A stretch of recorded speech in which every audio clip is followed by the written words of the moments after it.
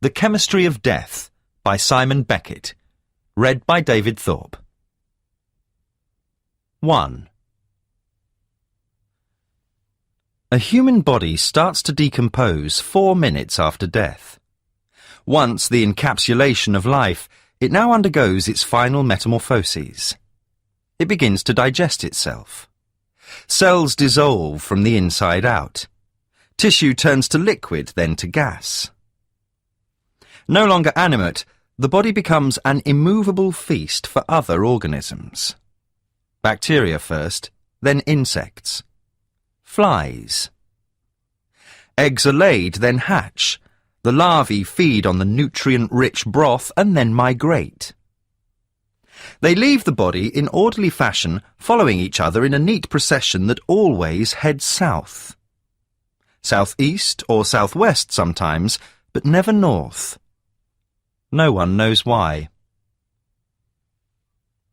By now the body's muscle protein has broken down, producing a potent chemical brew. Lethal to vegetation, it kills the grass as the larvae crawl through it, forming an umbilical of death that extends back the way they came. In the right conditions, dry and hot say, without rain, it can extend for yards, a wavering brown conga line of fat yellow grubs. It's a curious sight, and for the curious, what could be more natural than to follow this phenomenon back to its source? Which was how the Yates boys found what was left of Sally Palmer. Neil and Sam came across the maggot trail on the edge of Farnham Wood, where it borders the marsh. It was the second week of July, and already the unnatural summer seemed to have been going on forever.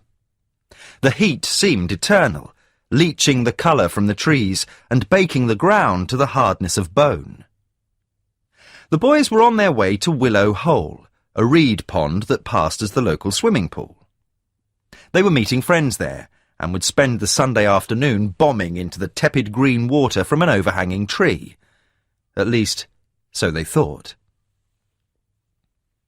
I see them as bored and listless, drugged by the heat and impatient with each other. Neil, at 11, 3 years older than his brother, would be walking slightly ahead of Sam to demonstrate his impatience. There's a stick in his hand, with which he whips the stalks and branches he passes. Sam trudges along behind, sniffing from time to time. Not from a summer cold, but from the hay fever that also reddens his eyes. A mild antihistamine would help him, but at this stage he doesn't know that. He always sniffs during summer. Always the shadow to his bigger brother, he walks with his head down, which is why he, and not his brother, notices the maggot trail. He stops and examines it before shouting Neil back. Neil is reluctant, but Sam has obviously found something. He tries to act unimpressed, but the undulating line of maggots intrigues him just as much as it does his brother. The two of them crouch over the grubs, pushing dark hair out of similar faces and wrinkling their noses at the ammoniac smell. And though neither could later remember whose idea it was to see where they were coming from, I imagine it to be Neil's. Having walked past the maggots himself, he would be keen to assert his authority once more. So it's Neil who sets off first, heading towards the yellowed tufts of marsh grass from which the larvae are flowing, and leaving Sam to follow. Did they notice the smell as they approached? Probably. It would be strong enough to cut through even Sam's blocked sinuses, and they probably knew what it was. No city boys these, they would be familiar with the cycle of life and death. The flies, too, would have alerted them, a somnolent buzzing that seemed to fill the heat. But the body they discovered was not the sheep or deer or even dog they might have expected. Naked but unrecognisable in the sun, Sally Palmer was full of movement, a rippling infestation that boiled under her skin and erupted from mouth and nose as well as the other less natural openings in her body. The maggots that spilled from her pooled on the ground before crawling away in the line that now stretched beyond the Yates boys. I don't suppose it matters which one broke first, but I think it would be Neil. As ever, Sam would have taken his cue from his big brother, trying to keep up in a race that led them first home, then to the police station, and then, finally, to me. As well as a mild sedative, I also gave Sam antihistamine to help his hay fever. By this time, though, he wasn't the only one to have red eyes.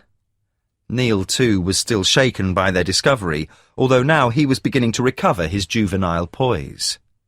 So it was he, rather than Sam, who told me what had happened, already starting to reduce the raw memory to a more acceptable form, a story to be told and retold. And later, when the tragic events of that preternaturally hot summer had run their course, years later Neil would be telling it still, forever identified as the one whose discovery had started it all. But it hadn't. It was just that, until then, we had never realised what was living among us. 2. I came to Manham in the late afternoon of a wet March 3 years earlier. I arrived in the train station, little more than a small platform in the middle of nowhere, to find a rain-swept landscape that seemed as empty of human life as it was of contour. I stood with my suitcase and took in the surrounding scenery, barely noticing the rain that dripped down the back of my collar. Flat marshland and fens spread out around me, a linear topography broken only by patches of bare woodland as it stretched to the horizon. It was my first time in the Broads, my first time in Norfolk. It was spectacularly unfamiliar. I took in the sweeping openness, breathed in the damp, cold air, and felt something, minimally, begin to unwind. Unwelcoming as it might have been, it wasn't London, and that was enough. There was no one to meet me. I hadn't arranged any transport from the station. I hadn't planned that far ahead. I'd sold my car along with everything else, and not given a second thought to how I would get to the village. I still wasn't thinking too clearly back then. If I'd thought about it at all, with the arrogance of a city dweller, I'd assumed there would be taxis, a shop, something. But there was no taxi rank, not even a phone box. I briefly regretted giving away my mobile, then picked up my suitcase and headed for the road. When I reached it, there were just two options, left or right. Without hesitating, I took the left. No reason. After a few hundred yards, I came across a junction with a faded wooden road sign. It leaned to one side, so that it seemed to be pointing into the wet earth to some point underground, but at least it told me I was heading in the right direction. The light was fading when I finally reached the village. 1 or 2 cars had passed as I'd walked, but none had stopped. Other than those, the first signs of life were a few farms set well back from the road, each isolated from the other. Then ahead of me in the half-light I saw the tower of a church, apparently half buried in a field. There was a pavement now, narrow and slick with rain, but better than the verge and hedgerows I'd been using since leaving the train station. Another bend in the road revealed the village itself, virtually hidden until you stumbled across it. It wasn't quite a picture postcard. It was too lived in, too sprawling to fit the image of a rural English village. On the outskirts was a band of pre-war houses, but these soon gave way to stone cottages, their walls pebbled with chunks of flint. They grew progressively older as I drew nearer to the heart of the village, each step taking me further back in history. Varnished with drizzle, they huddled against each other, their lifeless windows reflecting back at me with blank suspicion. After a while, the road became lined with closed shops, behind which more houses ran off into the wet dusk. I passed a school, a pub, and then came to a village green. It was ablaze with daffodils, their yellow trumpets shockingly colourful in the sepia world as they nodded in the rain. Towering over the green, a gigantic old horse chestnut spread its bare black branches.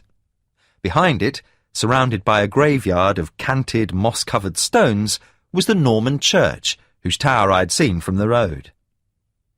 Like the older cottages, its walls were encrusted with flint, hard, fist-sized stones that defied the elements.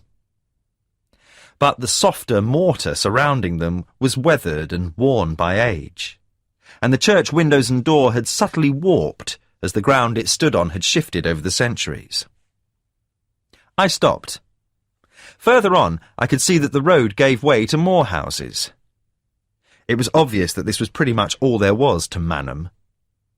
Lights were on in some of the windows, but there was no other sign of life. I stood in the rain, unsure which way to go. Then I heard a noise, and saw 2 gardeners at work in the graveyard. Oblivious to the rain and dying light, they were raking and tidying the grass around the old stones. They carried on without looking up as I approached. "Can you tell me where the doctor's surgery is?" I asked, water dripping down my face. They both stopped and regarded me, so alike despite the disparity in their ages that they had to be grandfather and grandson. Both faces held the same placid, incurious expression, from which stared calm, cornflower-blue eyes. The older one motioned towards a narrow, tree-lined lane at the far side of the green. "Right up there." The accent was another confirmation I was no longer in London, a coiling of vowels that sounded alien to my city ears. I thanked them, but they had already turned back to their work. I went up the lane, the sound of the rain amplified as it dripped through the overhanging branches. After a while, I came to a wide gate, barring the entrance to a narrow drive. Fixed to one of the gateposts was a sign saying Bank House. Beneath it was a brass plaque that said Dr. H. Maitland. Flanked by yews, the drive ran gently uphill through well-kept gardens, then dropped down to the courtyard of an imposing Georgian house. I scraped the mud from my shoes on the worn cast-iron bar set to one side of the front door, then raised the heavy knocker and rapped loudly. I was about to knock again when the door was opened. A plump, middle-aged woman with immaculate iron-grey hair looked out at me. "Yes? I'm here to see Dr. Maitland." She frowned. "The surgery's closed, and I'm afraid the doctor isn't making home visits at the moment." "No, I mean he's expecting me." That brought no response. I became aware of how bedraggled I must look after an hour's walk in the rain. "I'm here about the post. David Hunter?" Her face lit up. "Oh, I'm so sorry. I didn't realise. I thought... come in, please." She stood back to let me in. "Goodness, you're soaked. Have you walked far?" "From the station." "The train station? But that's miles." She was already helping me off with my coat. "Why didn't you call to tell us when your train was in? We could have had someone pick you up." I didn't answer. The truth was it hadn't occurred to me. "Come through into the lounge. The fire's lit in there. No, leave your case," she said, turning from hanging up my coat. She smiled. For the first time I noticed the strain evident in her face. What I had taken earlier for terseness was just fatigue. "No one will steal it here." She led me into a large wood-panelled room. An age-worn leather Chesterfield faced a fire on which a pile of logs were glowing. The carpet was Persian, old but still beautiful. Surrounding it were bare floorboards, burnished to a deep umber. The room smelled appealingly of pine and wood smoke. "Please sit down. I'll tell Dr. Maitland you're here. Would you like a cup of tea?" It was another sign I was no longer in the city. There it would have been coffee. I thanked her and stared into the fire when she had gone out. After the cold, the heat made me drowsy. Outside the French window it was now completely dark. Rain pattered against the glass. The Chesterfield was soft and comfortable. I felt my eyelids begin to droop. I stood up quickly, almost panicking as my head began to nod. All at once I felt exhausted, physically and mentally drained. But the fear of sleep was even greater. I was still standing in front of the fire when the woman came back. "Do you want to come through? Dr. Maitland's in his study." I followed her down the hall, shoes creaking on the floorboards. She tapped lightly on a door at the far end, opening it with an easy familiarity without waiting for an answer. She smiled again as she stood back for me to enter. "I'll bring the teas in a few minutes," she said, closing the door as she went out. Inside, a man was sitting at a desk. We regarded each other for a moment. Even sitting down, I could see he was tall, with a strong-boned, deeply lined face and a thick head of hair that was not so much grey as cream. But the black eyebrows contradicted any suggestion of weakness, and the eyes beneath them were sharp and alert. They flicked over me, receiving what sort of impression I was unable to say. For the first time, I felt faintly disturbed that I wasn't exactly at my best. "Good God, man! You look drenched!" His voice was a gruff but friendly bark. "I walked from the station. There weren't any taxis." He gave a snort. "Welcome to wonderful Manham. You should have let me know you were coming a day early. I'd have arranged a lift from the station." "A day early?" I echoed.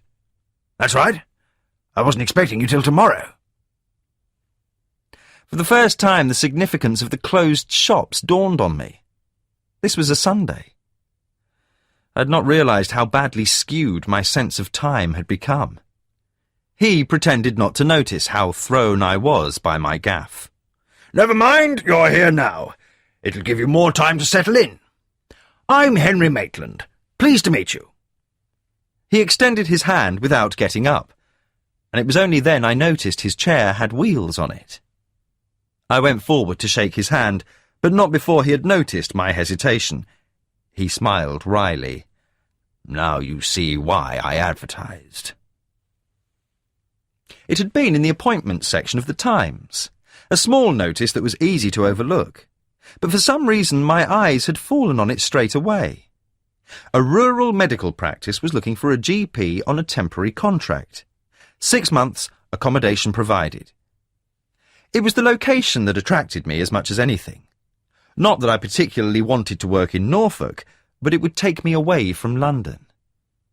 I had applied without much hope or excitement, so when I had opened the letter a week later, I'd been expecting a polite rejection. Instead, I found I'd been offered the job. I had to read the letter twice to take in what it was saying. At another time, I might have wondered what the catch was, but at another time, I would never have applied for it in the first place. I wrote back to accept by return of post. Now I looked at my new employer and belatedly wondered what I'd committed myself to. As if reading my mind, he clapped his hands on his legs. "Car accident." There was no embarrassment or self-pity. "There's a chance I'll recover some use in time, but until then I can't manage by myself. I've been using locums for the past year or so, but I've had enough of that. A different face from one week to the next, that's no good for anyone. You'll soon learn enough they don't like change around here." He reached for a pipe and tobacco on his desk. "Mind if I smoke?" "Not if you don't." He gave a laugh. "Good answer. I'm not one of your patients. Remember that." He paused while he held a match to the pipe bowl. "So," he said, puffing on it.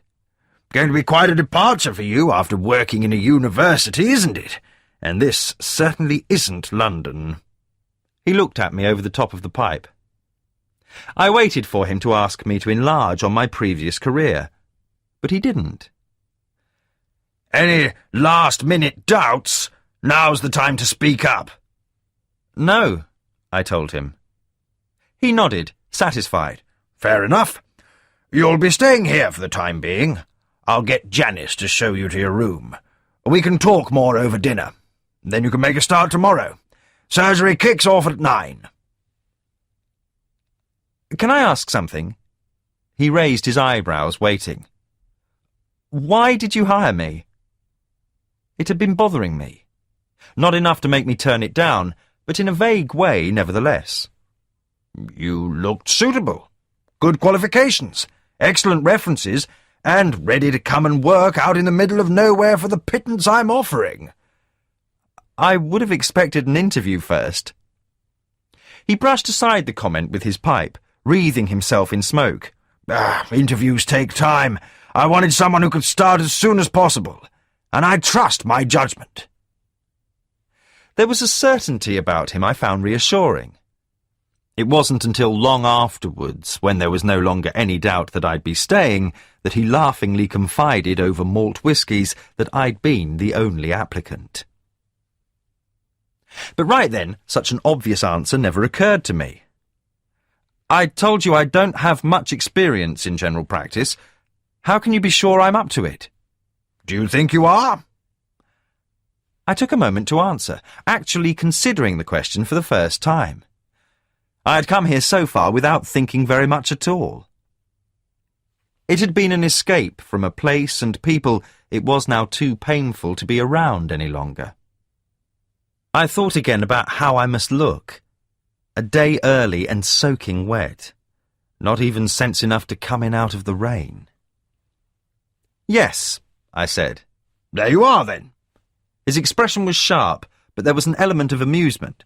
"Besides, it's only a temporary post, and I'll be keeping an eye on you." He pressed a button on his desk. A buzzer rang distantly somewhere in the house. "Dinner's usually around 8, patience permitting. You can relax till then. Did you bring your luggage, or is it being sent on?" "I brought it with me. I left it with your wife." He looked startled, then gave an oddly embarrassed smile. "Janice is my housekeeper," he said. "I'm a widower." The warmth of the room seemed to close in on me. I nodded. "So am I." That was how I came to be the doctor at Manham, and how, 3 years later, I came to be one of the first to hear what the Yates boys had discovered in Farnham Wood. Of course, no one knew who it was, not straight away. Given its evident condition, the boys couldn't even say if the body was that of a man or a woman. Once back in the familiarity of their home, they weren't even sure if it had been naked or not. At one point, Sam had even said it had wings, before lapsing into uncertainty and silence, but Neil just looked blank. Whatever they had seen had overwhelmed any terms of reference they were familiar with, and now memory was balking at recalling it. All they could agree on was that it was human and dead. And while their description of the abundant sea of maggots implied wounds, I knew only too well the tricks the dead can play. There was no reason to think the worst. Not then. So their mother's conviction was all the stranger. Linda Yates sat with her arm around her subdued youngest son, huddled against her while he half-heartedly watched the garishly coloured TV in their small lounge. Their father, a farm worker, was still at work. She had called me after the boys had run home, breathless and hysterical. Even though it was a Sunday afternoon, there was no such thing as off-duty in a place as small and isolated as Manham. We were still waiting for the police to arrive. They clearly saw no reason to rush, but I felt obliged to stay. I'd given Sam the sedative, so mild as to be almost a placebo, and reluctantly heard the story recounted by his brother. I tried not to listen. I knew well enough what they would have seen. It wasn't anything I needed reminding of. The lounge window was wide open, but no breeze came through to cool the room. Outside was dazzlingly bright, bleached to whiteness by the afternoon sun. "It's Sally Palmer," Linda Yates said out of the blue. I looked at her in surprise. Sally Palmer lived alone on a small farm just outside the village. An attractive woman in her 30s, she had moved to Manham a few years before me after inheriting the farm from her uncle. She still kept a few goats, and the blood tie made her less of an outsider than she might otherwise have been, certainly less than I was even now. But the fact she made her living as a writer set her apart, and made most of her neighbours regard her with a mixture of awe and suspicion. I hadn't heard any talk of her being missing. What makes you say that? Because I had a dream about her. It wasn't the answer I expected. I looked at the boys. Sam, calmer now, didn't seem to be listening. But Neil was looking at his mother, and I knew whatever was said here would be spread around the village the moment he got out of the house. She took my silence as scepticism. She was standing at a bus stop, crying. I asked her what was wrong, but she didn't say anything. Then I looked down the road, and when I turned back, she was gone. I didn't know what to say. You have dreams for a reason, she went on. That's what this was. Come on, Linda. We don't know who it is yet. It could be anyone. She gave me a look that said I was wrong, but she wasn't going to argue. I was glad when the knock came on the door announcing the arrival of the police. There were two of them, both solid examples of rural constabulary. The older man was florid-faced and periodically punctuated his conversation with a jovial wink. It seemed out of place under the circumstances. So, you think you found a body, do you? He announced cheerily, shooting me a look as if to include me in an adult joke that was over the boys' heads. While Sam huddled against his mother, Neil mumbled responses to his questions, cowed by the uniformed authority in their home. It didn't take long. The older police officer flipped his book closed. Right, we better go and take a look. Which one of you boys is going to show us where it was? Sam burrowed his head into his mother. Neil said nothing, but his face paled. Talking was one thing, going back there was another. Their mother turned to me, worried. I don't think that's a good idea, I said. In fact, I thought it was a lousy one, but I dealt with the police enough to know diplomacy was usually better than confrontation. So, how are we supposed to find it when neither of us know the area? He demanded. I've got a map in my car. I can show you where to go. The policeman didn't try to hide his displeasure. We went outside, squinting in the sudden brightness. The house was the end one of a row of small stone cottages. Our cars were parked in the lane. I took the map out of my Land Rover and opened it on the bonnet. The sun glanced off the battered metal, making it hot to the touch. It's about 3 miles away. You'll have to park up and cut across the marsh to the woods. From what they said, the body should be somewhere around here. I pointed to an area on the map. The policeman grunted. I've got a better idea. If you don't want one of the boys to take us, why don't you? He gave me a tight smile. You seem to know your way around. I could see by his face that I wasn't going to have any choice. I told them to follow me and set off. The inside of the old Land Rover smelled of hot plastic. I wound both windows down as far as they would go.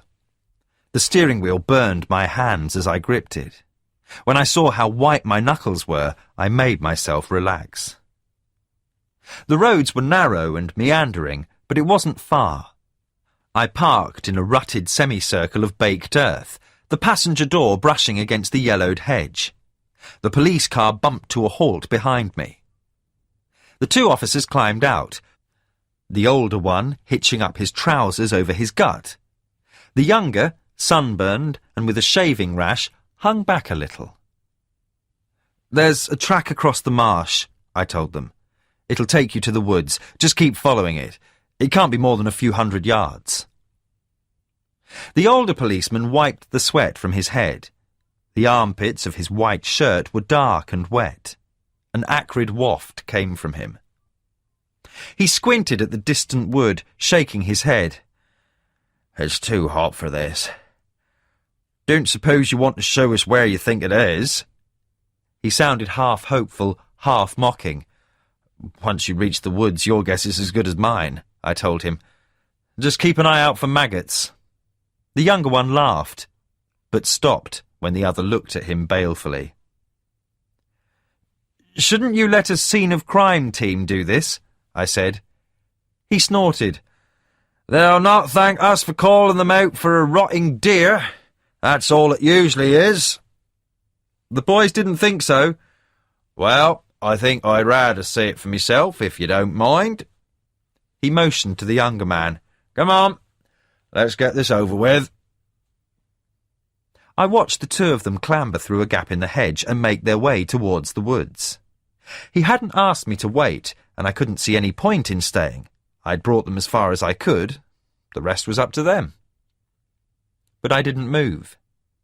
I went back to the Land Rover and took a bottle of water from under my seat. Tepid, but my mouth was dry. I put my sunglasses on and leaned against the dusty green wing facing towards the woods where the police officers were heading. The flatness of the marsh had already swallowed them from sight. The heat gave the air a steamy metallic taint, full of the hum and chirrup of insects. A pair of dragonflies danced past. I took another drink of water and looked at my watch. There was no surgery today, but I had better things to do than stand around on a roadside waiting to see what two rural policemen found. They were probably right. It could have just been a dead animal the boys had seen. Imagination and panic had done the rest. I still didn't move. A while later I saw the two figures heading back. Their white shirts bobbed against the bleached grass stalks. Even before they had reached me, I could see the pallor of their faces. The younger one had a wet stain of vomit on his front that he seemed unaware of. Wordlessly, I handed him the bottle of water. He took it gratefully. The older one wouldn't meet my eye. Can't get a bloody signal out here, he muttered as he went to their car. He was trying for his earlier gruffness, but not quite making it. It wasn't a deer, then, I said. He gave me a bleak look. I don't think we need keep you any longer. He waited until I was in the Land Rover before he made his call. As I drove away, he was still on the radio. The younger police officer was staring at his feet, the bottle of water dangling from his hand. I headed back to the surgery. Thoughts were buzzing away in my head, but I'd erected a screen, keeping them out like flies behind mesh. I kept my mind blank by an effort of will, but the flies were still whispering their message to my subconscious. The road leading back into the village and the surgery came up. My hand went to the indicator and then stopped. Without thinking about it, I made a decision that would echo down the weeks to come, one that would change my own life as well as that of others. I went straight on, heading for Sally Palmer's farm. 3. The farm was bordered by trees on one side and marshland on the others. The Land Rover threw up dust as it jolted along the rutted track that led to it. I parked on the uneven cobblestones that were all that was left of the courtyard and got out.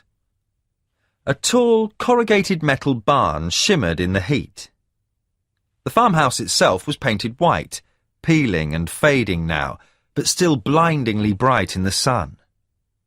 Bright green window boxes were fixed either side of the front door, the only shot of colour in a bleached-out world. Usually, if Sally was in, her border collie, Bess, would set off barking before you had chance to knock. Not today, though. There was no sign of life through the windows either, but that didn't necessarily mean anything. I went to the door and knocked. Now I was here, my reason for coming seemed pretty stupid. I stared out towards the horizon as I waited, trying to think of what I should say if she answered. I supposed I could always tell her the truth, but that would make me look as irrational as Linda Yates, and she might misconstrue it, take the reason for my visit as something more than a nagging disquiet I couldn't explain. Sally and I had, if not exactly a history, then at least something more than a casual acquaintance. There had been a time when we'd seen quite a lot of each other. Not too surprising, really. As outsiders who had both moved to the village from London, we had our past metropolitan lives in common. Plus, she was around my age, and the outgoing sort who made friends easily. And attractive. I had enjoyed the few times we'd met in the pub for drinks. But that was as far as it had gone. When I began to sense she might want more, I backed off. She'd seemed puzzled at first, but as things had never really had chance to develop between us, there had been no ill feeling or embarrassment. When we bumped into each other, we still chatted easily enough, but that was all. I'd made sure of that. I knocked on her door again. I remember I actually felt relieved when she didn't open it. She was obviously out, which meant I wouldn't have to explain why I was there. Come to that, I didn't even know myself. I wasn't superstitious, and unlike Linda Yates, I didn't believe in premonitions. Except she hadn't said it had been a premonition, not exactly, just a dream. And I knew all about how seductive dreams can be, seductive and treacherous. I turned away from the door and the direction in which my thoughts had started to travel. It was just as well she wasn't here, I thought, annoyed with myself. What the hell had I been thinking of? Just because some hiker or bird watcher had died was no reason to let my imagination run away with me. I was halfway back to the Land Rover when I stopped. There was something bothering me, but until I turned around again, I didn't know what it was. It still took me a few moments before I realised. It was the window boxes. The plants in them were brown and dead. Sally would never let them get that way. I went back. The soil in the boxes was baked hard. No one had watered them for days, perhaps longer. I knocked on the door, called her name. When there was no answer, I tried the handle. It wasn't locked. It was possible she'd got out of the habit of locking her door since she had lived here, but she was from a city like me, and old habits died hard. The door stuck as I opened it, caught on the mound of envelopes that lay behind. They slithered in a mini avalanche as I pushed my way in and stepped over them into the kitchen. It was as I remembered. Cheerful lemon walls, solid rustic furniture, and a few touches that showed she hadn't been able to leave behind all traces of the city. An electric juicer, stainless steel espresso maker, and large, well-stocked wine rack. Other than the build-up of post, at first glance there was nothing wrong. But the house had a musty, unaired smell, overlaid with the sweet scent of decaying fruit. It came from an earthenware bowl on the old pine dresser. A still-life memento mori of blackened bananas, apples, and oranges furred white with mould. Dead flowers, now unrecognisable, hung limply over a vase on the table. A drawer by the sink was half open, as if she had been disturbed as she was about to take something from it. I automatically went to close it, but left it as it was. She could be on holiday, I told myself, or been too busy to bother throwing out old fruit and flowers. There were any number of possible explanations, but I think at that point, like Linda Yates, I knew. I considered checking the rest of the house, but decided against it. Already I was starting to think of it as a potential crime scene, and I knew better than to risk contaminating any evidence. Instead, I went back outside. Sally's goats were in a paddock around the back. One glance confirmed that something was badly wrong. A few were still standing, emaciated and feeble, but most were lying prone, either unconscious or dead. They had almost stripped the paddock of grass, and when I went to the water trough, it was bone dry. A hose was lying nearby, obviously used to fill it. I hung it over the edge of the trough and followed the other end back to a standpipe. As water spluttered into the metal trough, one or two of the goats tottered over and began to drink. I would get the vet over here, just as soon as I'd called the police. I took out my phone, but there was no signal. Reception around Manham was notoriously patchy, which made mobile phones unpredictable at the best of times. I moved further from the paddock and saw the signal bars stutter into life. I was about to dial when I noticed a small, dark shape half hidden behind a rusting plough. With a tense, oddly certain feeling of what it would be, I went over. The body of Bess Sally's border collie lay in the dry grass. It looked tiny, its fur dusty and matted. I batted away the flies that left it to inspect my fresher meat and turned away. But not before I'd seen how the dog's head had been almost severed. The heat seemed suddenly to have intensified. My legs automatically took me back to the Land Rover. I resisted the urge to get in and drive away. Instead, putting it between me and the house, I continued with my call. As I waited for the police to answer, I stared at the far green smudge of the woods I'd just come from. Not again. Not here. I realised a tinny voice was coming from the phone. I turned away from both the distant wood and the house. "I want to report a missing person," I said. The police inspector was a squat, pugnacious man called Mackenzie. Perhaps a year or two older than me, the first thing I noticed about him were his abnormally large shoulders. The lower part of his body seemed out of proportion in comparison. Short legs tapered to absurdly dainty feet. It would have given him the appearance of a cartoon bodybuilder, if not for the blurring line of his gut and a threatening aura of impatience that made it impossible to take him anything less than seriously. I'd waited by the car, while Mackenzie and a plain-clothed sergeant had gone to look at the dog. They had seemed unhurried, almost unconcerned as they strolled over. But the fact that a chief inspector from the major investigation team was here instead of uniformed officers was a sign this was being taken seriously. He'd come back over to me while the sergeant had gone inside the house to check the rooms.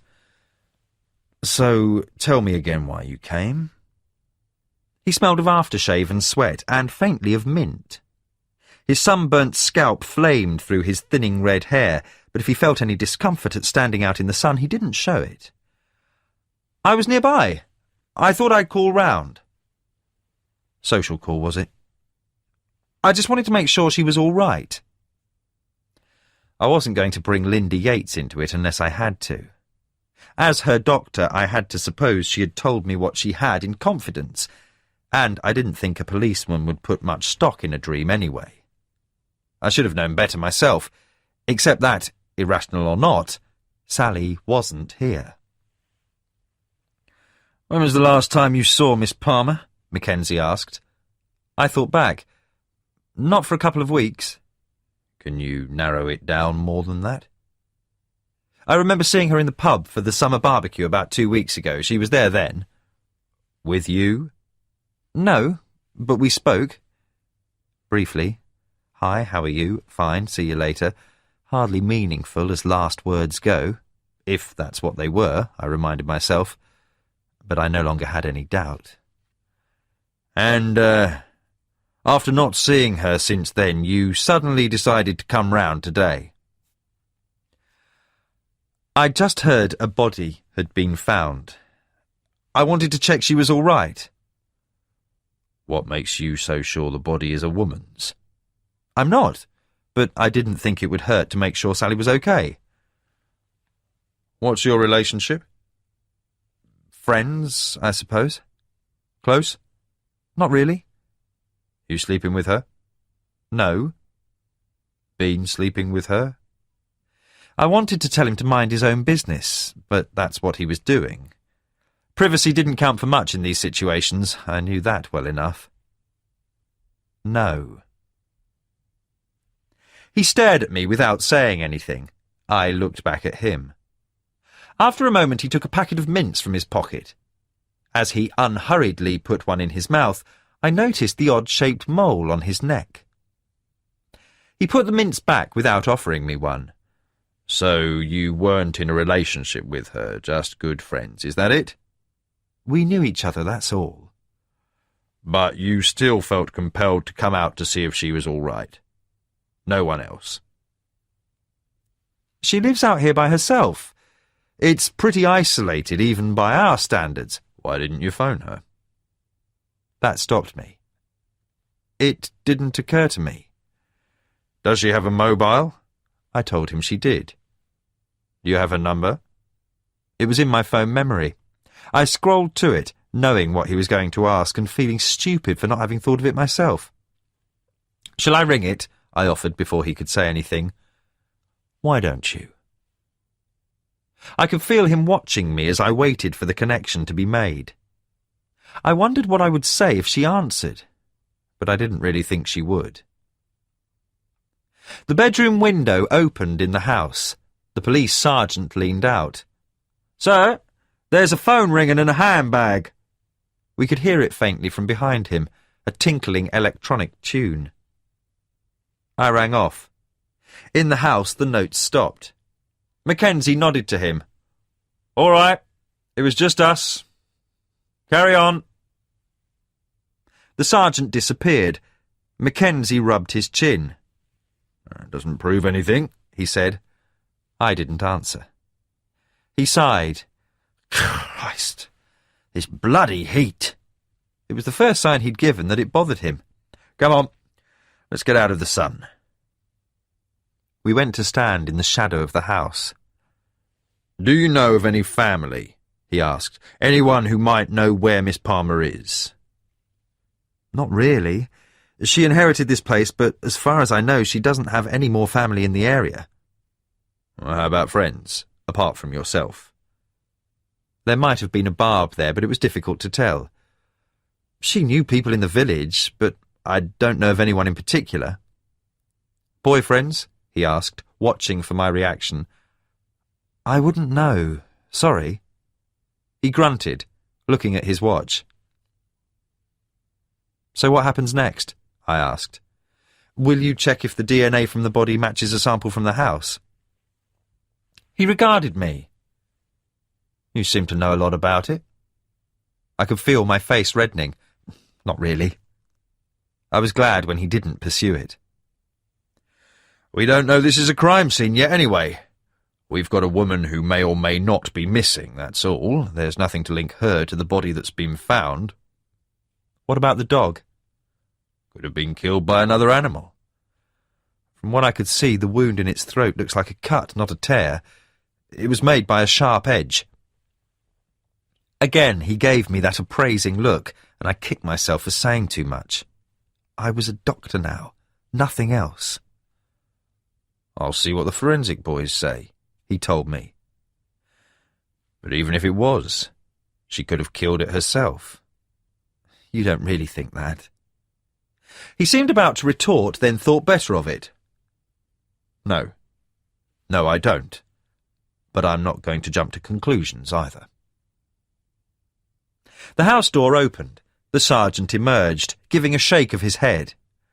"Nothing, but the lights have been left on in the hallway and lounge." Mackenzie nodded, as if that were what he had expected. He turned to me. "We'll not keep you any longer, Dr. Hunter. Someone will be around to get your statement, and I'd appreciate it if you didn't talk to anyone about this." "Of course not." I tried not to feel annoyed that he'd even asked. He was turning away, speaking with the sergeant. I started to go, then hesitated. "Just one thing," I said. He glanced at me irritably.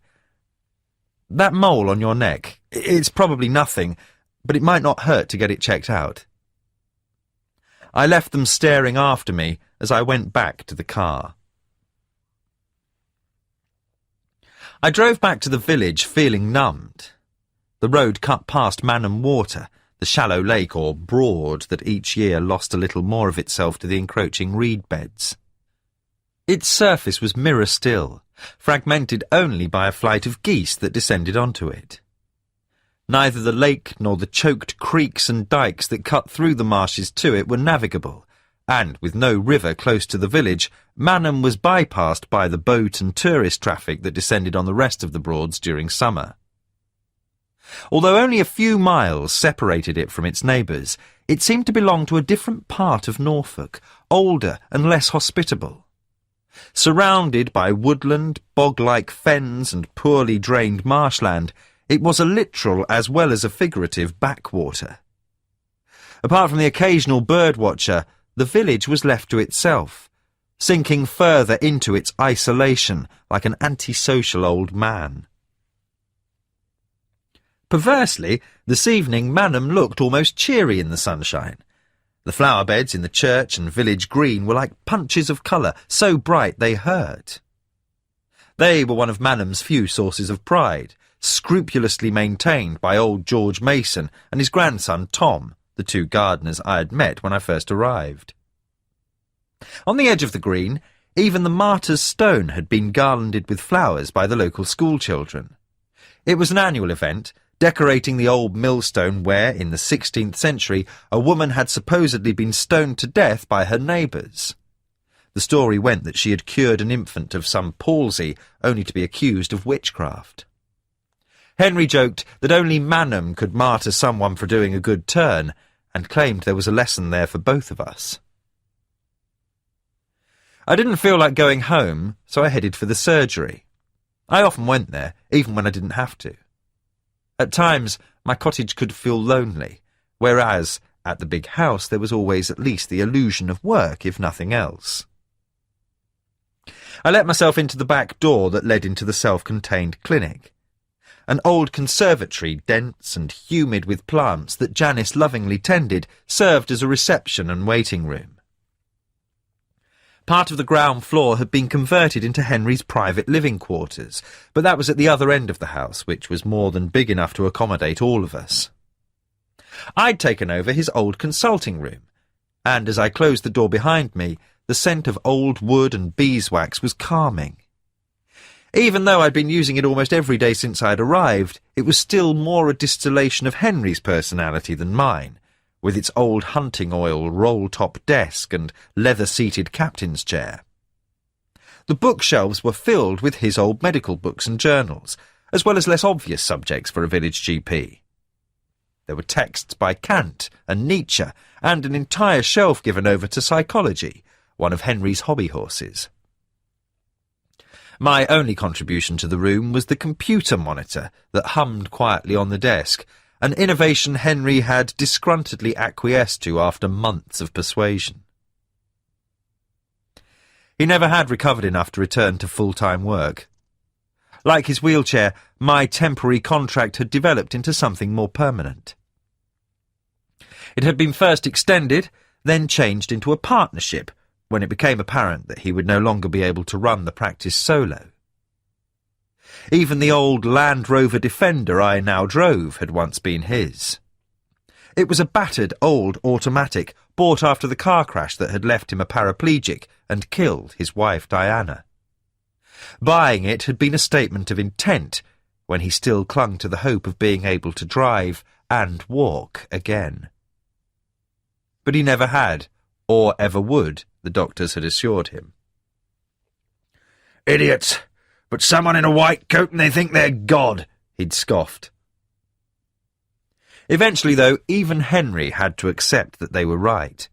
And so I'd inherited not just the Land Rover, but, bit by bit, most of the practice as well. We had split the workload more or less equally to begin with, but increasingly more and more of it had been left to me.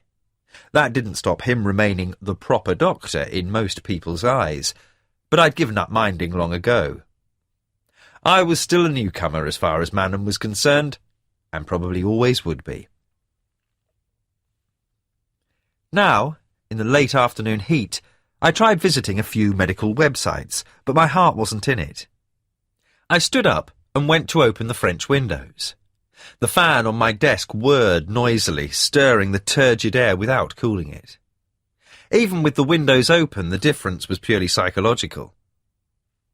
I stared out across the neatly tended garden. Like everything else, it was parched, shrubs and grass almost visibly withering in the heat. The lake ran right up to the garden's border, with only a low embankment as protection from the inevitable winter flooding. Moored to a small jetty was Henry's old dinghy. It was little more than a glorified rowing boat, but Manham water wasn't deep enough for anything else. It was hardly the Solent, and there were still areas that were too shallow or clogged with reeds to venture into, but both of us enjoyed going out on it even so. There was no chance of raising a sail today, though. The lake was so still there was no movement at all. From this angle, there was only a scribble of distant reeds separating it from the sky. All was flatness and water, an emptiness that, depending on your mood, could be either restful or desolate. I didn't find it restful now. "Thought I heard you." I turned as Henry wheeled himself into the room. "Just sorting out a few things," I said, pulling my thoughts back from where they had wandered. "Like a bloody oven in here," he muttered, stopping in front of the fan. Except for the non-use of his legs, he looked the picture of health. Creamy white hair over a tanned face and keen dark eyes. "So what's this about the Yates boys finding a body? Janice was full of it when she brought my lunch." Most Sundays, Janice would deliver a covered plate with whatever she had cooked for herself. Henry insisted he was capable of cooking Sunday lunch himself, but I noticed he rarely put up much of a struggle. Janice was a good cook, and I suspected her feelings for Henry went beyond those of housekeeper. Unmarried herself, I guessed her disapproval of his late wife stemmed mainly from jealousy, although she had hinted more than once at some old scandal. I'd made it clear I didn't want to know. Even if Henry's marriage hadn't been the idyllic affair he now seemed to recall, I had no interest in raking over the bones of old gossip. But I wasn't surprised that Janice knew about the body. Half the village would be buzzing with the news by now. "Over by Farnham Wood," I told him. "Some bird watcher, probably, yomping around with a backpack in this heat." Probably. His dark eyebrows went up at my tone. "What then? Don't tell me we might have a murder. That'd liven things up a bit." His smile faded when I didn't join in. "Something tells me I shouldn't joke about it." I told him about my visit to Sally Palmer's house, hoping talking about it might make it seem less of a possibility. It didn't. "Good Christ," Henry said heavily when I'd finished. "And the police think it might be her?" "They didn't say one way or the other. I don't suppose they can yet." "God, what a bloody thing to happen." "It might not be her." "No, of course not," he agreed. But I could see he didn't believe it any more than I did. "Well, I don't know about you, but I could do with a drink." "Thanks, but I'll give it a miss." "Saving yourself for the lamb later?" The Black Lamb was the village's only pub. I often went there, but I knew that this evening the main topic of conversation wouldn't be one I wanted to join in. "No, I think I'll just stay at home tonight," I told him. My house was an old stone cottage on the outskirts of the village. I bought it when it became obvious I'd be staying longer than 6 months after all. Henry had told me I was welcome to stay with him, and God knows Bank House was certainly big enough. Its wine cellar alone could have swallowed my cottage, but I'd been ready to move into my own place, to feel I was putting down permanent roots rather than continue as a lodger. And as much as I enjoyed my new work, I didn't want to live with it. There were times when it was still good to be able to close the door and walk away and hope the phone didn't ring for a few hours at least. This was one of them. A few people were drifting up the churchyard path for the evening service as I drove by on my way home. Scarsdale, the vicar, was in the church doorway. He was an elderly, dour man I couldn't pretend to like very much. But he'd been here for years and had a loyal, if small, congregation. I raised my hand to acknowledge Judith Sutton, a widow who lived with her adult son Rupert, an overweight hulk who always trudged along 2 paces behind his overbearing mother. She was talking to Lee and Marjorie Goodchild, a prim couple of hypochondriacs who were regulars at the surgery. They regarded me as on-call 24 hours a day, and I hoped I wouldn't be flagged down now for an impromptu consultation. But this evening, neither they nor anyone else stopped me. I parked on the baked earth at the side of the cottage and let myself in. It was stuffy inside. I opened the windows as wide as they'd go and helped myself to a beer from the fridge. I might not have wanted to go to the Lamb, but I still needed a drink. In fact, realising just how badly I needed one, I put the beer back and poured myself a gin and tonic instead. I broke some ice into the glass, added a wedge of lemon and drank it at the small wooden table in the back garden.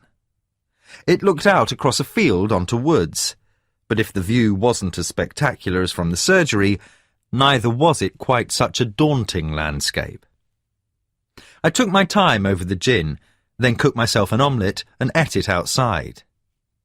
The heat was finally ebbing from the day. I sat at the table as the sky slowly deepened and the stars began making their first hesitant appearance. I thought about what was going on a few miles away, the activity there would now be around the once peaceful stretch of country where the Yates boys had made their discovery. I tried to visualize Sally Palmer safe and laughing somewhere, as if thinking about it would make it so. But for some reason I couldn't hold a picture of her in my mind. Putting off the moment when I would have to go to bed and face sleep, I stayed there until the sky had darkened to velvet indigo, pierced by the brilliant flickering of stars, a random semaphore of long dead flecks of light.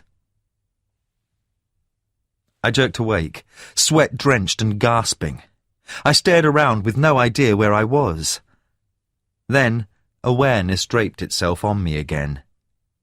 I was naked, standing by the open bedroom window, its lower edge pressing into my thighs as I leaned out into space.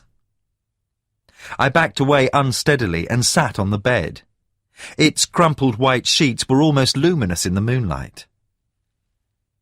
The tears dried slowly on my face as I waited for my heart to slow back to normal. I'd had the dream again.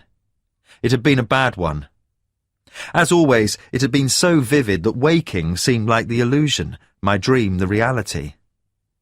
That was the cruelest part. Because in the dreams, Cara and Alice, my wife and 6-year-old daughter, were still alive.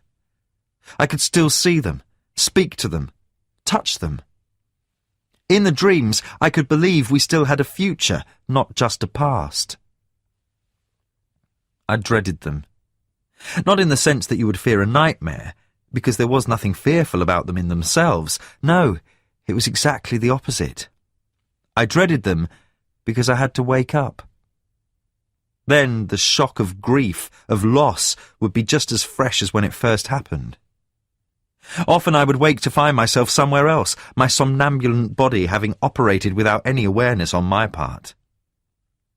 Standing, like now, by the open window, or at the top of the steep and unforgiving stairs, with no memory of getting there, or what subconscious urge might have steered me. I shivered, despite the cloying warmth of the night air. From outside came the lonely barking of a fox.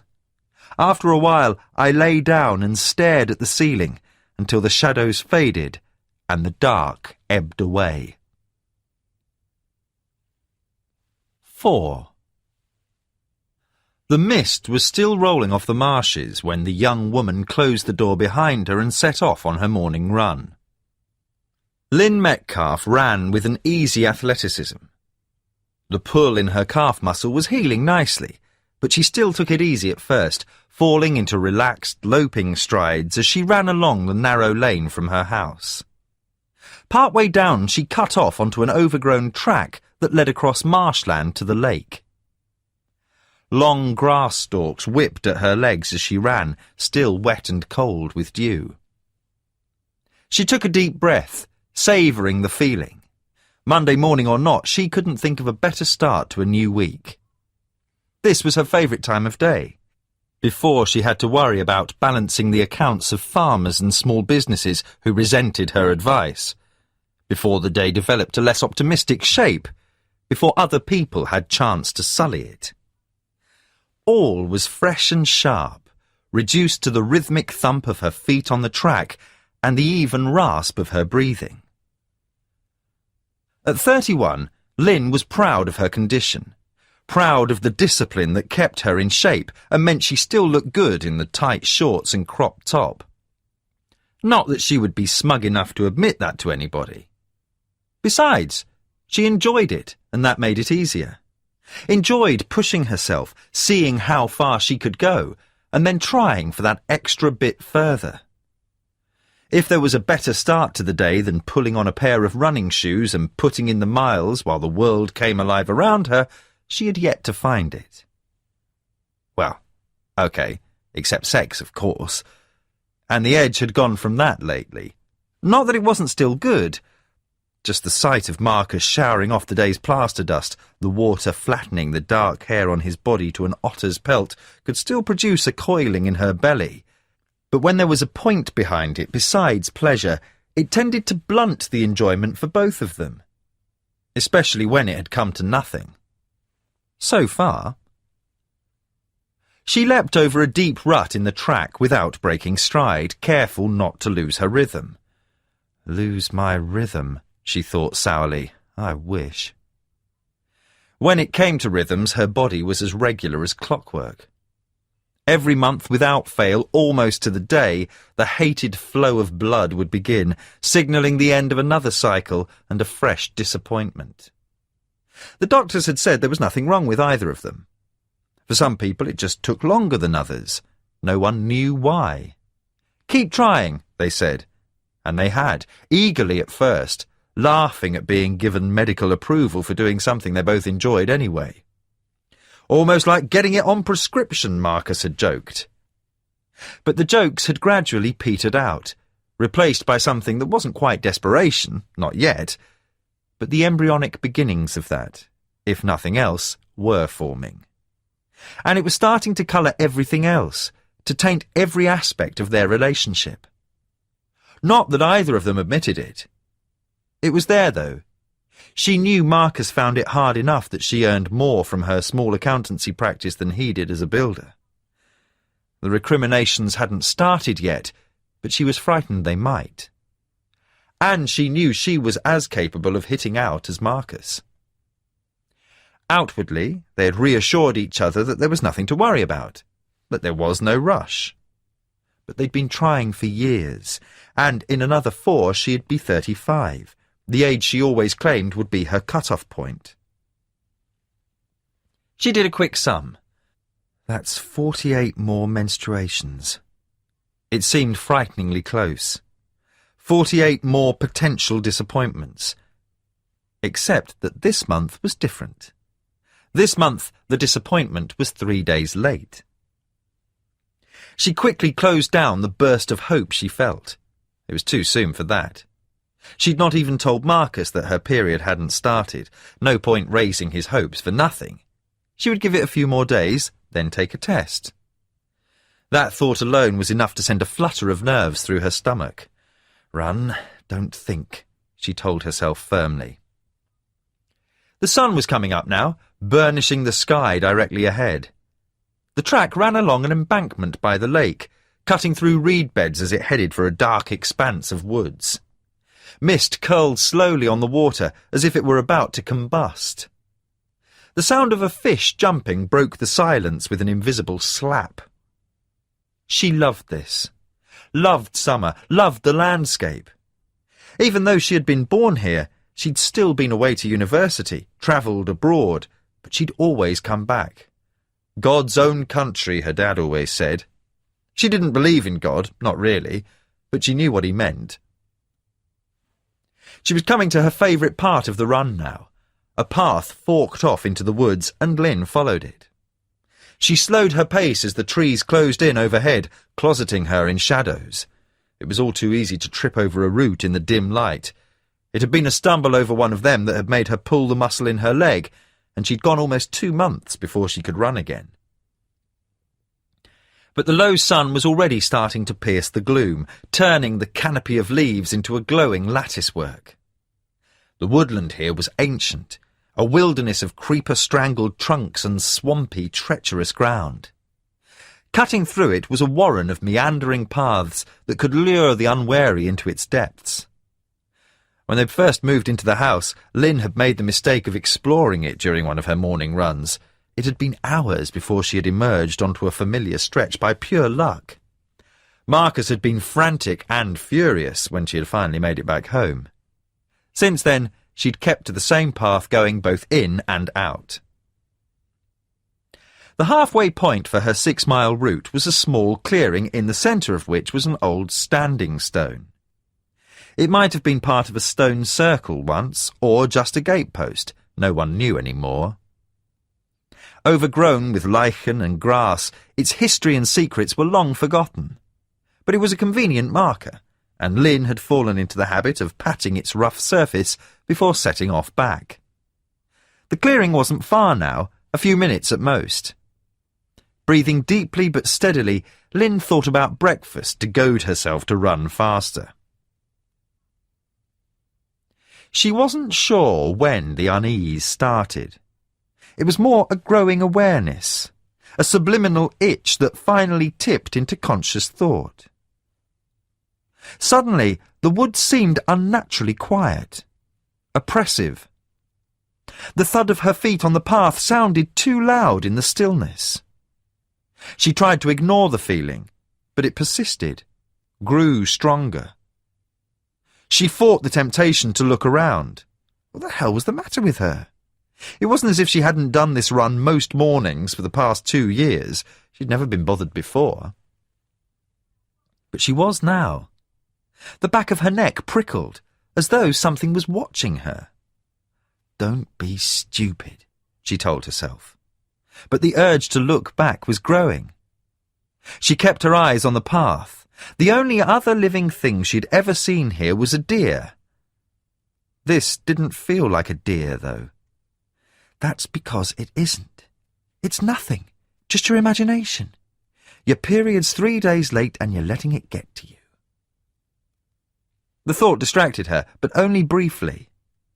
She risked a quick glance, had time to see only dark branches and the path twisting out of sight before her foot stubbed against something. She stumbled, windmilling her arms for balance, heart thumping as she just managed to keep upright. Idiot! The clearing was just ahead of her now, an oasis of dappled sunbeams in the choked woodland. She put on an extra spurt of speed, slapped her hand onto the rough surface of the standing stone and quickly turned around. Nothing. Just the trees, shadowed and brooding. What did you expect? Pixies? But she didn't leave the clearing. There was no birdsong, no whisper of insects. The wood seemed to hold its breath in pensive silence. Lynn was suddenly afraid to break it, loath to leave the clearing sanctuary and feel the trees close in around her again. So what are you going to do? Stay here all day? Without giving herself time to think, she pushed off from the stone again. 5 minutes and she'd be back out in the open. Open fields, open water, open sky. She pictured it in her mind. The unease was still there, but less urgent. And the shadowy woods were growing lighter, the sun throwing its light ahead of her now. She began to relax, and that was when she saw something on the ground ahead of her. She stopped a few feet away. Splayed out on the centre of the path, like an offering, was a dead rabbit. No, not a rabbit. A hare, its soft fur matted with blood. It hadn't been there before. Lynn quickly looked around, but the trees offered no clue as to where it had come from. She stepped around it, then broke into a run again. A fox, she told herself as she settled back into her rhythm. She must have disturbed it. But a fox wouldn't have left its prey behind, disturbed or not. And the hare didn't look as if it had just been dropped. The way it was laid out looked deliberate. That was stupid, though. She pushed the thought from her mind as she pounded down the path, and then she was out of the wood and back in the open, with the lake spread out before her. The anxiety she'd felt a few minutes before sloughed away, fading with every step. In the sunlight it seemed absurd, embarrassing even. Later, her husband Marcus would remember that the local news was on the radio as she came in. As he put bread in the toaster and chopped a banana, he told Lynn that a body had been found only a few miles away. It must have sparked a connection even then, because she told him about finding the dead hare. But she'd laughed about it, making a joke of how it had spooked her. As the bread popped out of the toaster, the incident already seemed insignificant to both of them. When she came back from the shower, it wasn't mentioned again. 5. I was halfway through the morning surgery when Mackenzie arrived. Janice brought the news along with the next patient's notes. Her eyes were wide with intrigue. "There's a policeman here to see you, a Chief Inspector Mackenzie." For some reason, I wasn't surprised. I looked down at the patient's notes. Anne Benchley, an 80-year-old woman with chronic arthritis, a regular. "How many more are there to see?" I asked, stalling. "Another 3 after this." "Tell him I won't be long. And tell Mrs. Benchley to come through." She looked surprised, but said nothing. By now I doubted there was anyone in the village who didn't know that a body had been found the day before. But so far no one seemed to have made the connection with Sally Palmer. I wondered how long it would stay that way. I pretended to study the notes until Janice had gone. I knew Mackenzie wouldn't have come unless it was important, and I doubted any of that morning's patients were urgent cases. I wasn't sure why I was keeping him waiting, other than a deep reluctance to hear whatever he had to say. I tried not to think what it might be as I saw my next patient. I looked sympathetic as Mrs. Benchley displayed her gnarled hands, made the soothing and ultimately useless noises expected of me as I wrote her another prescription and smiled vaguely as she hobbled out, satisfied. After that, though, I couldn't put it off any longer. "Send him in," I told Janice. "He doesn't look very happy," she warned me. No, Mackenzie didn't look very happy. There was an angry flush to his face and his jaw jutted truculently. "Good of you to see me, Dr. Hunter," he said, his sarcasm barely concealed. He carried a leather folder. He held it on his lap as he sat down opposite me uninvited. "What can I do for you, Inspector?" "Oh, just a couple of points I'd like you to clarify." "Have you identified the body?" "Not yet." He took out the packet of mints and popped one in his mouth. I waited. I'd known enough policemen not to be discomforted by the games they played. "I didn't think places like this were around anymore. You know, small family doctor, home visits, all that sort of thing," he said, looking around. His eyes settled on the bookshelves. "A lot of stuff on psychology, I see. That an interest of yours?" "They're not mine. They're my partner's." "Ah. So how many patients do the two of you have?" I wondered where this was going. 500, 600 altogether, perhaps? "As many as that?" "It's a small village, but a big area." He nodded, as if this were just a normal conversation. "Bit different to being a GP in a big city." "I suppose so. Miss London, do you?" I knew then what was coming. Again, no real surprise, just a sense of a weight settling onto my shoulders. "Perhaps you'd better tell me what you want." "I did some research after we spoke yesterday, my being a policeman and all." He gave me a cool stare. "You've an impressive CV, Dr. Hunter. Not the sort of thing you'd imagine for a village GP." Unzipping the folder, he made a show of leafing through the papers in it. "Took your medical certificate, then switched to a PhD in anthropological science. Quite a high flyer, according to this. Followed that with a stint in the States at the University of Tennessee, before coming back to the UK as a specialist in forensic anthropology." He cocked his head. "You know, I wasn't even sure what forensic anthropology was, and I've been a policeman for nearly 20 years. I could manage the forensic bit, of course, but anthropology, I always thought that was studying old bones, a bit like archaeology. Shows how things can slip by you." "I don't like to rush you, but I've got patients waiting." "Oh, I won't take any longer than I have to. But while I was on the internet, I also found some papers you'd written. Interesting titles." He picked up a sheet of paper. "The Role of Entomology in Time Since Death Analysis. The chemistry of human decomposition. He lowered the paper. Pretty specialist stuff. So I phoned a friend of mine in London. He's an inspector with the Met. Turned out he'd heard of you. Surprise, surprise. It looks like you've worked as a consultant for various police forces on quite a few murder investigations. England, Scotland, even Northern Ireland. My contact said you were one of the few registered forensic anthropologists in the country. Worked on mass graves in Iraq, Bosnia, the Congo, you name it.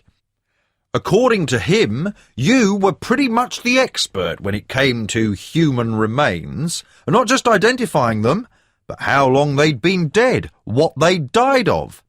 He said you picked up where pathologists left off. Is there a point to this? The point is, I can't help but wonder why you didn't mention any of this yesterday, when you knew we'd found a body, when you found evidence it could be a local woman, when you knew we would want to identify who it was as soon as bloody possible. He kept his voice level, though his face had grown redder than ever. My friend at the Met thought it was highly amusing. Here am I, the senior investigating officer of a murder inquiry, with one of the country's leading forensic experts in front of me, pretending to be a GP. I didn't let the fact he'd finally called it a murder distract me. I am a GP. But that's not all you are, is it? So why the big secret? Because what I used to do doesn't matter. I'm a doctor now. Mackenzie was studying me, as if trying to decide if I was joking or not. I made some other phone calls after that one. I know that you've only been practicing as a GP for 3 years. Packed in forensic anthropology and came out here after your wife and daughter died in a car crash. Drunk driver in the other car survived unhurt. I sat very still. Mackenzie had the grace to look uncomfortable. I don't want to open old wounds. Perhaps if you'd been straight with me yesterday, I wouldn't have had to. But the bottom line is, we need your help. I knew he wanted me to ask how, but I didn't. He went on anyway. The condition of the body's making it difficult to identify. We know it's female, but that's all. And until we've got an idea, we're pretty much hamstrung. We can't start a proper murder investigation unless we know for certain who the victim is. I found myself speaking. You said, for certain. You're already pretty sure, aren't you? We still haven't been able to trace Sally Palmer. It was only what I'd been expecting, but it still shook me to hear it confirmed. Several people remember seeing her at the pub barbecue. So far, we haven't found anyone who can recall seeing her since. Mackenzie continued. That's nearly a fortnight ago. We've taken DNA samples from the body and the house, but it'll be a week before we get any results. What about fingerprints? No, not a chance. We can't say yet if that's down to decomposition or if they've been deliberately removed. Dental records, then? He shook his head. There aren't enough teeth left to get a match. Someone broke them. You could say that. Could have been done deliberately to prevent us identifying the body or just a byproduct of the injuries. We don't know yet. I rubbed my eyes. So it's definitely murder. Oh, she was murdered, right enough, he said grimly. The body's too badly decomposed to know if she was sexually abused as well, but the assumption is that she probably was, and then somebody killed her. How? Without answering, he took a large envelope from the folder and dropped it on the desk. The shiny edge of photographs peeped out. My hand was reaching for them before I realised what I was doing. I pushed the envelope away. No, thanks. I thought you might want to see for yourself. I've already told you I can't help. Can't or won't. I shook my head. I'm sorry. He regarded me for a moment longer, then abruptly stood up. Thank you for your time, Dr. Hunter. His voice was cold. You've forgotten this. I held out the envelope. Keep it. You might want to look at them later." He went out. I still had the envelope in my hand. All I had to do was slide out the photographs. Instead, I opened a drawer and dropped it inside. I closed the drawer and told Janice to send in the next patient. But the envelope's presence stayed with me for the rest of the morning.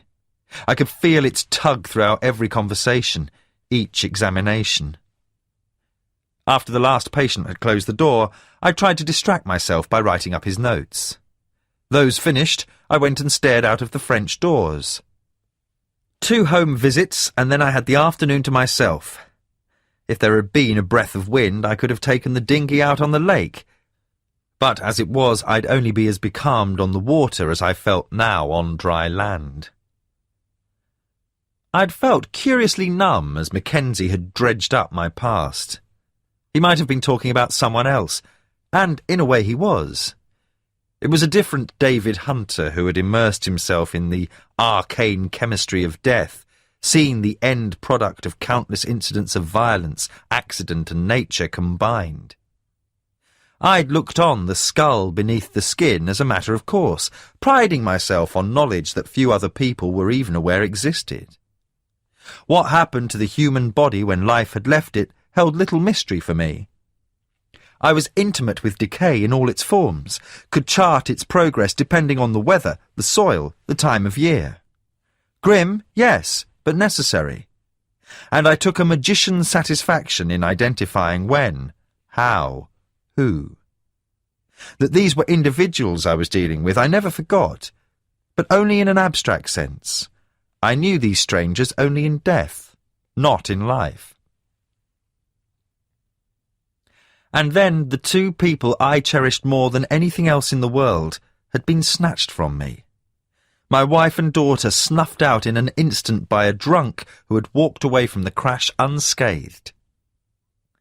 Cara and Alice, both transformed in a moment from living, vital individuals to dead organic matter. And I knew exactly what physical metamorphosis they would be undergoing, almost to the hour. But that failed to answer the single question that had come to obsess me, and to which all my knowledge couldn't even begin to find an answer. Where were they? What had happened to the life that had been within them? How could all that animation, that spirit, simply cease to exist? I didn't know, and that not knowing was more than I could bear. My colleagues and friends were understanding, but I hardly noticed. I would have gladly plunged myself into my work, except that was a constant reminder of what I'd lost and the questions I couldn't answer. And so I ran. Turned my back on everything I'd known, relearned my old medical training, and hid away out here, miles from anywhere. Given myself, if not a life exactly, then a new career. One that dealt with the living rather than the dead, where I could at least try to delay that final transformation, even if I was no closer to understanding it. And it had worked. Until now. I went to my desk and opened the drawer. I took out the photographs, keeping them face down. I would look, then give them back to Mackenzie.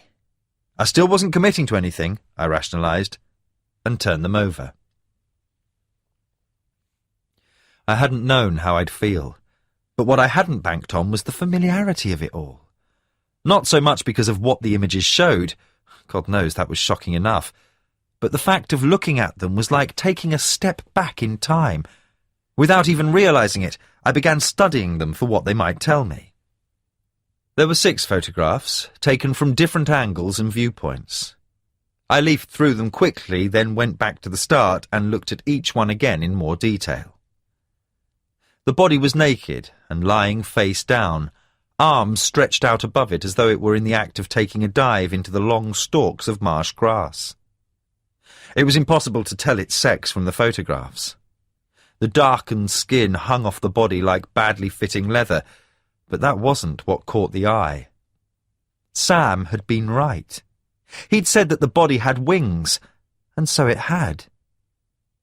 2 deep cuts had been sliced into the flesh either side of the spine. Thrust into them giving the body the look of a fallen, decaying angel, were white swan wings. Set against the decaying skin, the effect was shockingly obscene. I looked at them for a while longer, then studied the body itself. Maggots spilled like rice from the wounds, not just the two large ones on the shoulder blades, but from numerous smaller gashes on the back, arms and legs. The decomposition was well advanced. Heat and humidity would have accelerated the process, and animals and insects speed it further. But each factor would have its own story to tell, each one helping to provide a timetable of how long it had lain there. The last 3 photographs were of the body after it had been turned over. There were the same small cuts on the body and limbs, and the face was a shapeless mess of splintered bone. Below it, the exposed cartilage of the throat, harder and slower to decompose than the softer tissue that had covered it, gaped wide where it had been slashed open. I thought about Bess, Sally's border collie. The dog's throat had also been cut. I went through the photographs one more time. When I found myself looking for anything recognisable about the body, I put the photographs down. I was still sitting there when a rap sounded on the door. It was Henry. Janice told me the police had been. Locals been buggering the livestock again. It was just about yesterday. Ah. He sobered. Any problem? Not really. Which wasn't really the truth. I felt uncomfortable keeping anything from Henry, but I hadn't gone into all the details about my background. While he knew I'd been an anthropologist, it was a broad enough field to cover any number of sins. The forensic aspect of my work and my involvement in police investigations I'd kept to myself. It hadn't been something I'd wanted to talk about. It still wasn't. His eyes went to the photographs lying on the desk. He was too far away to make out any detail, but I felt as though I'd been caught out all the same. He raised his eyebrows as I put them back in the envelope. "Can we talk about it later?" I said. "Of course. I didn't mean to pry." "You weren't. It's just... there are a few things I need to think about right now." "Are you okay? You seem a little preoccupied." "No, I'm fine." He nodded, but the look of concern didn't fade. "How about taking the dinghy out sometime? Bit of exercise will do us both good." Although he needed help getting in and out of the boat, Henry's disability didn't prevent him from rowing or sailing once he was on board. "You're on, but give me a few days." I could tell he wanted to ask more, but thought better of it. He wheeled himself back to the door. "Just say the word. You know where I am?" When he'd gone, I sat back in the chair and closed my eyes. I didn't want this. But then nobody did, least of all the dead woman. I thought about the pictures I'd just seen and realised that, like her, I didn't have a choice. Mackenzie had left his card with the photographs, but I couldn't reach him on either his office number or mobile. I left messages to call me on both and hung up. I couldn't say I felt better for reaching a decision, but some of the weight seemed to lift from me. After that, there were the morning's visits to do. Only 2, and neither was serious, a child with mumps and a bedridden elderly man who was refusing to eat. By the time I'd finished, it was lunchtime. I was on my way back, debating whether to go home or to the pub, when my phone rang. I grabbed it, but it was only Janice to tell me that the school had called. They were worried about Sam Yates, and could I go to see him? I said I would. I was glad to do something constructive while I waited for Mackenzie to call. Back in Manham, the presence of police officers on the streets was a sobering reminder of what had happened. Their uniforms were a stark contrast to the gaiety of the flowers brightening the churchyard and green, and there was a sense of muted but unmistakable excitement about the village. But the school, at least, seemed normal. Although the older children had to travel 5 miles to the nearest comprehensive, Manham still had its own small primary school. A former chapel, its playground was colourfully noisy in the bright sunshine. This was the last week of term before the long summer holiday, and the knowledge seemed to give an extra edge to the usual lunchtime hysteria. A little girl bounced off my legs as she dodged another who was chasing her. Giggling, they ran off, so preoccupied in their game that they barely noticed my presence. I felt the familiar hollowness as I went into the school office.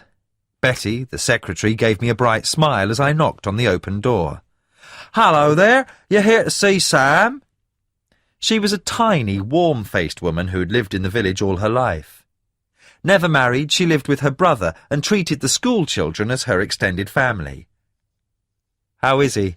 I asked. She wrinkled her nose. "Bit upset. He's next door in the sick bay. Just go straight in." Sick bay was a rather grand title for what was in effect a small room with a sink, a couch and a first aid cabinet. Sam was sitting on the couch, head down and feet dangling. He looked peaky and close to tears.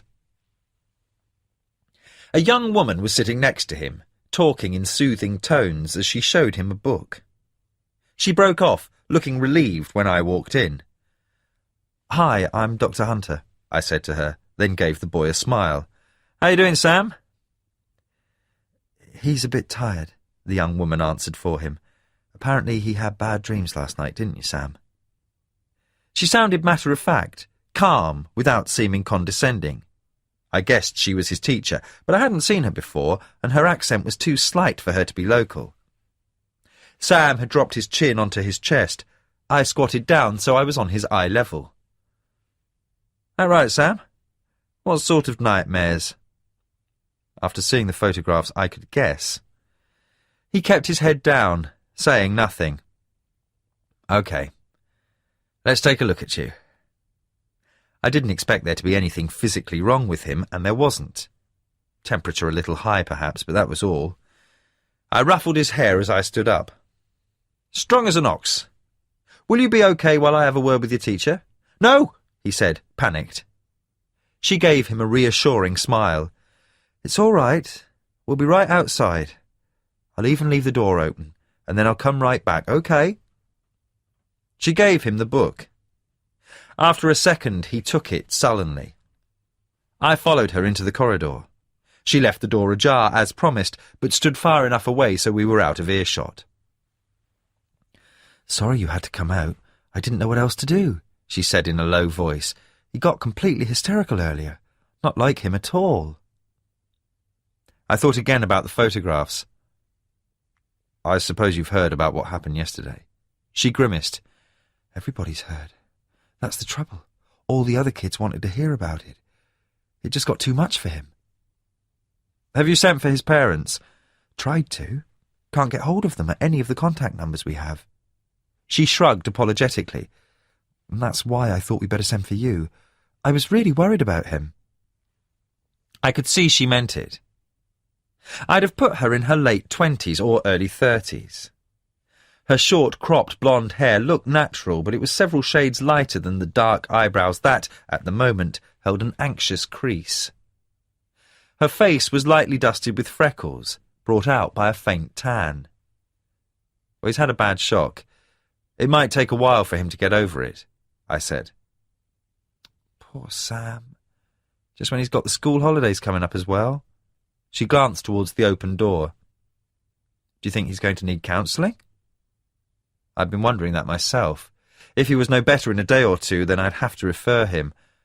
But I'd been down that route myself and knew that sometimes picking at a wound only made it bleed all the more. Not a fashionable view, perhaps, but I'd rather give Sam a chance to recover by himself.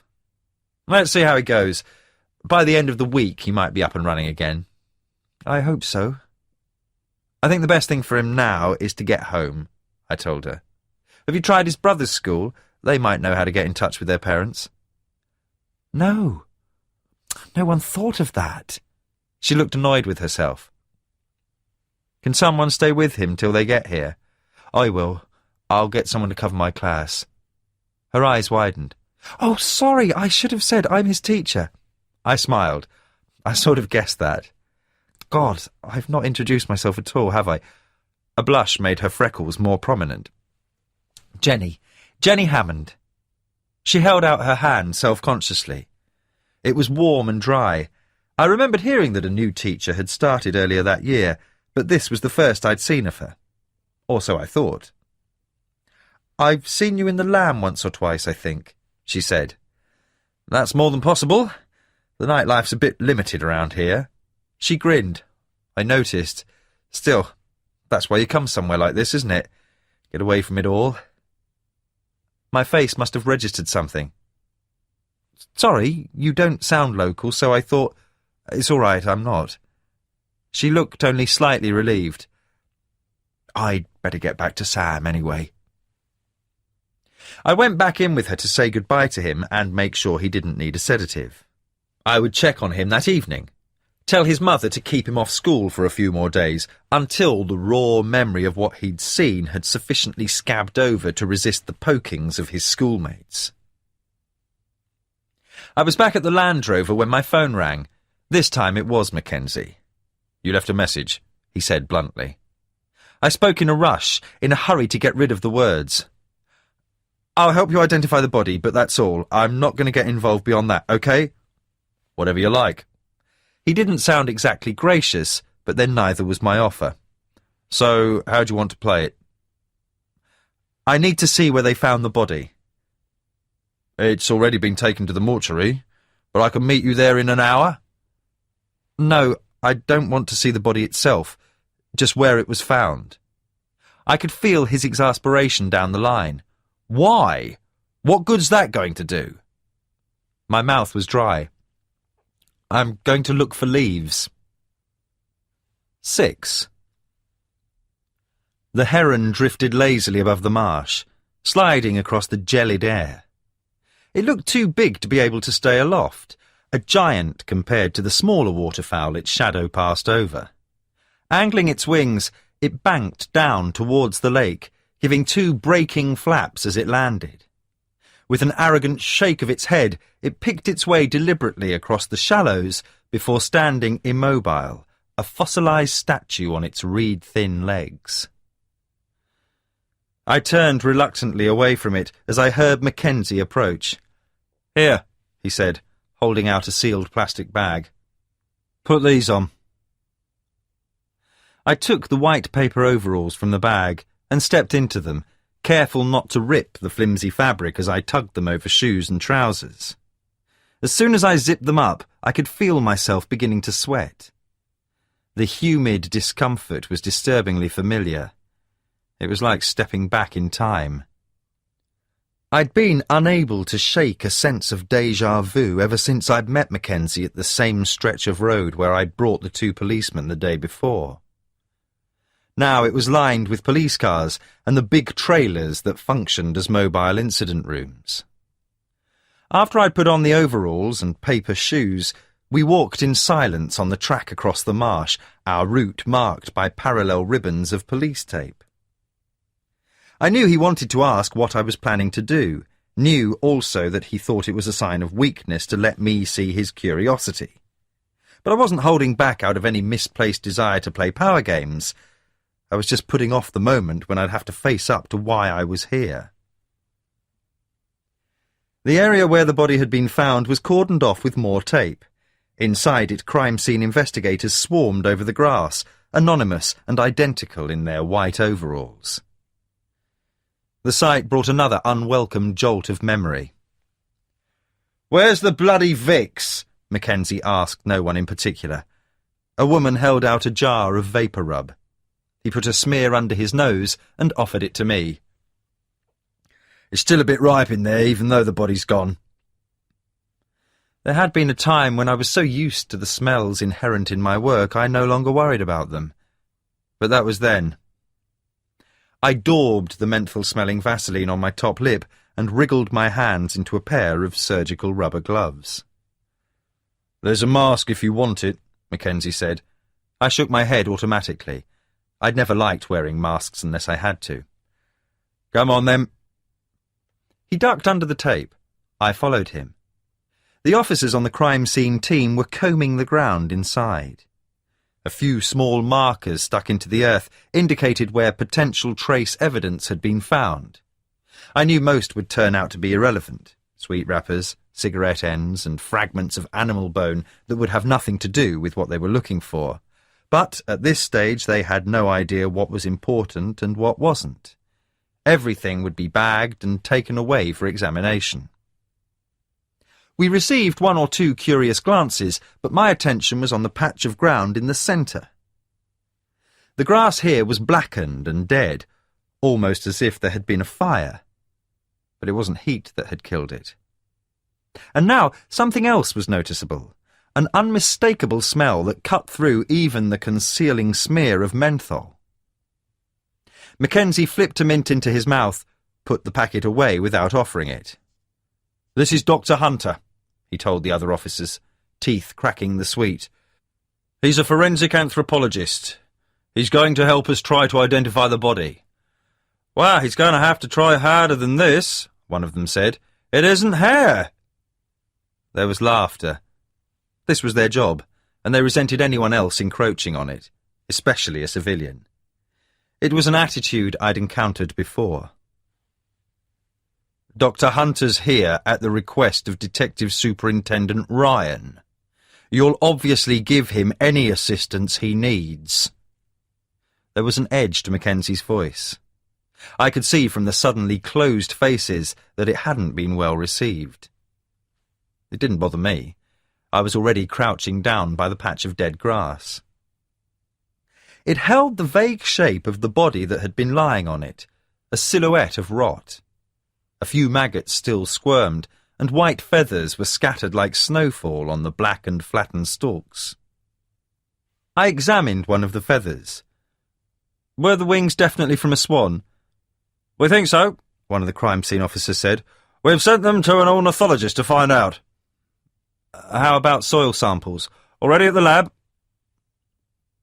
The iron content of the soil could be checked to see how much blood it had absorbed.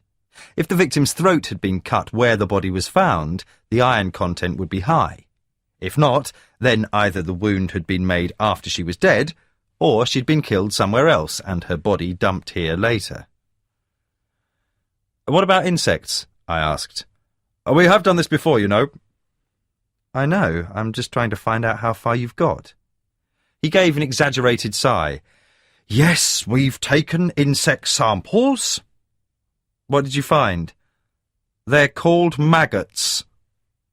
It raised a few snorts. I looked at him. "What about pupae?" "What about them?" "What colour were they? Pale? Dark? Were there empty shells?" He just blinked at me sullenly.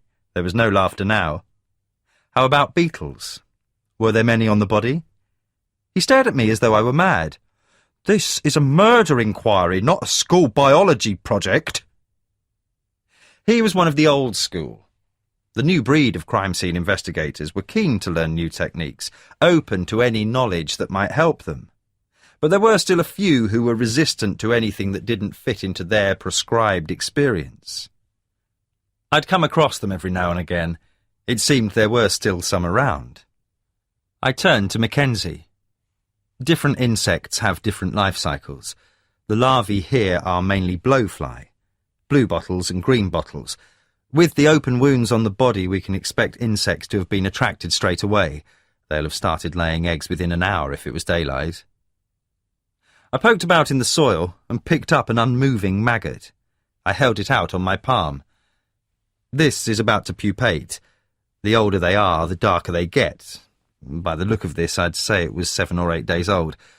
I can't see any husk fragments lying about, which mean no pupae have hatched yet. The blowfly's full life cycle takes 14 days, so that suggests the body hasn't been here that long. I dropped the pupa back into the grass. The other officers had stopped work to listen now. OK, so from basic insect activity, you're looking at a preliminary time since death interval of between 1 and 2 weeks. I take it you know what this stuff here is? I asked, indicating the traces of yellow-white substance clinging to some of the grass. It's a byproduct of decomposition, the crime scene officer said, stiffly. That's right, I said. It's called adipocere. Grave wax, as it used to be known. It's basically soap formed from the body's fatty acids as the muscle proteins break down. That makes the soil highly alkaline, which is what kills the grass. And if you look at this white stuff, you'll see it's brittle and crumbly. That suggests a fairly rapid decomposition because if it's slow, the adipocere tends to be softer, which fits in with what you'd expect for a body lying outdoors in hot weather, and with a lot of open wounds for bacteria to invade. But even so, there isn't much of it yet, which again fits with a time since death of less than 2 weeks. There was silence. How much less? Mackenzie asked, breaking it. Impossible to say without knowing more. I looked at the decaying vegetation and shrugged.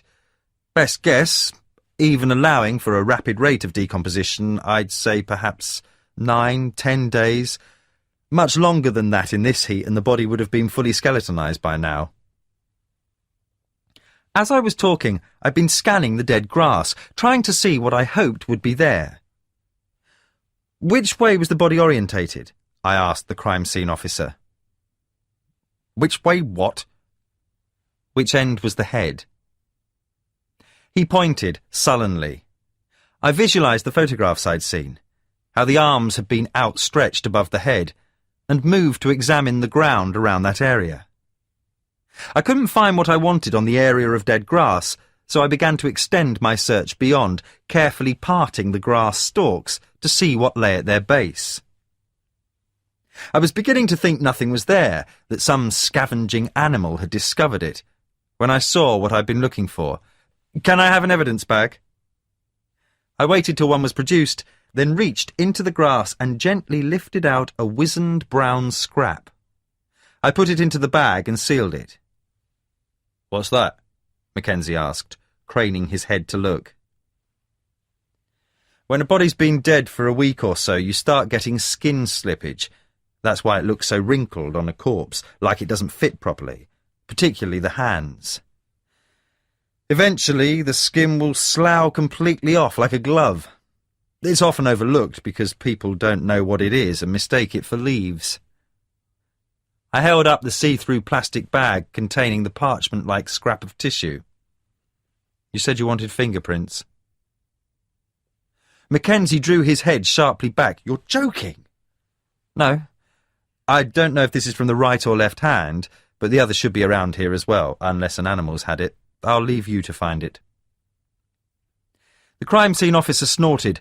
And how are we supposed to get prints off that? He demanded. Look at it. It's like a bloody crisp. Oh, it's easy enough, I told him, beginning to enjoy it. Like it says on the packet. Just add water. He looked blank. Soak it overnight. It'll rehydrate, and you can slip it onto your hand like a glove.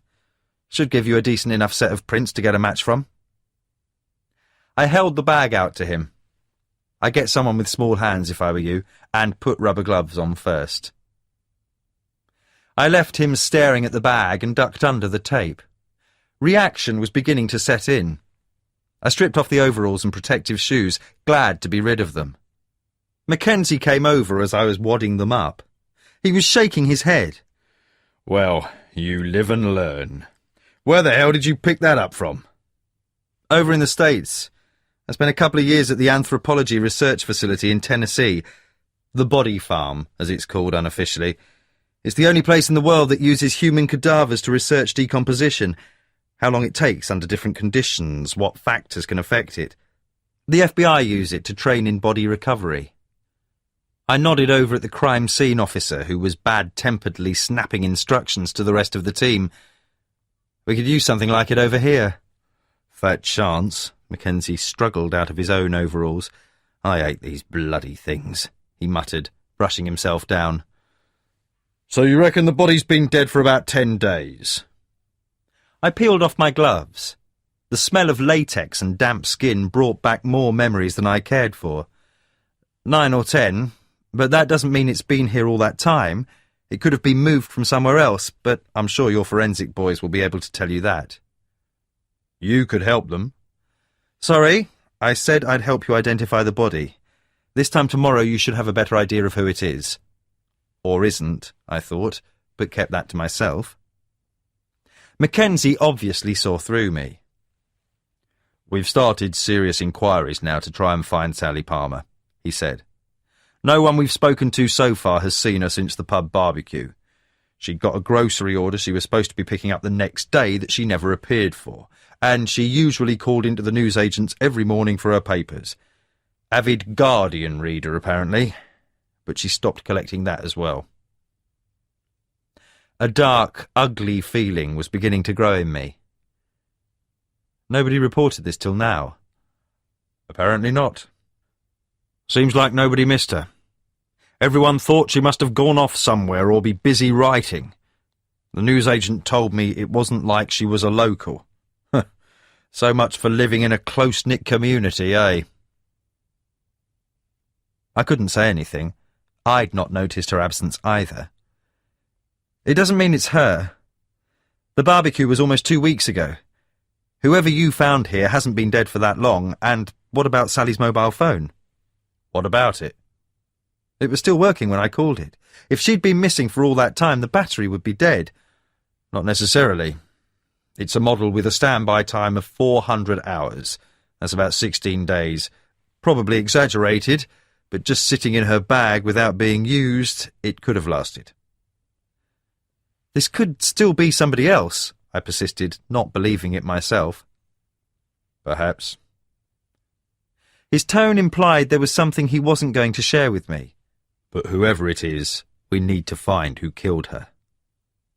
There was no arguing with that. "Do you think it's somebody local? From the village?" "I don't think anything yet. Victim could be a hitchhiker. Killer could have just dumped her here as he was passing through. Too soon to say one way or the other." He drew in a breath. "Look, the answer's still no. You don't know what I'm going to ask yet." "Yes, I do. Just one more favour to help you out. Then it'll be another and another." I shook my head. "I don't do this anymore. There are other people in the country who do." "Not many, and you're one of the best." "Not any more. I've done what I can." His expression was cold. "Have you?" Turning, he walked away, leaving me to make my own way back to the Land Rover. I drove away, but only until I was out of sight. My hands were shaking uncontrollably as I pulled into the side of the road.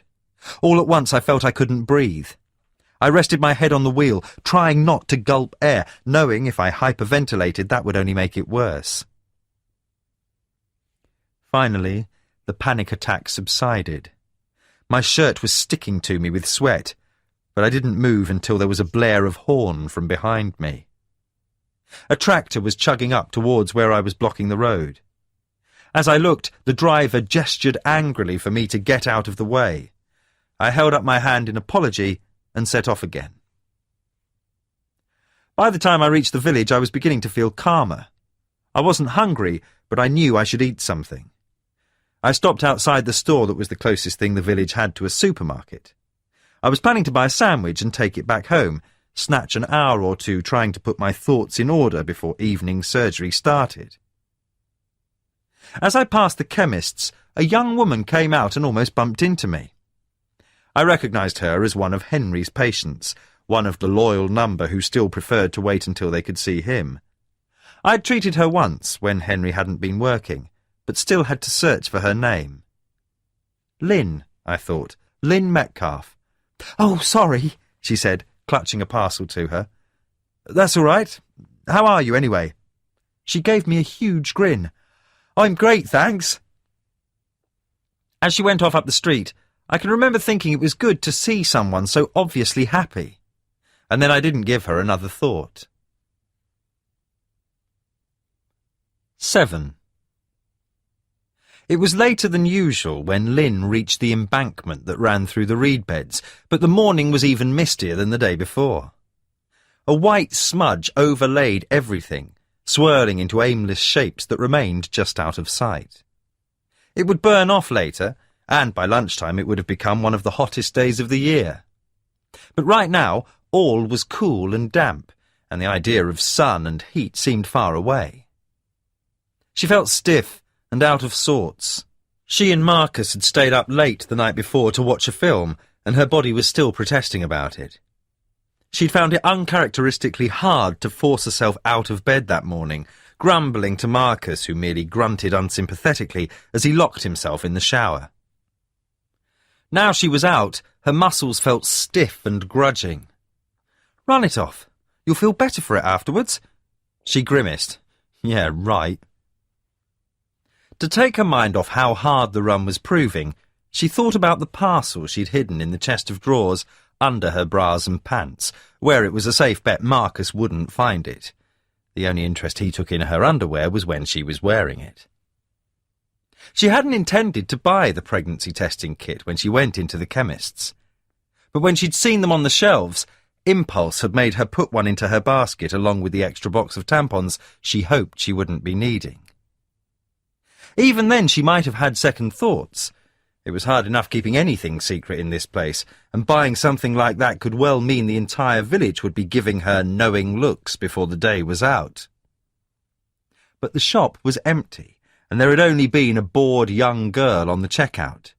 She was new, indifferent to anyone over the age of 18, and unlikely to even notice what Lynn was buying, let alone care enough to gossip. Face burning, Lynn had stepped forward and busied herself rummaging in her bag for the money as the teenager listlessly rang the testing kit through on the till.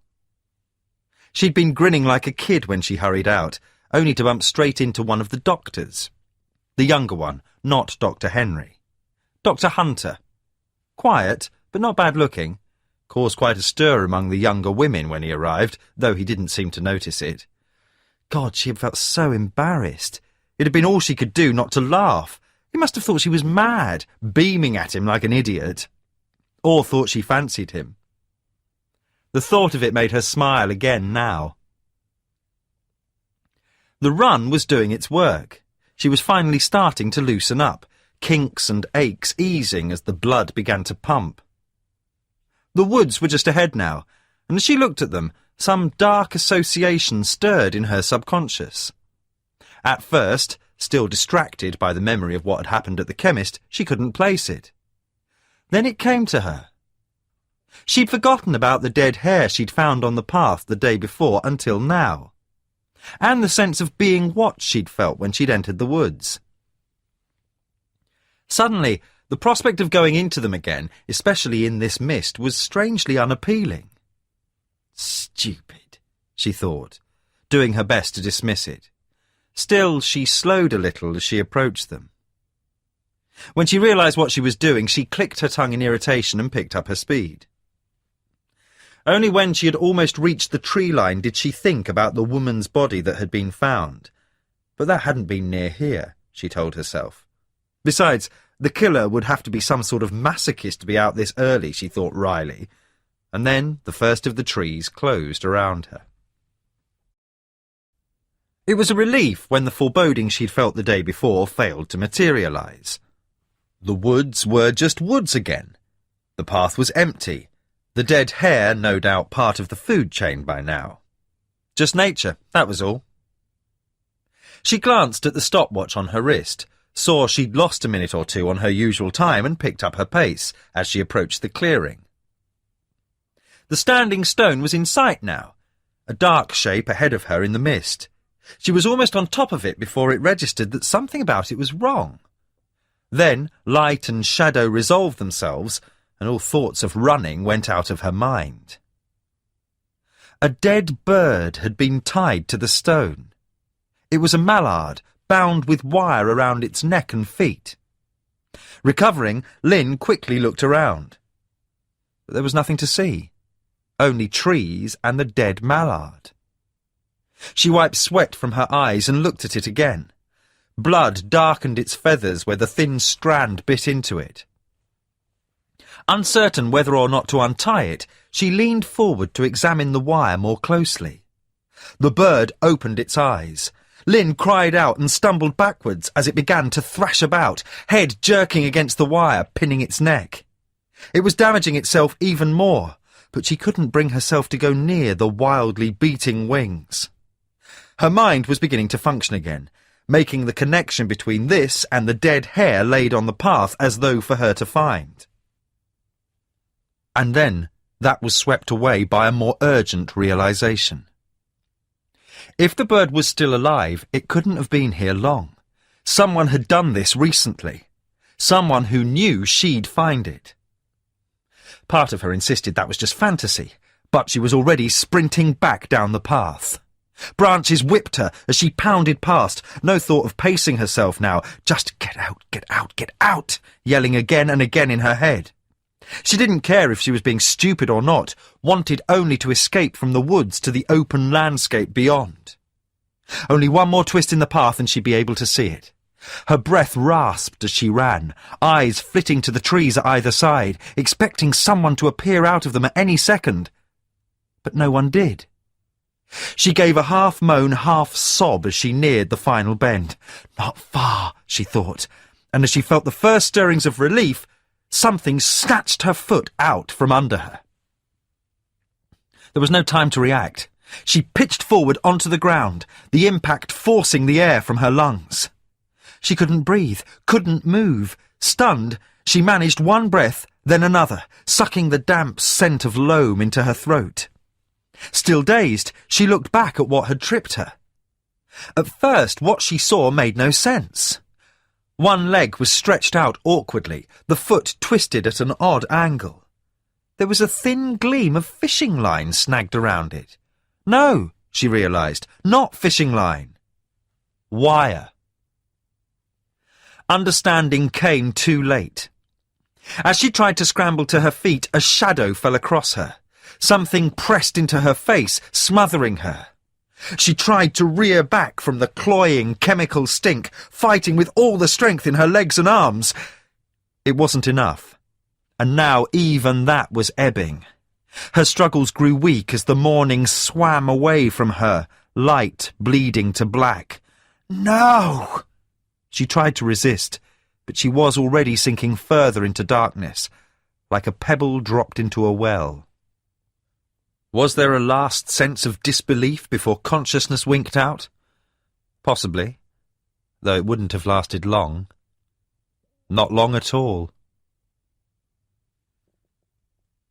For the rest of the village, the day broke as any other, perhaps a little more breathless, excited by the continued presence of the police and speculation about the identity of the dead woman.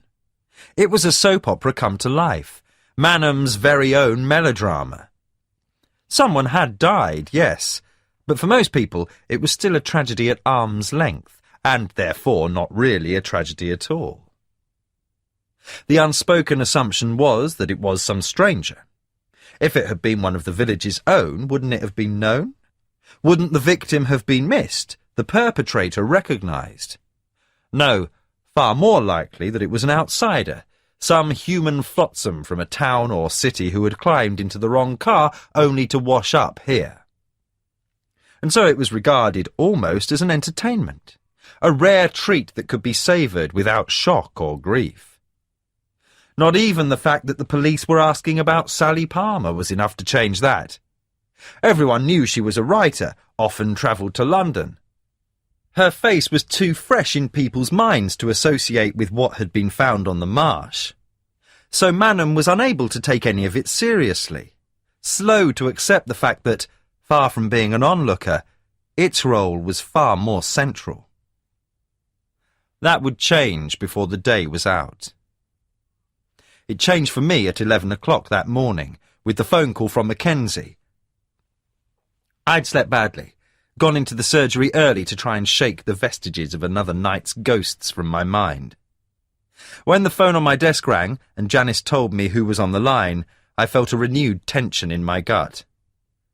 Put him through. The hiatus of connection seemed endless, yet not long enough. "We've got a fingerprint match," Mackenzie said as soon as he came on. "It's Sally Palmer." "Are you sure?" Stupid question, I thought.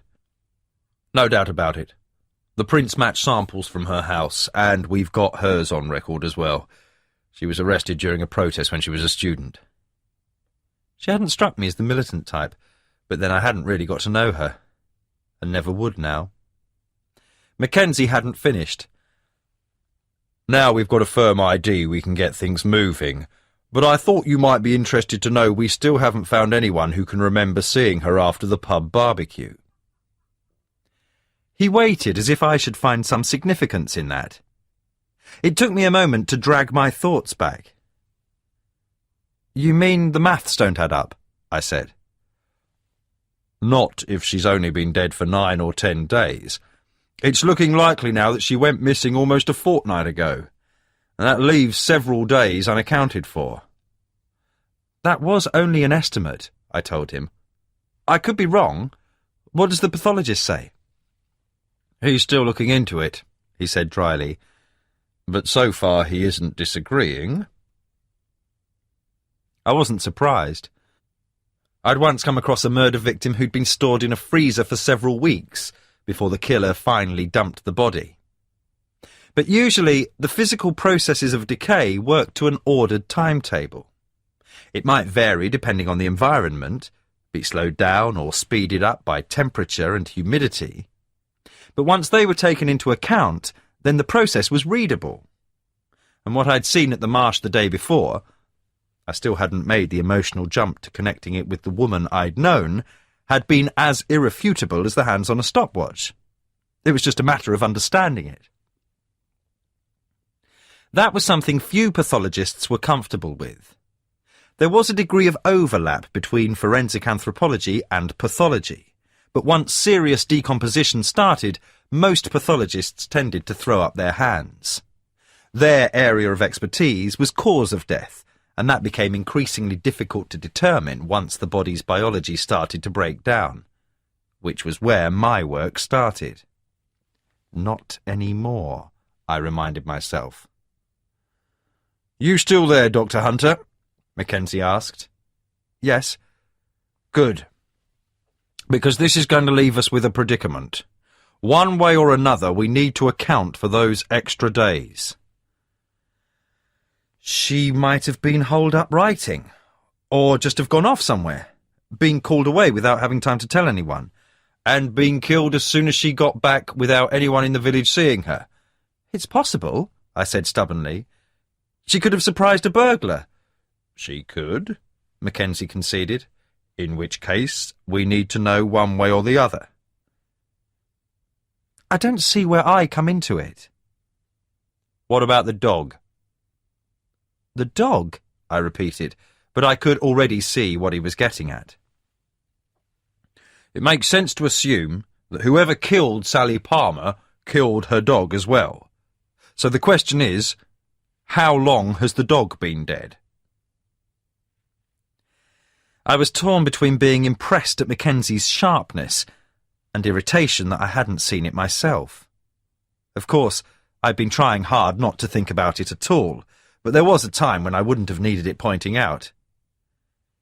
"If the dog's been dead roughly the same length of time," Mackenzie went on, "then that gives more credence to your burglar. She's either here all the time writing, or arrives back from wherever, her dog disturbs an intruder, he kills them both, and then dumps her body on the marsh, or whatever. But if the dog's been dead longer, that puts a different complexion on it, because that means whoever murdered her didn't do it straight away. He kept her prisoner for a few days before getting bored and carving her up with a knife." Mackenzie paused to let the impact of his words hit home. "Now, I'd say that was something we'd need to know. Wouldn't you, Dr. Hunter?" Sally Palmer's house had been transformed since the last time I'd seen it. Then it had been silent and empty. Now it was host to grim-faced and uninvited visitors.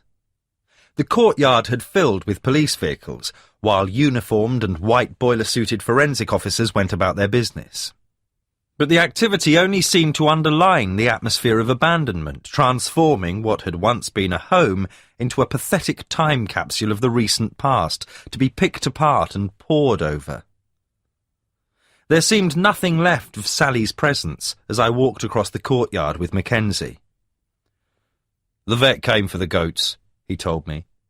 "Half of them were already dead, and he had to destroy a couple of others, but he says it's amazing any survived at all. Another day or two would have finished them. Goats are tough buggers, but he reckoned they must have been a couple of weeks without being fed or watered to get to that state. The area at the back of the house where I'd found the dog had been taped off, but other than that, it was as I'd found it. No one was in as much of a hurry to move a dog, and either the forensics team had already finished or felt there were other priorities to examine first. Mackenzie stood back and popped a mint into his mouth as I crouched down beside the body. It looked noticeably smaller than I remembered, not necessarily a trick of memory, as by this time the decay would be waging an almost visible war of attrition on what was left. The fur was misleading, disguising the fact that the dog had largely been reduced to bone. Tendons and cartilage remained, like the open tube revealed by the wound in its throat. But there was hardly any soft tissue left. I used a stick to lightly poke in the earth around it, took in the empty eye sockets, and then stood up. "Well?" Mackenzie asked. "Well, it's difficult to say. You've got to take into account the smaller body mass, and its fur will have some effect on the rate of decay. I'm not sure what exactly. The only comparative work I've done on animals was with pigs, and they have a hide, not a pelt. But I'd guess it'd make it harder for insects to lay their eggs, except in open wounds, so that'll probably slow things down." I was talking to myself more than him, rapidly brushing through cobwebs of memory, sifting through the knowledge that had been lying dormant. What soft tissue was exposed has had animals picking at it. See this here around the eye sockets? The bone's been gnawed. Too small for foxes, so it's probably rodents and birds. That probably happened quite early on, because once it gets too ripe, they'll leave it alone. But that means less soft tissue, and so less insect activity. And the ground here is much drier than the marsh where you found the woman. I couldn't quite bring myself to say Sally Palmer. That's why it looks dried up. In this heat, without moisture, it'll mummify. It changes the way the body decays. "So you don't know how long it's been dead?" Mackenzie prompted. "I don't know anything. I'm just pointing out that there are a lot of variables here. I can tell you what I think, but bear in mind it's only a preliminary estimate. You're not going to get any hard and fast answers just from a quick look. But..." "Well, there still aren't any pupae husks, but some of these look about ready to hatch. They're darker than those we found around the body, obviously older." I pointed at the open wound in the dog's throat. On the ground around it, a few shiny black carapaces could be seen crawling in the grass. There are a few beetles here as well. Not many, but they tend to come later. Flies and maggots the first wave, if you like. But as the decay progresses, the balance changes. Less maggots, more beetles.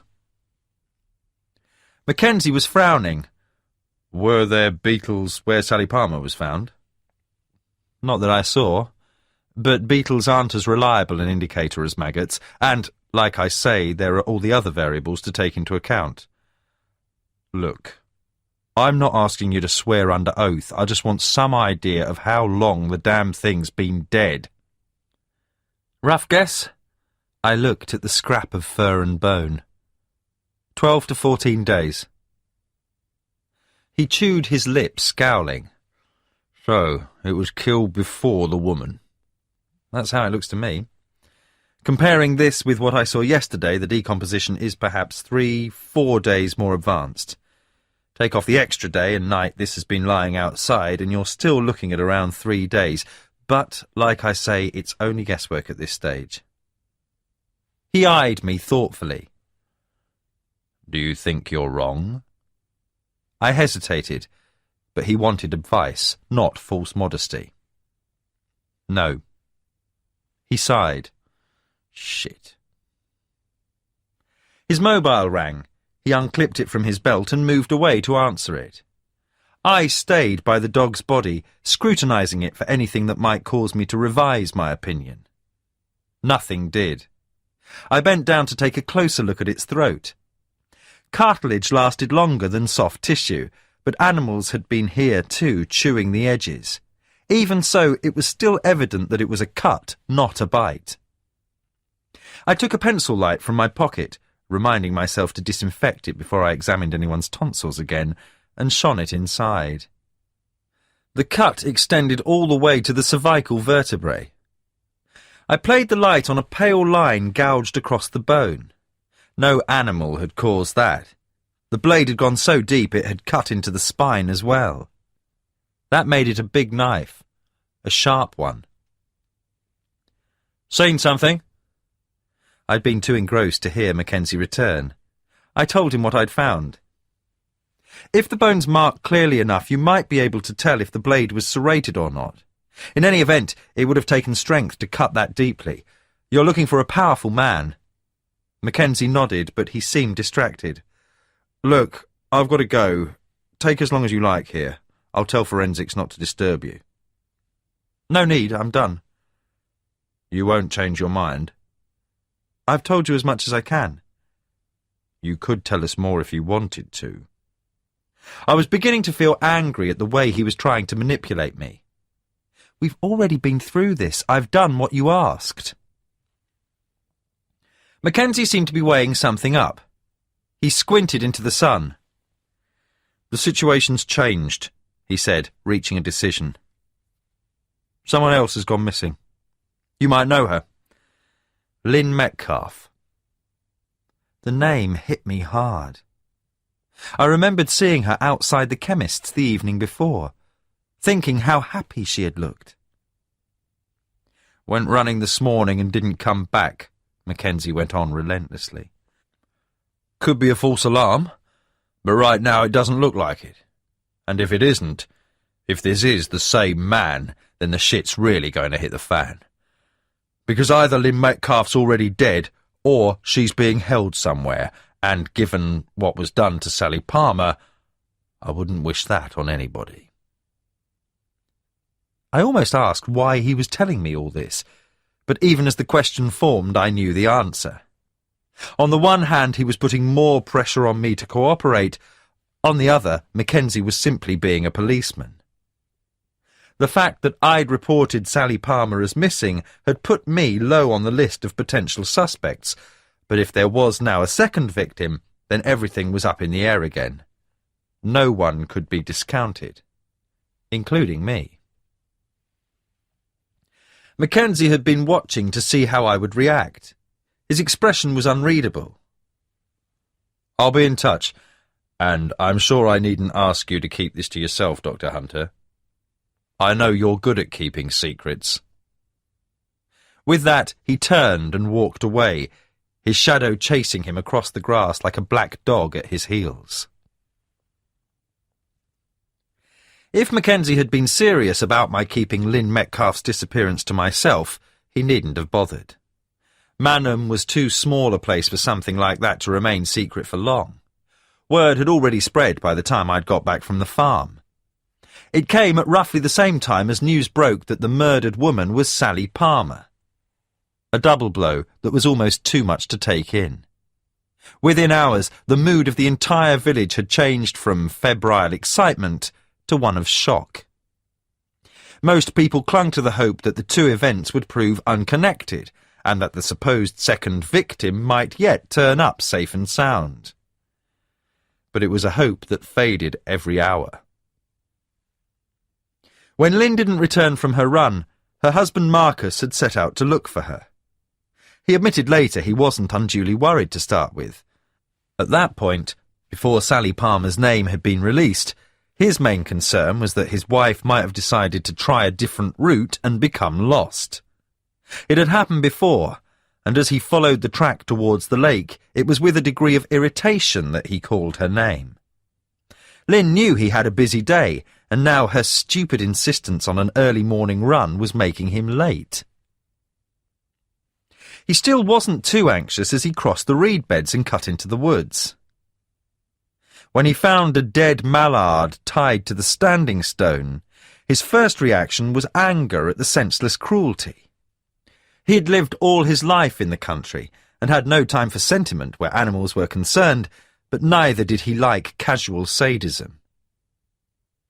Only as he thought of it in those terms did the first chill of fear begin to enter his mind. He told himself that the dead bird couldn't possibly have any connection with Lynn being late, but once there, the fear was impossible to dislodge. It continued to grow, fed by his echoing shouts that rang unanswered in the trees. By the time he began making his way out of the woods, he was fighting to remain calm. Hurrying back towards the lake, he told himself she would probably be waiting for him back at home. And then he saw something that blew away his false hopes like so much dust. Half hidden by a tree root was Lynn's stopwatch. He picked it up, took in the broken strap and cracked face.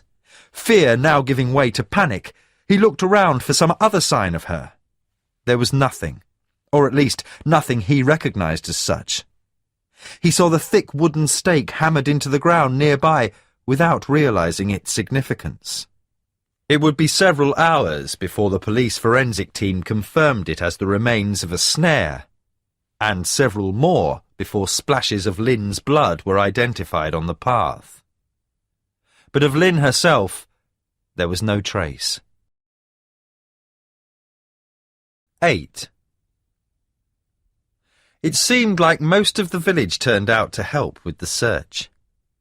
At another time, or in different circumstances, it might have been thought that Lynn Metcalfe could have left of her own accord. Oh, she and Marcus seemed happy enough, it was generally agreed, but you could never tell. Coming when it did, though, on the heels of the murder of another woman, her disappearance immediately took on a far more sinister aspect. And while the police concentrated their efforts on the woods and area where she had gone running, virtually everyone who was fit and able wanted to help find her. It was a beautiful summer evening.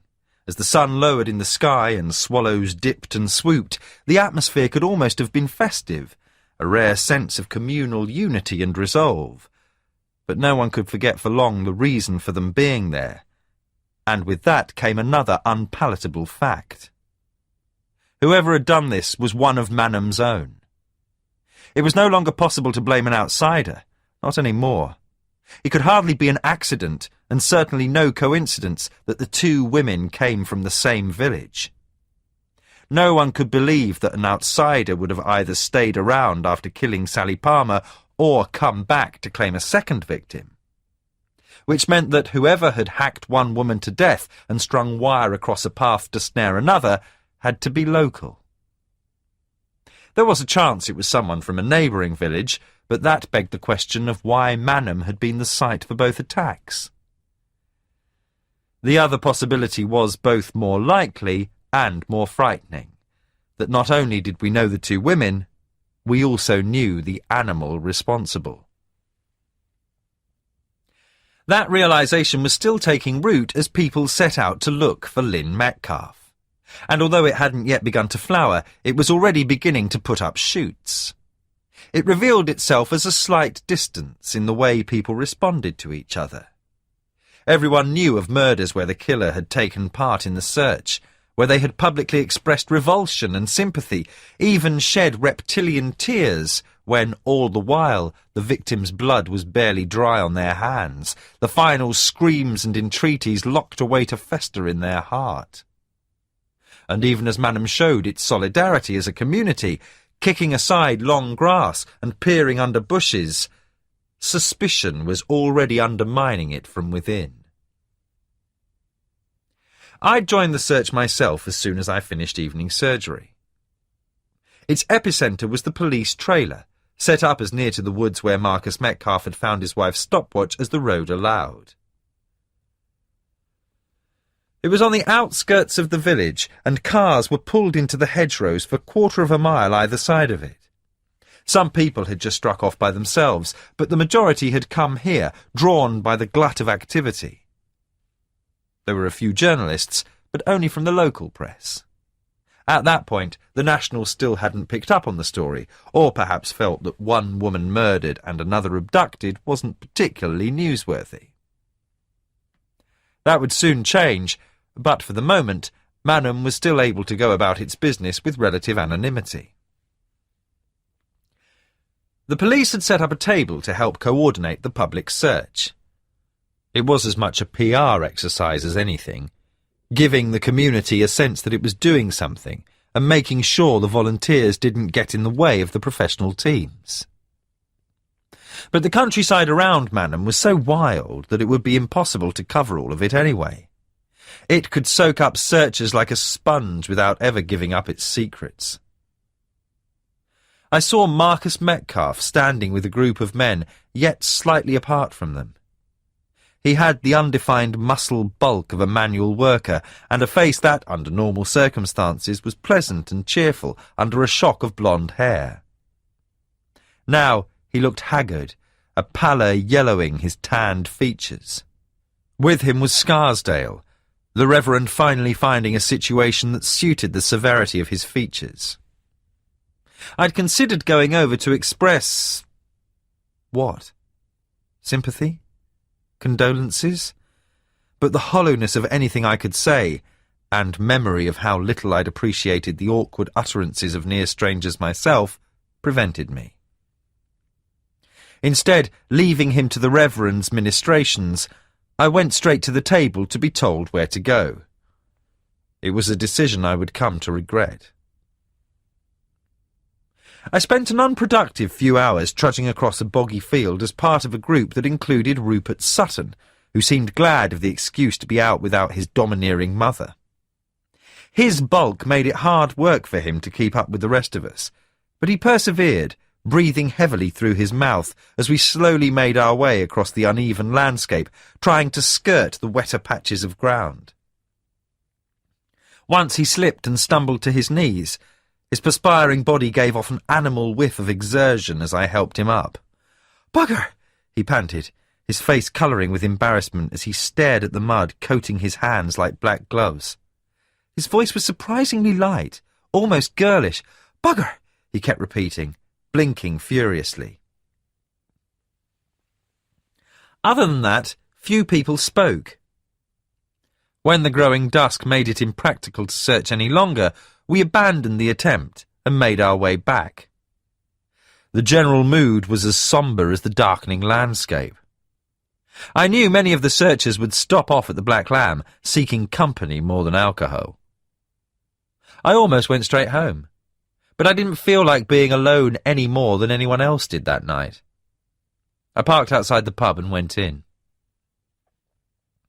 Apart from the church, the Lamb was the oldest building in the village, and one of the few in Manham that had a traditional thatched roof.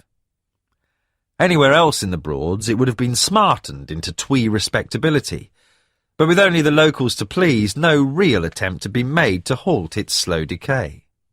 The reeds on its thatch were slowly mouldering, while the unpainted plaster of its walls was cracked and stained. Tonight, though, it was doing good business, but it was far from a party atmosphere. The nods I received were solemn, the conversation low and subdued. The landlord lifted his chin in silent inquiry as I reached the bar. He was blind in one eye, the milky cast emphasising the resemblance to an ageing Labrador. "Pint, please, Jack." "You been out on the search?" he asked as he set the glass in front of me. When I nodded, he waved away my money. "On the house." I barely had time to take a drink before a hand fell on my shoulder. "Thought you might come in tonight."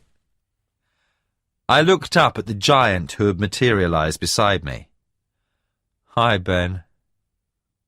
Ben Anders topped 6'4" and seemed half as broad again. A warden at Hickling Broad Nature Reserve, he'd lived in the village all his life. We rarely saw much of each other, but I liked him. He was easy company, someone I felt as comfortable maintaining a silence with as talking to. He had a pleasant, almost dreamy smile in a heavy-boned face that looked as though it had been screwed up and only partially smoothed out again. Set in its tanned leather, his eyes seemed incongruously bright and green. Normally they held a twinkle of good humour, but there was no humour in them now. He propped an elbow on the bar. "Bad business?" Lousy. I saw Lynn a couple of days ago, not a care in the world. And then Sally Palmer as well. It's like being struck by lightning twice. I know. I hope to Christ she's just buggered off somewhere. But it's not looking good, is it? Not very, no. God. Poor Marcus. Doesn't bear thinking about what the poor bastard must be going through. He pitched his voice lower so it wouldn't carry. There's a rumour going around that Sally Palmer was cut up pretty bad. If it's the same man who took Lynn. Jesus. Makes you want to break the fucker's neck, doesn't it? I looked down into my glass. Obviously word hadn't got out that I'd helped the police. I was glad, but it made me feel awkward now, as if keeping quiet about my involvement were making me a liar. Ben slowly shook his massive head. You think there's any chance for her? I don't know. It was as honest an answer as I could give. I remembered what Mackenzie had said earlier. If I was right, then Sally Palmer hadn't been killed until around 3 days after she had disappeared. I wasn't a psychological profiler, but I knew that serial killers followed a pattern, which meant, if this was the same man, there was a chance that Lynn might still be alive. Still alive? God, could she be? And if she was, for how long? I told myself I'd done what I could, given the police as much as could reasonably be expected of me, but it felt like a cheap rationalisation. I realised Ben was looking at me. Sorry? I said, are you okay? You look pretty bushed. It's just been a long day. You can say that again. His expression soured as he looked towards the doorway. And just when you think it can't get any worse. I turned to see the dark figure of Reverend Scarsdale blocking out the light as he entered. Conversations died away as he advanced stern-faced to the bar. Don't suppose he'll be getting them in, Ben muttered. Scarsdale cleared his throat. Gentlemen. His eyes drifted disapprovingly over the few women in the pub, but he didn't bother to acknowledge them. I thought you should know that I will be holding a prayer service tomorrow evening for Lynn Metcalf and Sally Palmer. His voice was a dry baritone that carried effortlessly. I'm sure all of you— he let his gaze run around the pub— all of you will be there tomorrow evening to show your respect for the dead and support for the living. He paused before stiffly inclining his head. Thank you. As he headed for the door, he stopped in front of me. Even in summer there seemed an odour of mildew about him. I could see the white dusting of dandruff on the black wool of his jacket, smell the mothball taint of his breath. I trust I'll see you as well, Dr. Hunter. Patience allowing. I'm sure no one will be selfish enough to keep you from your duty. I wasn't quite sure what he meant by that. He favoured me with a humourless smile. Besides, I think you'll find most of them will be at the church. Tragedies draw communities like this together. Coming from the city, you'll probably find that strange, but we know where our priorities lie here. With a final terse nod, he left. There goes a real Christian, Ben said. He raised his empty glass, more like a half-pint in his big hand. Well, you ready for another? I declined. Scarsdale's appearance hadn't improved my mood. I was about to finish my drink and go home when someone spoke behind me. Dr. Hunter? It was the young teacher I'd met at the school the day before.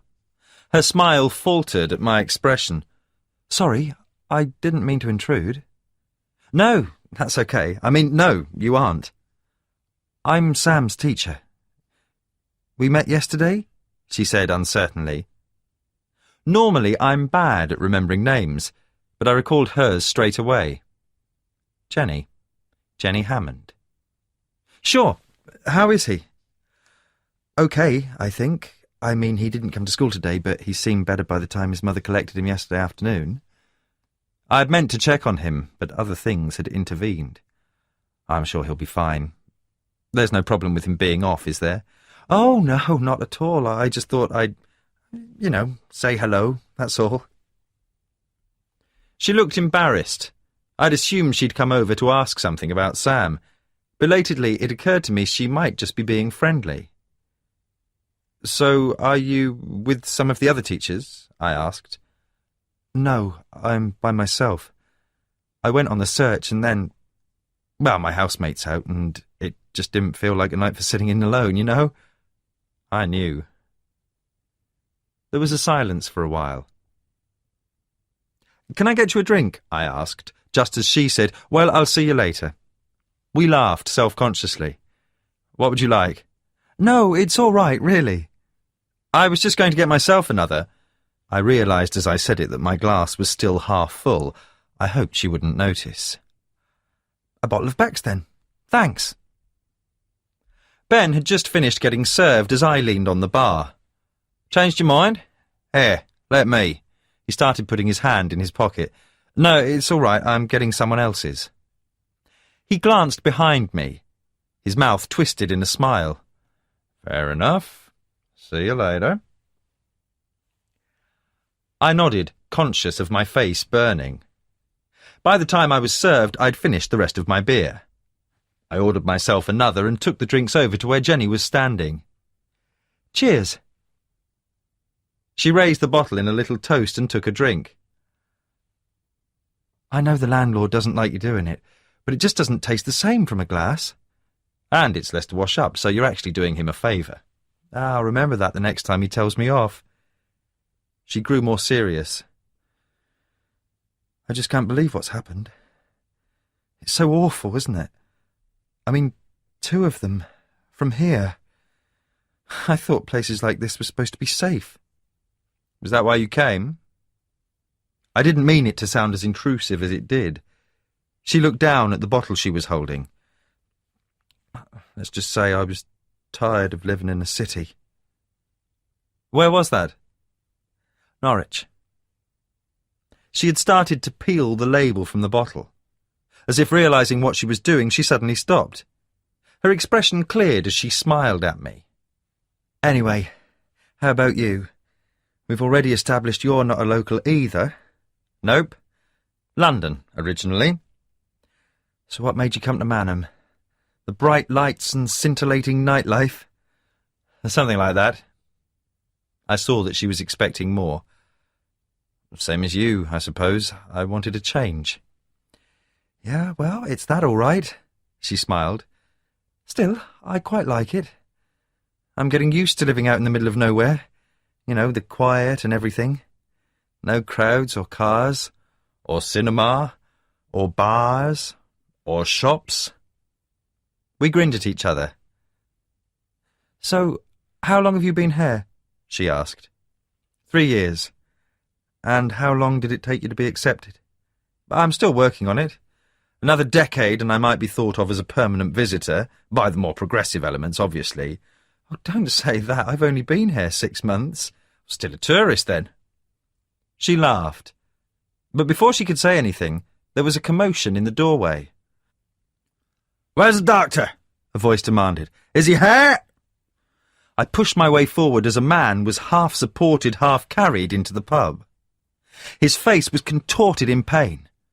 I recognised him as Scott Brenner, one of a large family who lived in a ramshackle house just outside Manham. A boot and the bottom of one trouser leg were soaked in blood. Sit him down gently, I said, as he was lowered into a seat. What happened? Stepped in the snare. We were going up to surgery, but we saw your Land Rover outside. It was his brother Carl who'd spoken. The Brenners were a clannish lot, ostensibly farm workers, but not averse to poaching as well. Carl was the eldest, a wiry, truculent individual, and, as I eased back the blood-soaked denim from Scott's leg, I entertained the uncharitable thought that this had happened to the wrong brother. Then I saw the damage that had been done. Do you have a car? I asked his brother. Don't think we want here, do you? Good, because he needs to go to hospital. Carl swore. Can't you just patch him up? I can put a temporary dressing on, but that's all. This needs more than I can do. Am I going to lose my foot? Scott gasped. No, but you're not going to be doing much running for a while. I wasn't as confident as I sounded. I considered taking him up to the surgery, but by the look of him he'd been manhandled enough. There's a first aid kit under a blanket in the back of my Land Rover. Can somebody fetch it? I will, Ben said. I gave him the car keys. As he went out, I asked for water and clean towels and began mopping the blood from around the wound. What type of snare was it? Wire noose, Carl said. Tightens once anything's got its foot in it. Cut through to the bone, it will. It had done that all right. Whereabouts were you? Scott answered, face averted from what I was doing. Over on the far side of the marsh, near the old windmill. We were looking for Lynn, Carl cut in, giving him a look. I doubted that. I knew where they meant. Like most windmills in the Broads, the one outside Manham was actually a wind-powered pump, built to drain the marshes. Abandoned decades before, it was now an empty shell that lacked sails or life. The area was desolate even by Manham standards, but it was ideal for anyone wanting to hunt or trap animals away from prying eyes. Given the Brenners' reputation, I thought that was a more likely reason for them to be out there at this time of night than any sense of public duty. As I wiped the blood from the wound, I wondered if they'd managed to blunder into one of their own snares. Wasn't one of ours, said Scott, as though he'd read my mind. Scott! His brother snapped. It wasn't. It was hidden under grass on the path. It was too big for rabbit or deer. The announcement was met by a silence. Although the police hadn't yet confirmed it, everyone had heard about the remains of the tripwire that had been found in the woods where Lynn had disappeared. Ben returned with the first aid box. I cleaned and dressed the wound as best I could. Keep the foot elevated and get him to casualty as soon as you can, I told Carl. Roughly, he hauled his brother to his feet and half-supported, half-hauled him out. I washed my hands and then went back to where Jenny stood with my drink. Will he be all right? She asked. Depends how much damage has been done to the tendon. If he's lucky, he'll just end up with a limp. She shook her head. God, what a day. Ben came over and handed me my car keys. You'll be needing these. Thanks. So what do you think? Reckon that's anything to do with what's happened to Len? I don't know. But like everyone else, I had a bad feeling about it. Why should it have? Jenny asked. He seemed unsure how to answer. I realised they didn't know each other. Ben, this is Jenny. She teaches at the school, I told him. He took it as approval to continue. Because it seems like too much of a coincidence. Not that I've any sympathy with any of the Brenners. Bunch of poaching He broke off with a glance at Jenny. Anyway, I hope to God that's all it is. A coincidence. I don't follow. Ben looked at me, but I wasn't going to say it. Because if not, it means it's somebody from around here. From the village. You don't know that for sure? Jenny objected.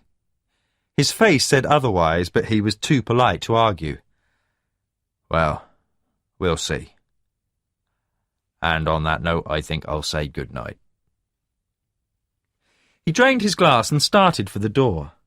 As if as an afterthought, he turned to Jenny. I know it's none of my business, but did you come in a car? No. Why? Just that it might be a good idea not to walk home alone, that's all. With a last look at me to make sure I'd got the message, he went out. Jenny gave an uncertain smile. Do you think it's that bad? I hope not, but I suppose he's right. She shook her head incredulously. I don't believe this. 2 days ago, this was the quietest place on the planet. 2 days ago, Sally Palmer had still been dead, and the animal responsible was probably already turning his gaze towards Lynn Metcalf. But I didn't say that. Is there anyone here you can go with? I asked. Not really, but I'll be fine. I can look after myself. I didn't doubt it, but beneath the defiance I could see she'd been unnerved. "I'll give you a lift," I said. When I got home, I sat outside at the table in the back garden. The night was warm, without a breath of wind. I put my head back and stared up at the stars. The moon was approaching full, an asymmetrical haloed white disk. I tried to appreciate its dappled contours, but my eyes were drawn lower until I was looking at the shadowed wood across the field. Normally it was a view I enjoyed, even at night. But now I felt uneasy as I looked at the impenetrable mass of trees. I went into the house, poured myself a small whisky and took it back outside. It was after midnight and I knew I'd be up early, but I grasped any excuse to put off sleep. Besides, for once I had too much to think about to be tired. I'd walked with Jenny to the small cottage she rented with another young woman. We hadn't bothered with my car after all. It was a warm, clear night and she only lived a few hundred yards away. As we walked, she told me a little about her job and the children she taught.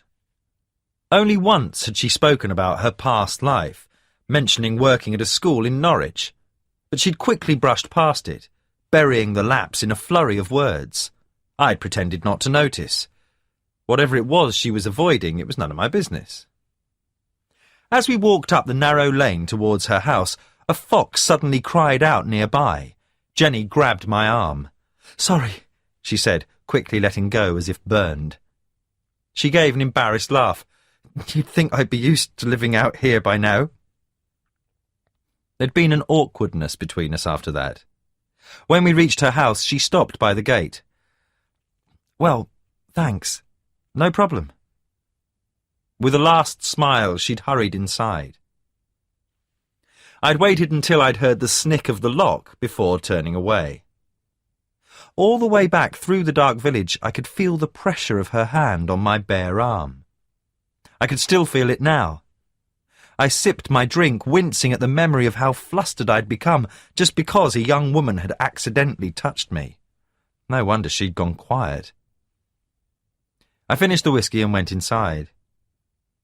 There was something else pricking my subconscious, a nagging sense of something I had to do. I thought for a moment before I remembered. Scott Brenner. I wasn't confident his brother would let him tell the police about the wire snare. It might be nothing, but Mackenzie needed to know about it. I found his card and dialed his mobile.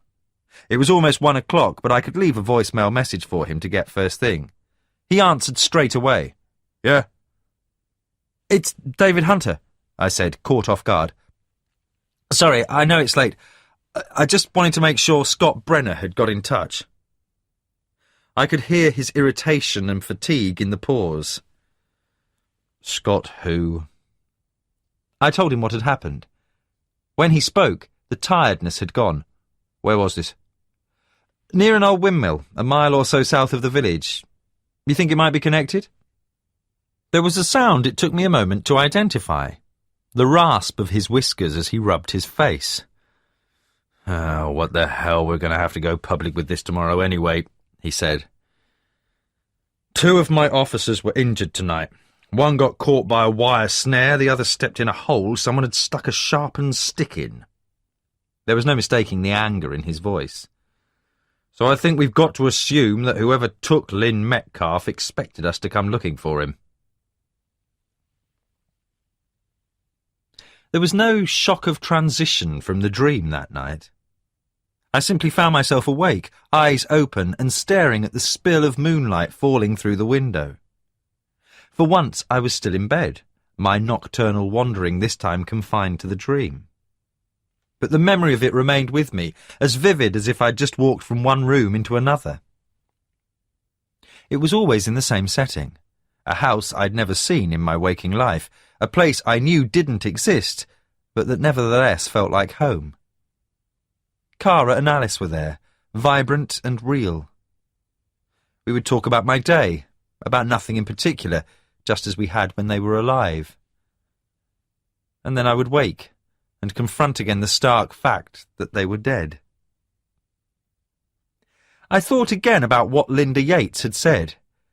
You have dreams for a reason. I wondered what she would make of mine. I could imagine what a psychiatrist would say, or even an amateur psychologist like Henry. But the dreams defied any neat rationalization. There was a logic and reality to them that was far from dreamlike, and although I could barely acknowledge it even to myself, a part of me didn't want to believe that's all they were. If I let myself believe that, though, it would be the first step on a road I was scared to take. Because there was only one way I could ever be with my family again, and I knew taking it would be an act of despair, not love. What scared me even more was that sometimes I didn't care. 9. Next morning, 2 more people were injured in traps. They were separate incidents, neither of them anywhere near those of the previous night. I knew because our surgery lacked a permanent nurse, so I treated them both. One, a policewoman, had impaled her calf on a stick embedded point up in a concealed hole. As with Scott Brenner, I did what I could and sent her to hospital for stitches. The other injury, to Dan Marsden, a local farmhand, was more superficial, the wire noose having only partially cut through his tough leather boot. "Christ, I'd like to get my hands on the bastard who put it there," he said through gritted teeth as I dressed the wound. Was it well hidden? "Bloody invisible! And the size of it! God knows what they were hoping to catch for something that big."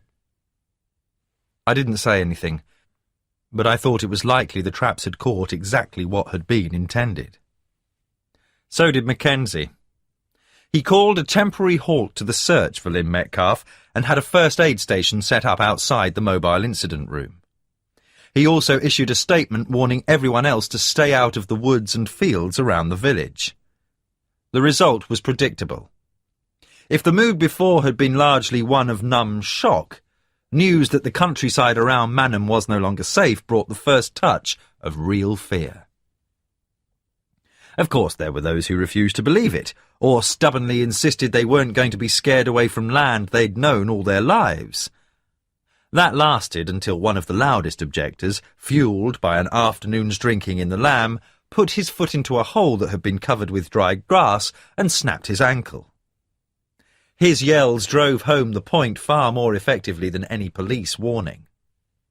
As more police were drafted in, and the national press finally woke up to what was going on, descending on the village with their microphones and cameras, Manham began to feel like a place under siege. "There's just 2 different kinds of traps so far," Mackenzie told me.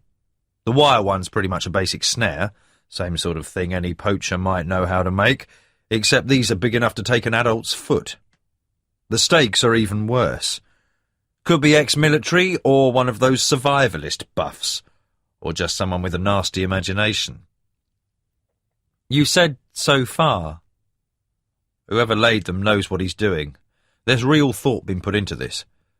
We can't assume he hasn't planted some more surprises." "Couldn't that be what he wanted? To disrupt the search?" "I dare say, but we can't afford to take the chance. The ones we've found have only caused injuries. We carry on blundering through the woods and next time someone might get killed."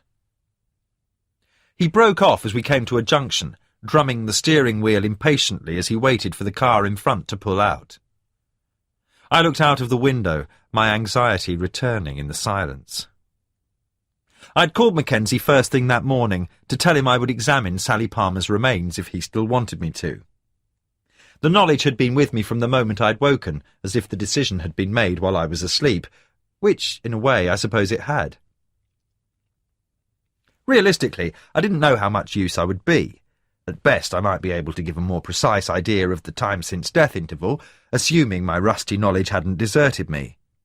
But I was under no illusions that it would do much to help Lynn Metcalf. It was just that doing nothing was no longer an option. That didn't mean I was happy about it. Mackenzie had sounded neither surprised nor greatly impressed when I'd told him. Just said he'd check with his superintendent and get back to me. I hung up, feeling left in limbo, wondering if I'd made a misjudgment. But he'd rung back within half an hour to ask if I could make a start that afternoon. Mouth dry, I'd said I could. "The body's still with the pathologist. I'll pick you up at 1 and take you over, he'd told me. I can make my own way. I've got to go back to the station anyway, and there's 1 or 2 things I'd like to talk about. I'd wondered what they might be as I went to ask Henry if he would cover for me during that evening's surgery. Of course. Something come up? He'd looked at me expectantly. I still hadn't got round to telling him why Mackenzie had been to see me in the first place. I felt bad about that, but it would have meant more explanations than I'd been ready to go into. I knew I couldn't put it off much longer, though. I owed him that much at least. Give me till the weekend, I'd said. By then I should have finished what I had to do, and there wouldn't be a surgery to worry about. I'll tell you everything then. He'd studied me. Everything all right? Fine, it's just complicated. Things generally are. This time last week, no one expected we'd have bloody journalists crawling all over the place and police asking everybody questions. Makes you wonder where it's all going to end. He'd made an effort to brighten. OK, come for Sunday lunch. I fancy cooking, and I've got a nice Bordeaux I've been looking for an excuse to open. Talking's always easier on a full stomach. Grateful to be able to put that much off for a little longer, at least, I'd agreed. The traffic steamed past as Mackenzie came to a roundabout. The interior of the car smelled of menthol air freshener and his aftershave. It was as neat as if it had been newly valeted. Outside, the roads and streets were all confusion and noise. It seemed familiar and strange at the same time. I tried to remember when I'd last been in a city and realised with a shock that this was the first time I'd been outside Manham since the rainy afternoon when I'd arrived. I felt warring emotions, torn between wishing I'd stayed there and amazement that I'd buried myself away for so long. Life outside had gone on regardless. I watched a crowd of school children jostling each other as a teacher tried for order outside school gates. People hurried by, intent on their own affairs, all of them with their own lives, untouched by mine or each other's. The wire from the snares is the same type as was used to bring down Lynn Metcalf, Mackenzie said, bringing me back to the here and now, and that was used to tie the bird to the stone. Don't know if it's the same batch, but I think it's a safe assumption. What do you make of that? The bird, I mean. Not sure yet. Could have been to panic her. Could be some sort of statement or signature. Like the wings found on Sally Palmer's body. It's possible. We heard back from the ornithologist about those, by the way. Mute swan. Common enough round here, especially this time of year. You'd think there's a connection between the swan's wings and the mallard? I can't believe it's a coincidence, if that's what you mean. Perhaps he's just got a thing against birds. He overtook a slow-moving van. We've got psychologists on it now to give us some idea what sort of mindset we're dealing with, and every other type of specialist you'd care to think of in case it's part of some pagan ritual or Satanism, some bollocks like that. But you don't think so? He didn't answer at first, clearly debating how much to say. No, I don't, he said at last. The wings on Palmer's body got everybody all excited. There was talk about the killer using religious or classical symbolism. Everything from angels to God knows what. Now, though, I'm not so sure. If the mallard had been sacrificed or mutilated, then perhaps. But just tied up with wire? No, I think our boy just likes hurting things. Showing off, if you like. Like with the traps. Like with the traps. Fair enough, it slows us up. We can't just concentrate on the search when we've got to worry about what else he might have left behind. But why bother? Anybody sussed enough to go to all this trouble will know how to cover their tracks. Instead, we've got the bird left for us to find, the stakes used to trip his victim left in place, and now all this. He's either not worried about us finding anything, or he's just, I don't know, marking his territory, I offered. Something like that. Showing us he's in charge. Doesn't even take that much effort. He just leaves a few traps dotted around at strategic points, then stands back to watch the fun. I was quiet for a while, thinking about what Mackenzie had said. Couldn't it be more than that? How do you mean? He's made the woods and marshes a no-go area. People are going to be scared to go for a walk in case they step in one of his traps. He was frowning. So? So perhaps he doesn't just like hurting things, perhaps he likes frightening them as well. Mackenzie stared thoughtfully through the windscreen. It was dappled with the squashed remains of dead insects. Could be, he said at last. Mind telling me where you were between 6 and 7 o'clock yesterday morning? The sudden change of tack threw me. At 6 o'clock I was probably in the shower. Then I had breakfast and went to the surgery. What time? Perhaps 6:45? Early start. I didn't sleep well. Anyone vouch for those times? Henry. I had a cup of coffee with him when I arrived. Black, no sugar, in case you need to know that as well. It's just routine, Dr. Hunter. You've been involved in enough police inquiries in the past to know how it works. Pull over. What? Just pull over. He seemed about to argue, then flicked on the indicator and pulled into the side of the road. Am I here as a suspect or because you want my help? Look, we're asking which is it? All right. I'm sorry. Perhaps I shouldn't have come out with it like that, but they're questions we've got to ask. If you think I had anything to do with it, then I shouldn't be here. You think I'm looking forward to this? I'd be more than happy if I never had to see another dead body in my life, so if you're not going to trust me, I might as well get out now. Mackenzie sighed. Look, I don't think you had anything to do with it. If I did, then you can take my word for it, we wouldn't be using you. But we're asking everyone in the village the same thing. I just thought I'd get it over and done with, okay? I still didn't like the way he'd sprung the question on me. He wanted to surprise me, to see how I would react. I wondered if the rest of our conversation had been a similar test. But whether I liked it or not, that was his job, and I was starting to realise that he was good at it. Grudgingly, I nodded. Can I carry on now? He asked. I had to smile. I suppose so. He pulled out again. So, how long is this likely to take, the examination? He asked after a while, breaking the silence. Difficult to say. A lot depends on the condition of the body. Has the pathologist come up with anything? Not much, although we can't tell if there was a sexual assault. Given that she was found naked, it's pretty likely. There's what seem to be numerous small cuts on the torso and limbs, but they're only superficial. He's not even able to say for sure whether it was the throat wound or the head injuries that killed her. Any chance you'll be able to shed any light on that? I don't know yet. Having seen the crime photographs, I already had some ideas, but I didn't want to commit myself until I was sure. Mackenzie gave me a sideways glance.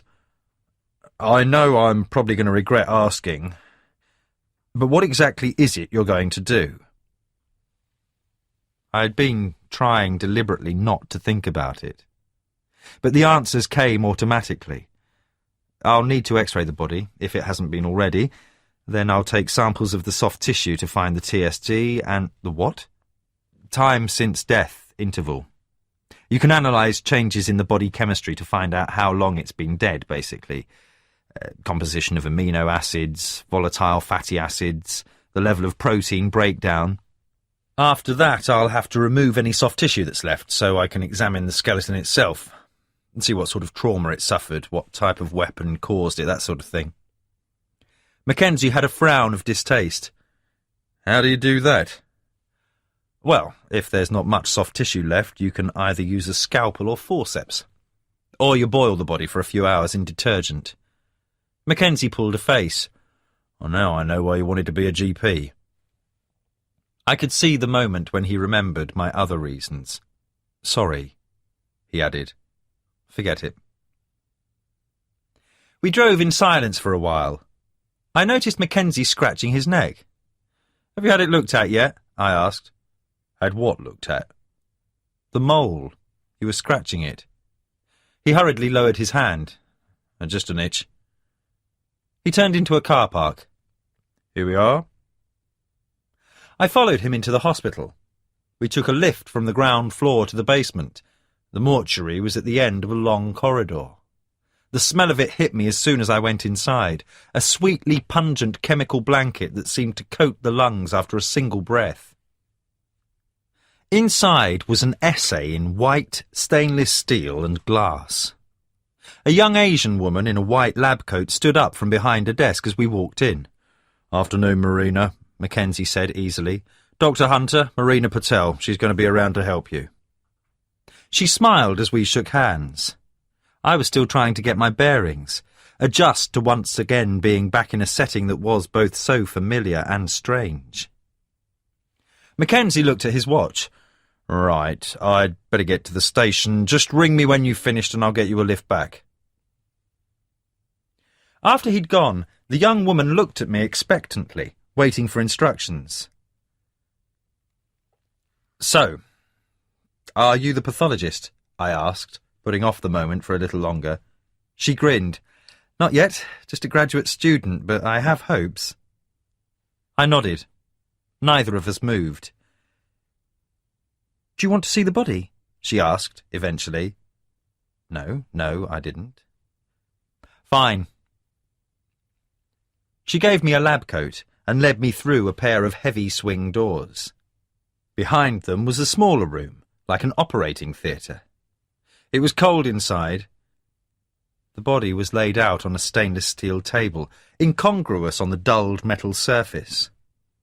Marina switched on the bright lights fixed overhead, showing it in its pathetic entirety. I looked down at what had been Sally Palmer, but there was nothing of her left here now. The relief I felt was fleeting, quickly replaced by a clinical detachment. "Okay, let's get started," I said. The woman had seen better days. Her face was pockmarked and worn, her features beginning to lose any distinction they might once have held. With her bowed head, she seemed to bear the weight of the world on her shoulders. Yet there was something noble about her resignation, as though, unwelcome as it was, her lot was one she nevertheless accepted.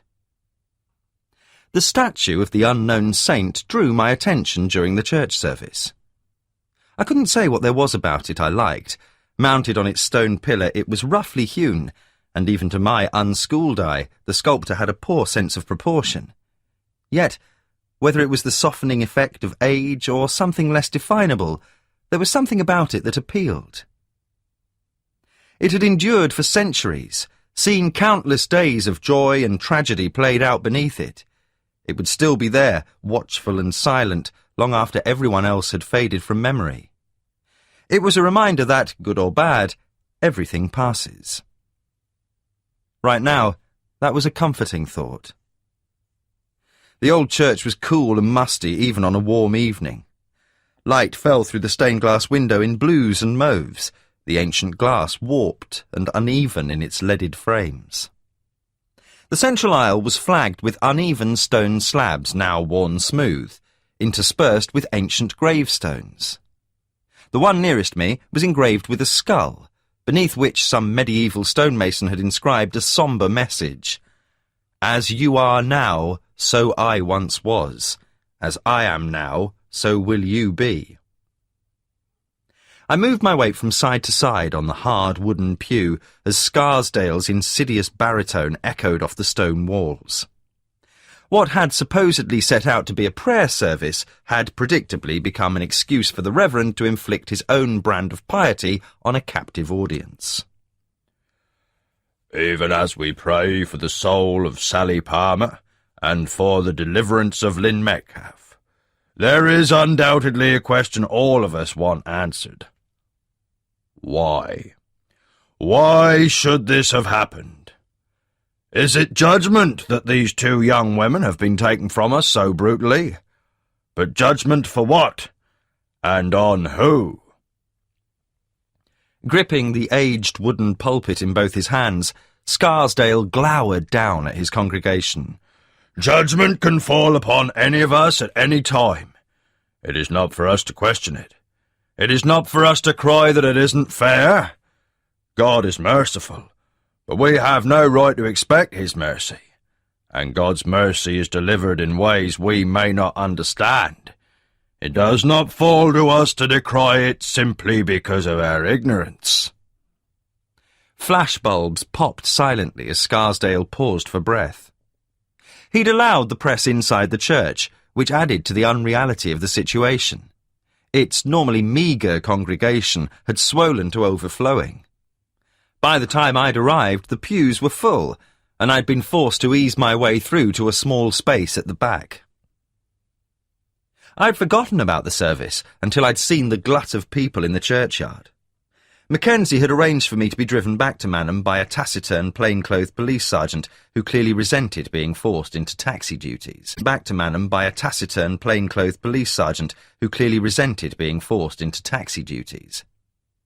The inspector's phone had been switched off when I'd called to tell him I'd finished for the day, but I'd left a voicemail message and he'd rung back almost immediately.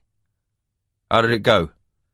"I've sent off samples for gas chromatograph tests. When they're back, I'll be able to give you a more accurate time since death," I'd told him. "And tomorrow I'll be able to start examining the skeleton. That might give us a better idea of what sort of weapon was used." "You've not got anything yet, then?" He'd sounded disappointed. "Only that Marina told me the pathologist thinks the cause of death was probably the head injuries rather than the throat wound." "And you don't agree?" "I'm not saying they wouldn't have been fatal, but she was still alive when her throat was cut." "Are you sure?" "The body's prematurely desiccated. Even in the heat we've been having, it wouldn't have dried out this quickly unless there was major blood loss. And that doesn't happen after death, even with a cut throat." "The soil samples from where the body was found showed a low iron content," Mackenzie had pointed out. That meant not much blood had soaked into the ground where the body had been found. With the amount that would have gushed out of a severed jugular, the soil's iron content should have been sky-high. Then she was killed somewhere else. "What about the head injuries?" "Either they didn't kill her, or they were caused post-mortem." He was silent for a while, but I could guess what he was thinking. Whatever Sally Palmer had gone through, the same was now facing Lynn Metcalf. And if she wasn't dead already, it was only a matter of time. Barring miracles. Scarsdale was beginning to wind down. "Some of you may still be asking what those two poor women did to deserve this. What our community has done to deserve this." He spread his hands. "Perhaps nothing. Perhaps the modern consensus is right. Perhaps there is no reason, no prevailing wisdom behind our universe." He paused dramatically. I wondered if he were deliberately playing to the cameras. "Or perhaps we have just allowed ourselves to be too dazzled by our own arrogance to see it," he went on. "Many of you here have not set foot in this church for years. Your lives are too busy to share with God. I cannot claim to have known either Sally Palmer or Lynn Metcalf. Their lives and this church did not often intersect. That they are tragic victims, however, I have no doubt. But victims of what?" Now he leaned forward, thrusting his head at us. "We should all of us, every one, look into our hearts. Christ said, 'As ye sow, so shall ye reap.' And today we are doing just that. Reaping the fruit not just of the spiritual blight of our society, but of turning a blind eye to it. Evil doesn't cease to exist just because we choose to ignore it. So where should we look to lay the blame?" He levelled a bony finger and slowly swept it around the packed church. "At ourselves. We are the ones who have permitted this serpent to move freely among us, no one else. And now we need to pray to God for the strength to cast it from our midst." There was an uneasy silence as people tried to digest his words. Scarsdale didn't give them a chance. He lifted his chin and closed his eyes as the camera flashes cast shifting shadows on his face. "Let us pray." Outside the church, there was none of the milling around that normally follows the service. A police trailer had been set up by the village square, and its white, bulky presence seemed both incongruous and intimidating. Despite the attempts of the press and TV cameras, few people felt inclined to provide interviews. This was all still too raw, too private for that. It was one thing watching coverage of other communities that had been struck by tragedy. Being part of one yourself was another matter. So the journalists' fevered questions were met with a stony response that was no less impenetrable for being polite. With only one or two exceptions, Manham turned its collective back to the eyes of the outside world. Surprisingly, Scarsdale was one of those who allowed himself to be interviewed. He wasn't the sort you would normally expect to have much truck with publicity, but he'd obviously felt it was permissible to sup with the devil just this once. Given the tone of his sermon, he seemed to regard what had happened as a vindication of his calling.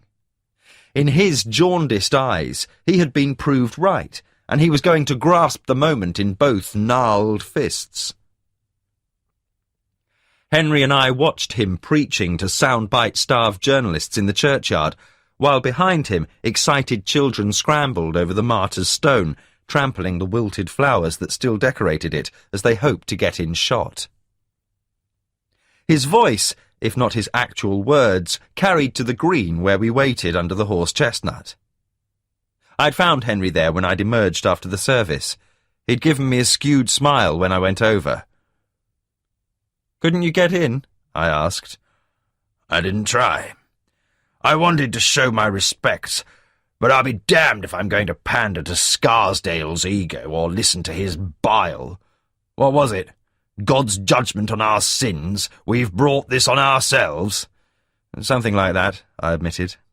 Henry snorted. "Just what Manham needs. An invitation to paranoia." Standing behind Scarsdale as he continued his impromptu press conference, I noticed that the ranks of his hardline parishioners had been swelled by new converts.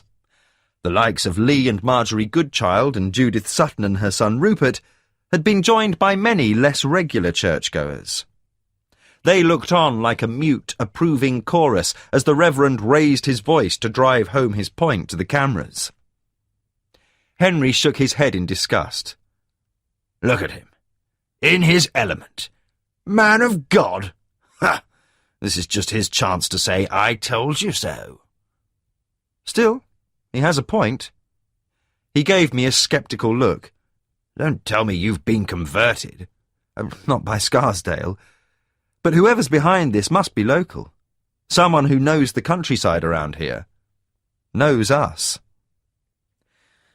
"In that case, God help us, because if Scarsdale gets his way, things are going to get a lot worse before they get any better." "What do you mean?" "You ever seen The Crucible? Play by Arthur Miller about the Salem witch hunts?" "Only on TV." "Well, that's going to be nothing to what goes on in Manham if this carries on much longer." I thought he was joking, but the look he gave me was entirely serious. "Keep your head down, David. Even without Scarsdale stirring things up, the mudslinging and finger-pointing is going to start soon. Make sure you don't walk into any of it." "You're not serious?" "No. I've lived here a lot longer than you have. I know what our good friends and neighbours here are like. The knives are going to be sharpened already." "Come on, don't you think that's stretching it a bit?" "Is it?" He was watching Scarsdale, who was turning back towards the church, having finished whatever he had to say. As the more persistent of the journalists tried to follow, Rupert Sutton stepped to block them, with his arms outstretched, a vast barrier of flesh none of them felt inclined to pass. Henry gave me a meaningful look. "Something like this brings out the worst in everyone. Manham's a small place, and small places breed small minds. Perhaps I'm being overly pessimistic, But if I were you, I'd watch my back all the same. He held my gaze for a moment to make sure I'd got the message, then glanced over my shoulder. Hello? Friend of yours? I turned to find a young woman smiling at me. Dark-haired and plump, I'd seen her around occasionally, but didn't know her name. It was only when she moved to one side slightly that I saw she was with Jenny. By contrast, her expression was far from happy.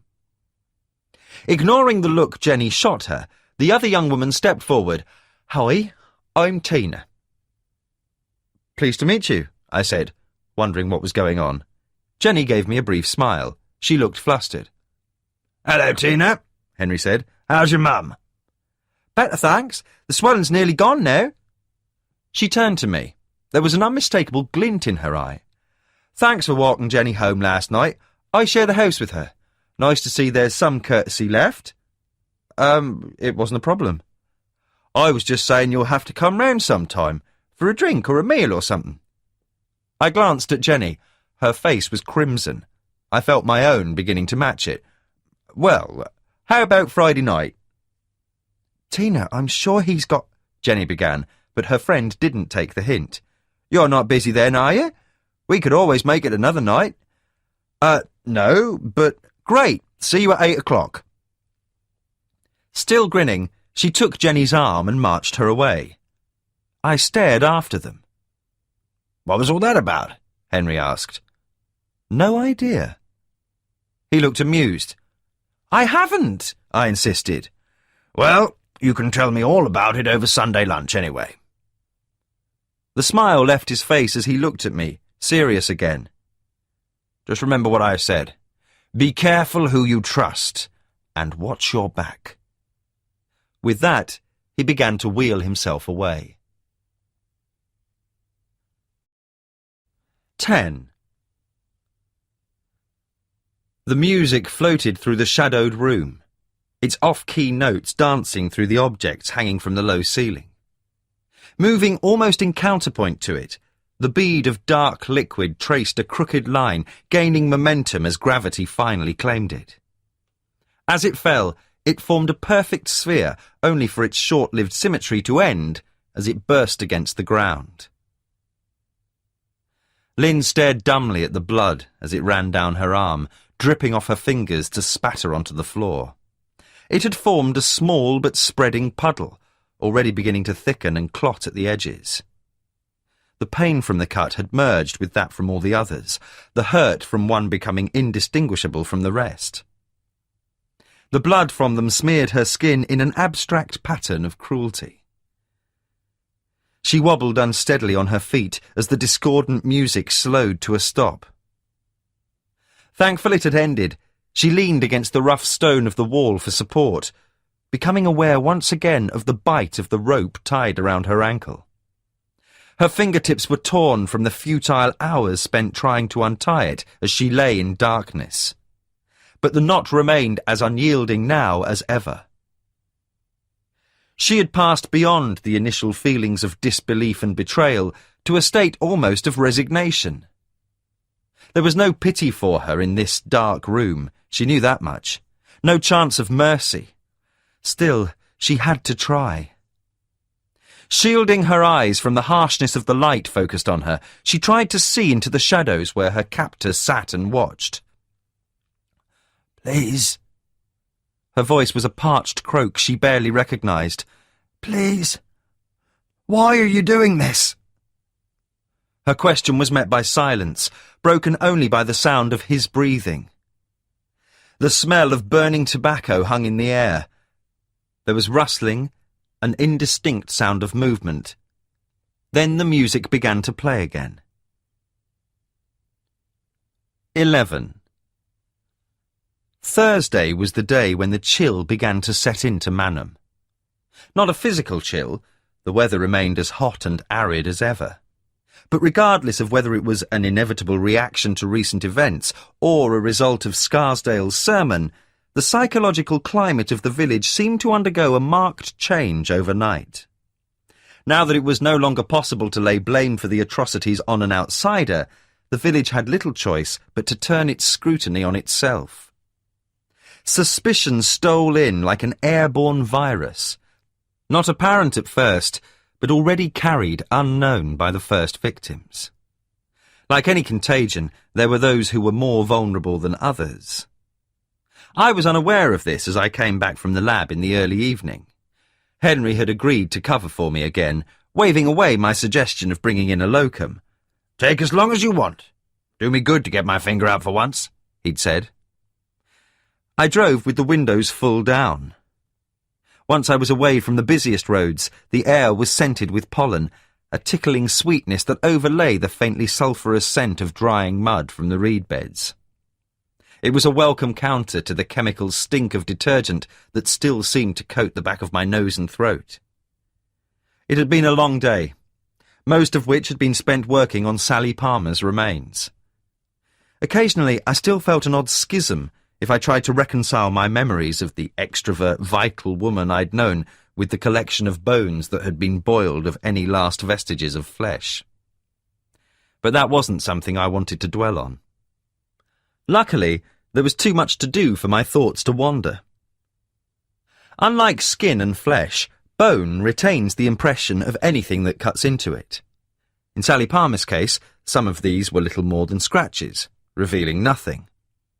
There were 3 places, though, where the blade had gone deep enough to leave an ossified record of its passing. Where her back had been cut for the swan wings, the flat bone of both shoulder blades bore matching grooves. About 6 or 7 inches long, each had been made with a single sweeping stroke. That much was apparent from the way the wounds were shallower at either end than they were in the middle. In both cases, the knife had travelled across the scapula in an arc rather than been thrust, slashed rather than stabbed. I had used a tiny electric saw to carefully cut longitudinally along one of the grooves, so it was split down its full length. Marina had hovered curiously nearby as I'd examined the exposed surfaces where the knife had cut through the bone. I motioned her to take a look. "You see how the sides are smooth?" I asked. "That tells us the knife wasn't serrated." She peered at it, frowning. "How do you know?" "Because a serrated blade makes a pattern, a bit like when you cut wood with a buzzsaw." "So these weren't caused by anything like a bread or steak knife?" "No. It was sharp, though, whatever it was. You see how clean and well-defined the cuts are. And they're quite deep, 4 or 5 millimetres in the middle." "Does that mean it was big?" "I'd say so. Could be something like a large kitchen or butcher's knife, but I'd guess some sort of hunting knife was more likely. The blades on those tend to be heavier and less flexible. Whatever did this didn't bend or wobble, and the cut itself is quite wide. Meat knives are much thinner." A hunting knife also tied in with the killer's obvious woodcraft, though I didn't say that. I'd taken photographs and measurements of both shoulder blades before turning to the 3rd cervical vertebra. This was the section of bone that had sustained most damage, caused when Sally Palmer's throat had been cut. It was a different sort of wound, almost triangular in shape. Stab, not slash. The killer had plunged the knife into her throat point first, then drawn it across her trachea and carotid artery. "He's right-handed," I said. Marina looked at me. "The depression in the vertebra is deep at the left-hand side, then tapers off to the right, so that's the way he cut." I pointed at a spot on my own throat and drew my finger across. Left to right, which suggests he's a right-hander. "Couldn't it have been done backhanded?" "That would have made it more of a slash, like on the shoulder blades." "Or from behind, then? You know, to avoid the blood?" I shook my head. "Makes no difference. He might have stood behind her to do it, but in that case he'd still reach around, put the knife in, and then pull it back across her throat left to right for a right-hander. If not, it would mean pushing the knife rather than pulling it. Too awkward, and it would make a different shape mark in the bone." She was silent as she went through it in her mind. She gave a nod when she accepted it. "That's pretty cool." No, I thought, just the sort of thing you pick up when you've seen enough of it. "Why'd you say he?" Marina asked abruptly. "Sorry?" "When you're talking about the killer, you always talk as if it's a man. But there are no witnesses.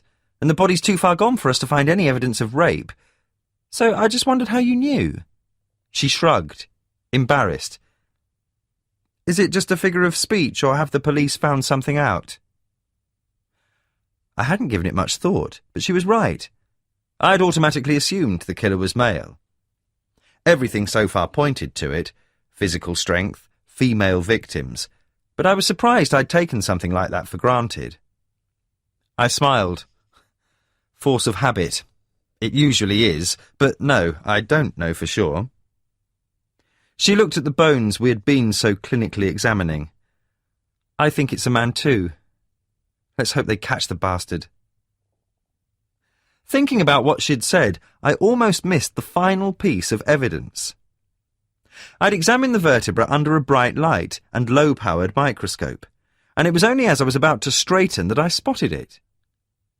A tiny black fleck, lying like rot at the deepest point of the hole carved by the knife.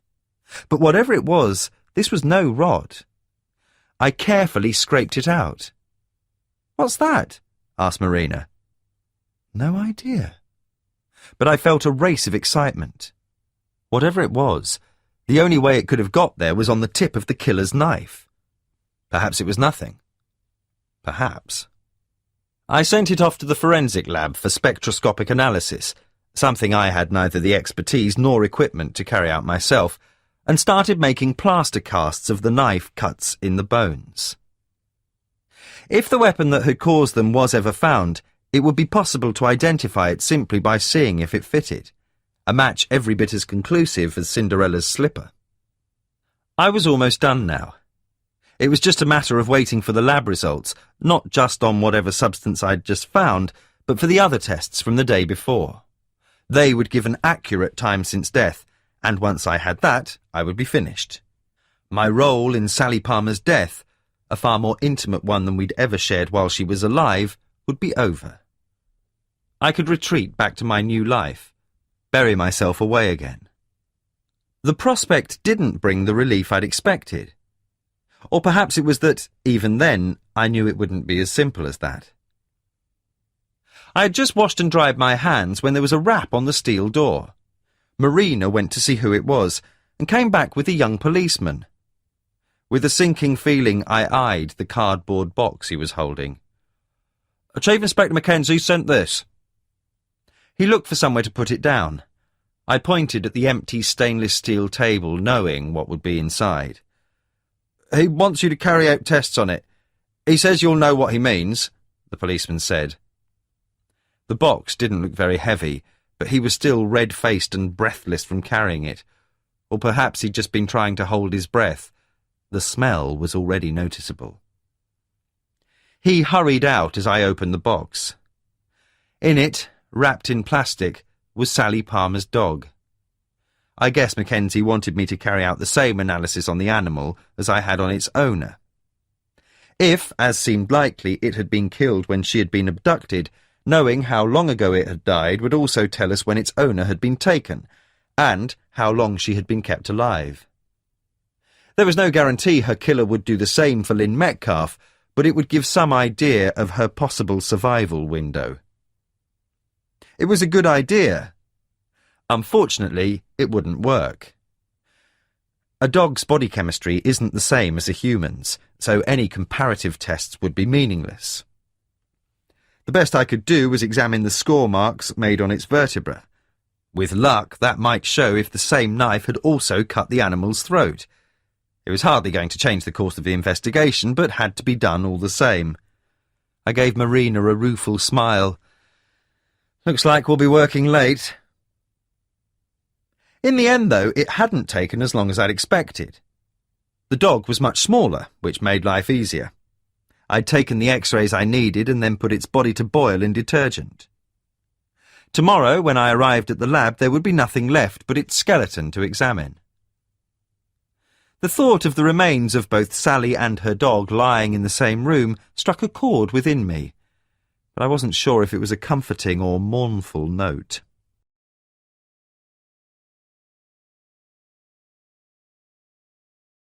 The low sun lanced off the surface of Manham water, setting the lake on fire as the road bent and dipped in its approach to the village. Squinting, I pulled my sunglasses down from my forehead. For an instant, my vision was obscured by the frame, and then I saw a figure walking towards me on the road edge. I was surprised to see someone so close, but they were backlit by the blinding sun, and I was almost past before I recognised who it was. I stopped and reversed until my open window was level with her. "Can I give you a lift home?" Linda Yates looked up and down the empty road, as if considering the question before answering. "I'm not going your way." "Doesn't matter. It'll only take a few minutes. Hop in." I leaned across and pushed the door open. When she still hesitated, I said, "It's not far out of my way. I've been meaning to check on Sam anyway." The mention of her son's name seemed to decide her. She climbed in. I remember noticing how she sat close to the door, but at the time I didn't think anything of it. "How's he been?" I asked. "Better." "Has he gone back to school?" She raised a shoulder. "Doesn't seem much point. They finish tomorrow." That was right. I'd lost track of time, forgotten the school was about to break up for the long summer holiday. "How about Neil?" For the first time, something like a smile came and went, but it was a bitter one. "Oh, he's fine. He's like his dad." There were domestic undercurrents there it was best to avoid. "Have you been at work?" I asked. I knew she sometimes cleaned for a couple of the village shops. "We needed some things from the supermarket." She lifted the plastic bag she had been carrying as if to prove it. "Bit late to go shopping, isn't it?" She glanced at me. By now there was no mistaking her nervousness. "Somebody's got to do it." "Couldn't, I searched for her husband's name. "Couldn't Gary take you?" She shrugged. It obviously wasn't an option. "I don't know that walking home alone is a good idea right now." Again, that quick, nervous look. She seemed to press herself up against the door even more. "Everything all right?" I asked, but I was beginning to see that it wasn't. "Fine." "You seem a bit on edge." "Just, be glad to be home, that's all." She was gripping the edge of the door where the window was open. She seemed ready to fling herself out of it. "Come on, Linda, what's wrong?" "Nothing." It came out too quickly, and now, belatedly, I began to understand what it was. She was scared. Of me. "If you'd rather I stopped so you can walk the rest of the way, just say," I told her cautiously. I could tell from the way she looked at me that I'd been right. I thought back, realised with hindsight how reluctant she had been to get into the car. But it wasn't as if I was a stranger, for God's sake. I'd been the family's doctor since I arrived, seen Sam through mumps and chickenpox, Neil through a broken arm. It was only a few days earlier that I'd been in her kitchen when her boys had made the gruesome discovery that had started all this. What the hell's going on? After a moment, she shook her head. "No, it's all right." Some of the tension had left her, though not all of it. "I don't blame you for being wary. I just thought I was doing you a favour." "You are. It's just—" "Go on." "It's nothing. Only talk." Until then, I'd been putting her reaction down to a general anxiety, an indiscriminate mistrust in the face of what was happening in the village. Now my own unease began to grow, as I began to understand it was something more. "What sort of talk?" "There's a rumour going round that you'd been arrested." I hadn't known what to expect, but it certainly wasn't that. "I'm sorry," she said, as though I might blame her for it. "It's just stupid gossip." "Why the hell would anyone think that?" I asked, stunned. She was fretting at her hands now, no longer afraid of me, only of having to tell me this. "You've not been at the surgery. People are saying that the police came to see you, that you've been driven away with that inspector, the one in charge." It was becoming all too clear now. In lieu of any real news, rumour had rushed in to fill the vacuum, and by agreeing to help Mackenzie, I'd inadvertently made myself a target. It was so absurd I could have laughed, except it wasn't funny. I realised I was about to drive past Linda's house. I pulled up, still too stunned to speak. "I'm sorry," she said again. "I just thought—" She didn't finish. I tried to think of what I could say that wouldn't involve dredging up my entire past for the village to examine. "I've been helping the police. Working with them, I mean. I used to be a sort of specialist before I came here." She was listening, but I wasn't sure how much sense this was making to her. Still, at least she didn't look as though she wanted to throw herself out of my car anymore. "They wanted my advice," I went on. "That's why I haven't been in the surgery." I couldn't think of anything else to say. After a moment, she looked away. "It's this place. This village." She sounded weary. She opened the door. "I'd still like to look in on Sam," I said. She gave a nod. Still shaken, I followed her up the path. Inside the house seemed misty and dim after the brightness of the evening. The TV was playing in the lounge, a cacophony of sound and colour. Her husband and youngest son were watching it, the man slumped in a chair, the boy lying on his stomach in front of the set. They both looked around when we entered. Gary Yates turned to his wife, silently demanding an explanation. "Dr. Hunter gave me a lift home," she said, setting down her shopping bags, moving around too quickly. "He wanted to see how Sam was." Yates seemed unsure of how to react. He was a wiry man in his early 30s, with the pinched feral look of a tinker about him. He slowly stood up, hands held uncertainly. He decided not to offer them, stuffed them into his pockets instead. "Didn't know you were planning to call," he said. "I didn't know myself, but given what's happened, I couldn't let Linda walk home by herself." He flushed and looked away. I told myself to ease up. Any points I scored against him would only be extracted from his wife's account after I'd gone. I smiled at Sam, who had been watching from the floor. The fact that he was inside on a summer evening like this said he wasn't fully himself, but he seemed better than the last time I'd seen him. When I asked him what he would do during the school holidays, he even smiled at one point, showing some of his old animation. "I think he's doing okay," I told Linda in the kitchen afterwards. "He'll probably bounce back soon enough now he's over the initial shock." She nodded, but distractedly. She was still ill at ease.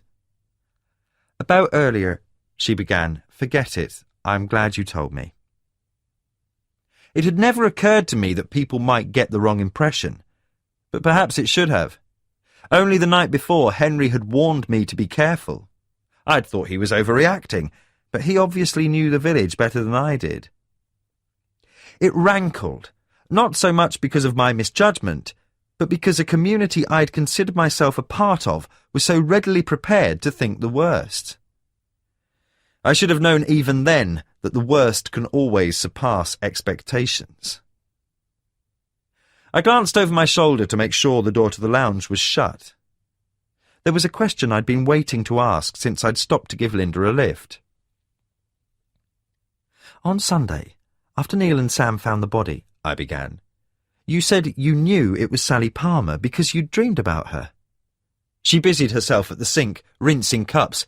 "Just coincidence, I expect." "That wasn't what you said then." "I was upset. I shouldn't have said anything." "I'm not trying to trick you out. I just..." "Just what?"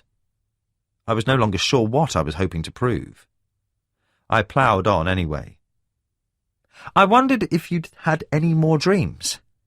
About Lynn Metcalf." She stopped what she was doing. "I wouldn't have thought somebody like you would have much time for that sort of thing." I was just curious. The look she gave me was speculative, piercing. I felt myself grow uncomfortable under it. Then she gave a quick shake of her head. "No," she said, and then she added something so quietly I almost missed it.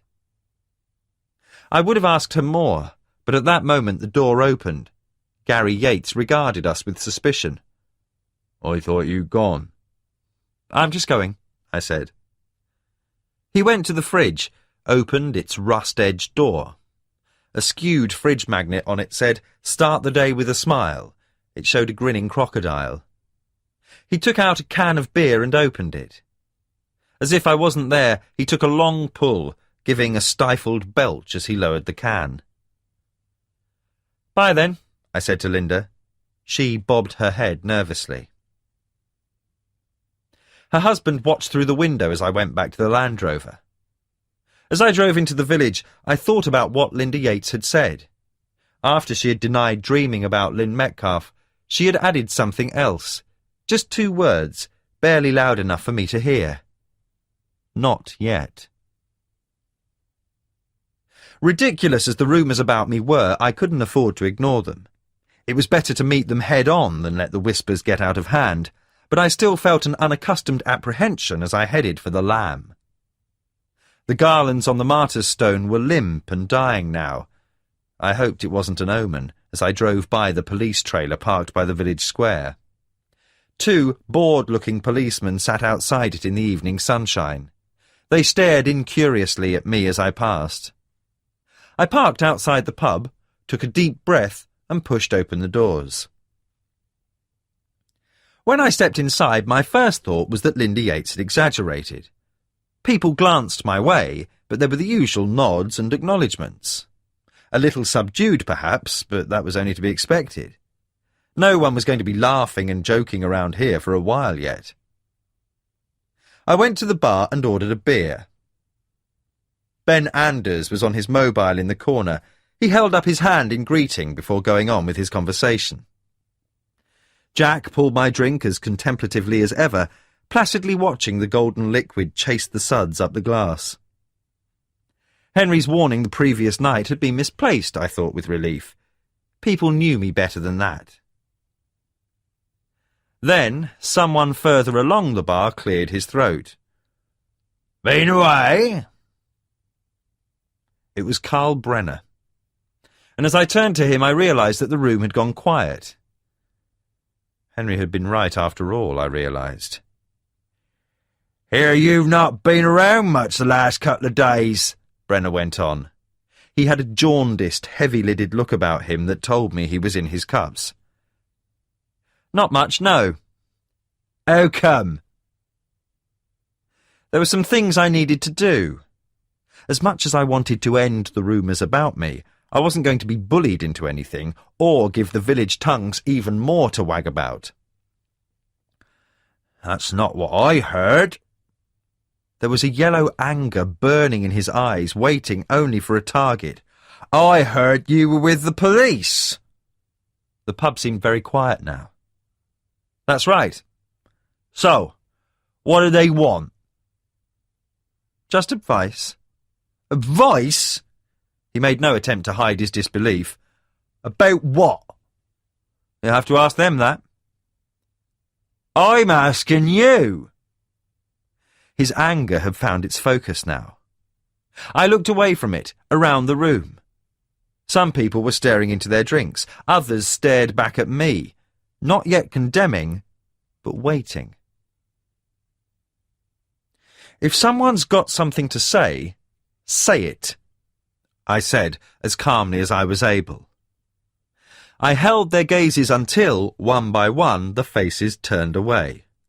"All right. If nobody else is going to, I will." Carl Brenner had risen to his feet. He aggressively swigged what was left in his glass and banged it down. "You've been—" "I'd be careful if I were you." Ben Anders had materialised beside me. I was pleased to see him, not just because of his reassuring physical presence, but because it was a welcome sign of support. "Stay out of this," Brenner said. "Stay out of what?" "Just trying to stop you from saying something you'll regret tomorrow." "I won't regret anything." "Good. How's Scott?" The question took away some of Brenner's bluster. "What?" "Your brother. How's his leg?" The one Dr. Hunter fixed up the other night. Brenner fidgeted, sullen but deflated. It's all right. Good thing the doc here doesn't charge for out-surgery hours, Ben said affably. His gaze took in the rest of the room. I dare say most of us have had cause to be grateful for that some time or another. He let his words hang, then clapped his hands together and turned to the bar. Anyway, when you've got a minute, Jack, I'll have another. It was as though someone had suddenly opened a window to let in a clean breeze. The atmosphere cleared as people stirred, some of them looking slightly shamefaced as they went back to their conversations. I became aware of sweat damping the small of my back. It had nothing to do with the heat in the airless bar. Would you like a whiskey? Ben asked. You look as though you could use one. No, thanks, but I'll get yours. No need. It's the least I can do. Forget it. The bastards just need reminding of a few things. He glanced across at where Brenner was staring moodily into his empty glass. And that bastard needs someone to give him a sorting. I'm pretty certain he's been milking nests at the reserve. Endangered ones. Normally, once the eggs have hatched, we're okay. But we've been losing adult birds as well. Marsh harriers, even bitterns. I haven't caught him yet, but one of these days... He smiled as Jack set his pint down. Good man! He took a long drink and gave an appreciative sigh. So, what have you been doing? He gave me a sidelong glance. Don't worry, I'm just curious. But it's obvious something's been taking you away from here. I hesitated, but he'd earned some sort of explanation. Without going into too many details, I told him. Jesus, he said. Now you see why I don't talk about it. Or didn't, I added. You sure you wouldn't just rather tell people? Get it out in the open? I don't think so. I can spread the word if you like. Put it about what you've been doing.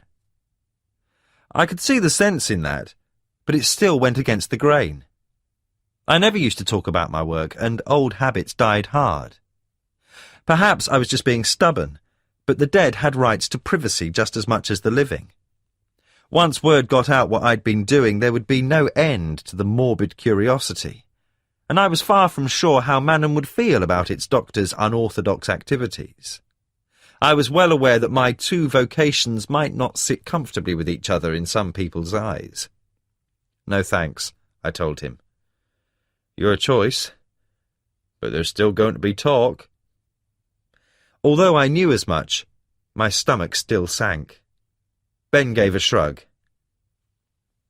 They're scared. They know the killer must live around here, but they'd still rather it be an outsider. I'm not an outsider. I've been here for 3 years. It rang false even as I said it. I might live and work in Manham, but I couldn't claim to belong. I'd just had proof of that. Doesn't matter. You could live here for 30. You're still from a city. Push comes to shove, people look at you and think foreigner. In that case, it won't matter what I say, will it? But I don't think everyone's that bad. No, not everyone. But it only takes a few. He looked solemn. Let's just hope they catch the bastards soon. I didn't stay long after that. The beer tasted sour and stale, though I knew it was as well kept as ever. There was still a numbness when I thought about what had happened, like the deadened moment before the pain sweeps in from a wound. I wanted to be in my own house when it finally caught up with me. As I drove from the pub, I saw Scarsdale leaving the church. Perhaps it was my imagination, but he seemed to be striding taller than before. Out of everyone, he was the only person who was flourishing from the events that had overtaken the village. Nothing like tragedy and fear to make a man of the cloth the man of the moment, I thought, and straight away felt ashamed. He was only doing his job, the same as me. I shouldn't let my dislike of him colour my thinking. God knew I should have had enough of prejudice for one night. A guilty conscience made me raise a hand in acknowledgement as I approached. He looked directly back at me, and for a moment I thought he wasn't going to deign to respond. Then he gave his head a short downward tilt. I couldn't shake the feeling that he knew what I was thinking. 12. By Friday, the press had started to drift away. The lack of any developments meant Manham was already losing its hold on the media's fickle interest. If something else happened, they would be back. Until then, Sally Palmer and Lynn Metcalf would steadily diminish in airtime and column inches until their names faded altogether from the public consciousness. As I drove into the lab that morning, though, my thoughts weren't on the fading media presence or, I'm ashamed to say, the two victims. Even the shock of finding myself regarded with suspicion in the village had been temporarily displaced. No, what fretted away at me was something far more trivial. Dinner at Jenny Hammond's house that evening. I told myself it was no big thing, that she, or rather her friend Tina, was just being friendly. When I'd lived in London, a dinner invitation had been simply polite currency, offered and accepted without much thought. This was no different, I told myself. It didn't work. I wasn't in London now.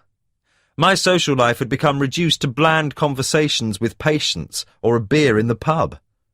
And what were we going to talk about? There was only one subject in the village at the moment, and that would hardly make for light dinner-table chat between strangers, especially not if they'd also heard the rumours about me. I wish I'd had the presence of mind to say no when the offer was made. I even considered calling with some excuse, offering my apologies. But, as much as the thought of the meal unsettled me, I didn't make the call. Which was almost as unsettling in itself, because underneath it all, I was uncomfortably aware of why I was really so nervous. It was the thought of seeing Jenny again. It stirred up a complex silt of emotions I'd rather have left settled. Right up there among them was guilt. It felt like I was preparing to be unfaithful. Of course, I realised how ridiculous that was. I was only going for a meal, and since a drunken businessman had lost control of his BMW that afternoon almost 4 years ago, I was all too aware that there was no one for me to be unfaithful to. But again, that made no difference. So, as I parked the car and took the lift to the laboratory, I wasn't exactly focused.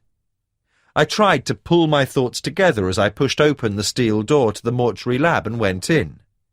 Marina was there already. The door was still swinging shut behind me when she spoke. "The results are back." Mackenzie frowned down at the report I'd given him. "You're sure?"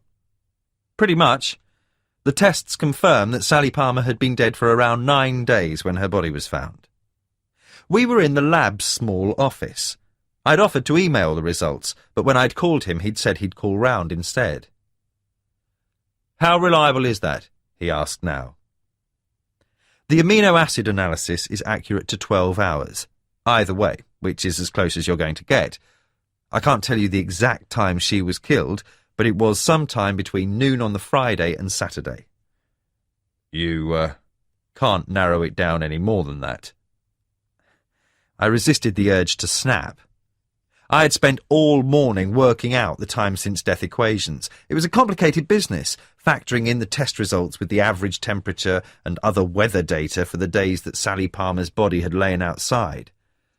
Life's biggest mystery reduced to a banal mathematical formula. Sorry, but taking into account everything else, the maggots and so on, I put it pretty well in the middle of that range. "Call it midnight Friday, then. And she was last seen 3 days before that at the barbecue." Mackenzie frowned at the implication. "There's no way you can be as specific for the dog." "A dog's body chemistry is different to a human's. I could run the analysis, but it wouldn't tell us anything." "Shit," he muttered. "But you still think it was dead longer than that?" I shrugged. All I had to go on was the condition of the dog's body and the insect activity around it, and that was hardly an exact science. Pretty sure, but like I say, the same rules don't necessarily apply to dogs. But 2 or 3 days more at least. Mackenzie pulled at his lip. I knew what he was thinking. This was the 3rd day since Lynn Metcalf had disappeared. Even if the killer followed the same pattern as before and was holding her somewhere, we were entering the end game now.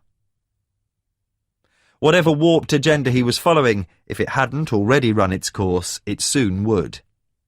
Unless she was found first.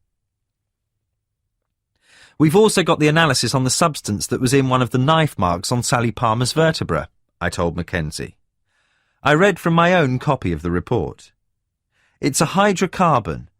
Fairly complex, but around 80% carbon, 10% hydrogen, with small amounts of sulfur, oxygen, nitrogen, and a few trace metals. Meaning? Bitumen. Common or garden bitumen, the sort of stuff you can buy in any hardware or DIY store. Well, that narrows it down. Something flickered faintly in the back of my mind, a synaptic connection sparked by something that had just been said. I reached for it, but it remained elusive. Anything else? Mackenzie asked, and whatever almost thought I'd had slipped away. Not really. I've still got to examine the knife marks on the dog's spine. With luck, that'll confirm that the same weapon killed them both. Then I'll be finished. Mackenzie looked as though he'd expected as much, but hoped for more. How about your end? Any more developments? I asked.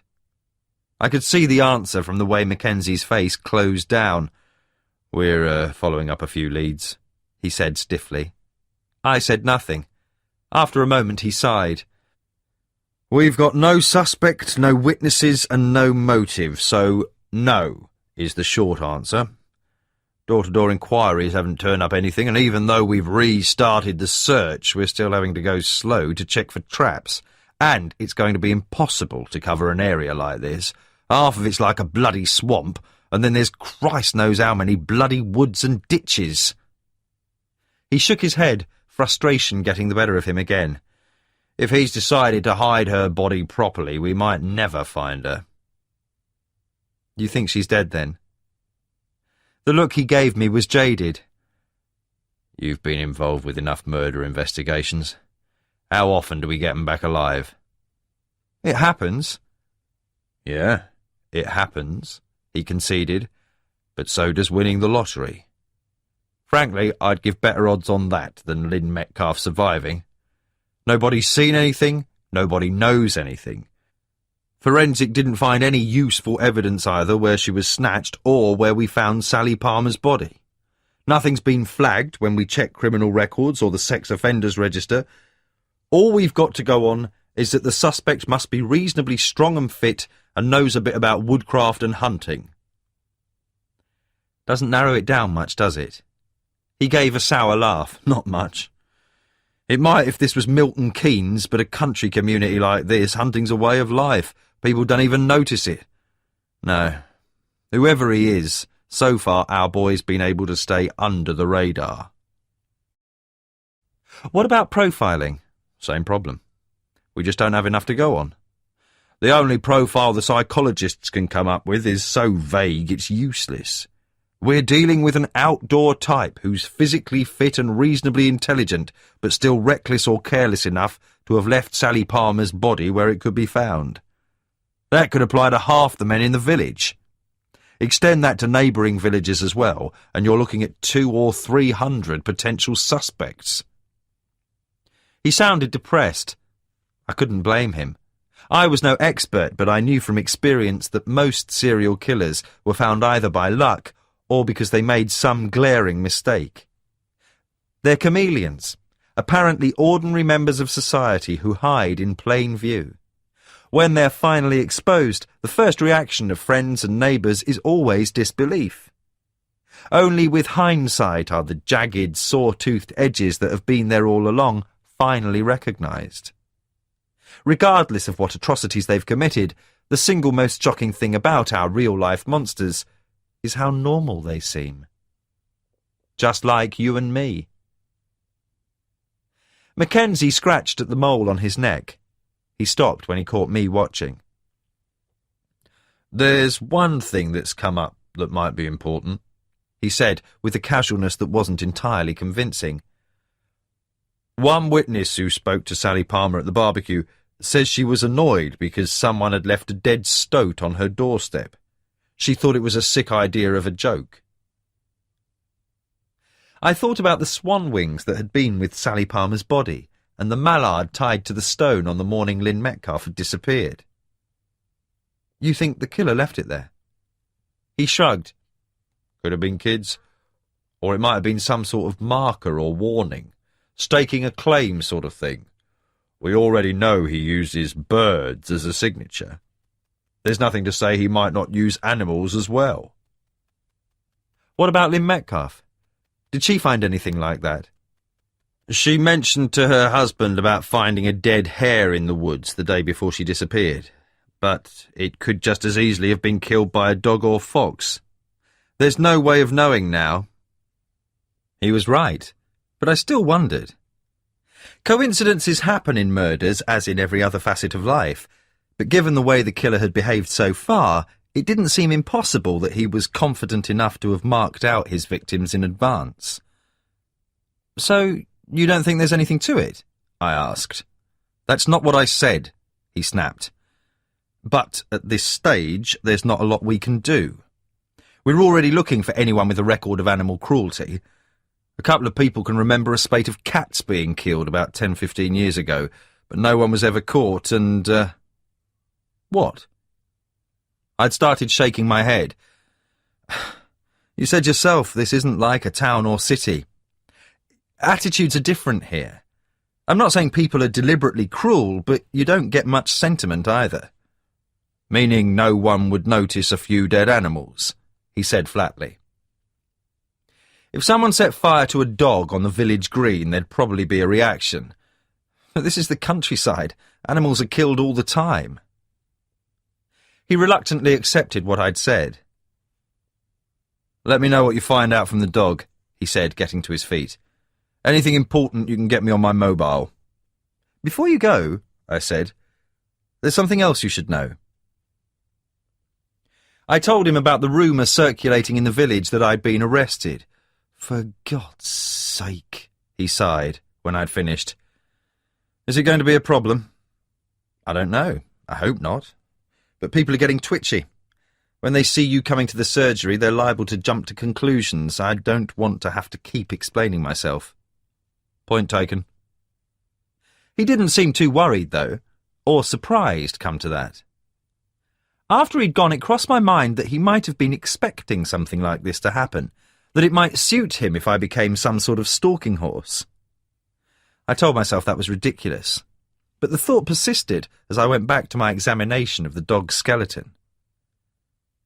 I worked automatically as I prepared and photographed the score mark where the knife had cut into a cervical vertebra. It was routine stuff, worthwhile only from a plodding evidentiary point of view, rather than any real prospect of finding something worthwhile. As I positioned the vertebra under a low-powered microscope to study it in more detail, I already knew what to expect. I was still looking at it when Marina arrived with a cup of coffee. "Anything interesting?" she asked. I moved to one side. "See for yourself." She bent over the microscope. After a moment, she adjusted the focus.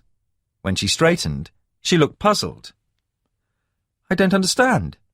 "Why not?" "The cut's rough, not smooth like the other one. The knife's left ridges in the bone. You said only a serrated blade made a pattern like that." "That's right." "But that doesn't make sense. The cut in the woman's vertebra was smooth. Why isn't this one the same?" "It's pretty straightforward," I said. "It was made by a different knife." 13. The meat was still pale. Beads of fat clung to it like sweat, dripping through the mesh to splash hissing on the hot coals below.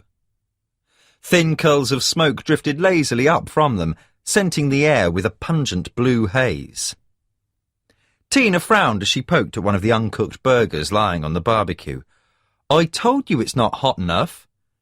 "Give it a bit longer," Jenny said, If we give it much longer, it'll have gone off. It needs to be hotter.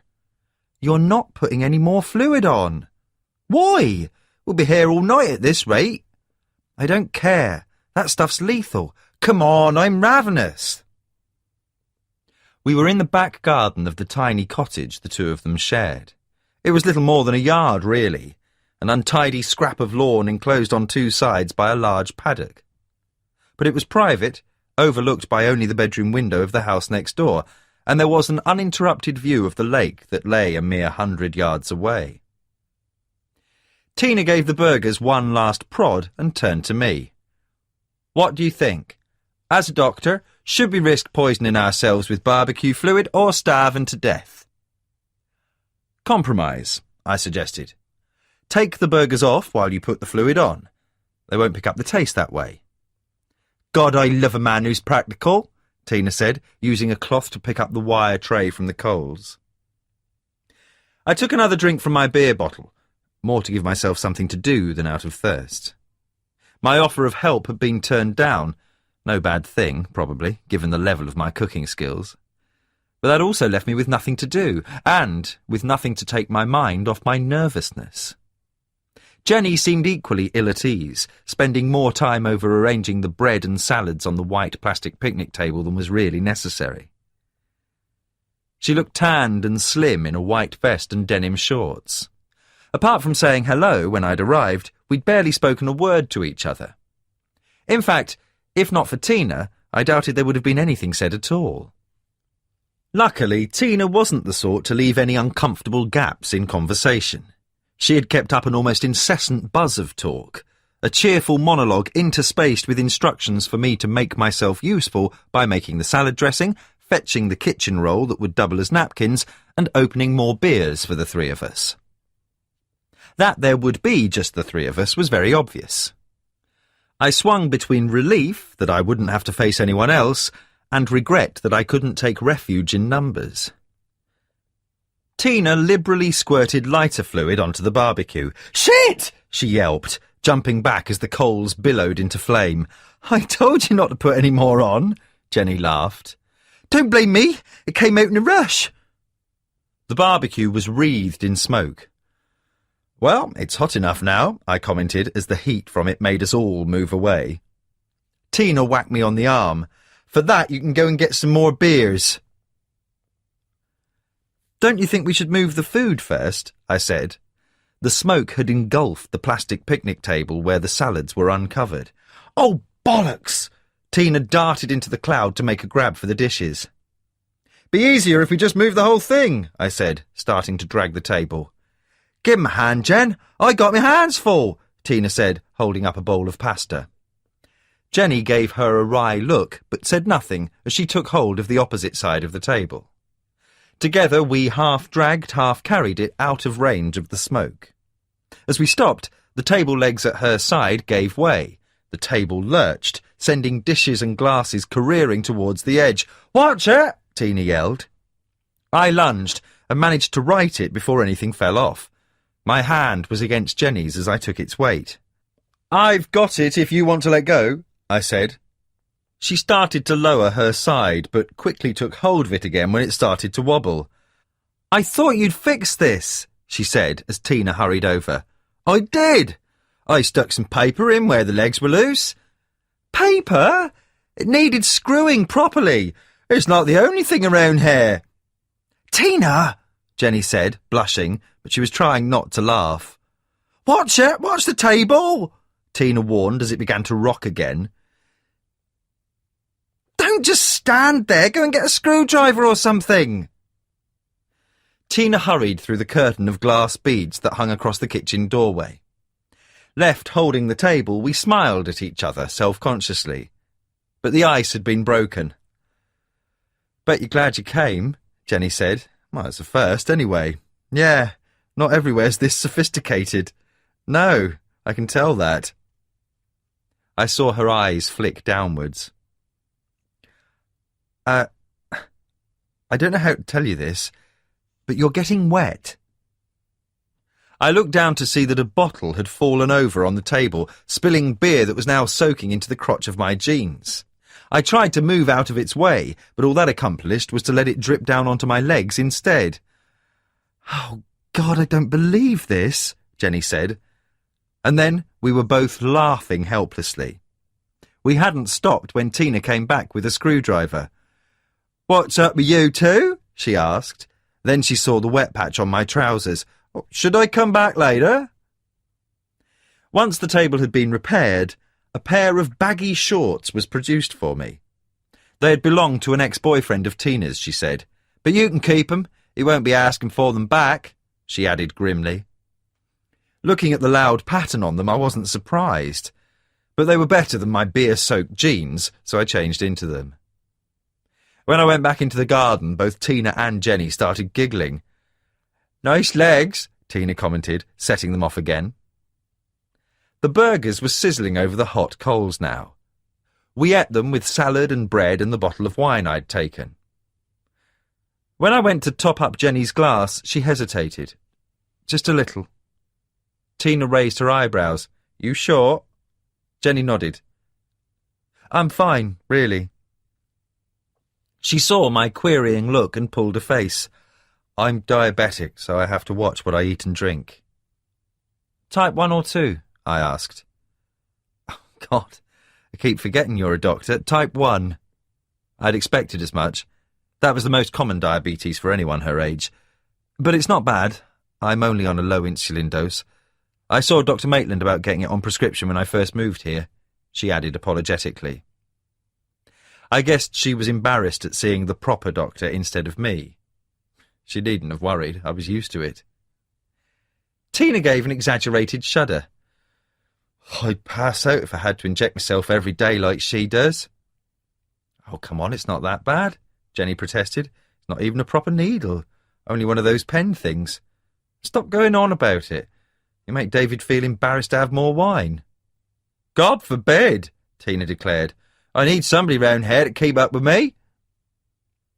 I didn't keep up with her, but at Jenny's insistence I let my glass be refilled more often than I'd planned. The next day was Saturday, and it had been a long week. Besides which, I was having a good time. I couldn't remember enjoying myself as much in a long time. The only dampening of the mood came after we'd eaten. Dusk had settled, and in the fading light Jenny sat staring across the garden towards the lake. I saw her face cloud and guessed what she was going to say before she said it. "I keep forgetting what's happened. Makes you feel, well, a bit guilty, doesn't it?" Tina sighed. She wanted to cancel tonight. Thought we might upset people by having a barbecue. "I thought it seemed disrespectful," Jenny said to me. "Why?" Tina demanded. "Are you telling me other people won't be watching TV or having a beer in the pub? It's very sad and scary and all that, but I don't see that we need to wear hair shirts to show sympathy. You know what I mean." "Well, yes, but I know what people round here are like.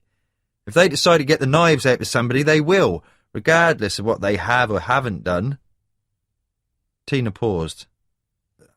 "All right, that wasn't the best way of putting it, but it's true." She looked pointedly at me. "You've just found that out, haven't you?" I realised then that they must have heard the rumours. "Tina," Jenny said warningly. "Well, it's no good pretending we haven't heard. I mean, of course the police are going to want to talk to the local doctor, but all it takes is one person to raise an eyebrow, and suddenly everybody's got you convicted. It's just another example of how small-minded people are round here." "And big-mouthed," Jenny flared. It was the first sign of temper I'd seen from her. Tina shrugged it off.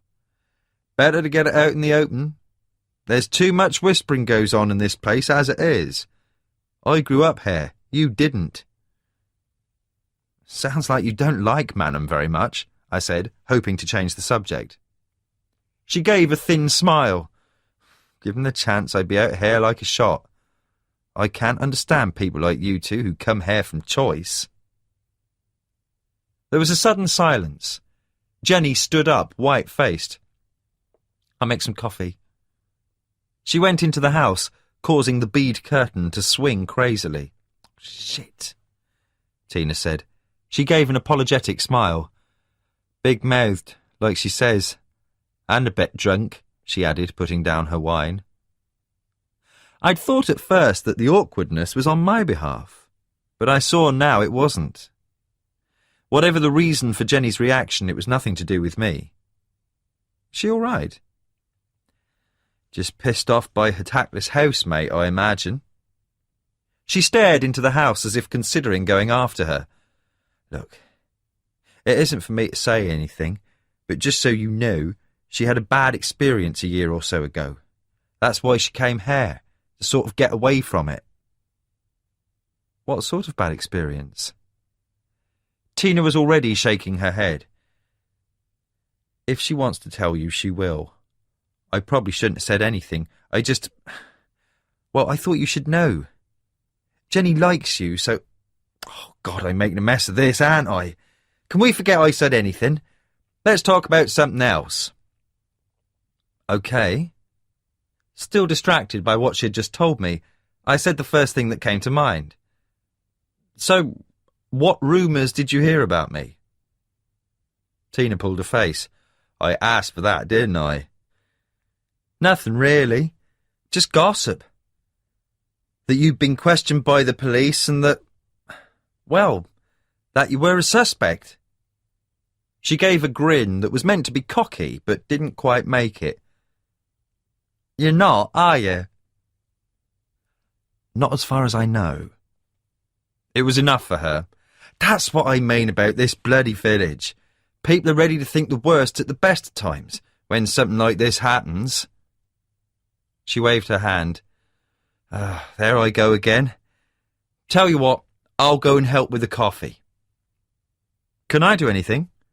She was already heading inside. "It's all right. I'll send Jen out to keep you company."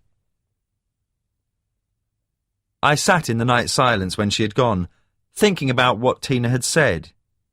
Jenny likes you. What was that supposed to mean? More to the point, how did I feel about it? I told myself it had been the drink talking, that I shouldn't read too much into it. So why did I feel nervous all of a sudden? I got up and went to the low stone wall that bordered the garden. The last of the light had gone now, and the fields were lost in blackness. The faintest breath of breeze came off the lake, carrying the desolate cry of an owl. There was a noise behind me. Jenny had come back outside carrying 2 mugs. I stepped away from the wall, back into the pool of light thrown from the open door. She gave a start as I emerged from the shadows, slopping coffee onto her hands. "Sorry, I didn't mean to make you jump." "It's all right, I just didn't see you." She put the mugs down and blew on her hand. I gave her a piece of kitchen roll. "You okay?" "I'll live." She wiped her hands. "Where's Tina?" "Sobering up." She picked up the mugs again. "I didn't ask if you took milk and sugar." "No to both." She smiled. "Good guess." She handed me a coffee and moved towards the wall. "Admiring the view?" "What I can see of it. It's great, if you like fields and water." "And do you?" We stood side by side, looking towards the lake. "Yeah, I do, actually. I used to go sailing with my dad when I was a girl." "Do you still go?" "Not for years. I still like being by water, though. I keep thinking I should hire a boat sometime, just a small one. I know the lake's too shallow for anything very big, but it seems a waste living this close and not going out on it." "I've got a dinghy, if that's any good." I said it without thinking, but she turned to me eagerly. I could see her smiling in the moonlight. I became aware of how close we were standing, close enough to feel the warmth of her bare skin. "Really?" "It's not mine exactly. It belongs to Henry, but he lets me use it." "Are you sure? I mean, I wasn't dropping hints or anything." "I know. Anyway, I could do with the exercise." I felt something like astonishment as I said it. "What are you doing?" I looked out at the lake, glad that the darkness hid my face. "How about this Sunday?" I heard myself say. "That'd be great! What time?" I remembered I'd said I'd have lunch with Henry. "Make it the afternoon. I'll pick you up about 3. 3 o'clock's fine." I could hear the smile in her voice, even though I wasn't looking at her. I busied myself taking a drink of my coffee, barely noticing as it burned my mouth. I couldn't believe what I'd just done. Tina's not the only one who needs to sober up, I thought. I made my excuses and left not long afterwards. Tina made a belated appearance as I was going, grinning as she told me I could let her have the shorts back later. I thanked her, but changed back into my damp jeans. My reputation in the village had suffered enough without walking back through it in a pair of lurid surf shorts. I hadn't gone far from the house when my mobile phone gave a short beep to let me know there was a message. I always carried the phone with me so I could be contacted in an emergency, but when I'd taken off my wet jeans I'd left it in the pocket. I'd forgotten all about it, and the realization that I'd been out of touch for over 2 hours finally roused me from my preoccupation with Jenny. Guiltily, I called my answer service, hoping I hadn't missed anything serious. But the message wasn't about any of my patients. It was from Mackenzie. They'd found a body. 14. The floodlights cast a ghostly brightness onto the area. The surrounding trees were transformed into a surreal landscape of light and dark. In the centre of it, the team of crime scene officers went about their business. A rectangular section of ground had been marked out with a gridwork of nylon string, and to the background hum of a generator, they painstakingly scraped away at the earth, slowly revealing more of what lay hidden beneath. Mackenzie stood nearby, crunching on a mint as he watched. The policeman looked tired and drawn, the floodlights leaching the colour from his face and accentuating the shadows under his eyes. "We found the grave this afternoon. It's only shallow, about 2 or 3 feet deep. We thought it might be a false alarm at first, some animal or a badger set, till we exposed the hand." The site was in a wood about 2 miles from where Sally Palmer's body had been found. The forensics team had cleared away most of the top layer of earth by the time I arrived, just after midnight. I watched one of the officers sifting soil through a sieve. She paused to examine something, then discarded it and continued. "How did you find it?" I asked Mackenzie. "Sniffer dog." I nodded. It wasn't only drugs and explosives that the police used specially trained dogs to find. Locating a grave was rarely easy, and the larger the area to be searched, the harder it got. If the body had been buried for some time, there might be a telltale depression as the disturbed earth settled, and long-handled probes could be used to check for any areas that were more yielding than the surrounding ground. I even knew of one forensic scientist in the States who'd had interesting results divining for graves using pieces of bent wire. But dogs remained the best search tool for discovering where a body was buried. Their sensitive noses could detect the taint of the gases released during decomposition through several feet of soil, and good cadaver dogs had even been known to locate bodies buried over a century before. The forensics team was scraping the soil from partially exposed remains, using small trowels and brushes, working with an almost archaeological precision. The same techniques needed to be used whether the grave was a few weeks or a few hundred years old. The aim in both cases was to uncover the body with a minimum of disturbance, the better to decipher whatever evidence might have been unknowingly entombed with it. In this case, the most telling piece of information was already apparent. I wasn't taking part in the recovery process, but I was standing close enough to see what mattered. Mackenzie glanced at me. "Any comment?" "Only what I expect you know already. Tell me anyway." "It's not Lynn Metcalf," I said. He gave a non-committal grunt. "Go on." "This isn't a new grave. Whoever it is, they've been here since long before she went missing. There's no soft tissue left at all. No smell. The dog did well to find it. I'll pass on your congratulations, he said dryly. So how long would you say it's been here? I looked at the shallow excavation. The skeleton was now almost fully exposed, its bones the same colour as the earth. It was an adult's, lying on its side with what looked like a t-shirt and jeans still clinging to its form. I can only narrow it down so far without doing more tests. Buried this deep, the decomposition would take much longer than it would on the surface, so for it to get to this stage, say a minimum of a year, 15 months, but my guess is this has been here a good bit longer than that, probably nearer to 5 years. How'd you know? The jeans and t-shirt, they're cotton, which takes 4 to 5 years to rot. They've not gone completely yet, but they're getting there. Anything else? Can I take a closer look? Help yourself. It was a different scene of crime team from the one I'd met before, at the site where Sally Palmer had been found. They glanced at me as I crouched down at the edge of the dig, but continued with what they were doing without comment. It was already late, and they had a long night ahead. Any signs of trauma? I asked one of them. Some pretty severe cranial damage, but we've only just started to expose it. He indicated the upper right side, which was still partly covered by soil. But cracks were already visible, radiating from a section where the bone had caved in. Looks blunt rather than sharp or ballistic, I said, examining it. What would you say? He nodded.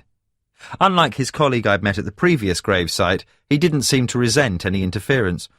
Looks like it, but I'm not going to commit myself until we make sure there isn't a bullet rattling around inside the skull. An injury to the skull caused by either gunshot or something sharp like a knife produced a different type of trauma from one made with a blunt object.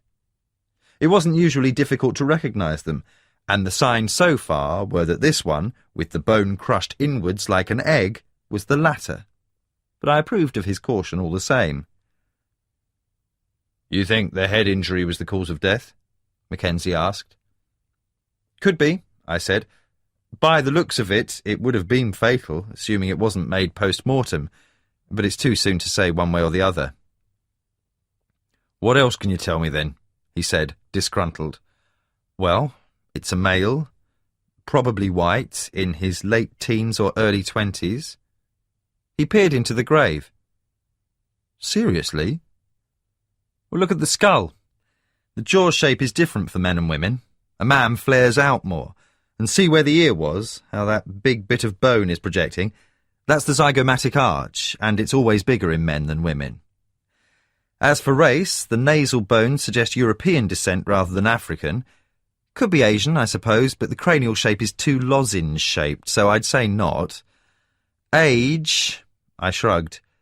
Again, only a guess at this stage, but from what I can see of them, the vertebrae don't look too worn. And see the ribs here? I pointed to where the blunt ends of bone protruded from underneath the t-shirt. The ends get more irregular and knobbly the older you get. The edges on these are still pretty sharp, so it's obviously a young adult. Mackenzie closed his eyes and kneaded the bridge of his nose. Perfect. Just what we needed. An unrelated murder. He looked up suddenly. There's no sign of the throat being cut, is there? Not that I can see. I'd already checked the cervical vertebrae for any knife marks. After being buried for this long, any damage is going to be harder to make out without a proper examination. But there's nothing obvious. Thank God for small mercies, Mackenzie muttered. I could sympathise. It was difficult to say which would complicate things more. Having to launch a second murder inquiry, or finding evidence that the same killer had been active for years. But that didn't concern me, for which I was grateful. I stood up, brushing the dirt from my hands. If there's nothing else you need me for, I might as well get back. Can you be at the lab tomorrow? I mean, later today, Mackenzie added, catching himself. Why? He seemed genuinely surprised by the question. to take a better look at this. We should have finished here by mid-morning. We can have the body with you for lunchtime. You seem to take it for granted I'm going to get involved. Aren't you? It was my turn to be surprised. Not so much by his question as the fact that he seemed to know me better than I did. I suppose so, I said, accepting the inevitability of it. I'll be there for 12. I woke up in the kitchen, cold and confused. In front of me, the door to the back garden stood open, revealing the first hint of a lightening sky. The memory of the dream was still fresh in my mind, the voices and presence of Cara and Alice as vivid as if I'd just spoken to them. It had been even more disturbing than usual. In it, I'd felt that Cara had wanted to warn me of something, but I'd not wanted to know. I'd been too afraid of what I might hear. I shivered. I had no recollection of coming downstairs or what unconscious motive had led me to unlock the door. I went to close it, but then stopped. Rising like a cliff from the pale sea of mist covering the field was the impenetrable dark of the wood. A sense of foreboding gripped me as I stared at it. Can't see the wood for the trees. The phrase came into my head from nowhere. For a moment it seemed to have some deeper significance, but it faded even as I tried to grasp it. I was still trying when something touched the back of my neck. I started and turned around. The empty kitchen confronted me. A breeze, I told myself, even though the morning was still and silent, undisturbed by any whisper of air. I closed the door, trying to dismiss the unease that still persisted. But the sensation of fingertips gently brushing my skin lingered as I went back to bed and waited for the dawn. I'd got most of the morning to kill before I was due at the lab. With nothing better to do, I strolled up to Henry's for breakfast, as I often did on Saturdays. He was already up and seemed in good form, cheerfully asking me how it had gone the night before as he briskly fried eggs and grilled bacon. It took me a moment to realise he meant the barbecue at Jenny's rather than the discovery in the wood. News of that hadn't broken yet, and what the reaction would be when it did I couldn't imagine. Manham was already struggling to deal with events as it was, and I still felt too unsettled by the dream to want to dwell on such things myself. So I didn't mention that a second body had been found. But Henry's good mood was infectious, and by the time I left I was in a much brighter frame of mind. My spirits lifted further as I walked back home to collect my car. It was another beautiful morning, without the stifling heat that would come later. The yellows, purples and reds of the flowers edging the village green hurt the eye with their vibrancy, filling the air with the heavy sweetness of pollen. Only the police trailer parked nearby disturbed the illusion of rural quiet. Its presence seemed to chastise my sudden optimism, but it had been so long since I'd felt like this I didn't care. Of course, I didn't question the reasons for it too closely, and I was careful not to link my new outlook with Jenny. It was enough just to appreciate the moment while it lasted. As it turned out, it wasn't about to last much longer. I was passing the church when a voice called out, "Dr. Hunter, a moment, please." Scarsdale was in the graveyard with Tom Mason, the younger of the two gardeners who tended Manham's flower beds and lawns. I faced him across the low church wall. "Morning, Reverend. Tom?" Tom bobbed his head with a shy smile, without looking up from the rosebush he was tending. Like his grandfather, he was happiest left alone to look after his plants, which he did with almost bovine gentleness. By contrast, there was nothing bovine or gentle about Scarsdale. He didn't bother to acknowledge my greeting. "I'm curious as to your thoughts on the current situation," he said, without preamble. His black suit seemed to absorb the sunlight amongst the old and uneven gravestones. It seemed an odd thing to say. "I'm not sure what you mean." The village faces a difficult time. People all over the country will be watching to see how we acquit ourselves, don't you agree? I hoped this wasn't going to be a repeat of his sermon. What is it you want, Reverend? To show that Manham won't tolerate what's happened. This could be an opportunity to forge a stronger community, to unite in the face of this test. I don't see how a lunatic abducting and killing women can be regarded as a test. No, perhaps you don't. But people are frankly concerned about the damage being done to the reputation of the village, and rightly so. I would have thought they'd be more concerned with finding Lynn Metcalf and catching Sally Palmer's killer. Isn't that more important than worrying about Manham's reputation? Don't play games with me, Dr. Hunter, he snapped. If more people had paid attention to what's going on in this community, it might not have come to this. I should have known better than to argue with him.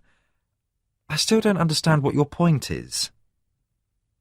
I was conscious of the gardener's presence in the background, but Scarsdale was never shy about performing in front of an audience.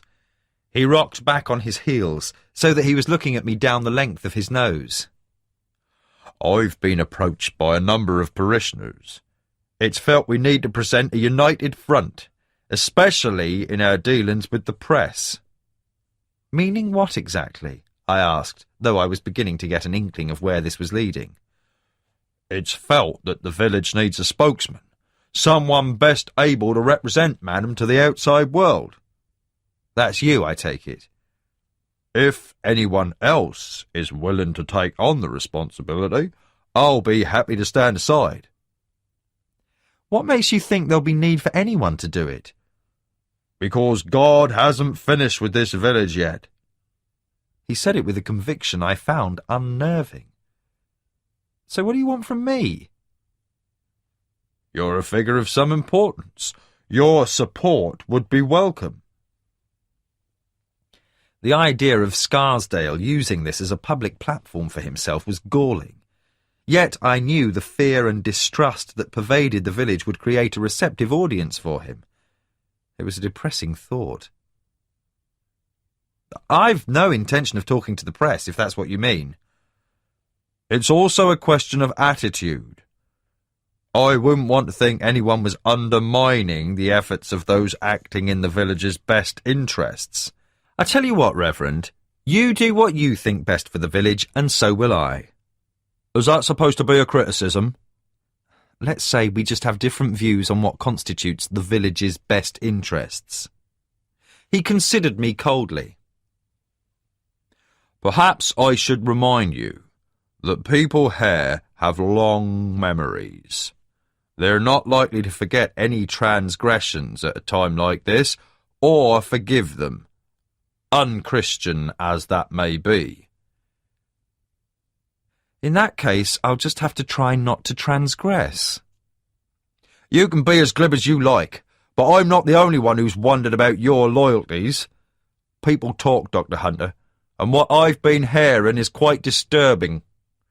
Then perhaps you shouldn't listen to gossip. As a man of the cloth, aren't you supposed to give the benefit of the doubt? Don't presume to tell me my job, then don't try to tell me mine. He glared at me.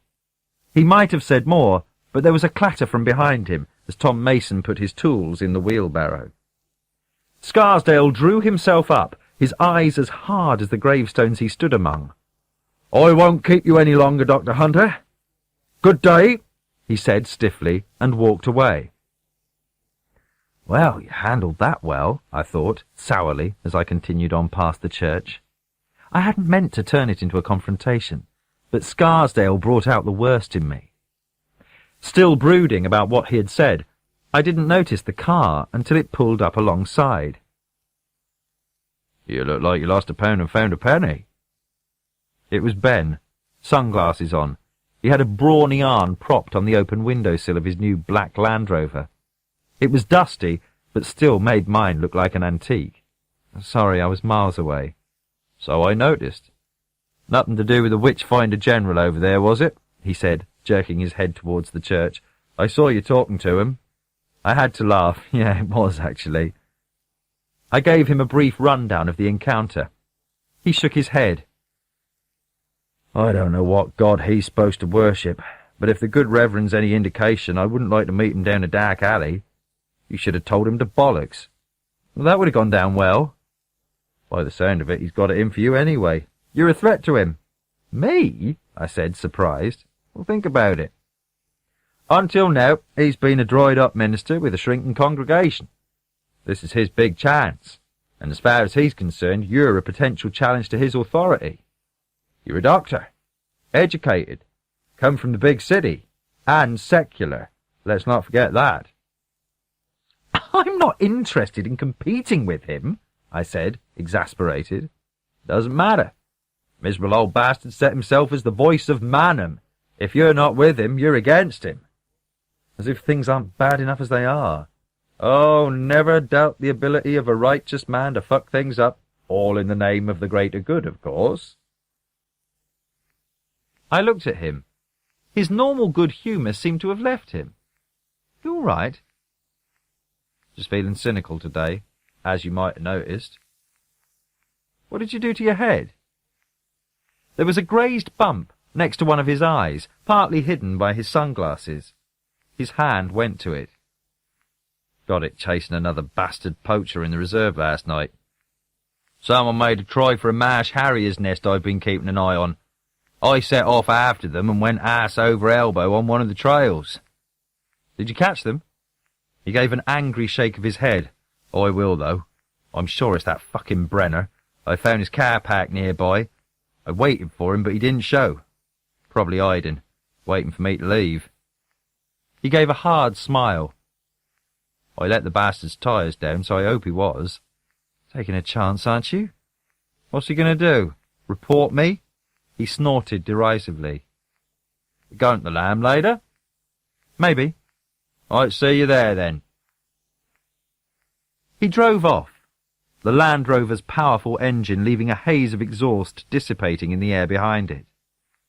As I set off for my house, I thought about what he'd said. There was always a thriving black market for endangered species, and birds in particular. But given the role they'd played in Sally Palmer's mutilation and Lynn Metcalf's abduction, it was something the police should know about.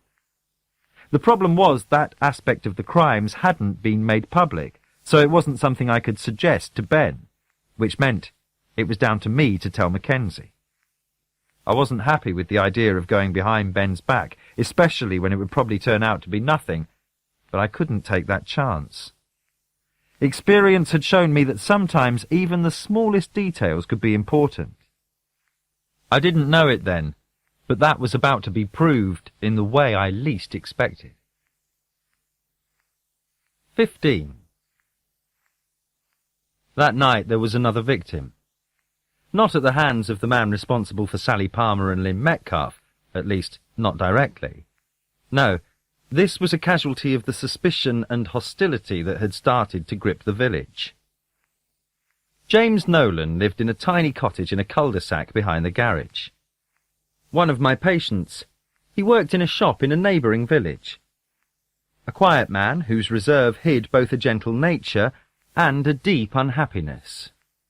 He was in his 50s, single and 4 stones overweight. He was also homosexual. The latter was something of which he was deeply ashamed. In a backwater like Manham, where such traits were regarded as unnatural, there had been little scope for sexual adventure. Consequently, as a young man, he'd found such satisfaction as he could in the public parks and lavatories of nearby towns. On one occasion, the man he'd approached had been an undercover police officer. The shame of the encounter lasted far longer than the suspended sentence he received. Inevitably, word of it leaked back into the village. Already marked for ridicule, now he was seen as something far more sinister. While the exact nature of his transgression was never discussed, and probably not even known, the rumour of it was enough to brand him. In the way that small communities have of ascribing roles to its members, he became the village untouchable pervert whom children were warned not to go near. And Nolan lived up to his image by retreating further into his isolation. He moved through the village like a ghost, speaking to few people, asking only not to be noticed. For the most part, Manham was happy to comply, not so much tolerating as ignoring him. Until now. In a way, it was almost a relief to him when it happened. Ever since Sally Palmer's body had been found, he'd lived in fear, knowing that rationality didn't play any part in selecting scapegoats. At night, when he returned from work, he would hurry into his cottage and shutter himself inside, hoping that invisibility would continue to protect him. That Saturday night, though, it failed. It was after 11 when the banging started on his door. He had turned off the TV, was preparing to go to bed. His curtains were closed, and for a while he sat in his chair, praying that whoever it was would go away. But they didn't. There were several of them, drunk and laughing at first as they mockingly called his name. Then the shouts grew angrier, the blows to the door more violent. It danced and shook under the assault, and Nolan looked at the telephone, almost giving in and calling the police. But a lifetime of not drawing attention to himself prevented it. Instead, when the callers changed tactics, threatening to break the door down unless he opened it, he did what he'd always done. He did as he was told. He'd kept the chain on, trusting to the steel links to protect him. Like everything else, they failed. The door and frame splintered under the renewed assault, knocking Nolan back into the hall as the men surged into his home. Later, he claimed he hadn't recognized any of them, saying he didn't get a look at their faces. Whether he did or not, I find it hard to believe he didn't know who his attackers were. At the very least, they must have been people he'd seen before, perhaps even young men whose parents or grandparents he had grown up with. They beat and kicked him, and then set about wrecking the house. When they'd smashed everything they could, they set about him again, this time not stopping until he was unconscious. It's possible that some semblance of reason made them stop before they killed him. Then again, his injuries were such they could easily have left him for dead. It was some time after they'd gone when my phone rang. I fumbled for it, still half asleep, and failed to recognize the whispered voice that told me someone had been hurt. While I was still trying to rouse myself, the caller told me which house to go to, and then rang off. I stared dumbly at the receiver for a moment or two, before I collected myself enough to phone for an ambulance.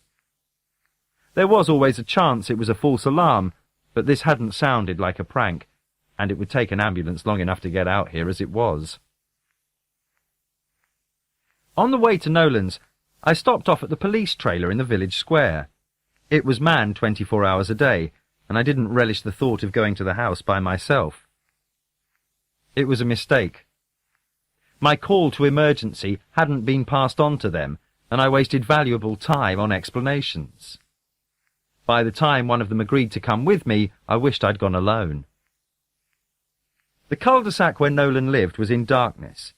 It was easy to see which house was his because the front door was wide open. I looked at the neighbouring houses as we approached. There was no sign of life, but I had the feeling that we were being watched all the same. We found Nolan in the wreckage of his home where his attackers had left him. There was little I could do but put him in the recovery position and then wait for the ambulance. He drifted in and out of consciousness, so I kept talking to him until the paramedics arrived. At one point, when he seemed quite lucid, I asked him what had happened, but he only shut his eyes again, blocking out the question. As he was carried out on a stretcher to the ambulance, one of the police officers who'd arrived with it asked why the caller had phoned me rather than the emergency services.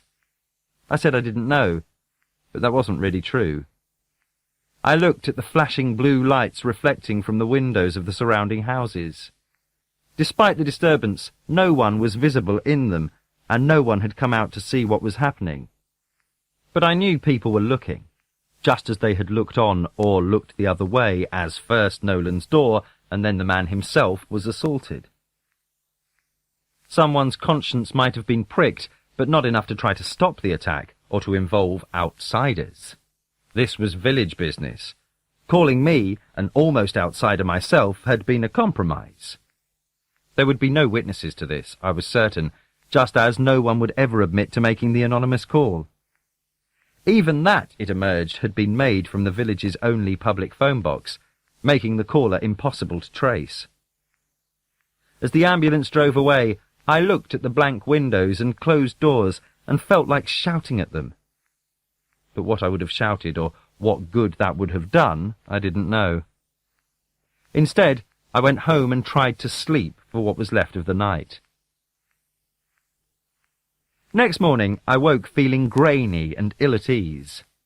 I fetched a newspaper, then took it outside with a black coffee. The big weekend story was a train crash, compared to which the discovery of a second body in Manham merited only a few paragraphs on the inside pages. The fact it was unconnected with the more recent murder meant it was worth mentioning only as a curio for its coincidence value. I'd spent the previous afternoon and part of the evening working on the young man's remains, and while we'd have to wait for tests on the adipose sear in the soil samples to get an accurate time since death estimate, I didn't expect any surprises. The good news, if it could be called that, was that it shouldn't be too hard putting a name to the victim. His teeth were intact, complete with fillings, so with luck a match with dental records would provide an ID. I'd also found an old fracture on his left tibia. The shin bone was long healed, but it was another feature that would help establish his identity. Other than that, all I'd been able to do was confirm what I'd told Mackenzie earlier. The grave's occupant was a young white male in his late teens or early 20s, whose skull had been crushed by something blunt and heavy. Probably a large hammer or mallet, given the round, radial shape of the holes punched through the bone. The position and amount of damage suggested he had been struck repeatedly from behind. It was impossible to say for certain after all this time if that had actually killed him, but my guess would be that it had. An injury like that would have been almost instantly fatal, and while there was no way of knowing now what else might have been done to him beforehand, his bones at least bore no other sign of violence. There was no reason to think this death had anything to do with the current events in Manham. Our killer was targeting women, not men, and although we wouldn't know for sure until the remains had been identified, it was doubtful this victim was local. The village wasn't big enough to hide a disappearance for all this time. More to the point, the murder bore no similarity to Sally Palmer's. She had been left in the open, not buried, and while the bones of her face had been shattered, either from rage or to conceal her identity, the young man's remained untouched. The likeliest scenario was that both he and his killer were from somewhere else, and that the body had simply been brought out into the wilds to be disposed of. Even so, I'd spent more time than I could probably justify checking that its cervical vertebrae were unmarked. Perhaps it was just the fact that, until a week ago, the only thing outstanding about Manham was its isolation. Now there were 2 murders, one recent, one not, and a young woman was missing. It was hard not to feel a sense of unravelling. If the village was only now starting to give up its secrets, there was no telling what else might be unearthed before this was done. It wasn't a comforting thought. I flipped through the rest of the newspaper, but without much interest. I tossed it onto the table and finished the last of my coffee. Time for a shower, and then I'd have to head over to Henry's for Sunday lunch. The thought of seeing Jenny afterwards made me feel both nervous and excited, and a little guilty, because I hadn't had chance to tell Henry about it. He wouldn't mind us borrowing the dinghy, but I knew he'd be expecting me to stay for the rest of the afternoon, and I felt bad that I'd have to cut and run. Perhaps I should have rescheduled one or the other, but I didn't like letting him down, and I'd no idea how long it would be before I'd be able to take the dinghy out again. I didn't want to wait. Why not? A cynical voice chimed in my head. Are you really so keen to see Jenny again? But that wasn't something I chose to think about. So I got up to take a shower, leaving the question hanging unanswered. A nagging tension headache had developed by the time I reached Henry's, but it wasn't so bad that I didn't appreciate the smell of roast beef as I walked into the house. As usual, I didn't knock, just called out as I went in. "Through here!" Henry's voice came back from the kitchen. I went through. The kitchen was hot, even though the door was open, giving a view onto the secluded back lawn. Henry was whipping batter in a dish for Yorkshire puddings, an empty wine glass close to hand. Not ideal fare for a hot afternoon, perhaps, but Henry was a traditionalist when it came to Sunday lunch. "Nearly ready," he said, spooning the batter into a baking tray. The hot fat hissed and sizzled. "Soon as these are done, we can eat." Can I do anything? "Pour us both some wine. I've already started some plonk, or there's a bottle of decent stuff I've opened to breathe. Should be okay now. Unless you'd rather have a beer." Wine's fine. He was already wheeling himself over to the oven. He opened the door, recoiling a little from the blast of heat, then slid in the baking tray. He didn't cook often, usually quite happy to let Janice take care of his meals, but when he did, I was always impressed by how adroit he was. I wondered how well I'd have coped in his position. Still, it wasn't as if he'd had much choice, and Henry wasn't the sort to simply give up. "There," he said, slamming shut the oven door. "Another 20 minutes and we're away." "Good God, man, haven't you poured that wine yet?" Coming up. I was looking in a drawer. Have you got any aspirin or anything? I'm starting with a headache. "If there's nothing in there, you'll have to get something from the drugs cabinet." The drawer yielded an empty packet of paracetamol, but nothing else.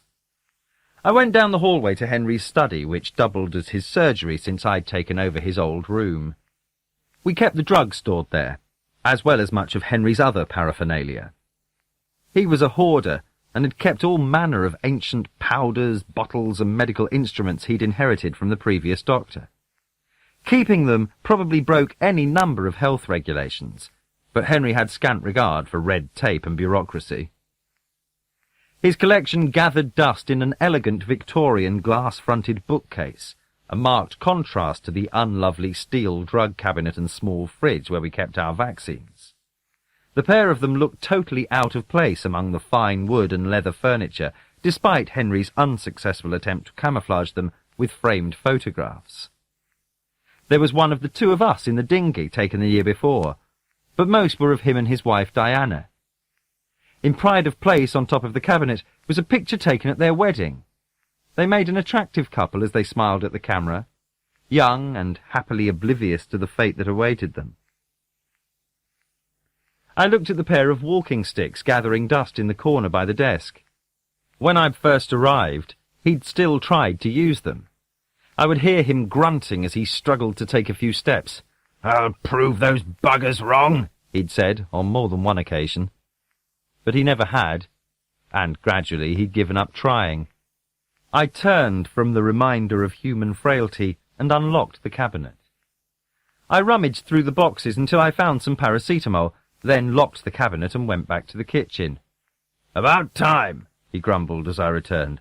"Hurry up with that bloody wine. Thirsty work, this." He fanned himself, moving towards the open door. "Let's go and cool down a bit." Are we eating outside? "Don't be barbaric. Do I look Australian? And bring the bottle with you. The Bordeaux, not the cheap stuff." I washed the paracetamol down with water, then did as I was told. The garden was well kept without being fussy. Henry had been a keen gardener, and it was yet another source of frustration for him that he was no longer able to look after it himself. We went over to the old wrought-iron table and chairs that sat under the hanging shade of a laburnum. Beyond the willow-weave fence, the sparkling lake gave the illusion of relief from the heat. I poured us both a glass of wine. "Cheers," I said, raising mine. "Good health." He swirled the ruby liquid around before sniffing it critically. Finally, he took a drink. Not bad." "Local supermarket?" "Peasant," he scoffed. He took another drink, savouring it before setting it down. "So, come on, out with it. How did dinner go the other night?" "It was a barbecue, actually, outdoors. You'd have loved it." "Eating al fresco is acceptable on a Friday night. Sunday lunch requires proper appreciation. And you haven't answered the question." "It was fine, thanks." He cocked an eyebrow. Fine. That it? What else can I say? I enjoyed myself. Do I detect a little coyness here? He grinned at me. I can see I'm going to have to prize this out of you. Tell you what, let's take the dinghy out this afternoon, and you can tell me all about it. Not much breeze, but we can row off some of the lunch. I could feel my embarrassment burning my face. Of course, if you don't want to, it's quite all right, Henry said, his smile fading. It's not that, it's just, well, I told Jenny I'd take her out in it. Oh. He couldn't hide his surprise. I'm sorry, I should have said something sooner. But Henry had recovered his poise, concealing his disappointment behind a grin. No need to apologize. Good for you. I can always... He waved away the offer before I could finish it. Sunny afternoon like this, you're much better off going out with a pretty girl than an old fogey like me. Are you sure you don't mind? Well, we'll do it some other time. I'm delighted you've met someone you seem fond of. It's no big deal, really. Oh, come on, David. It's high time you started enjoying yourself. You don't need to justify it. I'm not. I'm just... I trailed off, lost for words. Henry was entirely serious now. Let me guess. You're feeling guilty. I nodded, not trusting myself to speak. It's been what? 3 years now? Nearly 4. It's almost 5 for me. And you know what? It's long enough. You can't bring the dead back, so you might as well carry on with the business of living as best you can. When Diana died... Well, I don't have to tell you. He gave a half laugh. Couldn't understand why I'd survived and she hadn't. In fact, for a long time after the accident. He broke off, staring out over the lake. But whatever he had been about to say, he changed his mind. Anyway, that's another story. He reached for his wine. Changing the subject, I gather there was a bit of excitement last night. There wasn't much about the village that Henry didn't hear. You could say that. Some of James Nolan's neighbours paid him a visit. How is he? Not good. I'd phoned the hospital earlier. They gave him quite a beating. He'll be in hospital for a week or 2 yet. And I imagine no one saw anything. Apparently not. His thick eyebrows knitted in disgust. Animals. That's all they are. Bloody animals. Still, I can't say I'm surprised. And from what I've heard, you've fallen foul of Manham's rumour mill yourself, haven't you? I should have known he'd have heard the talk about me by now. At least I've not been beaten up so far. I wouldn't shout about it just yet. I warned you what it could get like. Just because you're Manham's doctor doesn't mean you'll get any favours. I could see he was sliding into one of his black moods. Come on, Henry. Trust me. I know this place better than you. Push comes to shove, the people here will turn on you the same as they did Nolan. Doesn't matter what you've done for them in the past. Gratitude? Not in this bloody place. He took a gulp of wine, forgetting to savour it in his anger. Sometimes I wonder why we bother. You don't mean that. No? He stared broodingly into his wine. I wondered how much he'd had before I arrived. No, perhaps not.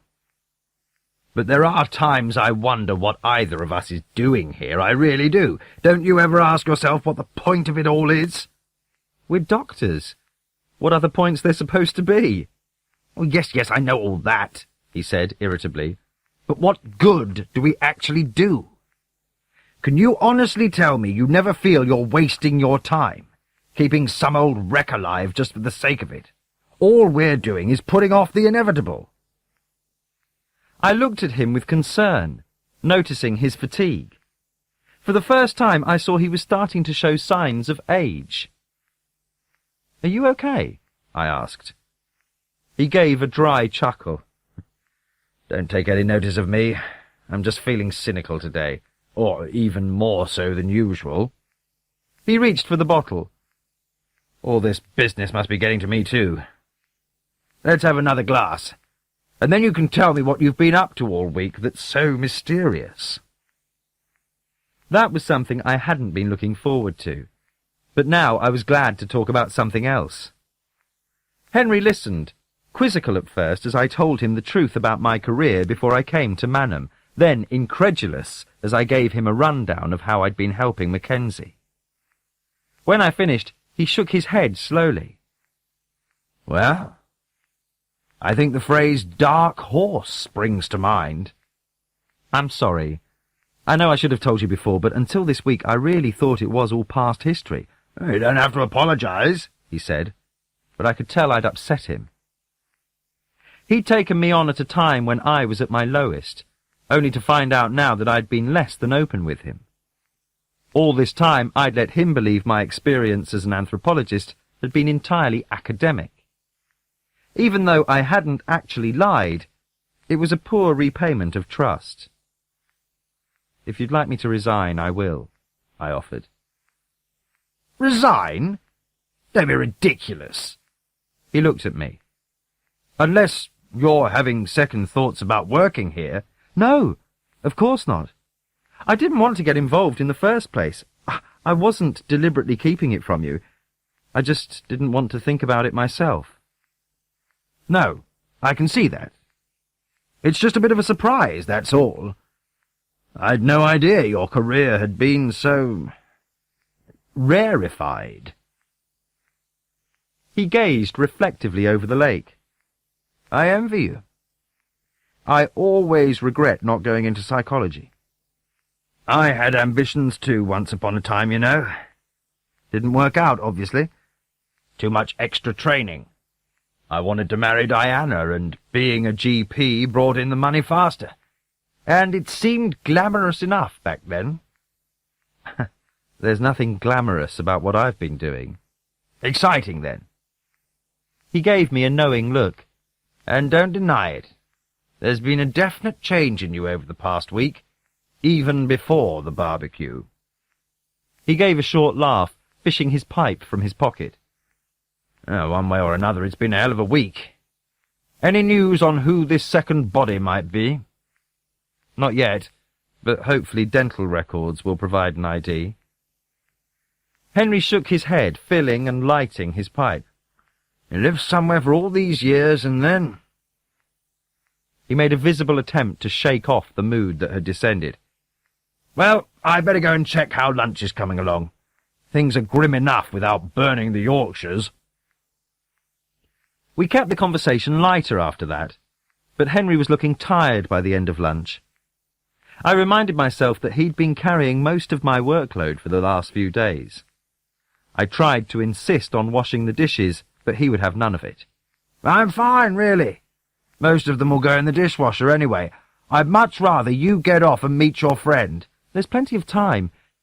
"If you insist on doing them, then so will I. And frankly, what I'd like to do right now is pour myself the last of the wine, and perhaps have a nap." He regarded me with mock severity. "Now, do you really want to ruin my Sunday afternoon?" I'd arranged to meet Jenny at the Lamb. It was neutral territory, whereas going to her house again would have made seeing her seem like too much of a date. I was still trying to tell myself that we were only going sailing. It wasn't like I was taking her out to dinner, with all the sexual politics that would involve. There would be no worry over picking up or giving out the wrong signals. Nothing to it, really. Except the anticipation I felt said otherwise. I'd been careful not to have too much wine with lunch, and although I felt like something stronger, I stuck to orange juice now. There were the usual nods as I went to the bar. I couldn't read anything in any of them, but I was glad to see that Carl Brenner wasn't there. I took my drink outside and leaned against the stone wall at the front of the pub. Nerves made me drink the orange almost straight away. I realised I was looking at my watch every few minutes. Resolving not to do it again, I looked up as a car came down the road. It was an old Mini, and a moment later I recognised Jenny behind the wheel. She parked and got out, and at the sight of her I felt a sudden lift. What's going on here? I wondered. Then any questions were brushed aside as she came over. I thought I'd be idle, she said, smiling as she pushed her sunglasses up onto her head. But I knew the real reason she'd driven was that few women were prepared to walk any distance alone any more. She wore shorts and a sleeveless blue top. There was a faint scent of perfume, hardly there at all. "Not been waiting long, have you?" she asked. "Just got here." I saw her glance at my empty glass and shrugged, embarrassed. I was thirsty. "Would you like something?" "I'm easy either way." I could feel us drifting into that zone of tension that makes every sentence ring false. Decide now, I told myself, knowing this could set the tone for the rest of the afternoon. "How about getting something to take out with us?" I asked, surprising myself. But as soon as I'd said it, I knew it was the right choice. Jenny's smile broadened. "Sounds great." She waited outside while I went back into the pub to buy a bottle of wine. I tried to ignore the odd looks as I asked to borrow glasses and a corkscrew, kicking myself for not having thought about this sooner. But I knew why I hadn't. I'd avoided anything that would have made this seem like anything other than a casual outing, and it looked as though Jenny had done the same. "Hang on," she said when I returned, and disappeared inside herself. She came back a few minutes later, brandishing packets of crisps and nuts. "In case we get the munchies," she grinned. The tension disappeared after that. We left her car in the square and walked back to the lake. We could have walked through Henry's garden to the jetty, but rather than disturb him, we followed a little used access track that ran past the house from the road. The dinghy was motionless on the still water. There wasn't a breath of wind as we climbed aboard. "Don't think we're going to manage much sailing today," I said. "Doesn't matter. It'll just be nice to be out on the water." Without bothering with the sail, I took the oars and headed out into the lake. Its surface shone like glass in the sunlight, so bright it hurt. The only sound was the melodic plash of the oars as they dipped in and out of the water. Jenny was sitting facing me. Our knees brushed as I rowed, but neither of us moved away. Jenny let her hand trail over the side as I headed for the opposite shore, her fingers leaving a widening trail in their wake. The water grew shallower as I approached the far side, made impassable in parts by dense thickets of straw-coloured rushes.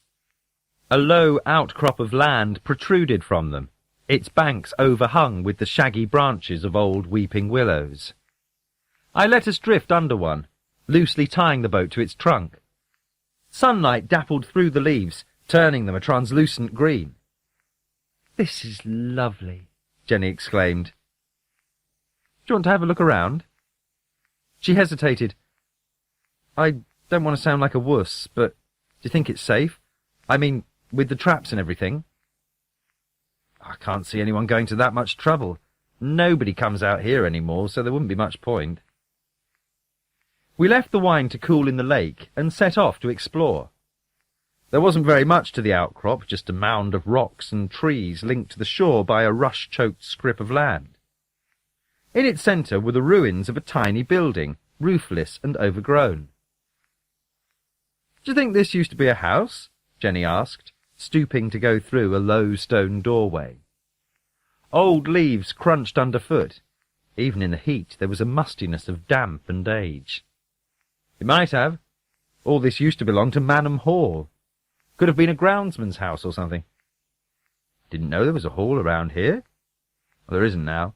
It was knocked down just after the Second World War." She ran her hand across the mossy lintel of an old fireplace.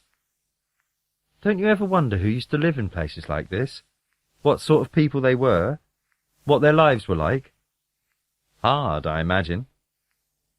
But did they think that themselves, or was it just normal for them? I mean, in a few 100 years from now, will people look back at what's left of our houses and think, 'Poor devils, how did they manage?' More than likely. Everybody always does." I always wanted to be an archaeologist, Before I was a teacher, I mean. All those past lives we know nothing about, and everyone thinking their own is the most important, just like us. She gave a little shudder and grinned self-consciously. Makes me feel all shivery, but it still sort of fascinates me. I wondered if she'd somehow heard about my own involvement with past lives. But this wasn't contrived. So, what stopped you? From becoming an archaeologist, I mean. I can't have wanted to do it badly enough, I suppose. So I ended up in a classroom instead. Don't get me wrong, I enjoy it. But sometimes, you think, what if? You could still train. No, she said, hand still smoothing the stone lintel. That's me gone now. It seemed an odd thing to say. What do you mean? Oh, you get certain chances at certain times. Crossroads or whatever. You make your decision, you end up going down one track. You make the other, you end up somewhere else entirely. She gave a shrug. Archaeology was one of those tracks I didn't take. Don't you believe in second chances? They're not second chances, just different ones. Your life's never going to be the same as it would if you'd made a different decision first time round. Her face had clouded. She pulled her hand from the stone, suddenly embarrassed. God, listen to me, sorry, she laughed. No need to be, I said, but she was already ducking out through the doorway. I followed her out, giving her time to get over whatever dark thoughts had surfaced. Under the blonde cap of her hair, the nape of her neck was tanned and smooth. A whirl of fine white hairs ran down her neck to disappear into her top. I felt an impulse to touch them and looked away with an effort. When Jenny turned around, she was bright again. Do you think the wine will be cool enough yet? Only one way to find out. We went back to the boat and took the bottle from the lake. Are you okay having this? I asked. I bought some water as well. No, wine would be perfect, thanks. I've had my insulin shot this morning. I'll be fine with one glass, she grinned. Besides, I'm with a doctor.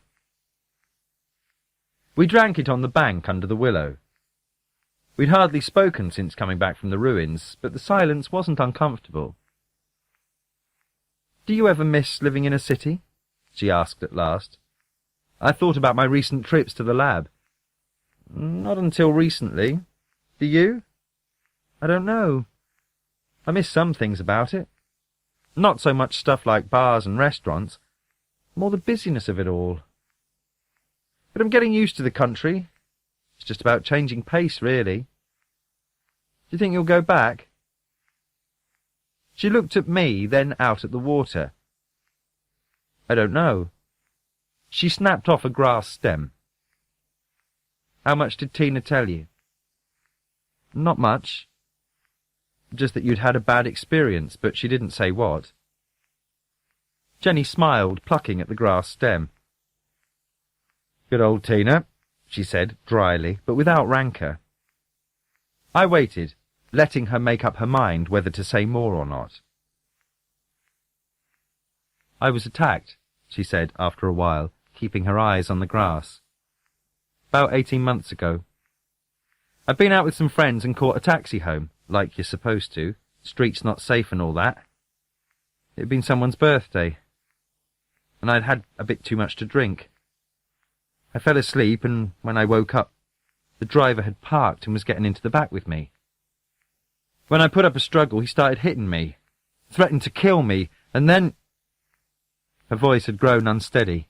She paused for a moment before continuing, in control again. He didn't actually get to rape me. I heard some people nearby.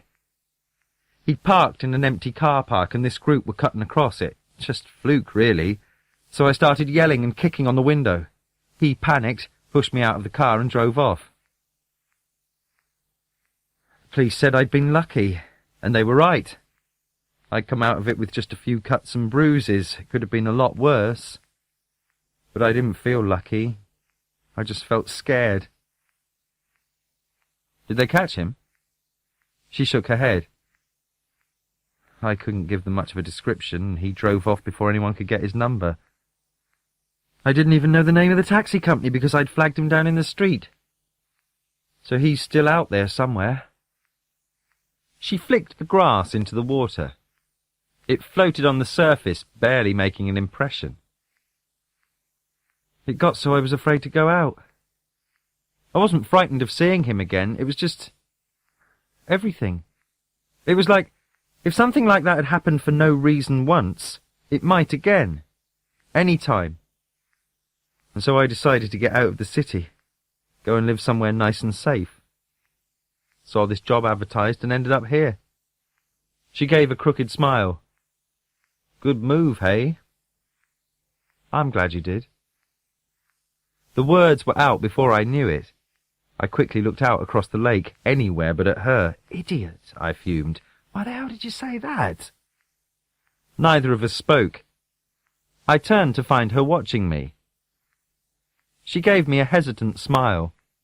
Want a crisp? She asked. The awkwardness passed. Relieved, I reached for the wine. In the coming days, I would look back on this afternoon as one last glimmer of blue sky before the storm. 16. The next week passed in a state of limbo. A subdued tension filled the air like ozone, a dull anticipation as everyone waited for something to happen. Nothing did. The general mood matched the landscape, flat and becalmed. The weather continued as hot and unblemished as ever, without any hint of gathering clouds. The police investigation ground on, producing no sign of either suspect or victim, and the streets became noisy as every child of school age celebrated the start of their long summer break. I returned to my normal hours at the surgery, and if there were more patients now asking to see Henry, or an element of reserve in many of those I did see, I chose not to notice it. This was my life now, and Manham, for better or worse, my home. Sooner or later even this would pass, and then some sort of normalcy would return. That was what I told myself anyway. I saw Jenny regularly over the following days.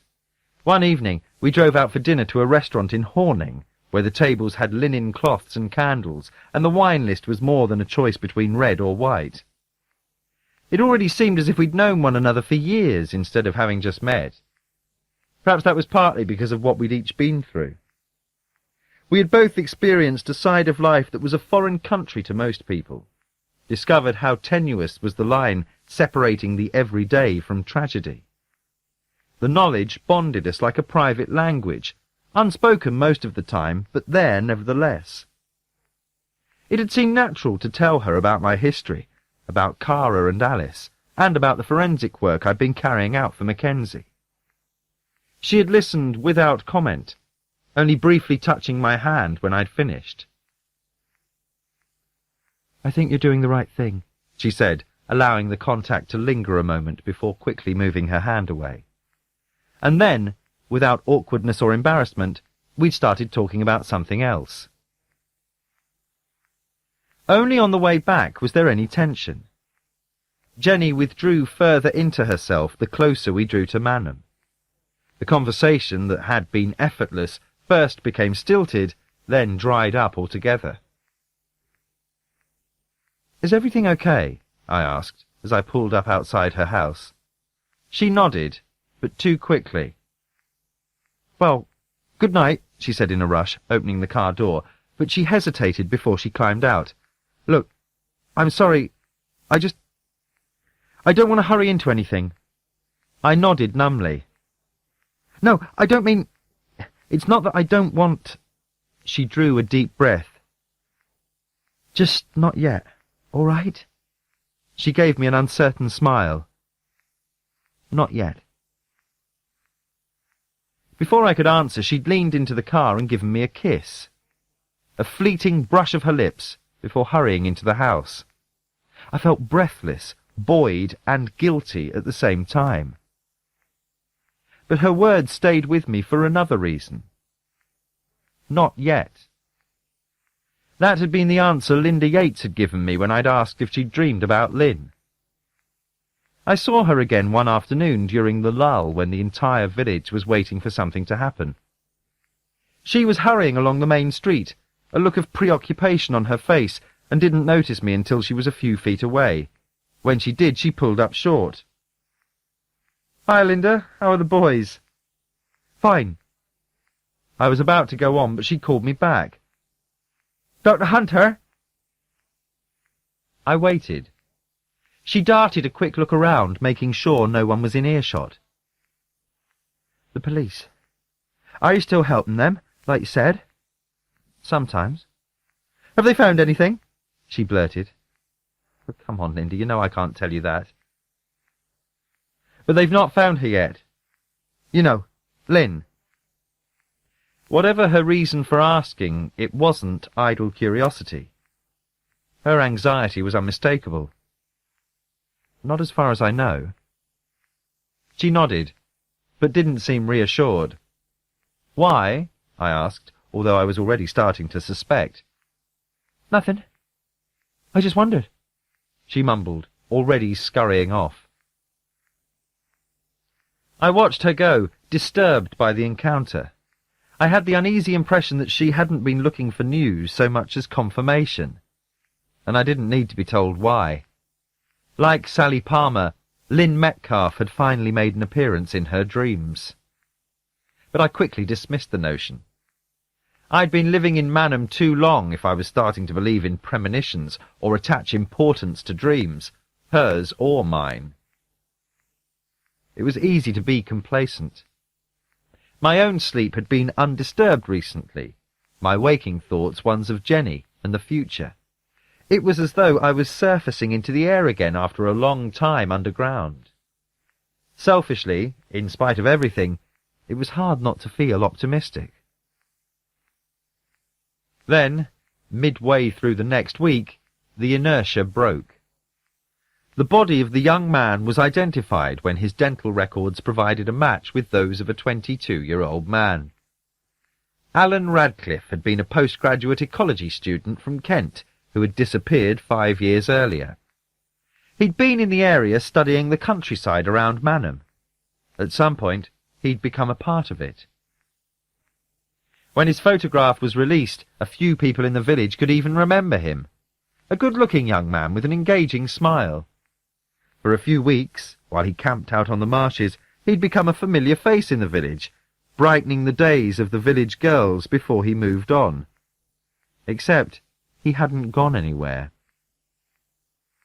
Manham reacted to this new development almost without comment. With the victim's identity and connection to the area now known, no one needed to state the obvious. The body's location couldn't be dismissed as a coincidence. The village could no longer distance itself from this very literal skeleton from its past. Coming on top of everything else, it was another unlooked-for blow. And then, while this was still being absorbed, came a far worse one. I was just about to start afternoon surgery when the call came. I'd spoken to Mackenzie only the day before, when the student's body had been identified, and it was a mark of how far I'd let my defences slip that I assumed this would be something relating to that. Even when he said he needed me straight away, I didn't make the connection. "The surgery's about to start," I said, phone tucked under my ear as I signed a prescription form. "Can it wait until later?" "No," he said, and hearing his bluntness I stopped writing. "I need you out here now, Dr. Hunter. As soon as possible," he added as a sop to courtesy. But it was clear that politeness wasn't a priority for him right now. "What's happened?" There was a pause. I guessed he was weighing up how much he could tell me over a public phone line. "We've found her," he said. There are around 100,000 different species of flies. Different shapes, different sizes, different life cycles. Blowflies, or blue and green bottles as the most familiar types are more commonly known, are part of the Calliphoridae family. They breed on decaying organic matter. Rotting food, feces, carrion, almost anything. Most people can't see the point of them. They're disease-carrying irritants, as ready to feed on fresh dung as fine cuisine, which they do in both cases by regurgitating onto it.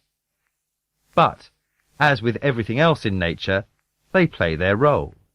As repulsive as it may seem, flies play an essential part in the breakdown of organic matter, helping to speed the process of dissolution, returning the dead to the raw materials of which they're composed.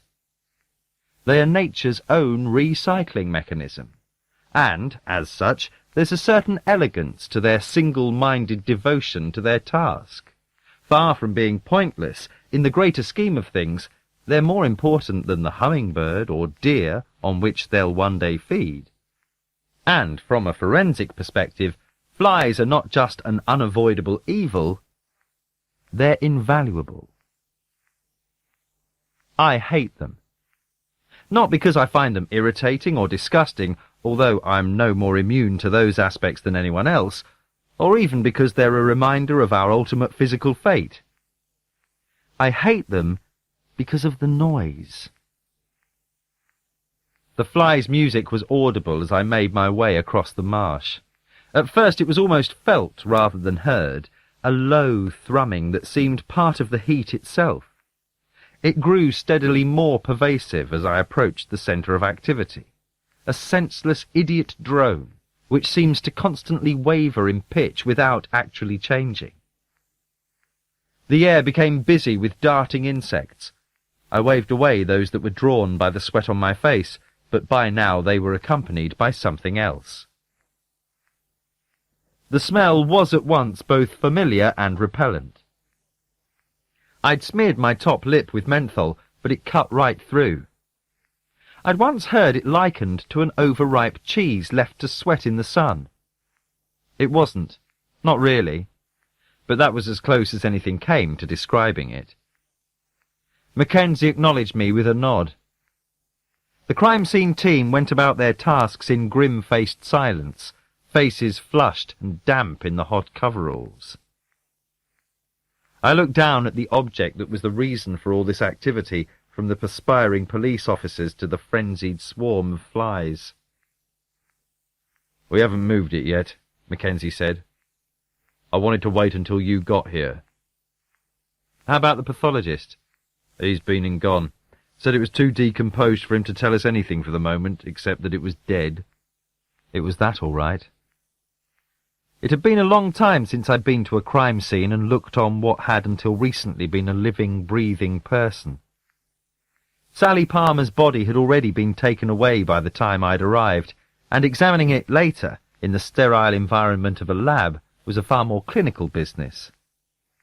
Even the remains of Alan Radcliffe had been buried for so long they'd become a mere structural relic, with precious little evidence of humanity left about them.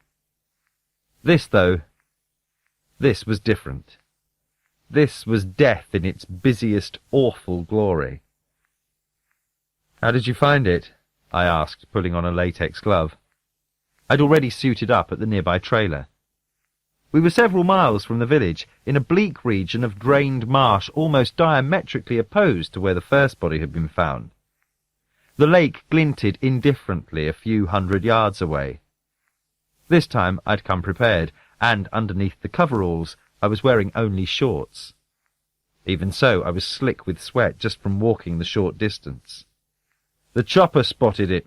Fluke, really. They had some sort of systems glitch, so they were on their way back. They wouldn't have flown over here if not. This area's already been searched." "When was the last time?" 8 days ago. That gave us an upper limit of how long the body had been here. Perhaps also how long it had been dead, although that was less certain. People have been known to move bodies, sometimes more than once. I snapped my other glove into place. I was ready, but felt no enthusiasm for what I was about to do. "You think it's her?" I asked Mackenzie. "Officially, we'll have to wait until a formal identification, but I don't think there's much doubt." Neither did I. There had already been one reprieve when the grave had yielded the long-dead student. Somehow, I didn't think there would be another. Lynn Metcalf was unrecognisable. Her body lay face down, half hidden by hummocks of marsh grass. She was naked, but on one foot was a single running shoe, incongruous and somehow pitiful. She'd been dead for several days, that much was obvious. Death had wrought its usual grim changes, a reverse alchemy, transforming the gold of life into a base and stinking matter. But at least this time her killer hadn't added his own obscene modifications. There were no swan wings. I shut down the part of me that kept trying to superimpose a memory of the smiling young woman I'd bumped into only the week before, and went to examine the body. There were what looked like several slashes in the darkened skin, but the most obvious wound was to the throat. Although the body lay face down, the extent of it was still all too apparent. "Can you say how long she's been dead?" Mackenzie asked. "Just roughly," he added, before I could say anything. "There's still soft tissue left, and skin slippage is only just starting." I gestured at the wounds, now boiling colonies of maggots. "And with this amount of larval activity, we're probably looking at between 6 and 8 days. Can't you narrow it down?" I was about to point out that he'd asked for a rough estimate only a second before, but stopped myself. This wasn't pleasant for any of us. The weather's been constant, so assuming the body hasn't been moved, to get to this stage I'd say 6 or 7 days in this heat. "Anything else?" "Same sort of wounds as we saw on Sally Palmer, though not quite so many. Severed throat, and the body's pretty desiccated again. Not as much, obviously, because it's not been dead as long. But I'd take a preliminary guess that it bled out." I examined the blackened vegetation around it, seared by the alkali-rich chemicals released by the body. "We'll need to test iron content to be sure, but I'd guess she was killed somewhere else and dumped here like last time." "Same person did it, would you say?" "Come on, I can't tell you that," I said. Mackenzie grunted. I could understand his unease. In some respects this was similar to Sally Palmer's murder, but there were enough departures from it to raise doubts that the same man was responsible. From what we could see so far, there were no facial injuries. More significantly, the bird or animal fetish that had been evident before was conspicuously absent. From a detection point of view, that presented worrying problems. Either something had happened to force the killer to change his methods, or he was so erratic that there was no pattern to his action. The third possibility was that the murders were the work of 2 different people. None of the options offered much cause for optimism. The monotone hubbub of the flies provided a backdrop as I took my samples. By the time I straightened, my joints and muscles were stiff from crouching. "Finished?" asked Mackenzie. "Pretty much." I moved back. The next step was never a pleasant one. Everything that could be managed without moving the body had been done, photographs taken and measurements made. Now came the moment when we would see what lay underneath. The crime scene officers carefully began to turn the body over. Disturbed, the whine of the flies became more agitated. "Oh, Christ!" I don't know who spoke. Everyone there was seasoned in this work, but I don't think any of us could have seen anything like this before. The mutilation had been reserved for the victim's front.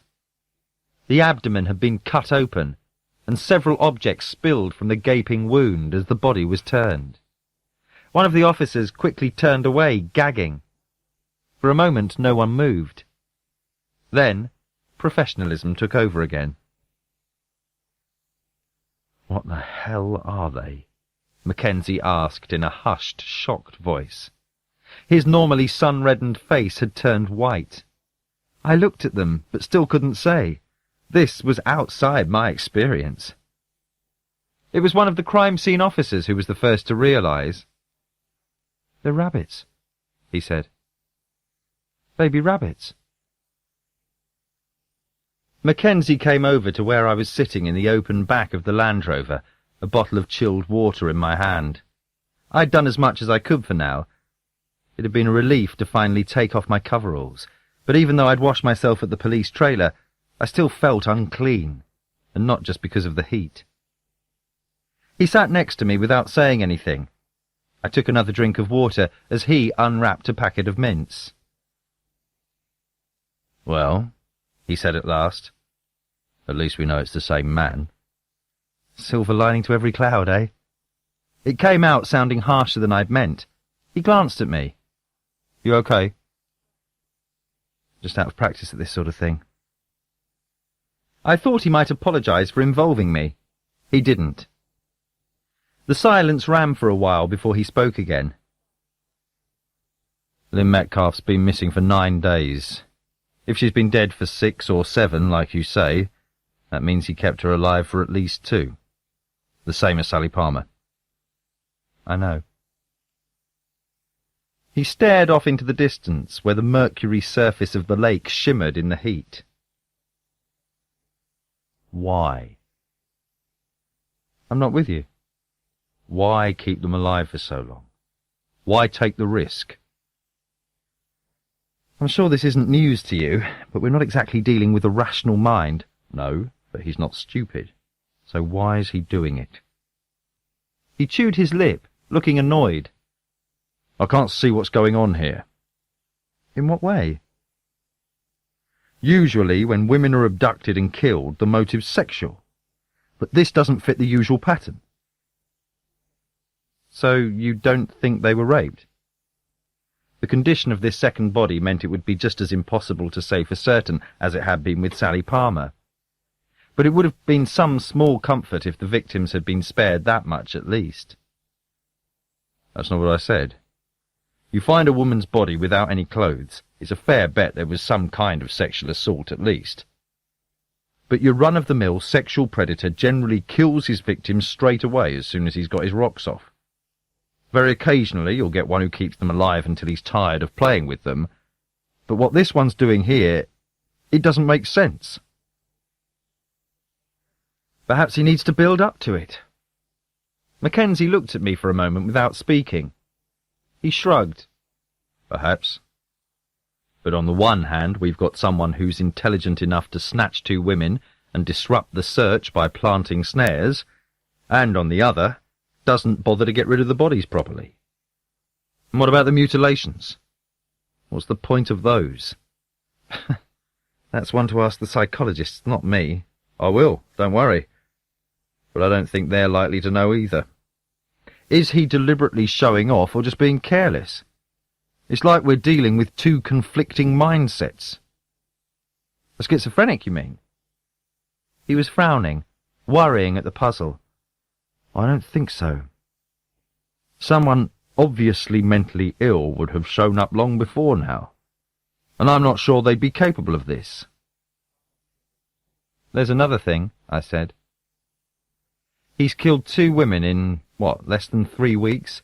And the second was only 10, 11 days after the first. That's not," I was about to say normal, but that wasn't a word that could be remotely applied to this. "That's not usual, is it? Even for a serial killer?"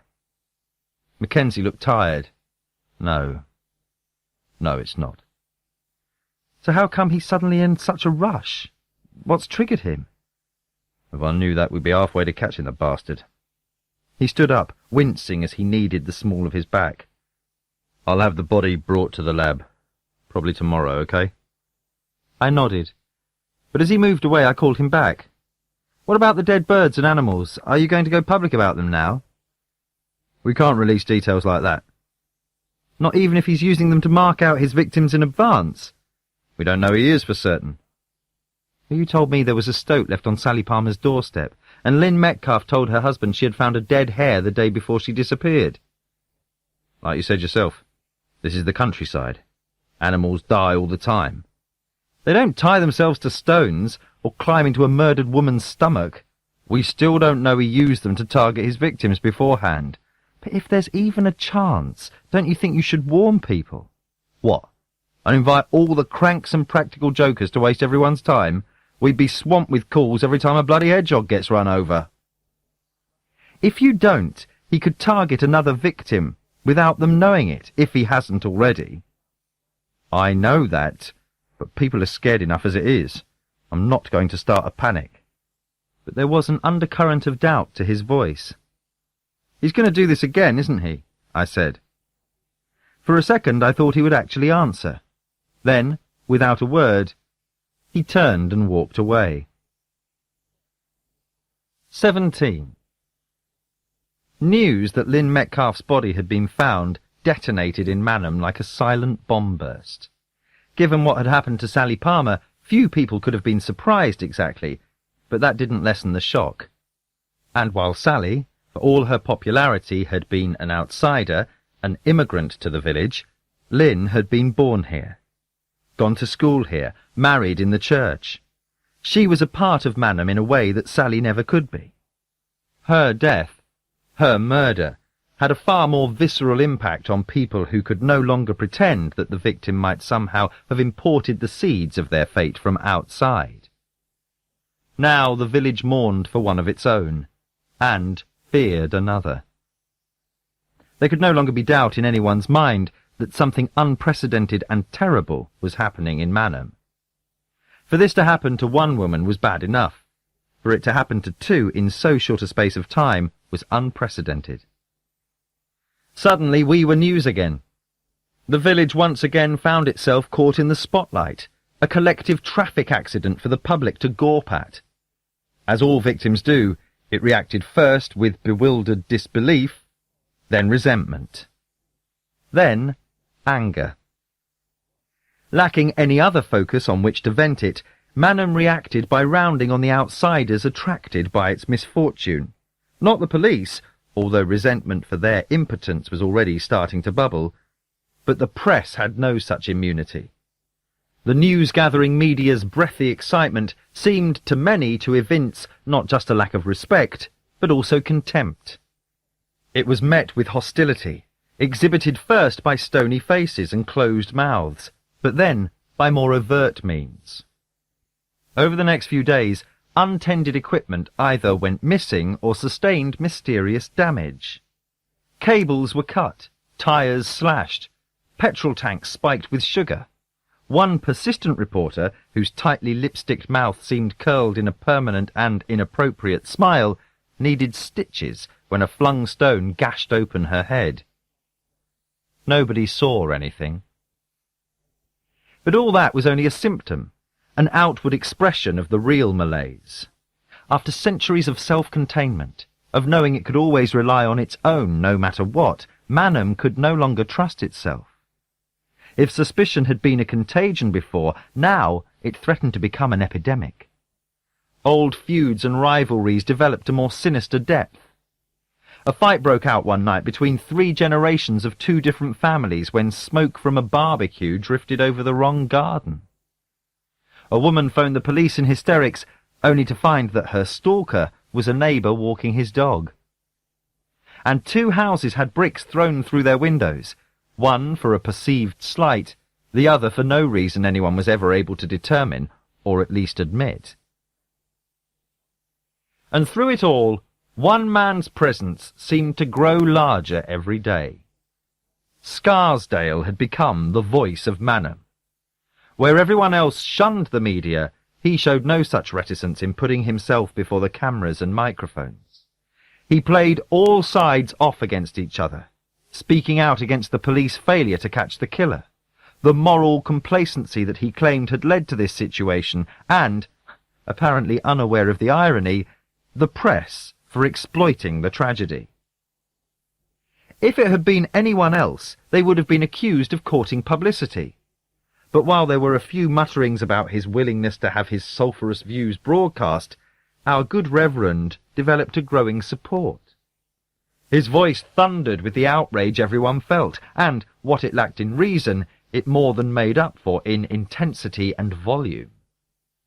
Even so, perhaps naively, I expected him to keep his most vociferous announcements for the pulpit. But I'd underestimated Scarsdale's capacity to surprise, as well as his determination to capitalise on his newfound importance.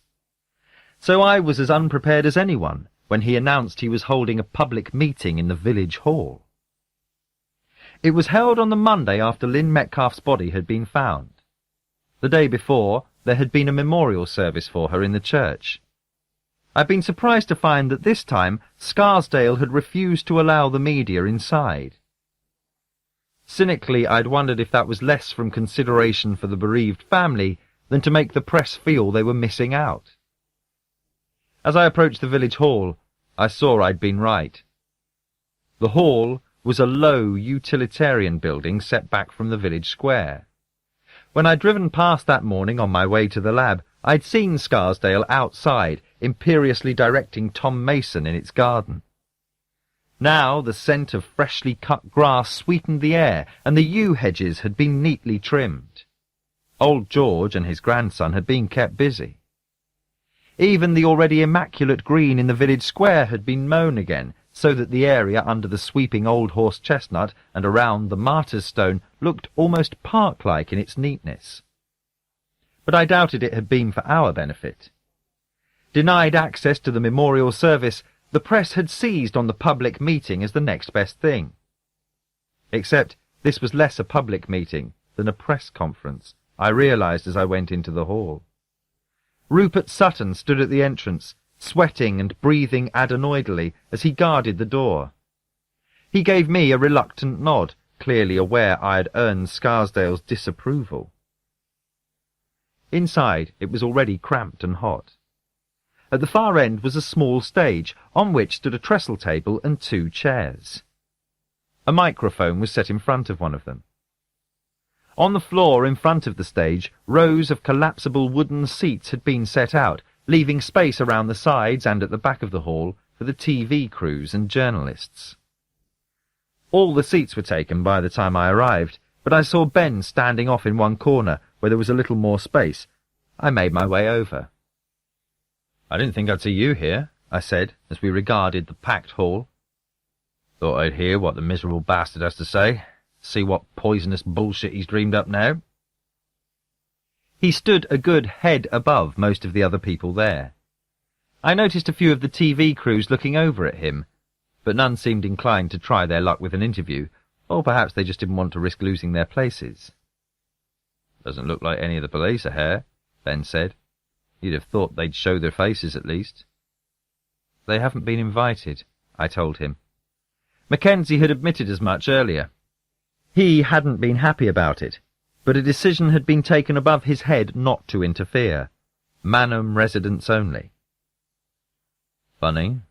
I don't recognise some of the neighbours," he said, looking at the assembly of cameras and microphones. He sighed and pulled at the neck of his shirt. "God, it's hot in here. Fancy a pint afterwards?" "Thanks, but I can't." "Got some late visits?" No, I'm seeing Jenny." "You met her in the pub." "I know. The teacher." He grinned. "Been seeing quite a bit of each other, haven't you?" I was conscious that my face had coloured like a teenager's. "We're just friends." "Right." I was glad when he changed the subject. He looked at his watch. "Might have guessed he'd keep everybody waiting. What do you think he's up to?" "Soon find out," I said, as a door on the stage opened. But it wasn't Scarsdale who appeared. It was Marcus Metcalf. The room instantly quietened. Lynn Metcalf's husband looked awful. He was a big man, but grief seemed to have reduced him. His suit was crumpled, and he walked in slowly, as though favouring some deep injury. When I visited him shortly after the police had broken the news, he seemed to have been barely aware of me. He hadn't wanted a sedative, for which I couldn't blame him. Some wounds can't be dulled, and trying only makes them worse. But looking at him now, I wondered if he hadn't taken something anyway. He looked dazed and in shock. A man caught in a waking nightmare. In the silence, Scarsdale followed Marcus out onto the stage. Their footsteps echoed on the wooden boards. As they approached the table, the Reverend placed his hand supportively, proprietorially I couldn't help but think, on the younger man's shoulder. I felt a prickle of apprehension, knowing that the presence of the latest victim's husband would give far more credibility to whatever our Reverend had in mind. Scarsdale steered him towards one of the chairs, the one without a microphone, I noticed. He waited until Marcus was seated before sitting down himself. He tapped the microphone once, making sure it was working, then unhurriedly surveyed the people in front of him. "Thank you all for—" A faint whine of feedback made him draw back, frowning sharply in displeasure. He slid the microphone further away before continuing. "Thank you for coming. This is a time of mourning, and under normal circumstances I would respect that. Unfortunately, the circumstances are far from normal." His amplified voice sounded even more sonorous than usual. While he spoke, Lynn Metcalf's husband stared down at the table as though he wasn't aware of anyone else in the room. "I will be brief. What I have to say concerns all of us. It concerns everyone in this village. I would ask only for you to hear me out before asking any questions." Scarsdale didn't look at any of the press when he spoke, but it was obvious who that last point was addressed to.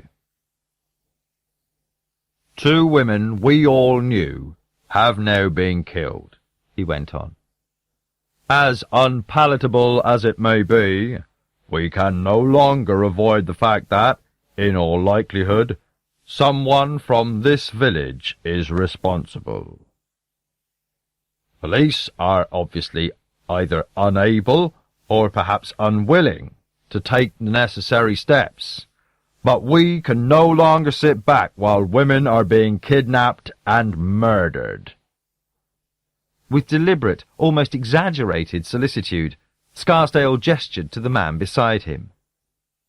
"You all know the loss Marcus has suffered, the loss that his wife's family have suffered, having their daughter, their sister, ripped from them.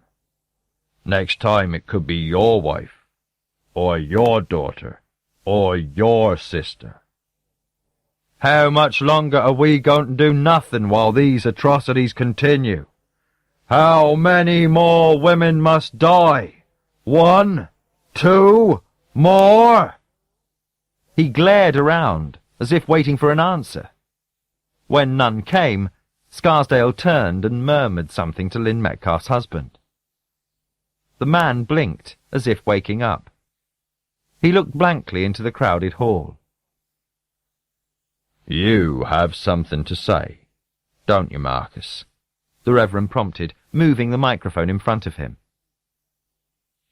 Marcus seemed to come to himself. He looked haunted. "He killed Lynn. He killed my wife. His voice faltered.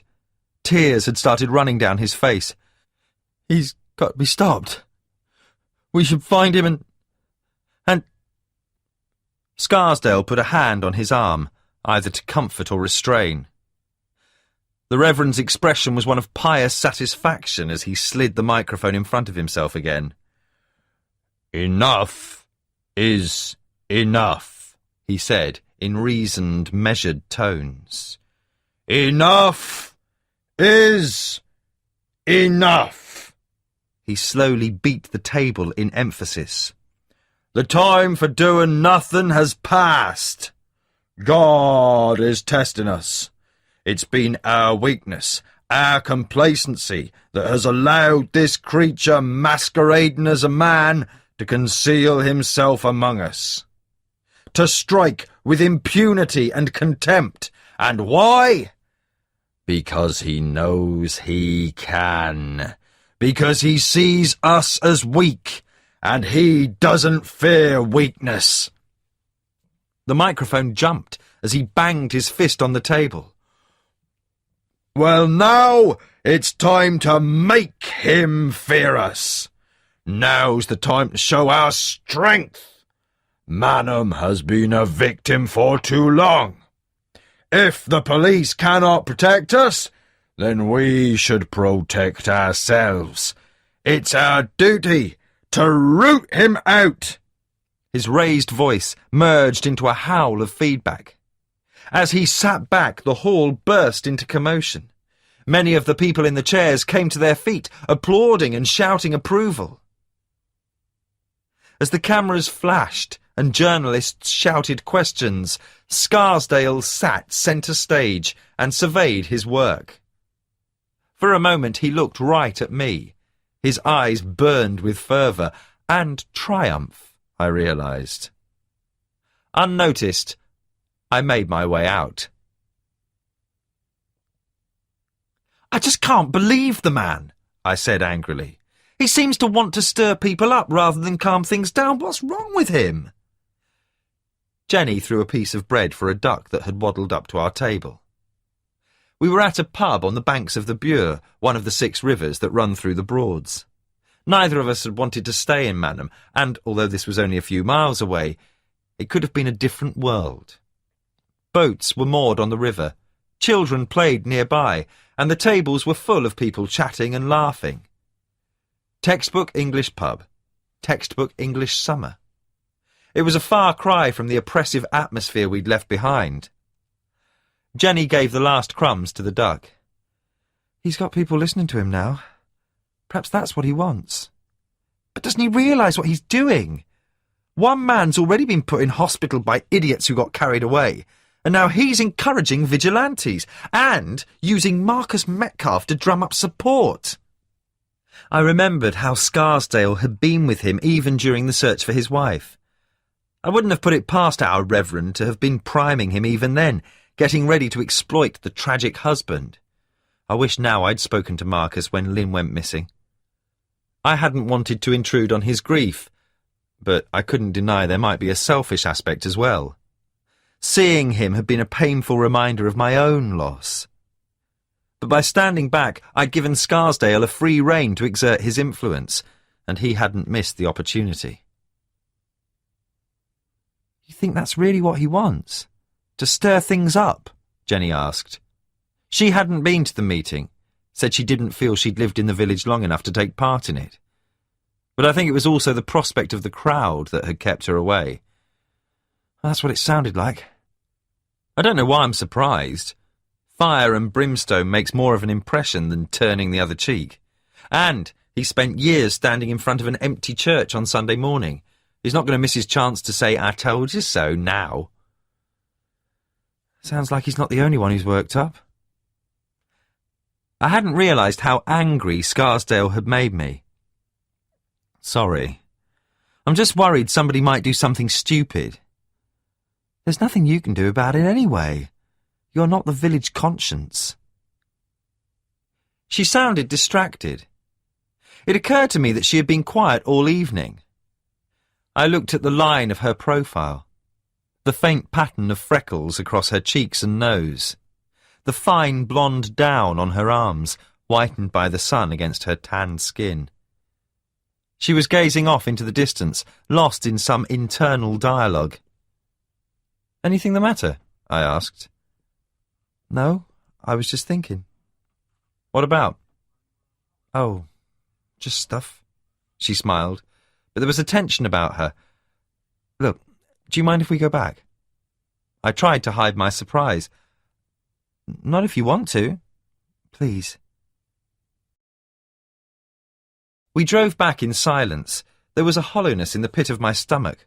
I cursed myself for making such a fuss about Scarsdale. No wonder she'd had enough. Well, now you've blown it. Congratulations.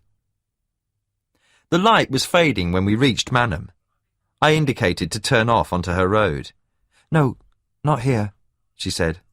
I thought you could show me where you live." It took me a moment to understand.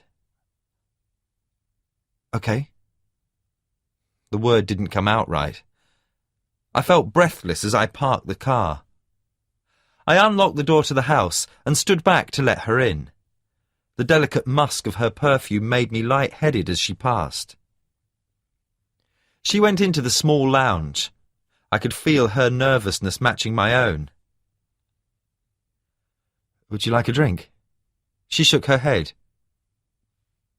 We stood, awkwardly, do something.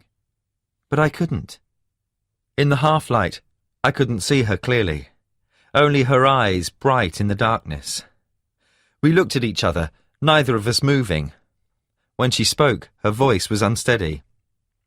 "Where's the bedroom?" Jenny was hesitant to begin with, tense and trembling.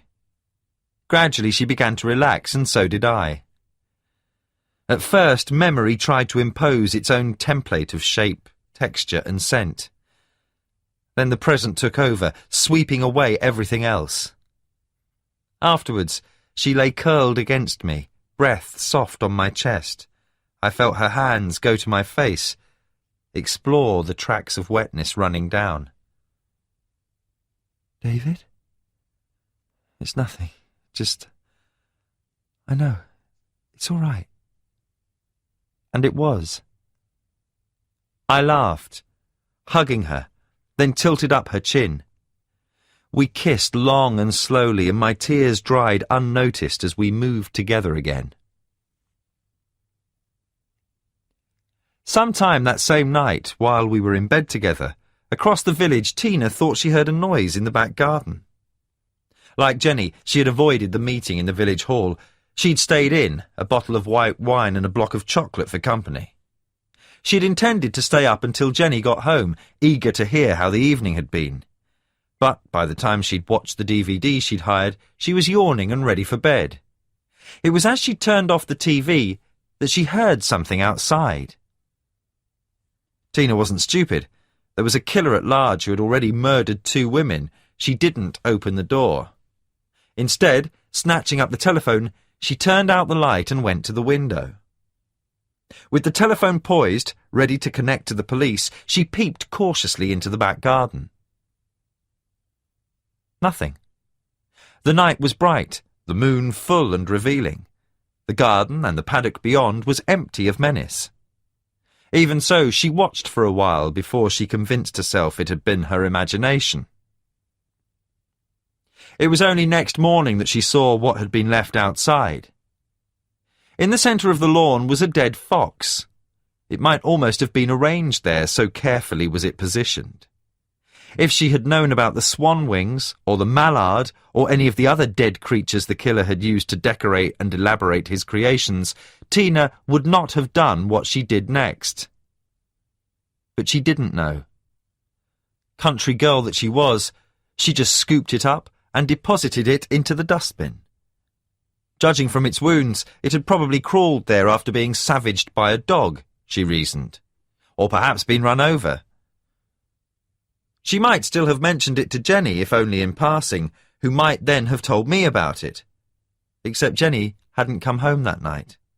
Jenny was still at my house, and when Tina saw her again, the topic of conversation was naturally about matters far removed from dead wildlife. So Tina told no one about the fox. It was only days later, when its significance was all too obvious, that she even remembered it. And by then, it was too late. 18. 2 things happened over the next 24 hours. Of the 2, it was the first that had most people talking. At any other time, this was an event that would have been a source of scandalised gossip, subject to endless tellings and retellings before it became absorbed into Manham folklore, a chapter of village history to be chuckled and tutted over for decades. As it was to have repercussions that were far more serious than any physical injuries it caused. In a confrontation that many thought was years overdue, Ben Anders and Carl Brenner had a fight.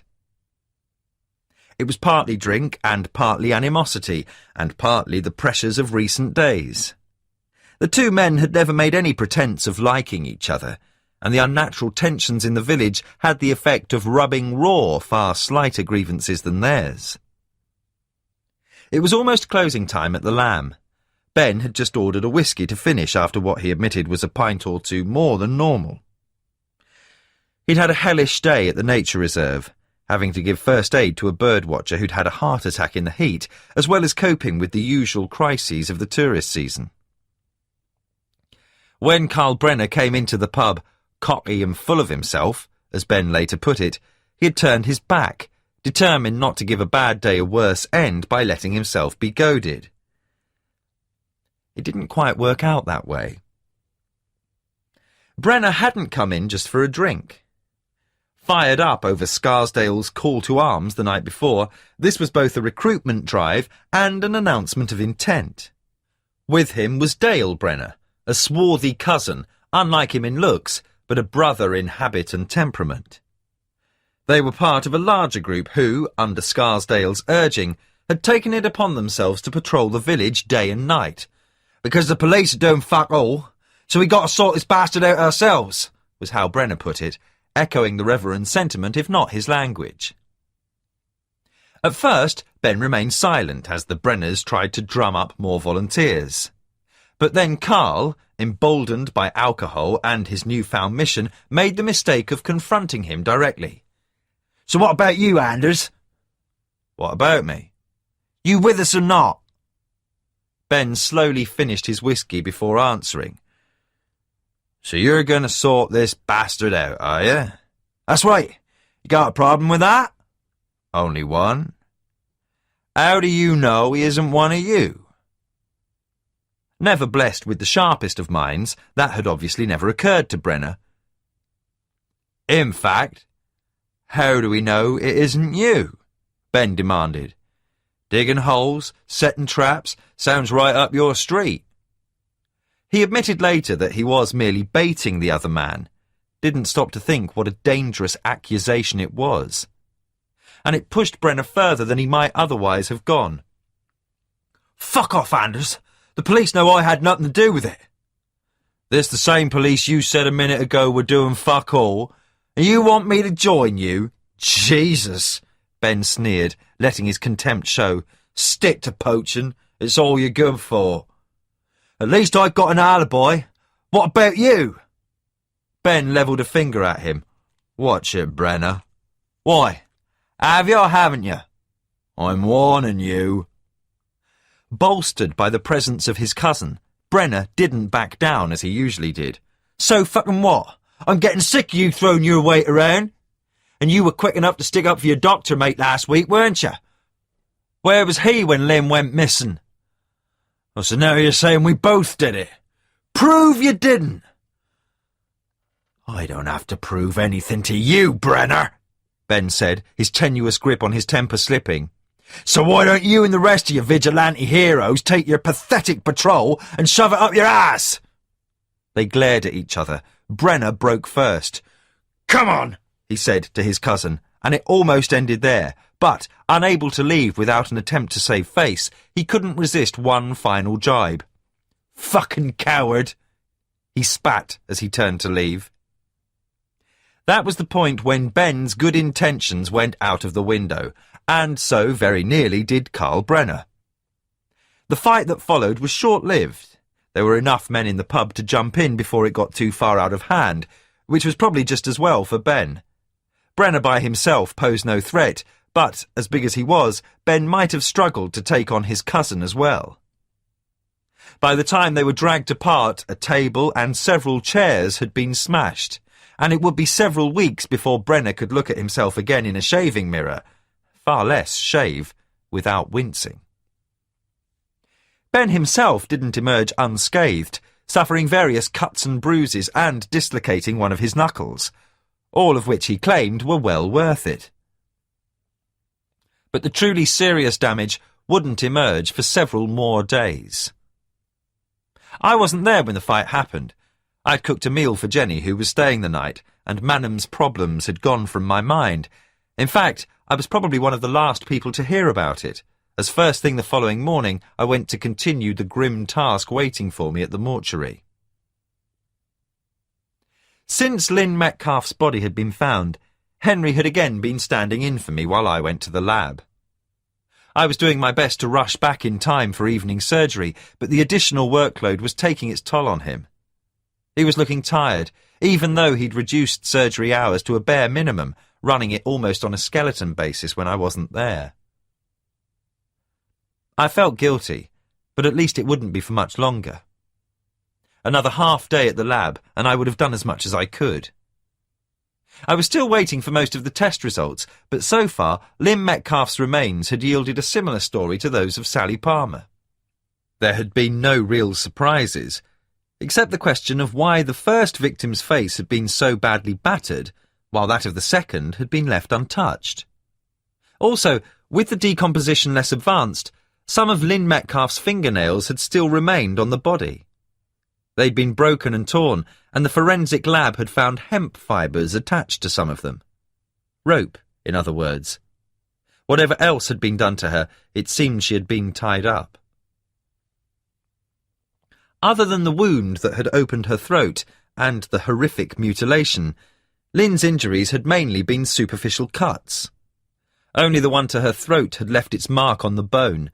Like the one I'd found on Sally Palmer, it had been caused by a large, sharp blade, probably a hunting knife, and almost certainly the same one, although at this stage there was no way of proving that for certain. But it wasn't serrated, which left me no wiser as to why the two women had been killed with one weapon, while another had been used on the dog. I was still worrying at it as I went into the waiting area after the last patient had left. The evening surgery had been quiet, with barely half the number of patients as normal. Either people were loath to worry about more trivial complaints in the face of the larger tragedy, or there was another even less palatable reason why so many had decided to avoid their doctor, or one of them at least.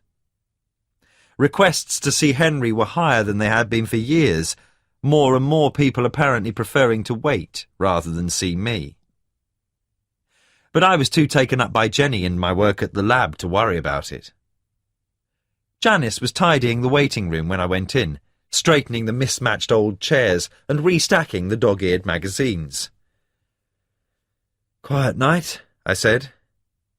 She picked a child's puzzle off the floor and put it back in the wooden box with the other toys. "Better than a room full of sniffles and hypochondriacs." Fair point. I appreciated her tact. She knew as well as I did that my appointment list was shrinking. "Where's Henry?" "Having a doze. I think surgery this morning took it out of him a bit. And don't look like that, it's not your fault." Janice knew I was doing something for the police, if not exactly what. There was no way I could have kept it from her, and no real reason to. She might have liked to gossip, but she knew where to draw the line. "Is he okay?" I asked, concerned. "Just tired. Besides, it's not just the work." She gave me a meaningful look. "It would have been his anniversary next week." I'd forgotten. There had been too much else going on for me to keep track of dates, but Henry always became subdued around this time of year. He never spoke about it any more than I did when mine came around, but it was there all the same. "It would have been their 30th, Janice went on, keeping her voice down. "Makes it even worse, I suppose. So in a way it's good that he's working more. Helps him keep his mind off it." Her expression hardened. "It's just a shame that Janice," I said warningly. "Well, it is. She didn't deserve him, and he deserved better." The words came out in a rush. She seemed close to tears. "Are you all right?" I asked. She nodded, smiling tremulously. "Sorry. But I just hate seeing him get upset over—" She broke off. "And all this other business. It just wears everybody down." She started bustling over the magazines again. I went over and took them off her. "Tell you what, why don't you go home early for once?" "But I was going to vac up. I'm sure we can stand to be a health hazard for another day." She laughed more herself again. "If you're sure." "Certain. Do you want a lift?" "No. It's too nice an evening to be sitting in a car." I didn't insist. She only lived a few hundred yards away, and most of that was on the main road. There was a point where being safety-conscious became paranoia. Still, I watched through the window as she went down the drive. When she'd gone, I went back to the magazines she'd left and made a token attempt to finish straightening them. A few old copies of the local parish newsletter had found their way into the pile, left by patients too idle to throw them away. I dropped them into the bin, but as I did, something on one of their pages caught my eye. I retrieved it from the waste bin. Sally Palmer's face smiled brightly out at me. Below her photograph was a small piece about Manham's celebrity author, printed a few weeks before she'd been murdered. I hadn't seen it before, and it was unsettling to find it now, after her death. I started to read it, and felt as if the air had been driven from my lungs. I sat down, read it again. Then I went to phone Mackenzie. He read the article in silence. He'd been at the mobile incident room when I'd phoned, and when I told him about the newsletter, he'd come straight over.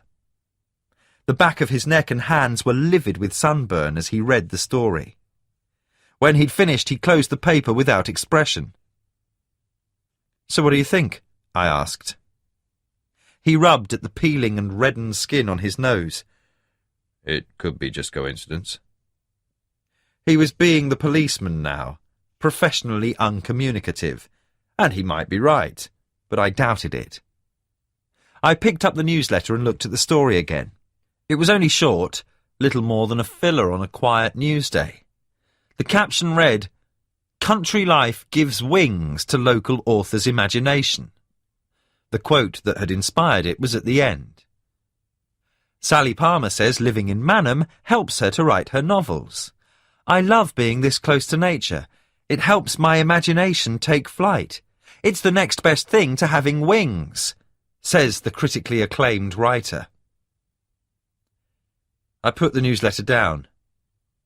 "You think it's a coincidence that someone stuck a pair of swan wings into her back a couple of weeks after she said this?" Mackenzie showed signs of exasperation. "I said it could be. I'm not prepared to say one way or the other just off the back of a flimsy item in a newsletter." "So how else do you explain the mutilation?" He looked uncomfortable, like a man forced to recite a party line he wasn't convinced by himself. "The psychologists think it might be a suppressed desire for transformation, giving her angel wings after he'd killed her. They say he could be some religious nut who's obsessed with a higher state." "What do the psychologists say about the other dead animals? Or what he did to Lynn Metcalf?" "They're not sure about that yet. But even if you're right, that," he gestured at the newsletter, "doesn't explain it either." I chose my words carefully. "Actually, that was something else I wanted to talk to you about." He regarded me cautiously. "Go on." "After I called you, I looked through Lynn Metcalf's medical notes, and her husband's. Did you know they were trying to start a family? They were considering fertility treatments. It only took him a second to get it." "Baby rabbits. Jesus," he breathed. "But how would the killer know about that?" Mackenzie looked at me, debating something. "We found a pregnancy testing kit hidden in a drawer in the Metcalf's bedroom," he said slowly. "There was a receipt in the bag from the day before she went missing." I remembered bumping into her as she came out of the chemist's. How happy she'd looked. Had it been used? No, and her husband claimed he didn't know it was there. But you don't buy something like that unless you're planning to use it, so she must have thought she could be pregnant. Mackenzie nodded, his expression grim. "And what would a pregnant woman say to someone who'd kidnapped her? Don't hurt me, I'm having a baby." He passed a hand over his face. "Christ, I suppose there's no way of knowing now if she was or not." "No, not a chance. Not so early in the term and with the condition the body was in." He nodded, unsurprised. "If she was, though, or if she only thought she was, then catching this bastard's going to be even harder than we expected." "Why?" "Because it means the mutilations aren't planned in advance. He's making it up as he goes along." Mackenzie rose to his feet, looking tired. And if he doesn't know what he's going to do next, what chance have we got? After he'd gone, I drove out into the country. I didn't have any destination in mind, just wanted to get away from Manham for an hour or two. I wasn't seeing Jenny that evening. We were both surprised by how suddenly things had developed between us, and, after the intensity of the last 2 days, we needed some time apart. I think we both wanted breathing space to stand back and consider this unexpected sea change in our lives and where it might take us. There was an unspoken sense that neither of us wanted to spoil things by going too fast. After all, if this was what we both felt it to be, what was the hurry? I should have known better than to risk tempting fate. Before long, I found myself on top of a low rise, offering views of the spreading landscape around me. I stopped the car and got out. I sat on a hummock of grass, watching the sun sink towards the waiting marshes. Light blazed golden from the pools and creeks that formed abstract patterns in the reeds. For a while I tried to concentrate on the murders, but it all seemed too far removed from me now. The colours of sky and land slowly deepened towards night, but I felt no compulsion to move. For the first time since the accident, I felt as if the future had opened up for me. I was finally able to look ahead rather than to the past. I thought about Jenny and about Cara and Alice, searching myself for any trace of guilt, any sense of betrayal. There was none. Only anticipation. The pain of absence was still there, and always would be. But now there was also an acceptance. My wife and daughter were dead, and I couldn't bring them back. For a long time I'd been dead as well. Now, unexpectedly, I'd come alive again. I sat watching the sun set until it was no more than a bright sliver on the horizon, the marsh landscape a uniform dark mat that soaked up the light. When I finally got up, stiff and aching after sitting for so long, I realised I didn't need any more time to think things through. And I didn't want to wait till the next day before I saw Jenny again. I reached for my phone to call her, but it wasn't in my pocket. It wasn't in the Land Rover either. I remembered putting it on my desk when Mackenzie came, and with my mind on other things, I must have walked out without it. I almost didn't bother going to get it, but I didn't want to turn up unannounced on Jenny's doorstep. Just because I'd resolved my own issues didn't necessarily mean that she had as well. And, besides, I was still the village doctor. Manham might have its reservations about me at the moment, but I couldn't bring myself to be out of touch, and so, when I reached the village, I headed to the surgery for my phone. The streetlights came on as I drove along the main street. Just before I reached the police trailer in the square, I saw a group of men standing in the spill of light from one. One of Scarsdale's vigilante patrols, I guessed. They stared at me as I went past, their faces suspicious in the sickly yellow glare. Leaving them behind, I turned off the main street and up the long drive leading to Henry's. The car tyres crunched on the gravel, my headlights splashing on the front of the house as I mounted the rise and dropped down the slope. The windows were dark, which didn't surprise me, because Henry usually went to bed early. Not wanting to wake him, rather than use the front door, I went round the back to let myself directly into the surgery. I'd taken out my keys to unlock the French doors to my office before I noticed that the door to the kitchen stood open. If the light had been on, I might have thought nothing of it. But the kitchen was in darkness, and I knew Henry would never have gone to bed without locking up. I went across and looked inside. Nothing seemed disturbed. I started to reach for the light switch, but checked myself. Some instinct told me something was wrong. I briefly considered phoning the police, but what could I tell them?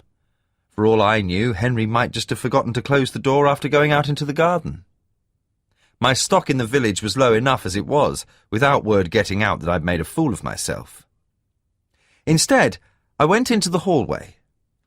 "Henry," I called, loud enough to be heard if he was up and about, not loud enough to wake him.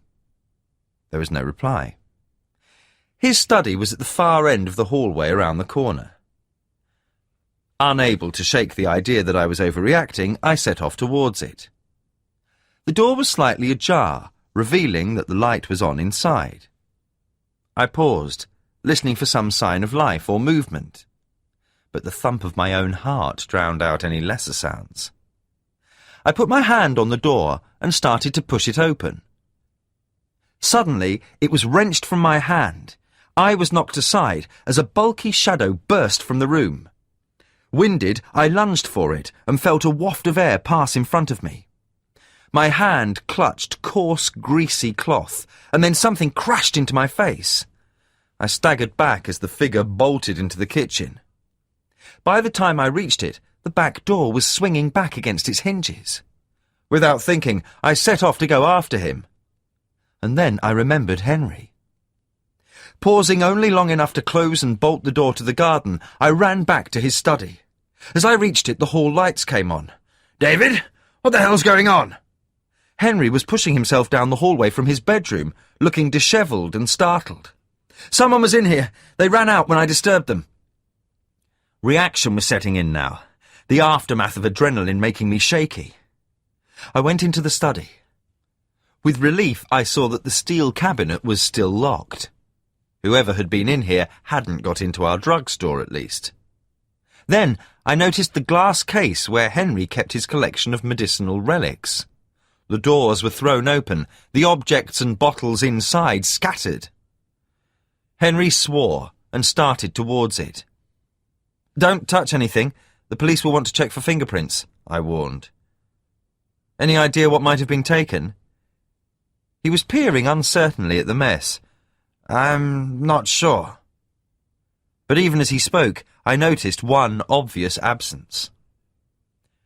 As long as I'd worked here, there had been an antiquated bottle gathering dust on the top shelf, its green glass vertically ribbed in the long outmoded warning for poison. Now it was gone.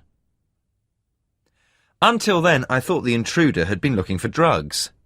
Even Manham had its share of addicts, but I doubted even the most desperate junkie would have taken a bottle of chloroform. I was brought back by an exclamation from Henry. "My God, David! Are you all right?" He was staring at my chest. I was about to ask what he meant, but then I saw for myself. I remembered the waft of air I'd felt as I'd grabbed at the intruder in the hallway. Now I understood what it was. The front of my shirt had been slashed open. 19.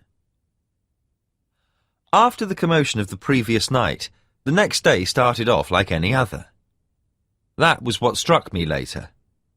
I should have known from experience that catastrophe doesn't announce itself in advance, but when it came now, I was completely unprepared. Like everyone else. It was almost 4 o'clock before the police had finished at the surgery. They had descended on it like a fury, taking photographs, dusting for fingerprints and asking their questions. Mackenzie had arrived looking tired and frazzled, like a man recently woken from a bad sleep. "Go through it again. You're telling me someone broke into the house, took a slice at you and managed to get away without anyone getting a look at him?" I was tired and irritable myself. It was dark. "So there was nothing familiar about him?" "No, sorry." "And there's no chance you could identify him again?" "I wish there was, but I've told you, it was too dark." Henry had been equally unable to help. He'd been in his bedroom all the time, unaware of anything until he had heard the commotion, and emerged to see me returning from my abortive chase. If things had gone differently, Manham might have been waking up to hear of another murder, perhaps even 2. Judging by Mackenzie's attitude as he questioned me, he thought that was the least we deserved. "And you've no idea what else he might have taken?" I could only shake my head. The drugs cabinet was undisturbed, and nothing was missing from the fridge where we stored the vaccines and other temperature-reliant medicines. But Henry was the only one who knew what was in the cluttered glass display case, and until the forensics team had finished with it, he couldn't say for sure what was missing and what wasn't. Mackenzie squeezed the bridge of his nose. His eyes were red-rimmed and angry. Chloroform. He sounded disgusted.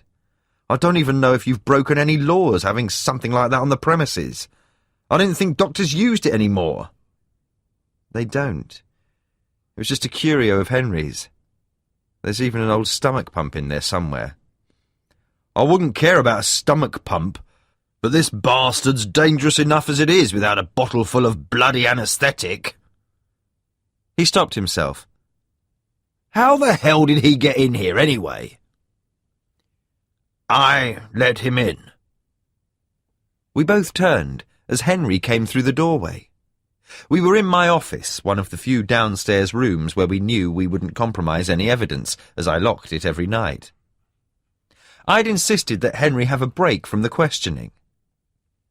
The break-in had badly rattled him, and he hadn't improved after almost an hour of interrogation.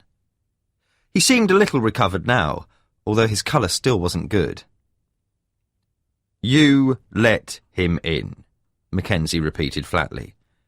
You said earlier you didn't know anyone was in the house. That's right, but it's still my fault. I've been thinking back and... He took a deep breath.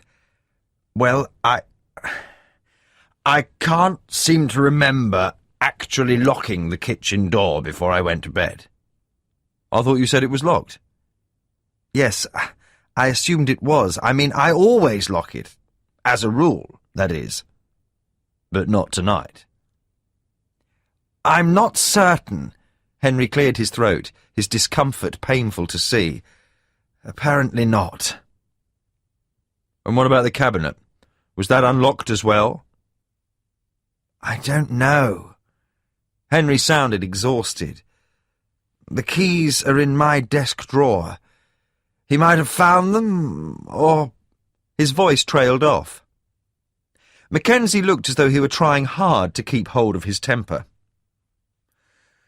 How many people knew about the chloroform? Lord knows. It's been here longer than I have. I never considered it a secret. So, anyone who came in here could have seen it?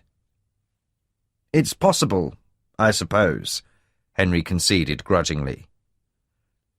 This is a doctor's surgery, I told Mackenzie.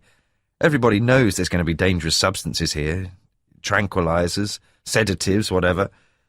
Which are supposed to be locked away, Mackenzie said.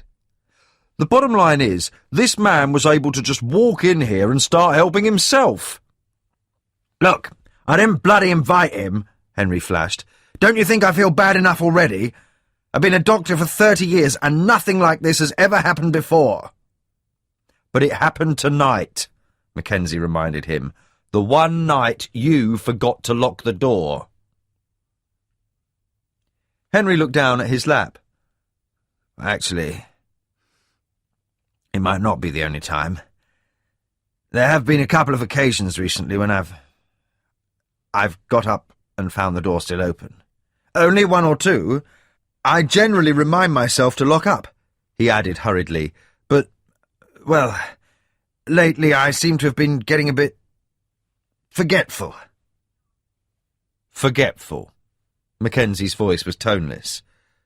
But this is the first time anyone's actually broken in, is it? I was about to answer for Henry, say that of course it was, then I caught his anguished expression.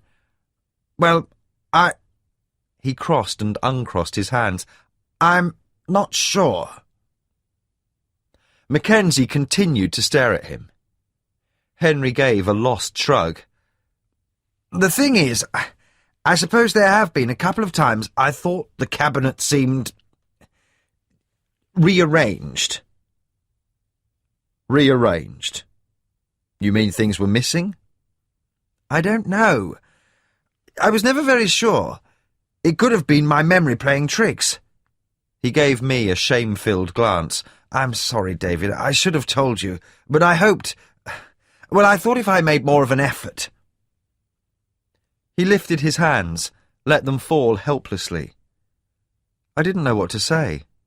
I felt worse than ever for forcing him to stand in for me recently. Apart from his disability, I'd always thought of him as being physically sound. Now, in the early hours of the morning, I saw signs I'd overlooked before. There were hollows under his eyes, and the skin around his silver-stubbled chin and neck hung loosely. Even taking into account the shock he'd had, he looked ill and old. I caught Mackenzie's eye, willing him not to push too hard. Thin-lipped, he led me aside, leaving Henry to sit disconsolately with a cup of tea a young policewoman had made for him. "You realise what this means?" Mackenzie said. "I know." "This might not be the first time this has happened." "I know." "Good, because your friend over there could be looking at losing his licence. It'd be bad enough if it was just junkies, but this is a serial killer we're talking about, and now it looks as though he's been able to waltz in here and help himself for Christ knows how long." I stopped myself before I could say "I know" again. He'd have to have some medical knowledge to know what to take, and how to use it. "Oh, come on! The man's a killer. You think he's going to worry about giving the right dose? And you don't need to be a brain surgeon to know what to do with chloroform." "If he'd been in here before, why didn't he take the entire bottle?" I asked. "Perhaps he didn't want anyone to know what he'd taken. If he'd not been surprised tonight, we wouldn't have found out now, would we?" I'd been unable to argue with that. I felt as culpable as if I'd been the negligent one instead of Henry. I was his partner. I should have been more aware of what was going on, of what was happening to him. Finally, the police had done as much as they could, and I'd gone home. The dawn chorus was already starting when my head touched the pillow. Almost immediately, it seemed, I was awake again. It was the first time in days that I'd had the dream. It had been as vivid as ever, but for once it hadn't left me with a renewed sense of loss. I felt saddened, but calm. Alice hadn't been there, only Cara. We'd talked about Jenny. "It's all right," she had told me, smiling. "This is how it should be." It had seemed almost like a leave-taking, long delayed, but inevitable. Yet the memory of Cara's final words, delivered with the slight furrow of concern I knew so well, had left a lingering unease. Be careful. But of what I should be careful I didn't know. I puzzled over it for a while before realising I was only trying to analyse my own subconscious. It was just a dream after all. I got up and showered. Although I'd only been in bed a few hours, I felt as rested as if I'd just had a full night's sleep. I set off early for the lab so I could check on Henry on my way in. I was worried about him after what had happened the night before. He had looked awful, and I couldn't help but feel responsible. If he hadn't been so tired from all the extra work I'd forced on him, he might not have forgotten to lock the surgery door in the first place. I let myself into the house and called him. There was no answer. I went into the kitchen, but there was no sign of him there either. Trying to ignore the prickle of unease, I told myself he was probably still sleeping. As I turned to leave the kitchen, I glanced out of the window and stopped dead. Across the garden, I could glimpse part of the old wooden jetty where it jutted into the lake. Henry's wheelchair was on it. It was empty. I ran out of the back door, shouting his name. The entrance to the jetty was further down the garden, obscured by shrubs and trees. I could see onto it until I reached the gate, and then I slowed, relieved. Next to the empty chair, Henry was perched precariously on the jetty's edge, trying to lower himself into the dinghy. His face was flushed with effort and concentration as his legs dangled uselessly over the boat. "For God's sake, Henry, what are you doing?" He flashed me an angry look, but didn't stop. "I'm going out in the boat. What's it bloody look like?" He was grunting as his arms took the strain of his weight. I hesitated, wanting to help him, but knowing better than to try. At least if he fell in now, I was here to drag him out. "Come on, Henry. You know you shouldn't be doing this." "Mind your own bloody business." I stared at him in surprise. His mouth was set but quivering. He carried on with his futile attempt for a moment longer, and then the struggle abruptly went out of him. He sank back against a wooden post, covering his eyes. I'm sorry, David. I didn't mean that. Do you want a hand back into the chair? Give me a minute to catch my breath. I sat down next to him on the rough planks of the jetty. His chest was still labouring. His shirt stuck to him with sweat. How long have you been here? I don't know. A while. He gave a weak smile. Seemed like a good idea at the time. Henry... I didn't know what to say. What the hell were you thinking of? You know you can't just get into the boat by yourself. I know. It's just... His expression darkened. That bloody policeman. The way he looked at me last night. Spoke to me like I was some senile old fool. I know I made a mistake. I should have checked the locks. But to have someone patronise me like that... He stared down at his legs, mouth tightening. It gets frustrating sometimes.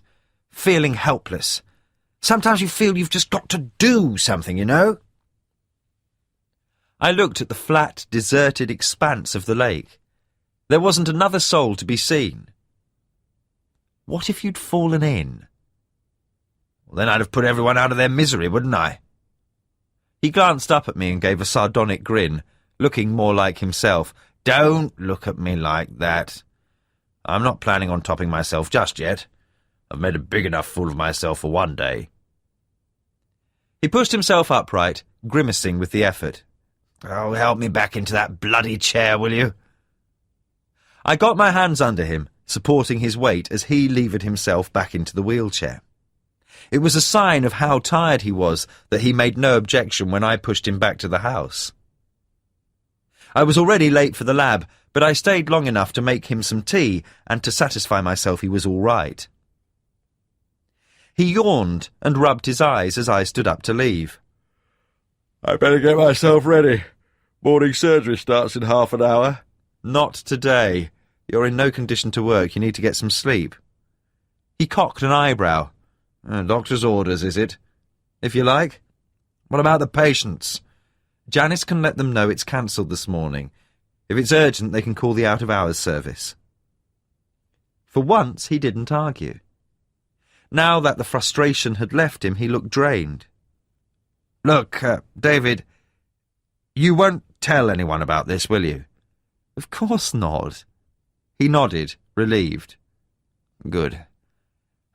I feel stupid enough as it is. There's no need. I was at the door when he called me back. David... He paused, embarrassed. Thank you. His gratitude didn't make me feel any better. As I drove to the lab, I was uncomfortably aware of how much extra pressure I'd placed him under lately. I'd been taking him for granted, not only in terms of the practice, but in other ways as well. I wish now I'd made the effort to go out with him on the lake, or just spend more time with him. But I'd been so wrapped up with the investigation, and even more so with Jenny, that I hadn't spared much thought for Henry.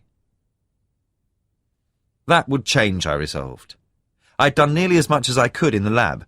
Once I'd given Mackenzie my findings, it would be down to the police to try and make some use of what I'd told them, and I'd be able to make amends for my recent neglect.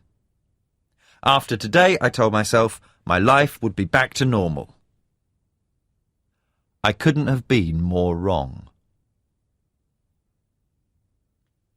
After the turmoil of the past 12 hours, it was almost a relief to get back into the clinical sanctuary of the lab.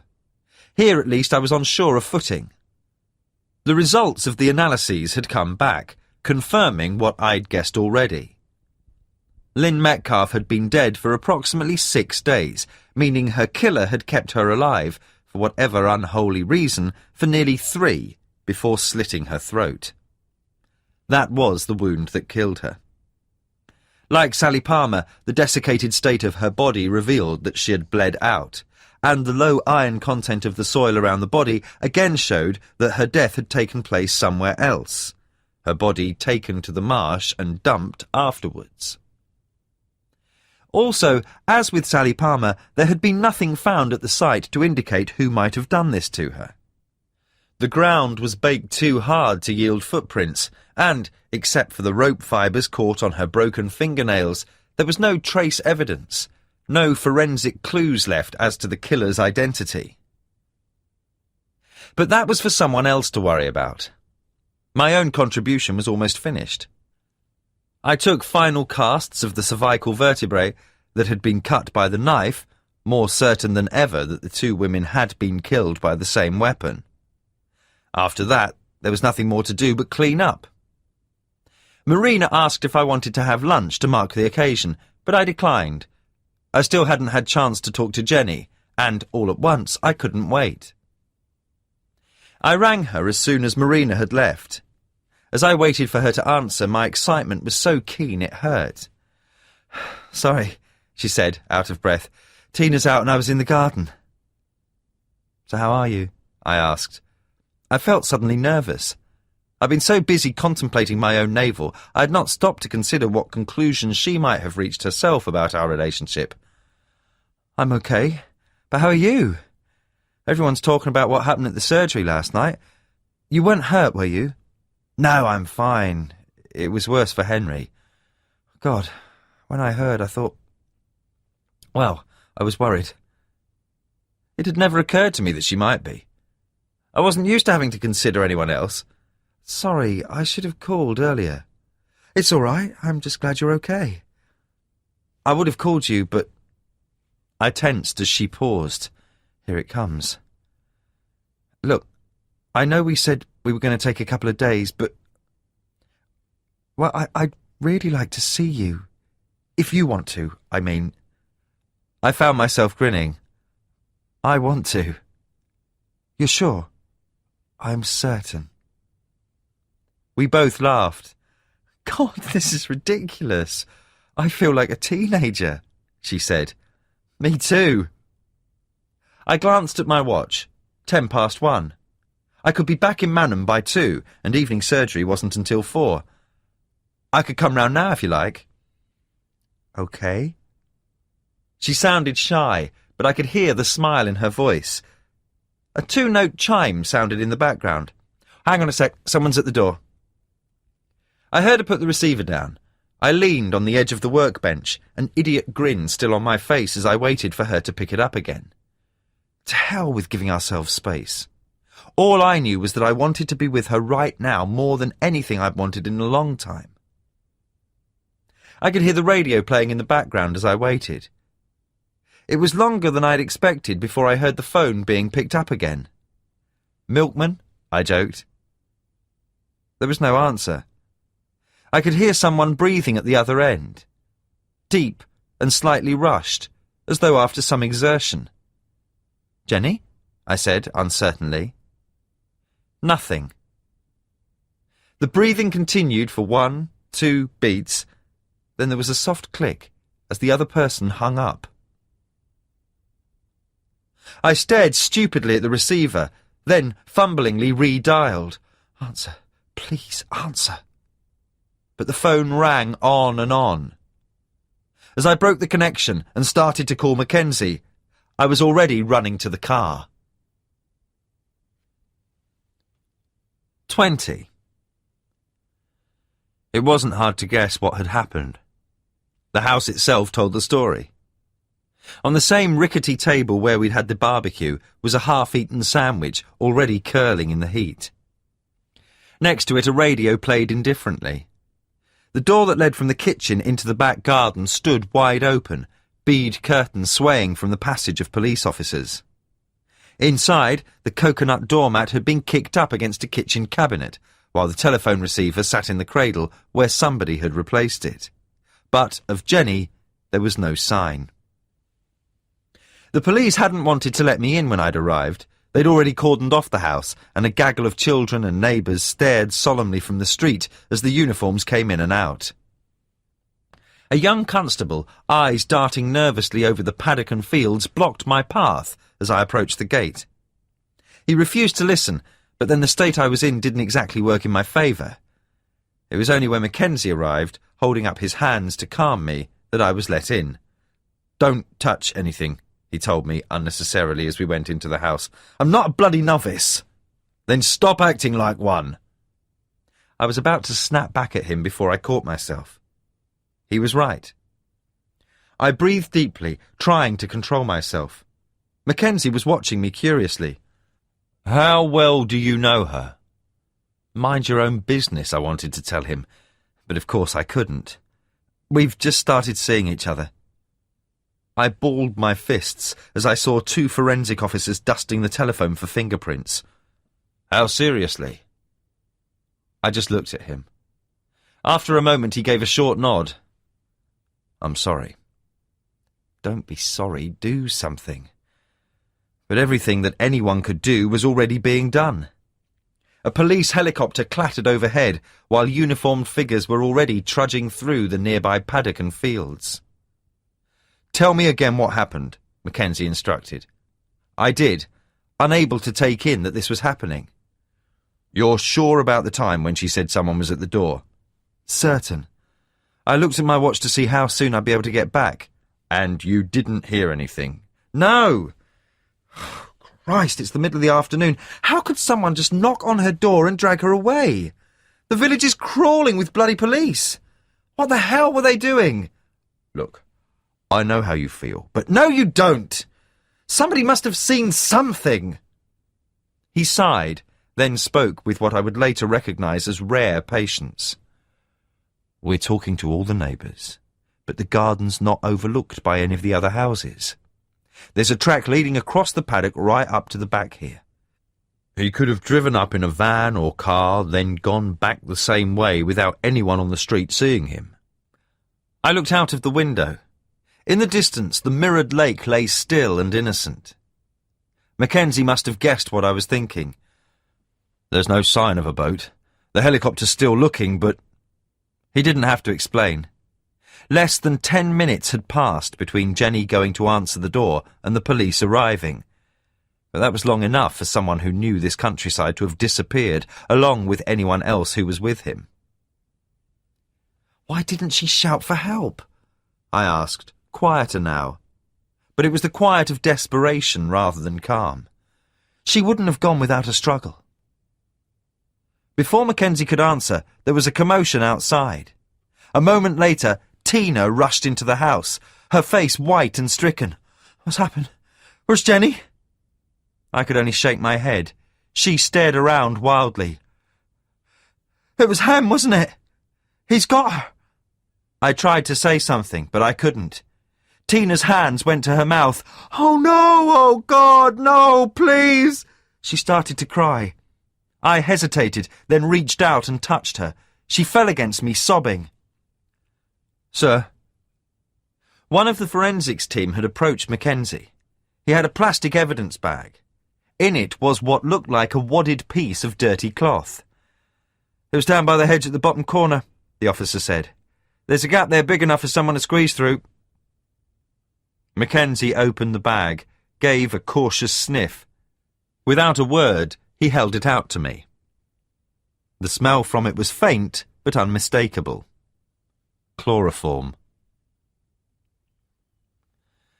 I didn't take part in the search. For one thing, I didn't want to be cut off from any news. With the area around Manham littered with dead zones where mobile phones became so much junk, I didn't want to risk being out of contact in some isolated stretch of marsh or wood. And I knew a search would be a waste of time. We weren't going to find Jenny by trudging randomly through the countryside, not until whoever had taken her wanted us to. Tina had told us about finding the dead fox. Even now, she didn't realise its significance. She'd looked bewildered when Mackenzie had asked if she or Jenny had found any dead birds or animals lately. At first she'd said no, then mentioned the fox almost as an afterthought.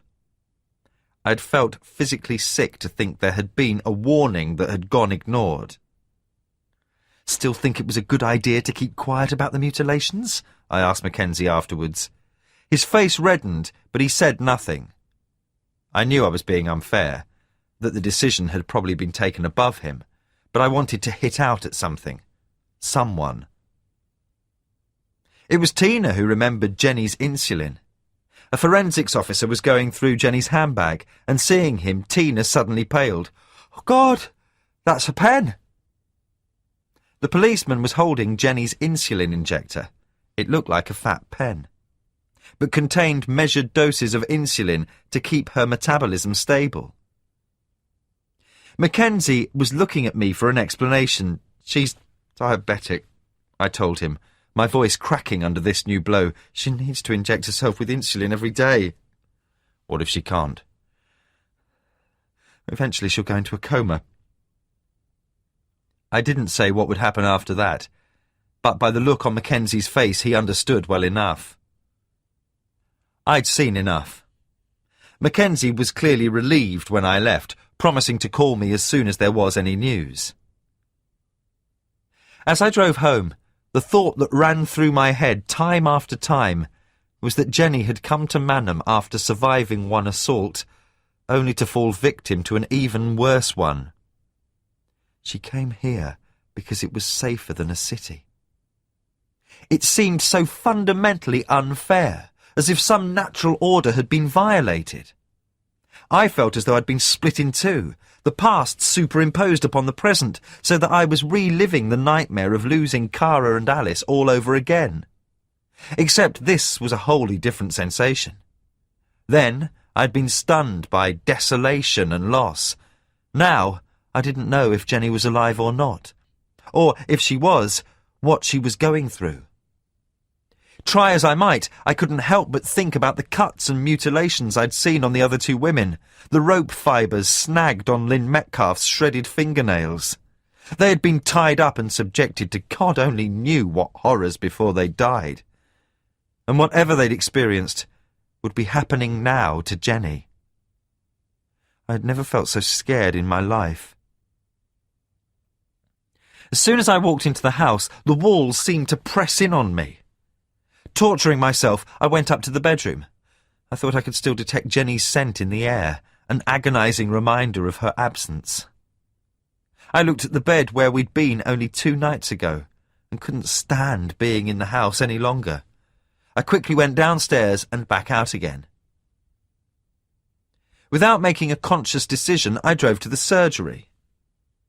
The evening was full of birdsong and chlorophyll sunlight. Its beauty seemed cruel and mocking, an unneeded reminder of an indifferent universe. As I closed the front door behind me, Henry wheeled his chair out of his study. He still looked drawn and unwell. I could see from his face that he knew. "David, I'm so sorry." I just nodded. He looked close to tears. "This is my fault. The other night, it's not your fault. When I heard, I don't know what to say." "Well, there's not much to say, is there?" He rubbed the armrest of his chair. "What about the police? Surely they've got some sort of lead or something?" "Not really." Oh, God, what a mess. He passed his hand over his face, then drew himself up. "Let me get you a drink." "No, thanks." "You're having one, whether you want it or not." He attempted a smile. "Doctor's orders." I gave in, simply because it was easier than arguing. We went into the lounge rather than his study.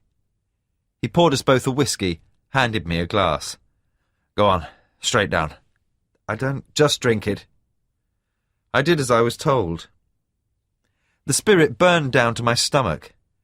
Wordlessly, Henry took my glass and refilled it. "Have you eaten?" "I'm not hungry." He seemed about to argue, thought better of it. "You're welcome to stay here tonight. Your old room won't take much making up." "No, thanks." For want of anything else to do, I took another drink of whiskey. I can't help feeling I brought this on somehow. "Oh, come on, David, don't talk rubbish." I should have seen it coming. And perhaps I had, I thought. remembering Kara's warning in my dream. Be careful. But I'd chosen to ignore it. That's nonsense, Henry snapped. Some things you just can't do anything about. You know that as well as I do. He was right, but knowing that didn't help. I stayed for another hour or so, the two of us sitting in silence for the most part. I nursed the rest of the whiskey, refusing his attempts to pour any more. I didn't want to get drunk. Tempting as it was, I knew a fog of alcohol wouldn't improve anything. When I began to feel claustrophobic again, I left. Henry was so obviously distressed at his inability to help that I felt sorry for him. But thoughts of Jenny didn't allow room for anything else for very long. The police were going from door to door in yet another futile show of activity as I drove through the village.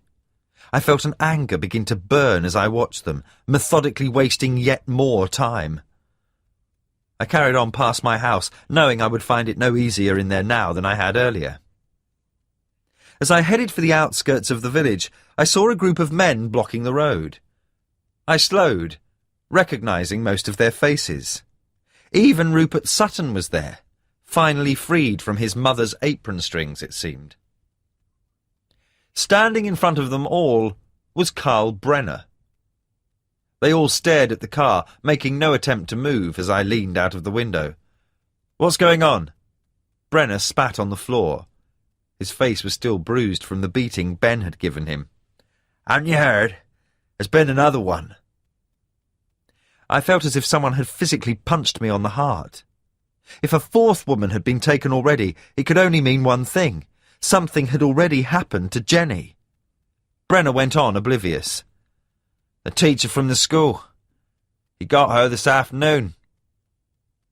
He said something else, but I didn't hear. Blood pounded in my head, deafening me, as I realised he was delivering old news, not new. "Where are you going?" he demanded, unaware of the effect of his words. I could have told him. I could have explained or invented some reason. But as I looked at him, jumped up with his newfound self-importance, I felt my anger swim into focus.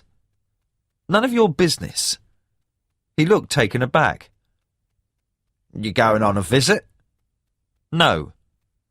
Brenner worked his shoulders uncertainly, like a boxer trying to summon his aggression. "Nobody's getting in or out of here without telling us why." "What are you going to do, drag me out of the car?"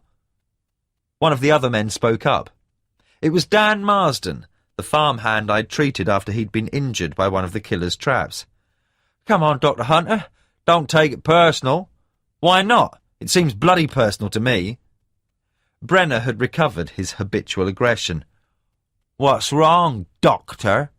Got something to hide?" He made the words sound like an insult, but before I could say anything, Marsden took hold of his arm. "Leave him, Carl. He was a friend of hers." Was. I gripped the steering wheel as they stared at me with raw curiosity. "Get out of the way," I told them. Brenner put his hand on the door. "Not until you—" I stamped on the accelerator, flinging him off. The men standing in front of me leapt aside as the Land Rover surged forwards. Startled faces flashed by, and then I was past them. Their angry shouts came after me, but I didn't slow down.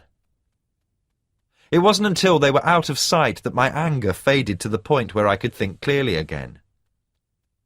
What the hell had I been thinking? Some doctor I was. I could have injured someone, or worse. I drove aimlessly until I realised I was heading for the pub I'd visited with Jenny only a few days earlier. I braked hard, unable to bear even the thought of seeing it again now. When a car horn blared behind me, I pulled into the verge, waiting until it was past before turning around and heading back. I had been trying to outrun what had happened, but I knew now I couldn't.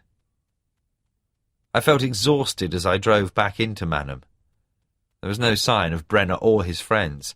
I resisted the temptation to either go to Jenny's or phone Mackenzie.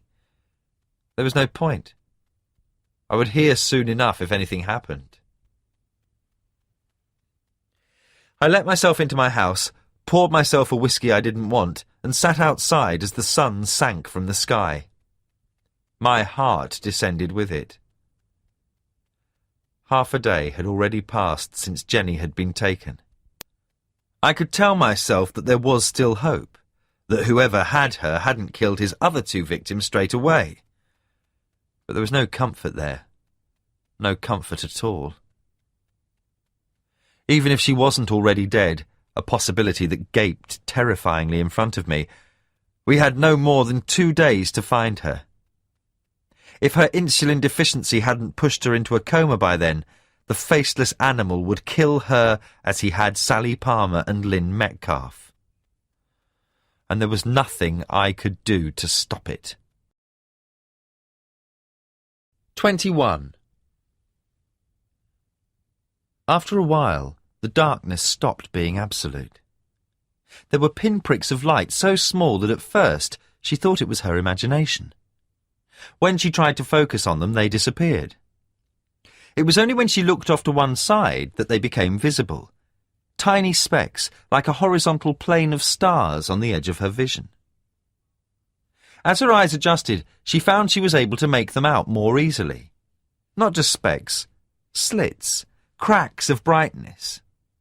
Before long, she was able to discern that they weren't all around her. The light was coming from a single direction. She started to think of that as front. With that to guide her, Jenny gradually began to impose form and shape on the darkness surrounding her. Waking had come slowly. Her head hurt with a dull, senseless throbbing that made any movement agony. Her thoughts were scrambled, but a terrible sense of dread goaded her from sinking back into unconsciousness. She thought she was back in the car park, only this time the taxi driver had put her in the boot of the car. She felt hemmed in, unable to breathe.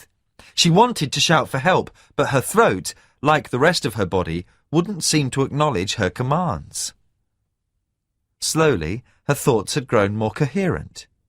She became aware that wherever she was, it wasn't the car park. That attack was in her past now, but the realization brought no relief. Where was she? The darkness confused and terrified her. As she struggled to sit up, something seemed to grab her leg. She tried to pull away, felt something snap taut, and then her fingers encountered the rough hemp of a rope around her ankle. With mounting disbelief, she followed it along its length until she came to a heavy iron ring set into the floor. She had been tied. And suddenly the rope, the darkness, the hard ground underneath her, all fell into awful alignment. And she remembered. It came back in fragments, a patchwork of memory that gradually merged together. She had been talking to David on the phone. The doorbell had chimed. She'd gone to answer it, seen the figure of a man standing outside, obscured by the bead curtain in the doorway, and...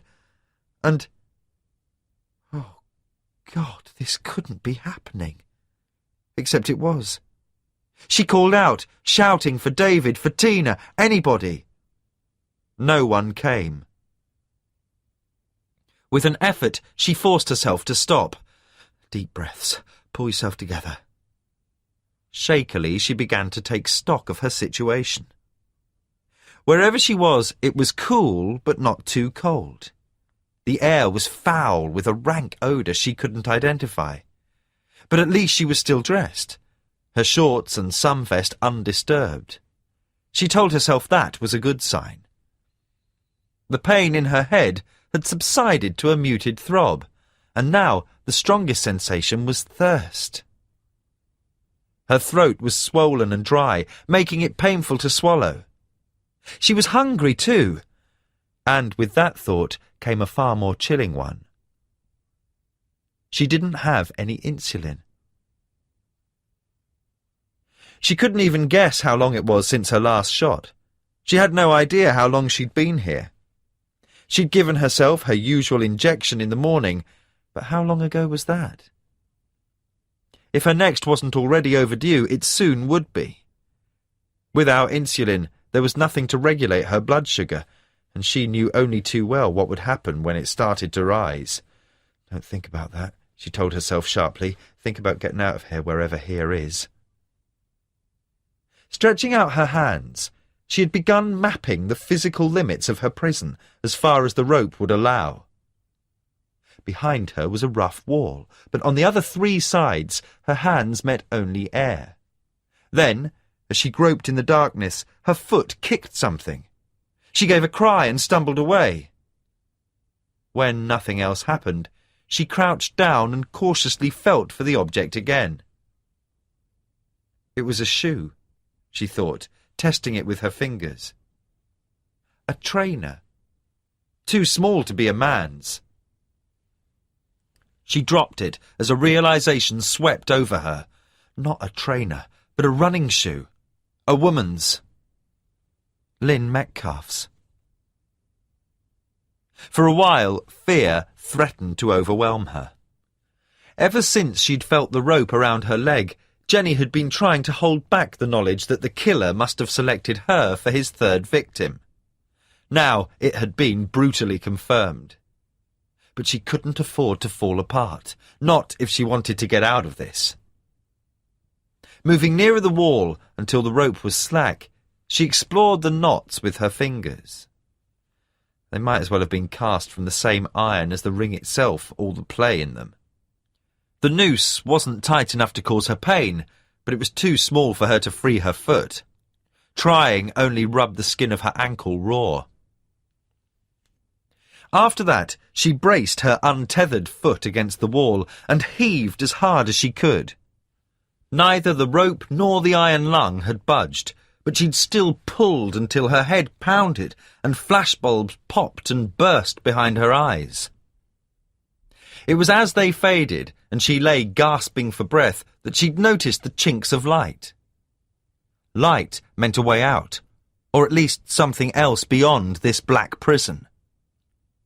But wherever it was coming from remained out of reach. Lowering herself to the floor, she moved to the furthest extent of the rope and stretched out. Tentatively, she put out her hand. It met something hard and unyielding, less than a foot away. Jenny slowly ran her fingers over it, feeling the splintery texture of unplaned wooden planks. The slivers of brightness were coming through cracks and gaps between them.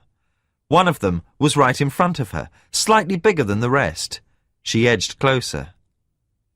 She flinched as her eyelashes brushed against the wood's rough surface, then carefully put her eye to the crack.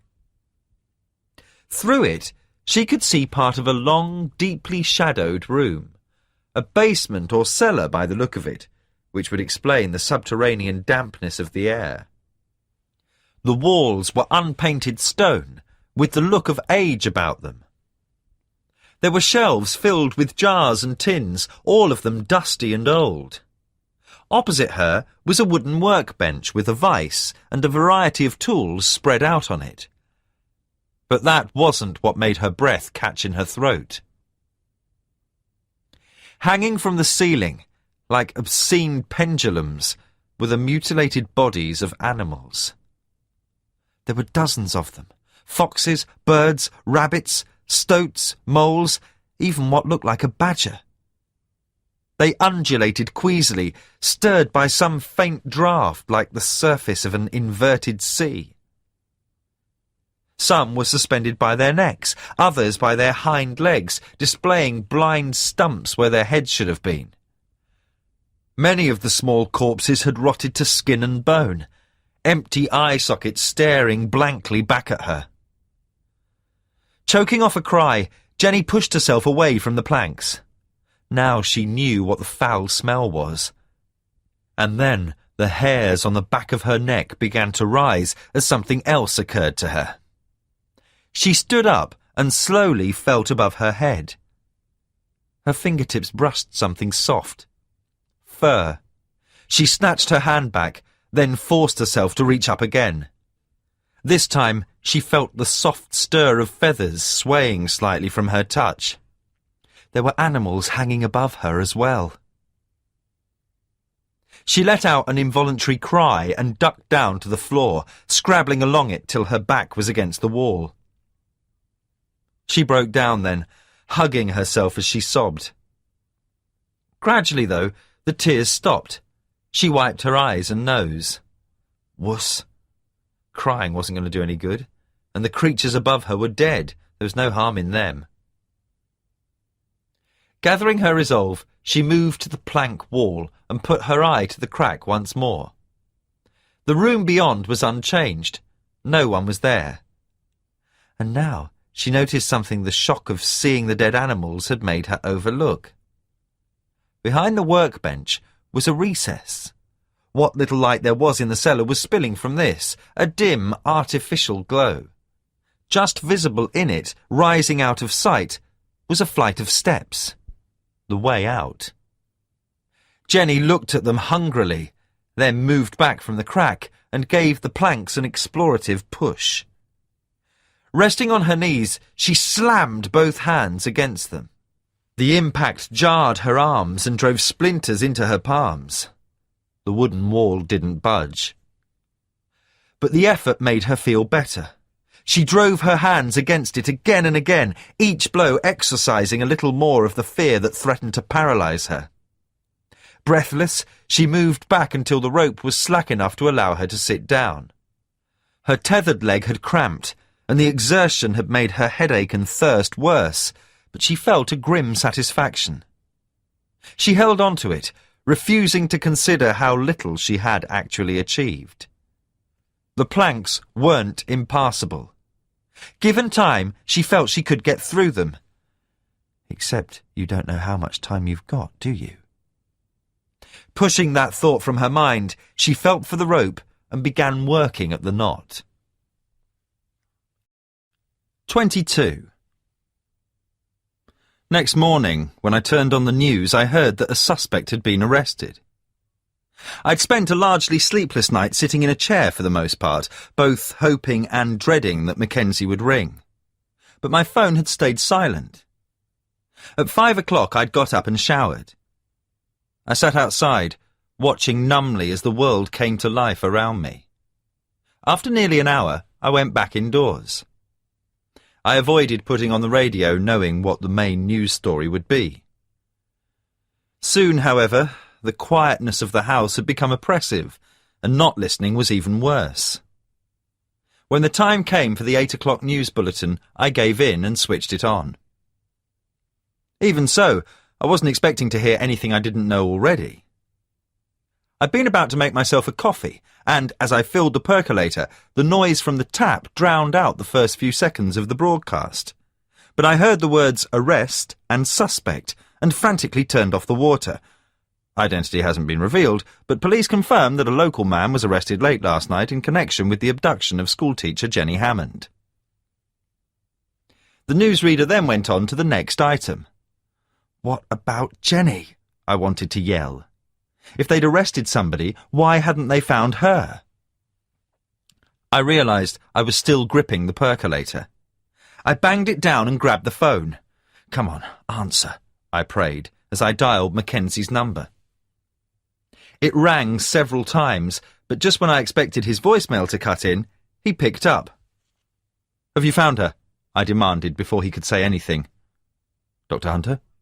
Have you found her? No, look, I can't talk now. I'll call you back. Don't hang up. Who have you arrested? I can't tell you that. Oh, for God's sake. He's not been charged, and we're not releasing his name yet. You know how it works. He sounded apologetic. Has he told you anything? We're still questioning him. In other words, no. Why didn't you tell me? You said you'd call if anything happened. It was late. I was going to let you know this morning. What, you thought you'd be disturbing me? Look, I know you're worried, but this is a police investigation. I know, I've been involved in it, remember? When I can tell you anything, I will, but right now we're questioning a suspect, and that's all I can say. I fought back the urge to shout at him. He wasn't the type to respond to threats. The radio said it was a local man, I said, fighting for calm. That means before long everyone in the village will know who it is, whether you like it or not. I'm going to find out eventually. It just means I'll spend the next couple of hours trying to guess what's true and what isn't. All at once, I felt I hadn't the energy to argue. Please. I need to know. He hesitated. I said nothing, giving him chance to convince himself. I heard him sigh. Hang on. The phone was muffled. I guessed he was moving out of earshot of whoever else was with him. When he came back on, his voice was hushed. This is strictly confidential, all right? I didn't bother answering. It's Ben Anders. I'd been prepared for it to be a name I recognised, but not that one. Dr. Hunter? You there?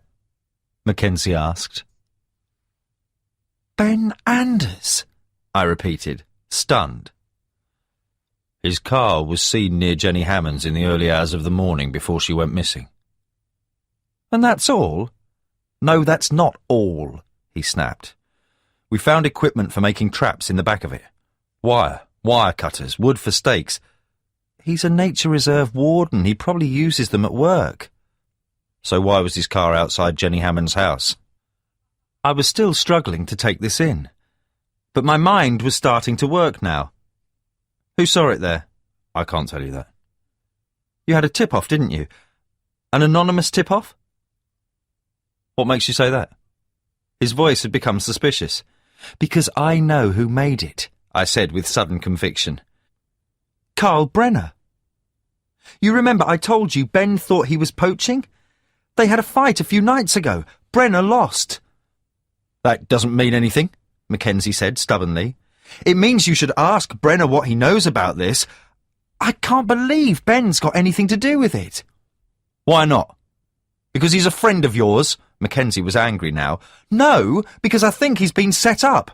Oh, and you don't think that might have occurred to us. And before you ask, Brenner happens to have a solid alibi, which is more than your friend Anders has. Did you know he's an ex-boyfriend of Sally Palmer? The news wiped away anything I might have said. They had a relationship a few years ago, Mackenzie continued. Just before you moved to the village, as a matter of fact. I didn't know, I said, dazed. Perhaps he forgot to mention it. And I bet he also forgot to mention he was arrested for sexually assaulting a woman 15 years ago, didn't he? For the second time, I was lost for words. We were already looking at him, even before we got the tip-off. Amazingly enough, we're not complete idiots, Mackenzie went on, remorselessly. Now, if you don't mind, I've got a busy morning. There was a click as he broke the connection. I hung up myself. I didn't know what to think. Ordinarily, I would have sworn Ben was innocent. I was still convinced the anonymous tip-off had come from Brenner. The man was small-minded enough to want to settle the score with Ben any way he could, regardless of the consequences. Still, what Mackenzie had said had shaken me. I'd no idea that Ben used to have a relationship with Sally, far less that he'd a history of assault. True, there was no reason why he should have told me, and probably every reason for him not to under the circumstances. Now, though, I couldn't help but question how well I knew him. The world is full of people who've insisted the person they know can't be a killer. For the first time, I wondered if I was one of them. But far more worrying was the possibility that the police were wasting precious time on the wrong man. All at once, my mind was made up.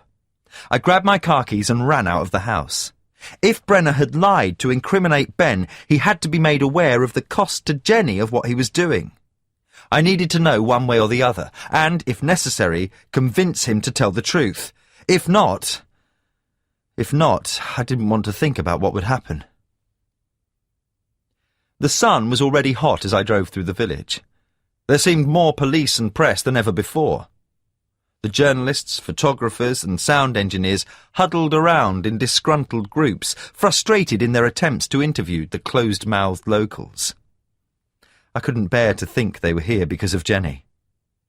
As I passed the church, I saw Scarsdale in the graveyard. On impulse, I pulled over and got out. He was talking to Tom Mason, wagging a bony finger as he delivered his instructions to the gardener. When he saw me approaching, he broke off, his face folding into planes of displeasure. "Dr. Hunter," he said coldly, by way of greeting. "I need a favour," I told him bluntly. He couldn't quite conceal a glimmer of satisfaction. "A favour? Quite a novelty. You're needing to ask me for anything?" I let him have his moment. There was more at stake here than pride, his or mine. He made a show of looking at his watch. "Whatever it is, it'll have to wait. I'm expecting a phone call. I'm due on air for a radio interview shortly." Any other time, I might have been irritated by his tone of self-importance, but now I barely noticed. "This is important." "Then you won't mind waiting, will you?" He cocked his head as the sound of a phone ringing came from an open door at the side of the church. "You'll have to excuse me." I wanted to grab him by his dusty lapels and shake him. I was even tempted to walk away myself.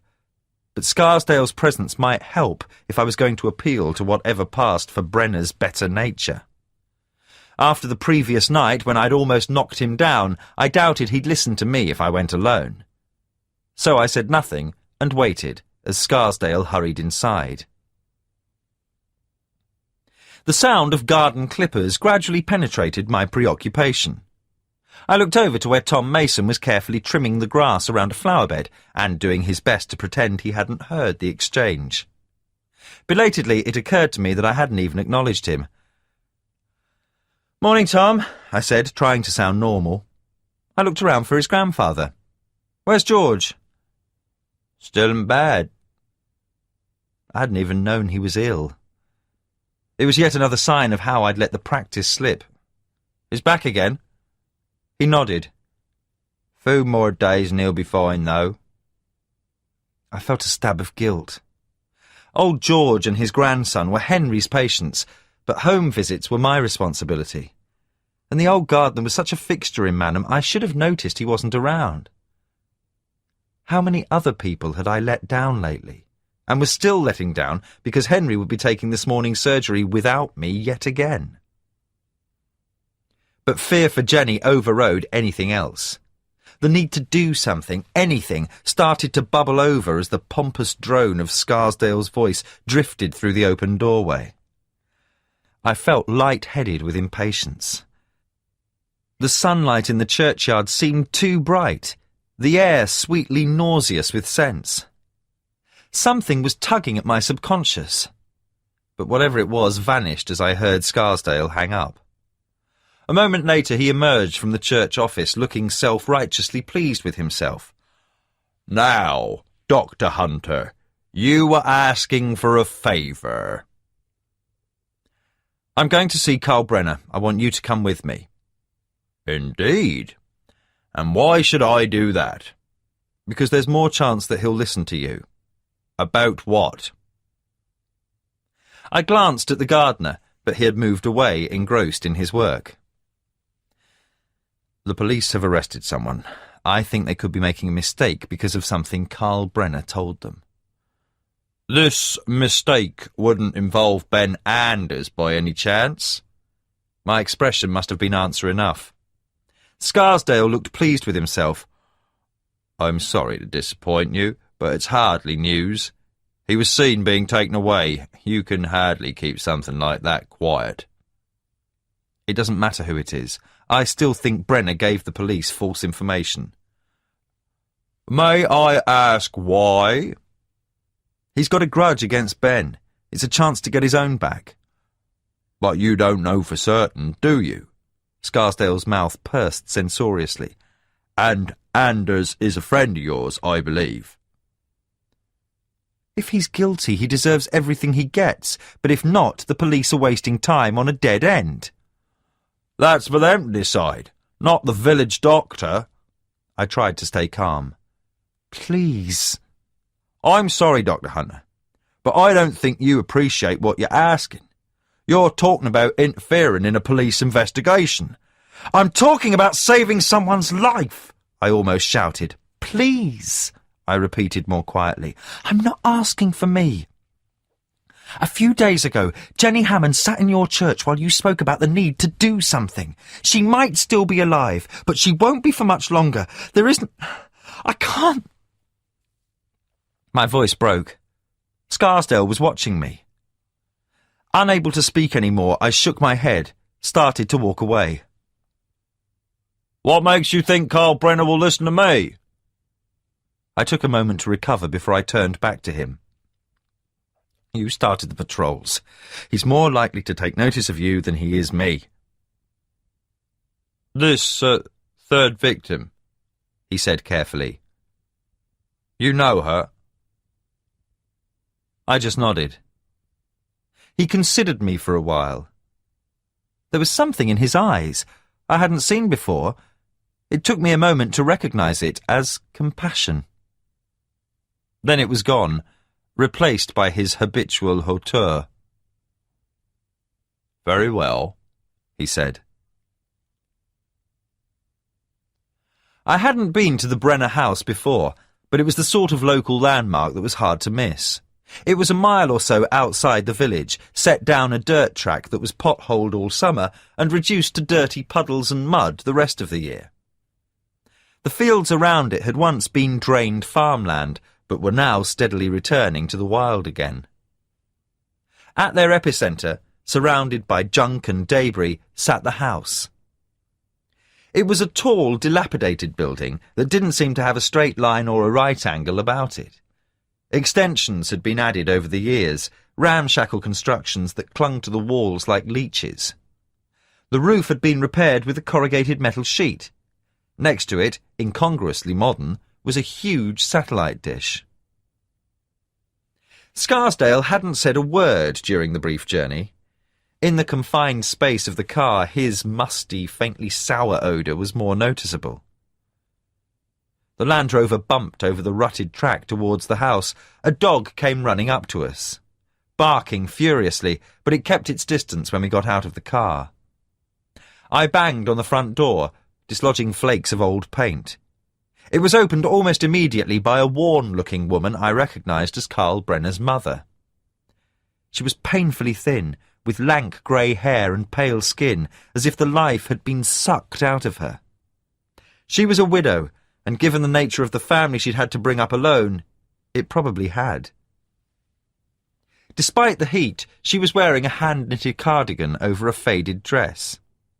She plucked at it as she blinked at us, saying nothing. I'm Dr. Hunter, I told her. Scarsdale needed no introduction. Is Carl in? The question seemed to provoke no response. Just when I was about to repeat it, she folded her arms across her chest. He's in bed. She spoke quickly, her manner aggressive and nervous at the same time. We need to talk to him. It's important. He didn't like being woken up. Scarsdale stepped forward. It shouldn't take long, Mrs. Brenner, but it is important we speak to him. I felt a touch of irritation at the way he'd asserted control, but it was short-lived. All that mattered was getting into the house. Reluctantly, she moved back so we could enter. Wait in the kitchen, I'll get him. Scarsdale went into the house first. I followed him into the untidy hallway. It smelled of old furniture and fried food. The smell of grease intensified as we went into the kitchen. A small TV was playing in one corner. A teenage boy and girl bickered at the table in front of empty breakfast plates. Scott Brenner sat nearby, 1 foot bandaged and propped up on a low stool, watching the TV while he nursed a half-drunk cup of tea. They fell silent and stared at us as we walked in. Morning, Scott, I said awkwardly. I couldn't remember the names of his teenage brother and sister. For the first time, I began to have second thoughts about what I was doing, conscious that I was coming into someone's home to accuse him of lying. But I closed my mind to any doubts. Right or wrong, this was something I had to do. Silence descended. Scarsdale stood in the centre of the room, as unperturbed as a statue. The teenage boy and girl continued to stare at us. Scott looked down at his lap. "How's the foot?" I asked, to break the moment. "All right." He looked down at it, shrugged. "But sore?" I could see that the bandage was filthy. When was the last time the dressing was changed? He was growing red. "Dunno." "It has been changed, hasn't it?" He didn't answer. "It was a bad wound. You shouldn't just leave it." "I can't get anywhere like this, can I?" he said, upset. "We could have arranged for a nurse to visit. Or Carl could bring you to the surgery." A shudder came down in his face. "He's too busy." Yes, I thought, I bet he is. But I had nothing to be self-righteous about myself. This was another reminder of how out of touch I'd become with the practice. There was the sound of someone coming downstairs. Then his mother came into the kitchen. "Melissa, Sean, you two get on out," she told the teenagers. "Why?" the girl demanded. "Because I said so, go on." They slouched out, sulking. Their mother went to the sink and began running water into it. "Is he coming down?" I asked. "He will when he's ready." That seemed to be as far as she was prepared to go. The only sound was the slosh of water and clatter of cutlery and plates as she bad-temperedly began to wash a pile of dishes. I listened for any movement from upstairs, but there was nothing. "So what do I do then?" Scott asked, staring worriedly at his foot. It was an effort to drag my mind back. I was conscious of Scarsdale watching me. Impatience warred for a moment with obligation. Then I gave in. "Let me have a look at it." The wound wasn't as bad as it could have been, for all the filth of the bandage. It was healing, and there was a good chance he'd regain full use of his foot. The stitches looked as though they'd been put in by a clumsy student nurse, but the edges of the wound were starting to knit cleanly together. I fetched my kit from the car and set about cleaning and redressing it. I was almost done when the heavy thump of footsteps announced Brenner's arrival. I finished off and stood up as he slouched into the room. He was wearing a pair of dirty jeans and a tight T-shirt. His upper body was pallid but powerful, corded with wiry muscle. He fixed me with a venomous look, then nodded at Scarsdale with something approaching grudging respect. He reminded me of a sullen schoolboy confronted by a stern headmaster. "Good morning, Carl," Scarsdale said, taking over. "We're sorry to disturb you." His voice held an element of disapproval. Hearing it, Brenner seemed to become conscious of his appearance. "I've just got up," he said unnecessarily. His voice was still thick with sleep. "Didn't get in till late last night." Scarsdale's expression said he would overlook it, just this once. "Dr. Hunter wants to ask you something." Brenner didn't try to hide his hostility as he stared at me. "Why should I give a He caught himself. "Why should I care what he wants?" Scarsdale held up his hands, the patient peacemaker. "I realise this is an intrusion, but he feels it might be important. I'd like you to hear him out." He turned to me, signifying he'd done as much as he cared to. I was conscious of Scott and his mother watching as I spoke. "You know Ben Anders has been arrested," I said.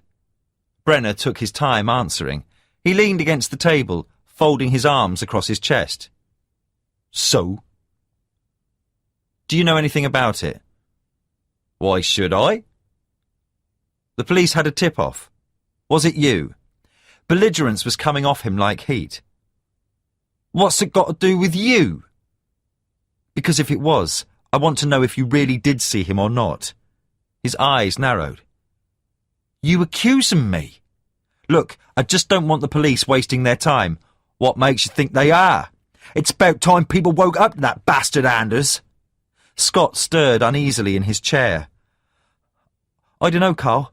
Perhaps he's not—" Brenner turned on him. "Who fucking asked you? Shut it!"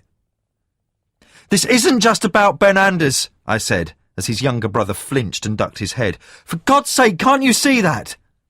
Brenner pushed himself off the table, fists balled. "The fuck do you think you are? You thought you were too good to talk to us when we stopped you last night, and now you come here telling me what I've got to do? I just want you to tell the truth. So you know you're calling me a fucking liar. This is someone's life you're playing with."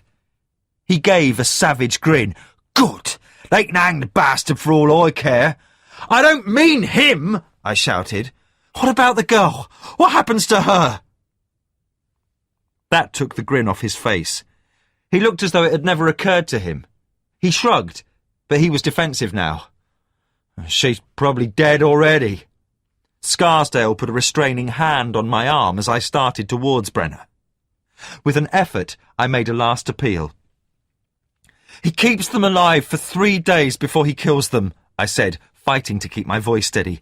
"He keeps them alive so he can do God knows what. This is the 2nd day, and the police are still trying to get Ben Anders to confess to it because someone said they saw him outside the house." I had to stop. "Please," I went on after a moment, "please, if it was you, tell them." The others were staring at me, stunned. No one outside the investigation knew the victims had been kept alive. Mackenzie would be furious if he knew I'd told them. I didn't care. All my attention was focused on Brenner. "I don't know what you're talking about," he mumbled, but I could see the uncertainty in his face. He wouldn't meet anyone's eyes. "Cal?" his mother said, hesitatingly. "I said I don't know, all right?" He snapped, suddenly angry again. He turned on me. "You've asked your questions, so now fuck off." I don't know what would have happened then if Scarsdale hadn't been there. He stepped quickly between us. "That's enough." He faced Brenner. "Carl, I appreciate you're upset, but I'd thank you not to use language like that in my presence or in front of your mother."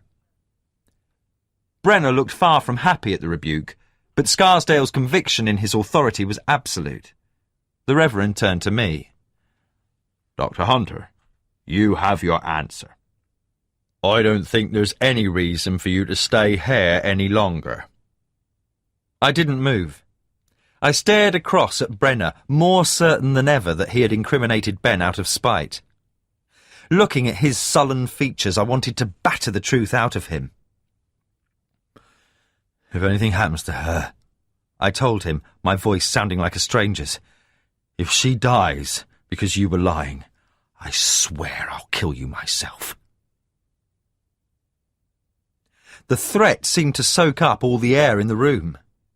I felt Scarsdale take hold of my arm and steer me towards the door. "Come on, Dr. Hunter." As I passed Scott Brenner, I paused. His face was white and wide-eyed as he looked up at me. Then Scarsdale urged me into the hallway. We went back to the Land Rover in silence. It wasn't until we were back on the road to the village that I felt able to speak again.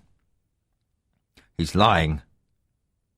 If I'd known you would lose control of yourself, I would never have agreed to come," Scarsdale replied heatedly. "Your behaviour was disgraceful." I looked at him in astonishment. Disgraceful? He set up an innocent man without caring what might happen because of it. "You've no proof of that." "Oh, come on." You were there. You heard him. "I heard 2 men losing their tempers, that's all." You're not serious. Are you telling me you don't think Brenner tipped off the police? "It's not for me to judge." I'm not asking you to judge. Just come with me and tell them you think they should talk to him. He didn't reply straight away. When he did, it wasn't a direct answer. "You said back there that the victims weren't killed straight away. How do you know that?" Habit made me hesitate, but I didn't care who knew now. It didn't matter anymore. Because I examined the bodies. His head snapped towards me in surprise. "You?" I used to be an expert in that sort of thing before I came here. Scarsdale took a moment to digest the news. "You mean You've been involved with the police investigation. They asked me to help, yes. I see. It was clear from his tone that he didn't like it. And you chose to keep it secret. It's sensitive work. It's not the sort of thing you want talked about. Of course. We're only locals after all. I expect our ignorance must have amused you. 2 points of colour had risen on his cheeks. He wasn't just displeased, I realised. He was furious. For a moment, his reaction bewildered me. But then I understood. He had enjoyed seeing himself in the ascendant role in the village, envisioned himself as Manham's leader. Now he'd found out someone else had been given a pivotal role all along, privy to information he was denied. It was a blow to his pride. And, even worse, his ego. It wasn't like that, I told him. No? Strange that you should only tell me now when you want something from me. Well, I can see how naive I've been. I can assure you I won't be taken for the fool again. No one's been taking you for the fool. If I've offended you, I'm sorry, but there's more at stake here than either of us. Indeed there is, and from now on you can be sure I'll leave it in the hands of the experts. He said it with bitter mockery. I'm just a lowly minister after all. Look, I need your help. I don't believe we have any more to say to each other, he said. The rest of the journey passed in silence. 23. It was the noise that woke Jenny. At first, the darkness disorientated her. She had no memory of where she was, why she still couldn't see. She always slept with the curtains open so that some light fell into the bedroom on even the darkest night. Then she became aware of the hard floor and the smell, and with that, awareness came crashing in on her. She tugged on the rope again. Her fingernails were already torn from working on it, and when she sucked them, she tasted blood. But there was no more give in the knot for all her efforts. She slumped back. Now other discomforts were beginning to make themselves felt. Hunger, but more than that was thirst. Before she'd slept, at the extreme edge of her reach, she had found a tiny puddle of water that had seeped through the floor and walls of her cell. It was too shallow to drink from, but she'd taken off her vest top and used it to soak up what moisture there was. When she'd sucked it out, it had been stale and brackish, but still tasted wonderful. Since then she'd found 2 other patches where water had soaked through, and done the same with both of them. But it had done little to slake her thirst. She had dreamed of water, waking to a throat that was more parched than ever, and a feeling of lethargy she couldn't shake off. She knew that both were early signs of insulin deficiency, but that was something else she didn't want to think about. To give herself something to do, she set about exploring the floor of her cell once more, hoping the wet patches might have replenished themselves. That was when she heard the noise again. It came from the cellar, beyond the wooden planks. Someone else was down here. She waited, barely daring to breathe. Whoever it was, they weren't here to rescue her. The sound of their moving about continued, but nothing else happened. Now she noticed that more light was spilling through the cracks in the wooden planks. The pulse of blood in her head almost drowned out everything else as she edged slowly towards them. Feeling her way with her hands as quietly as she could, she put her eye to the same gap as before. After the pitch black of her cell, the brightness stabbed into her retina. She blinked away the tears until her sight adjusted. A bare light bulb was burning over the workbench, hanging on a long length of flex so that it was just above it. It was so low that it cast its light in a pool, illuminating only a small area and throwing everything else into unformed shadows. The dead animals suspended from the ceiling were lost in them. The noise came again, and then Jenny saw a man emerge from the darkness. From her angle, close to the floor, her view was limited. There was a glimpse of jeans and what looked like an army jacket before he moved in front of the light. His silhouette gave an impression of size and bulk as he busied himself at the workbench. Then, he was coming towards her. She scurried away from the planks as his footsteps approached. They stopped. She stared into the blackness, paralysed. There was a loud scraping, then a vertical streak of light appeared. A moment later, it flooded her cell as the planks were pulled back on a hinge. Jenny covered her eyes, blinded as a dark shape towered over her. "Get up." The voice was a low murmur. She was too scared to tell if it was familiar or not. She felt incapable of moving. There was a sudden motion, then a quick, sharp pain. She cried out, clutching her arm. It was wet. She looked in disbelief at the blood on her hand. "Get up." Clutching the cut on her arm, she scrambled to her feet. She stood shakily, pressing herself against the wall. Her eyes were starting to adjust to the light, but she kept her head averted. "Don't look at him. If he knows you can recognise him, he can't let you go." But her gaze was drawn of its own accord, not to his face, but to the hunting knife he held, the tip of its curved blade angled towards her. "Oh, God, no, please." "Get undressed." It was like the taxi driver all over again, except this time was far worse because she couldn't hope for rescue again. "Why?" She heard the edge of hysteria in her voice, hated it.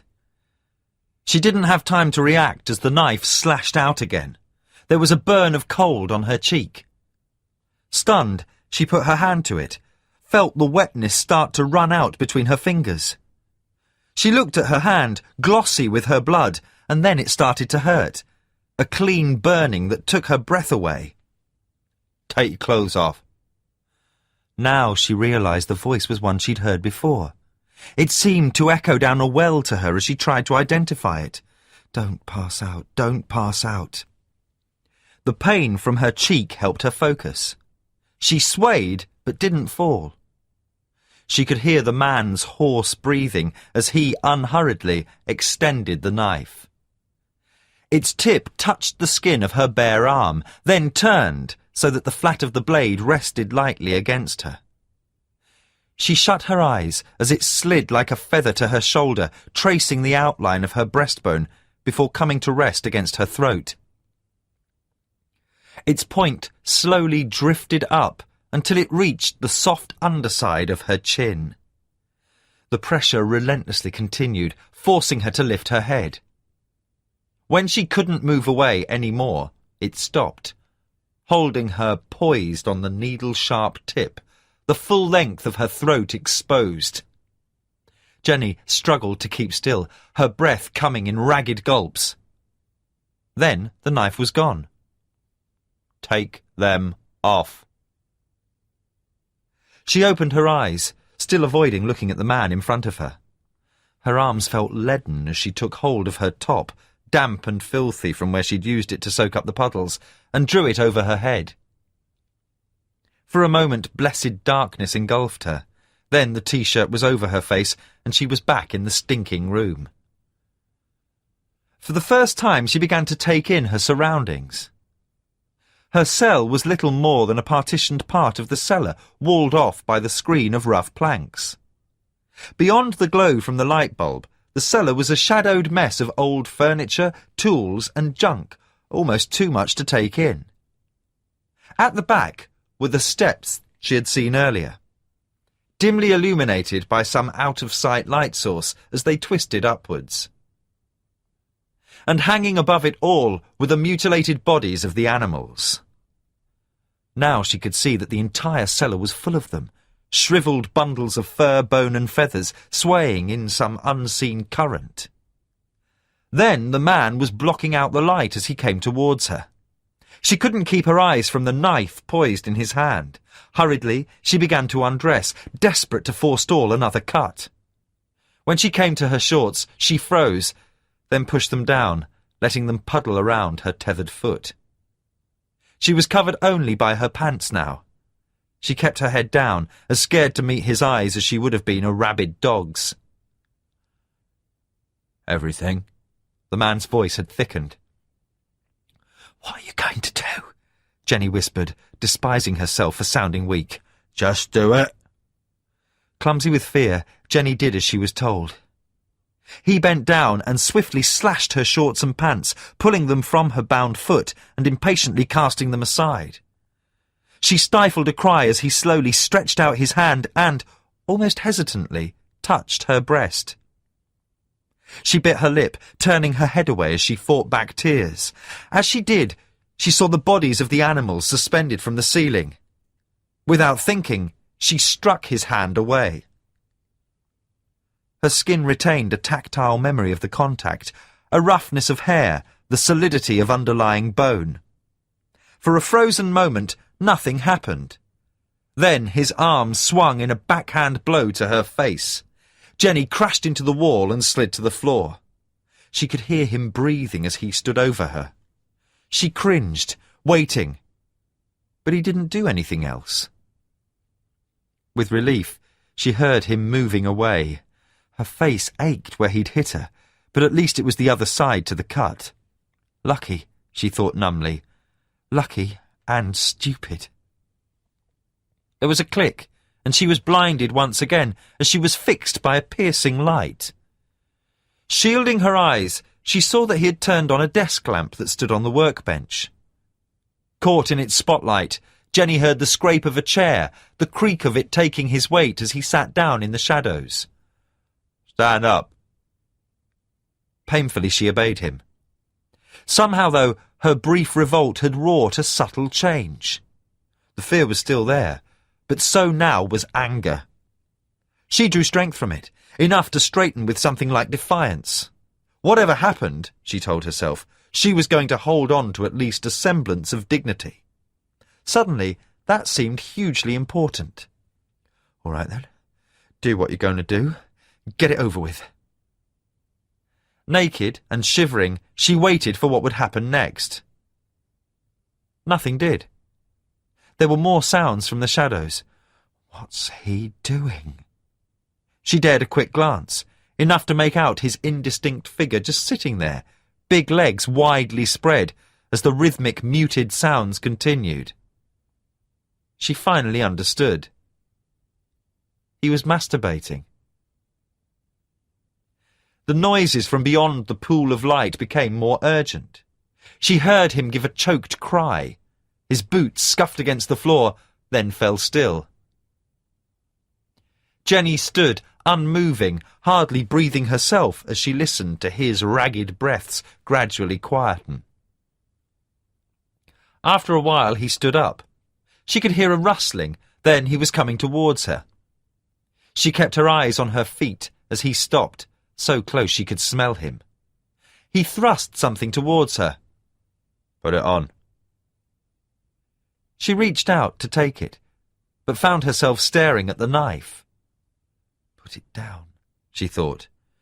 Put it down just for a second, then we'll see how brave you are.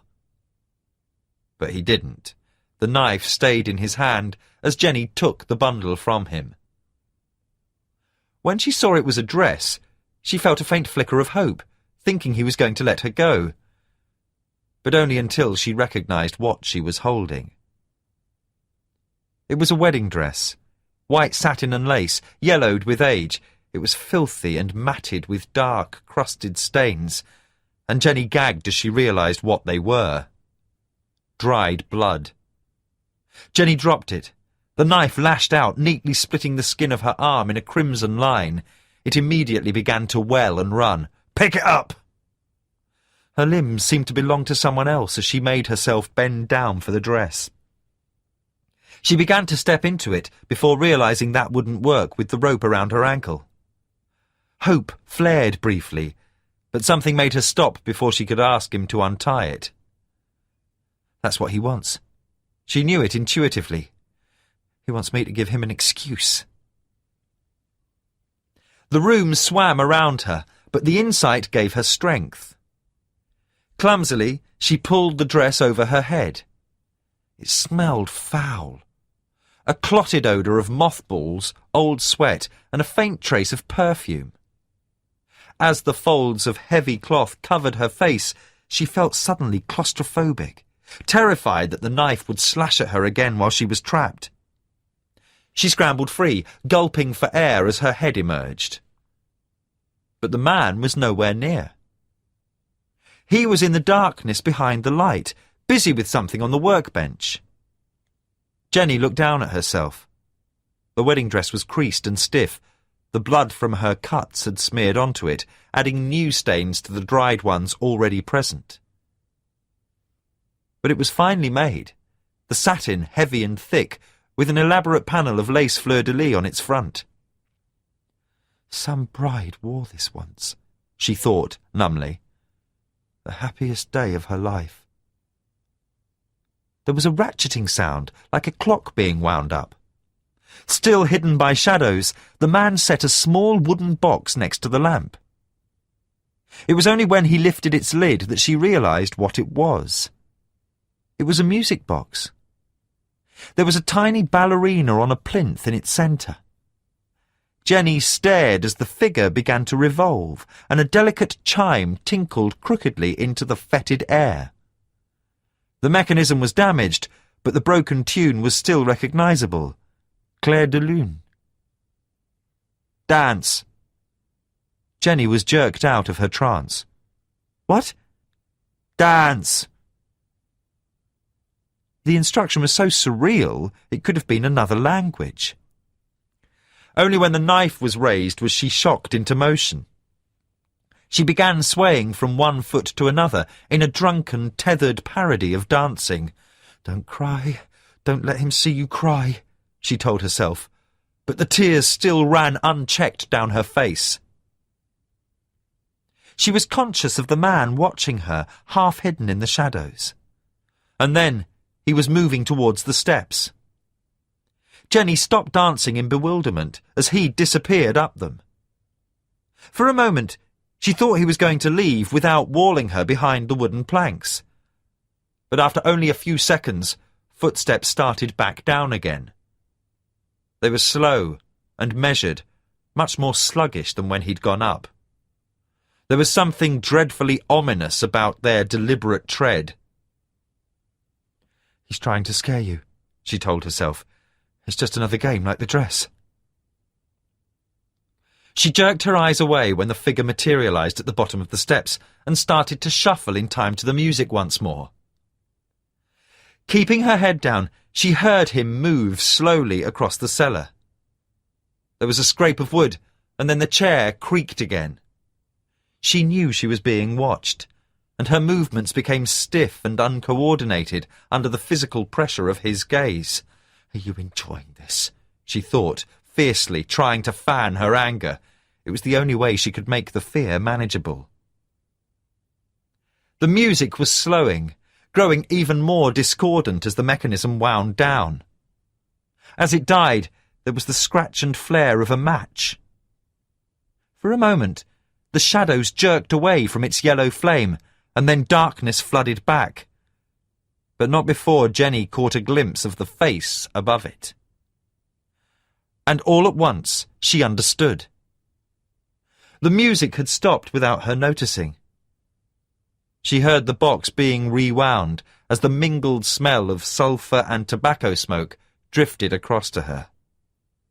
Crushed under a new weight of shock and despair, she continued her broken shuffle as the music chimed back into life. 24. The police released Ben Anders later that same day. Mackenzie phoned to tell me. I thought you'd want to know, he said. He sounded tired and flat, as if he'd been up most of the night. He probably had. I was in my office at the surgery, retreating from the emptiness of my house. I didn't know how I felt at the news. Pleased for Ben, yes, yet there was also an unexpected sense of disappointment. I'd never really believed Ben was the killer, but on some level there must have been an element of doubt. Or perhaps it was just that as long as the police were questioning a suspect, regardless of who it was, there was a small hope of finding Jenny. Now, even that had gone. "What happened?" I asked. "Nothing happened. We're satisfied he couldn't have been at her house on the afternoon she went missing, that's all." "That's not what you thought earlier." "We didn't know earlier," he said tersely. "He wouldn't tell us where he was at first. Now he has, and it checks out." "I don't understand," I said. "If he'd got an alibi, why didn't he tell you straight away?" "You can ask him that yourself." He sounded irritable. "If he wants to tell you, he will. As far as we're concerned, though, he's in the clear." I rubbed my eyes. "So where does that leave us?" "We'll carry on pursuing other leads, obviously. We're still looking at forensic evidence from the house, and forget the official bullshit. Tell me!" Silence came down the line. I took a deep breath. "Sorry." Mackenzie sighed. "We're doing everything we can. I can't tell you any more than that." "Are there any other suspects?" "Not yet." "What about Brenner?" At the last moment, I decided not to mention seeing him that morning. "I'm still certain he was the one who tipped you off about Ben Anders. Isn't it worth talking to him again?" Mackenzie failed to conceal his impatience. "I've already told you. Carl Brenner's got an alibi. If he was responsible for the false lead, then we'll tackle him about it later. Right now, I've got more important things to do." The despair I'd been trying to hold at bay was in danger of swamping me. "Can I help?" I asked, knowing what his answer would be, but hoping anyway. "Not right now." He hesitated. "Look, there's still time. The other women were kept alive for 3 days. There's every reason to think he'll follow the same pattern now." Is that supposed to make me feel better? I wanted to shout. Even if Jenny were still alive, we both knew she wouldn't be for much longer, and the thought of what she might be going through in the meantime was unbearable. After Mackenzie rang off, I sat with my head in my hands. There was a knock on the door. I straightened as Henry came in. "Any news?" he wanted to know. I shook my head. I couldn't help but notice how tired he looked, which wasn't surprising, really. Since Jenny had disappeared, I'd given up any pretense of seeing patients. "Are you okay?" I asked. "Fine!" But he couldn't sustain the show of energy. He gave a wan smile and shrugged. "Don't worry about me. I'm managing, really." I wasn't convinced. There was a gauntness about him he couldn't conceal. But as bad as I felt about leaving him to run things by himself, right now all I could think about was Jenny and what might happen in the next 24 hours. Anything else seemed too distant to contemplate. Seeing that I was in no mood for company, Henry left me alone. I tried to go through my forensic reports on Sally Palmer and Lynn Metcalf on the off chance that I'd find something I'd missed. But that simply led my imagination in a direction I was trying hard to avoid. I turned my computer off in frustration. As I stared at the darkened screen, I was struck with a conviction that there was something important I was overlooking. Something that was staring me in the face. For a moment, it felt tantalizingly close, but even as I clutched for it, I could feel it slipping away. The need to do something pulled me to my feet. I grabbed my mobile phone and hurried out to the car. There was only one place I could think of to go. But even as I set off, the feeling that I was missing something obvious refused to die away. Ben Anders lived in a large brick cottage on the edge of the village. It used to belong to his parents, and after they had died, he'd lived there with his sister until she had married and moved away. He'd often said the place was too big for him, that he should sell up and buy somewhere smaller, but had shown no inclination to do so. When all was said and done, it was his home, too big or not. I'd only been there a couple of times before, for an after-hours drink after the Lamb had shut, and, as I parked outside the heavy wooden gate closing off the high stone wall, I thought it said a lot for the depth of our friendship that I'd never visited the place before in daylight. I didn't even know if he'd be home, and now I'd arrived, I half hoped he wouldn't be. I'd come out here wanting to hear his version of why he'd been arrested, but I hadn't actually thought about what I was going to say to him. But I put any doubts out of my mind as I knocked on the door. The house was built from pale brick, not pretty, but with an attractive solidity to it. A big garden, tidy without being fussy, white windows, a dark green door. I waited, then knocked again. When there was no sign of life after a third attempt, I started to turn away. I didn't leave, though. I don't know if it was just reluctance to go back to waiting or something more, but somehow the house didn't seem empty. There was a path running around the side to the back. I followed it. Part way along, there was a dark splash of something on the ground. Blood. I stepped over it. The back garden was like a well-kept field. At the bottom of it was a cluster of fruit trees. A figure was sitting in the shade underneath them. Ben didn't seem surprised to see me. There was a bottle of whiskey on the table next to him, a rough-hewn affair of unplaned timber. A cigarette burned itself to ash on the edge of it. Judging by the level of the bottle and the flush on his face, he'd been here for some time.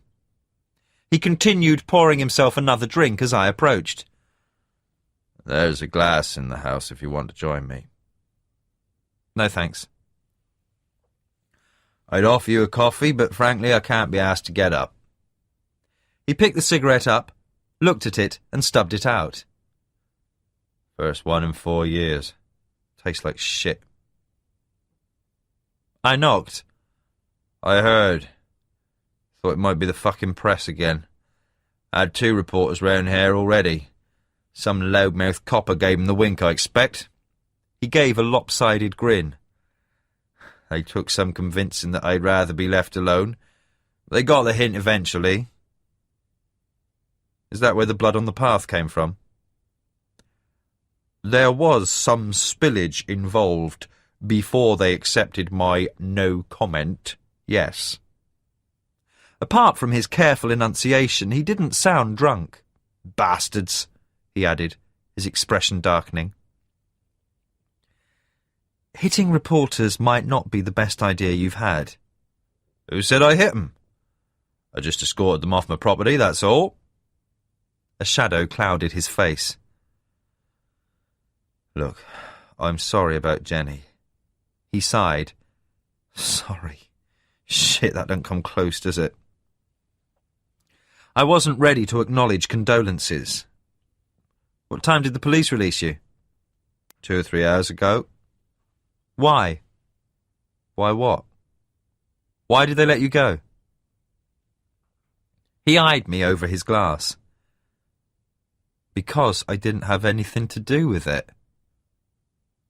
So why are you sitting here getting drunk? You ever been taken in for questioning for murder? He gave a laugh. Questioning, that's a fucking joke. They don't question, they tell. We know you were there. Your car was seen. Where did you take her? What have you done with her? Not much fun, I can tell you. Even when they let you go, they act like they're doing you a favour. He raised his glass in a mocking salute. Then you're a free man again. Except you know people are going to be looking at you and thinking no smoke without fire, and how they never trusted you anyway. But you didn't have anything to do with it. I saw the muscles in his jaw bunch, but when he spoke, his voice was still calm. No, I didn't have anything to do with it. Or what happened to the others either. I'd not intended to interrogate him, but now I was here I couldn't seem to help it. He sighed and shrugged, easing the tension. It was a mistake. Someone told the police they'd seen my car outside Jenny's house, but they couldn't have. If you could prove you hadn't been there, why didn't you do it straight away? Why make it look like you were hiding something, for Christ's sake? He took another drink. Because I was. Just not what they thought. Whatever it was, I hope it was important. I couldn't keep the anger from my voice. Jesus, Ben, the police wasted hours with you. His mouth tightened, but he accepted the rebuke. I've been seeing a woman. No one you know. She lives... well, she doesn't live in the village. I was with her. I guess the rest. She's married. At the moment. Though now her husband's had the police calling at their house to ask if his wife can verify she was in bed with me, I'm not sure she will be for much longer. I didn't say anything. I know, I should have told the police earlier, he burst out. Shit, I wish to Christ I had. I could have saved myself hours of fucking grief and not been sitting here now, wishing I'd done things differently. When you get dragged out of the house and stuck in a police cell, things like that don't always occur to you at the time, you know? He rubbed his face, looking drawn. All because someone made a fucking mistake about seeing my car. It wasn't a mistake. It was Carl Brenner. Ben looked at me sharply, a speculative light in his eye. I must be getting old, he said after a moment. Shit, I never even thought about him. We were both moving away from the near confrontation, tacitly accepting the stress talking on both sides. I went out to the house. Brenner wouldn't admit it, but I'd swear it was him. He's not the sort to admit anything, but I appreciate your trying. It wasn't just for you. I wanted the police to be out looking for Jenny, not sidetracked down a dead end. Fair enough. He considered his glass, then set it down without taking a drink. So what else did your inspector friend tell you? That you used to have a relationship with Sally Palmer? And that you assaulted a woman 15 years ago? He gave a sour laugh. It all comes back at you, doesn't it? Yeah. Sally and me got together a while back. No big secret, but we didn't advertise it, not in a village like this. But it was nothing serious. Didn't last long. We stayed friendly afterwards. End of story. The other... well, let's say it was a youthful mistake. He must have read my expression.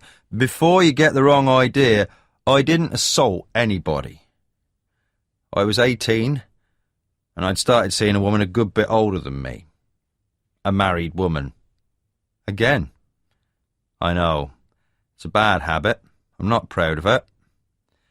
But at the time, I thought it was a case of no one missing a slice off a cut loaf, you know? I was young. I thought I was God's gift. Then when I wanted to end it, it got a bit ugly. She threatened me, we had a row. Next thing I knew, she'd reported me for attempted rape. He gave a shrug. She withdrew the charges eventually. But mud sticks, doesn't it? And in case you're wondering why you didn't know any of this, I don't broadcast my private life, and I don't apologise for it either. I didn't ask you to. OK, then. He straightened, threw the rest of his whiskey onto the grass. So that's it. My dark secrets. Now I can think about what I'm going to do to that bastard Brenner. You're not going to do anything. He gave me a slow, dangerous smile that showed the effects of the whiskey. I wouldn't put money on that. If you go after him, it's only going to muddy the water even more. There's more at stake here than some vendetta. Colour was mounting in his face. You expect me to just forget about it? For now, yes. Afterwards... The thought of what afterwards might mean was like a blow to my stomach. When they've caught whoever took Jenny, you can do what you like. The heat went out of him. You're right. I wasn't thinking. Be something to look forward to, I suppose. He looked thoughtful. Don't think this is just the grudge talking. But have you thought about why Brennan might have told the police he'd seen me at Jenny's? You mean apart from getting you arrested? I mean, he might have had more than one reason. Like covering himself. That crossed my mind, yes, but you're not the only one with an alibi. Mackenzie said he'd already checked him out. Ben studied his empty glass. Did he happen to say what his alibi was? I tried to remember. No. Well, £1 will get you a penny. It was his family who vouched for him. They're all as thick as bloody thieves. That's one reason we'd never been able to get him for poaching. That and the fact he's a canny bastard. My heart had started beating faster as he spoke. Brenner was a hunter, a poacher, known to be aggressive and antisocial. Given the killer's track record for trapping and mutilating animals as well as women, Brenner seemed an obvious match for the profile. Mackenzie was no idiot, but faced with neither evidence nor motive, there was no reason for him to suspect Brenner above anyone else, not as long as he had an alibi. I realised Ben had said something, but I'd no idea what. My mind was already racing ahead. "What time is Brenner likely to go out hunting?" I asked. 25. Jenny had lost any sense of time. The fevered shaking that had gripped her after she'd finally been left alone had almost stopped. But what was more worrying was how sleepy she was starting to feel. It wasn't a normal tiredness. She had no idea how long she had been down here, but it must have been long enough for her to have missed 2, perhaps 3 of her insulin injections. Now her blood sugar was starting to escalate out of control, and shock was making it worse. Shock and blood loss. In the darkness, she had no way of gauging how much blood she'd actually lost. Most of the cuts had eventually crusted themselves shut, except the last one, the worst. The bloodied rag that had been her t-shirt was wrapped around her right foot. The cloth had a sticky feel to it now. A good sign, she hoped. It meant the wound wasn't bleeding so heavily anymore, but it still hurt. God, it hurt. It had happened after she'd taken off the filthy wedding dress. As the music box had faltered into silence for a third time, Jenny had stopped too. She had swayed, dizzily, barely able to stay on her feet any longer. She sank to the ground, still wearing the blood-stained dress. She struggled to stay awake, but blackness slowly stole over her vision. She was dimly aware of movement around her, but it seemed increasingly distant. Time passed, then she'd felt herself being prodded roughly. When she opened her eyes, the first thing she saw was the knife. She raised her head to look up at the man holding it. There was no reason not to anymore. She knew now she wasn't going to get out of here alive, whether she could identify him or not. Even so, she felt her stomach coil as she stared into his face and saw that knowledge confirmed. He prodded her again with his foot. "Take it off." Using the wall for balance, she rose unsteadily to her feet and fumbled the wedding dress over her head. He snatched it away and stood in front of her. She kept her head bowed, feeling him staring at her nakedness. Her heart thumped painfully. She could smell him, feel his breath on her flesh as he moved closer. Oh, God, what's he going to do? She couldn't keep her eyes from the knife he held at his side, willing him to set it down. Just once. Just one chance, that's all I ask. But he didn't. Slowly, he raised it, letting her see the blade before moving it towards her. She flinched as it pricked her arm. "Keep still." She forced herself to stay immobile. The knife moved over her, pricking her flesh with its tip. Each time a pinpoint of blood would appear, a dark red bead that would swell before trickling down her skin. It hurt, but the anticipation was even worse. She could feel his breathing growing faster, smell the excitement radiating off him like heat. He shuffled even closer. Jenny gave an involuntary gasp and jerked back as one of his boots came down on her toes, and, with that, the floodgate opened to her panic. "Get off me!" she yelled, lunging away, blindly forgetting about the rope around her ankle. It pulled her up short, yanking her leg so that she fell heavily. She twisted around as he stood over her. The look in his eyes sent a chill through her. There was nothing human in them. Nothing sane. I told you to keep still. His voice was terrifyingly calm. He reached down and took hold of her untethered foot. You shouldn't try to run away. I can't let you do that. No, I wasn't. He wasn't listening. He was stroking her foot with the knife. His expression was rapt as he touched her big toe with the blade. This little piggy went to market. His voice was soft, almost sing-song. He went on to the next toe. This little piggy stayed home. This little piggy had roast beef. On to the third, then the fourth. This little piggy had none. And this little piggy... Jenny realised what was going to happen an instant before it did. White heat lanced up from her foot as the knife suddenly jerked. She screamed, trying to pull her foot away. He held onto it, watching her thrash and struggle, then let it drop. The severed toe lay like a bloodied pebble on the ground. This little piggy didn't try to run away any more. As he'd stood over her, knife blade dulled with her blood. She'd thought he was going to finish it. She wanted to plead with him, but some stubbornness held her back. Now, she was proud of that much at least. And she knew it would have done no good anyway. He would only have enjoyed it. He'd left her then, dragging the planks back into place to shut her in the dark once more. She had no idea how long ago that was. It could have been hours, minutes, even days. The agony in her foot had settled into a hot, bone-deep throb, and her throat was so dry it felt as though shards of glass were embedded in it. Yet it was becoming more of a struggle than ever for her to remain awake. She'd tried to work again on the rope around her ankle, but the effort was too much. In the darkness, she couldn't tell if her vision was blurring, but she knew she was becoming hypoglycemic. Her blood sugar now dangerously high.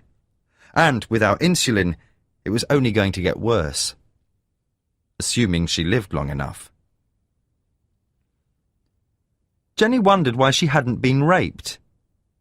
The lust and hate had been obvious, but for some reason the assault hadn't come.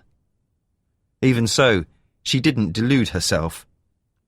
She thought about the face she'd glimpsed in the glare of the match.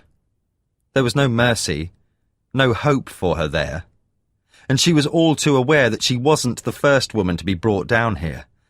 The cuts, the dress, the dancing, they seemed almost part of some incomprehensible ritual. One way or another, she knew she wouldn't survive it. 26. It was late afternoon when I reached the Brenner house. There was a haziness to the day, a faint misting of clouds beginning to encroach across the previously pure blue of the sky. I stopped at the bottom of the track, looking at the ramshackle building. It seemed even more run down than I remembered. There was no sign of life. I watched for a moment or two longer, until I realised I was putting off what I'd come here for. Shifting the Land Rover into drive, I slowly bumped up the uneven track. Once I'd decided what I was going to try to do, the hardest part was being patient. Every instinct in me had cried out to act straight away, to drive out to the house immediately. But I knew that any chance of success depended on Brenner not being home. Ben had suggested waiting till later, when the odds were he would either have gone to the lamb or be out hunting. He's a poacher. He'll be busy either early morning or late at night. That'd be why he was still in bed when you called earlier. He'd probably been out working his snares till after dawn. But I couldn't stand the thought of waiting that long. Each hour that passed reduced the chances of finding Jenny alive. In the end, I hit on a ridiculously obvious solution. I simply called the Brenner house and, without identifying myself, asked if Carl was in. The first time his mother answered. When she told me to wait and went to get him, I hung up. "What will you do if their phone stored your number and he calls back?" Ben asked. It doesn't really matter. I can say I want to talk to him. I can't see him agreeing to that anyway. But Brenner hadn't called back. I left it a while, then called again. This time it was Scott who answered. No, Carl was out, he told me. He'd no idea when he'd be back. I thanked him and broke the connection. Wish me luck, I said to Ben, standing up to leave. He'd wanted to come as well, but I'd refused. As much as I would have welcomed his company, it would have been asking for trouble. He and the Brenners were a volatile combination at the best of times, let alone when Ben had half a bottle of whiskey inside him. And what I'd got in mind called for persuasion, not confrontation. I'd considered telling Mackenzie what I was going to do, but quickly dismissed the notion. I'd no more to back up my suspicions now than I'd had when I spoke to him earlier, and Mackenzie already made it clear he didn't appreciate my interference. He wasn't going to do anything without evidence. Which was why I was going to the Brenner house. I felt less confident now, though. My earlier certainty had ebbed as I parked outside. The same dog ran around the corner barking at the sound of the car, but it was bolder this time. Perhaps because I was alone, it didn't retreat as it had before. It was a big mongrel with a torn ear. Bristling, it planted itself between me and the house. I took my first aid kit out of the car and held it ready in case it attacked. The dog hackled as I walked towards it. I stopped, but it continued to growl. "Dad!" The dog gave me a last warning look as it trotted towards where Mrs. Brenner had appeared in the doorway. Her narrow face was hostile. "What do you want?" I had my story prepared. "I'd like another look at Scott's foot." She regarded me with suspicion, or perhaps my nerves just interpreted it as that. "You looked at it earlier." "I didn't have everything I needed with me then. I want to make sure it doesn't get infected, but if you don't want me to bother..." I made as if to go back to my car. She sighed. "No, you'd better come, Em." Trying not to show how relieved and nervous I was, I followed her inside. Scott was in the living room, sprawled in front of the television on a grubby settee. His injured leg was stretched out along the cushions. "The doctor's come to see you again," his mother said as we walked in. He pushed himself upright, looking surprised, and guilty, I thought. But again, that could have been my imagination. "Carl's not back yet," she said. "That's okay. I was nearby and I thought I'd take another look at your foot. I've brought an antibacterial dressing for it." I tried to seem relaxed, but my voice sounded horribly false to my ears. "Was it you who phoned for Carl earlier?" his mother asked, her hostility surfacing. "Yes, I got cut off. I was on my mobile." "What you want him for?" I wanted to apologise. The lie came surprisingly easy. I went and sat on the chair nearest to Scott. "But right now I'm more interested in your foot. Do you mind if I examine it again?" He looked at his mother, then shrugged. "No." I began to unwrap the bandage. His mother stood in the doorway watching. "I don't suppose there's any chance of a cup of tea?" I asked, without looking up. For a moment I thought she was going to refuse. Then, with a huffy sigh, she went into the kitchen. After she had gone, the only sound was the babble of the television and the whisper of the bandage as I unwound it. My mouth was dry. I risked a glance at Scott. He was watching me, with a faintly worried expression. "Tell me again how it happened," I said. "I stepped in a snare." "Whereabouts did you say it was?" He looked down at his lap. "Can't remember." I stripped away the bandage and dressing. Underneath, the stitches were as ugly as ever. "You were lucky not to lose your foot. If it gets infected, you still could." He was past the danger stage, but I wanted to rattle him. "It wasn't my fault," he said suddenly. "I didn't step in it on purpose." "Perhaps not. But if there's nerve damage, you're going to limp for the rest of your life. You should have had it looked at before this." I looked up at him. "Or didn't Carl want you to?" His eyes flicked away from mine. Why shouldn't he? It's common knowledge about his poaching. The last thing he wants is for the police to ask questions because his brothers stepped in a trap. I told you, it wasn't one of ours, he mumbled. OK, I said, as though I didn't care one way or the other. I made a show of examining his wound, flexing his foot back and forth. But you didn't report it to the police, did you? I told them when they came and asked me about it, he said defensively. I didn't mention I'd been the one who'd told Mackenzie. What did Carl have to say about that? What do you mean? When the police came to see you, did he tell you what to say to them? He suddenly pulled his foot away. What the fuck's it got to do with you? I tried to sound reasonable, even if I didn't feel it. Carl lied to the police, didn't he? He was glaring at me. I knew I'd gone too far, but I couldn't think how else to approach it. Get out! Go on, fuck off! I stood up. OK. But ask yourself why you're covering for someone who'd let you get gangrene rather than take you to a hospital. That's bullshit, is it?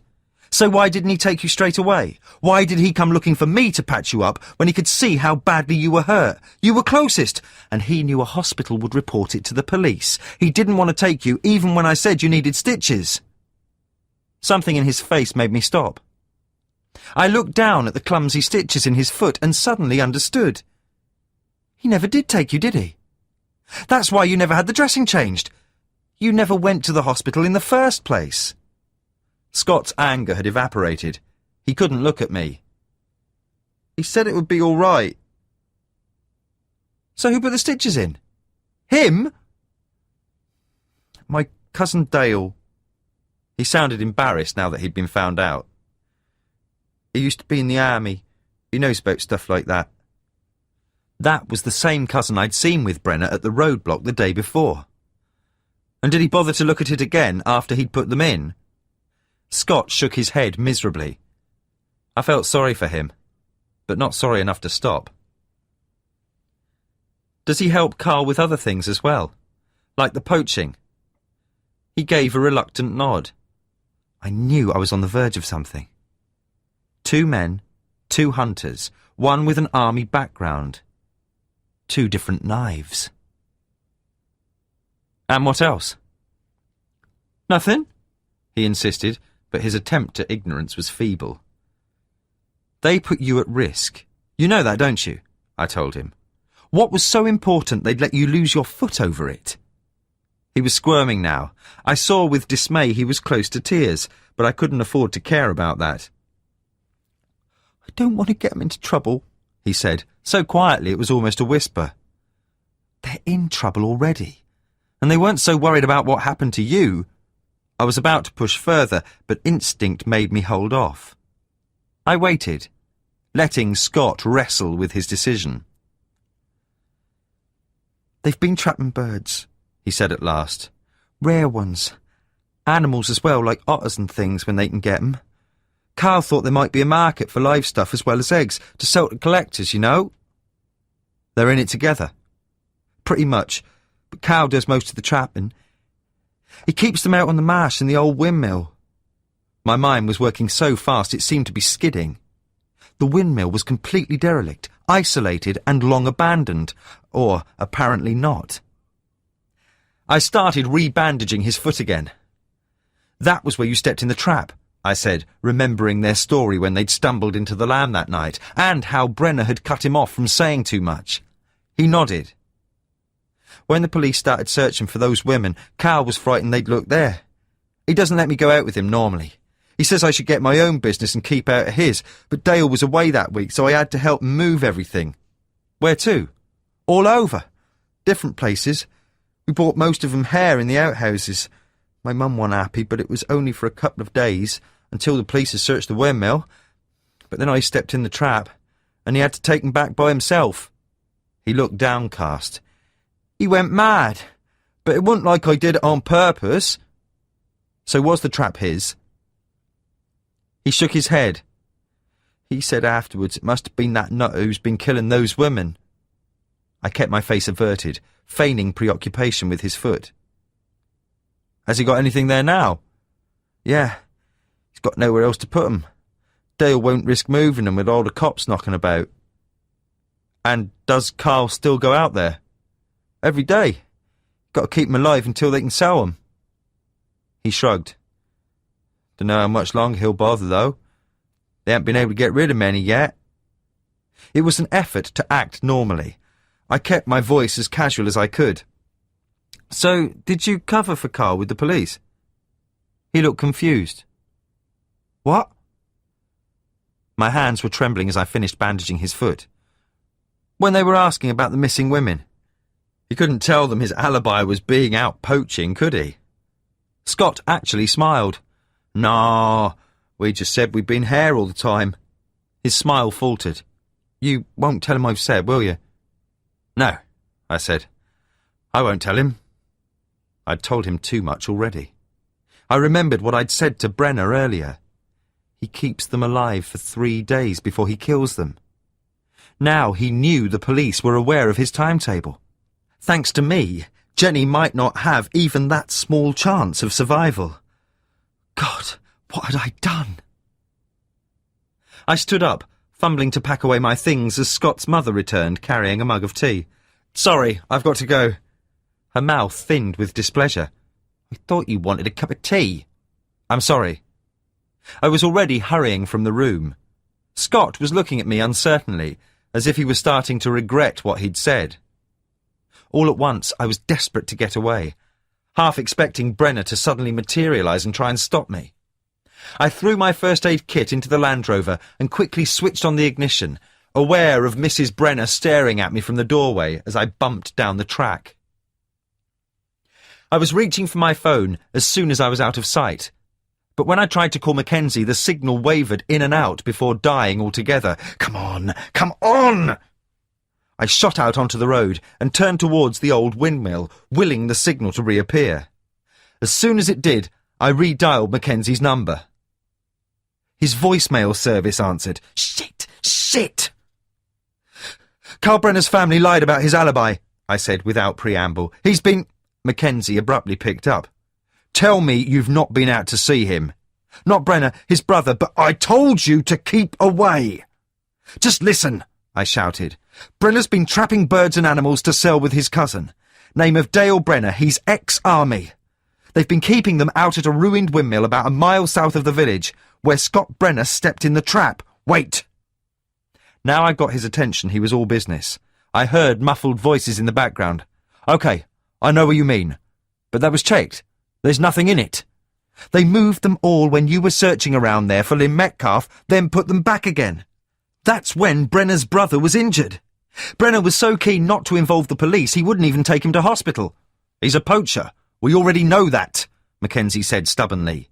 You didn't know his family lied to protect him, or that you've got a hunter and an ex-army man trapping animals and keeping them in an abandoned building, and at least one of them doesn't have an alibi. Do I have to spell it out for you? The obscenity I heard him mutter told me I didn't. Where are you now? I've just left Brenner's. I didn't tell him I was on my way to the windmill. Where is he? No idea. OK, look, I'm at the mobile incident room. Get here as soon as you can.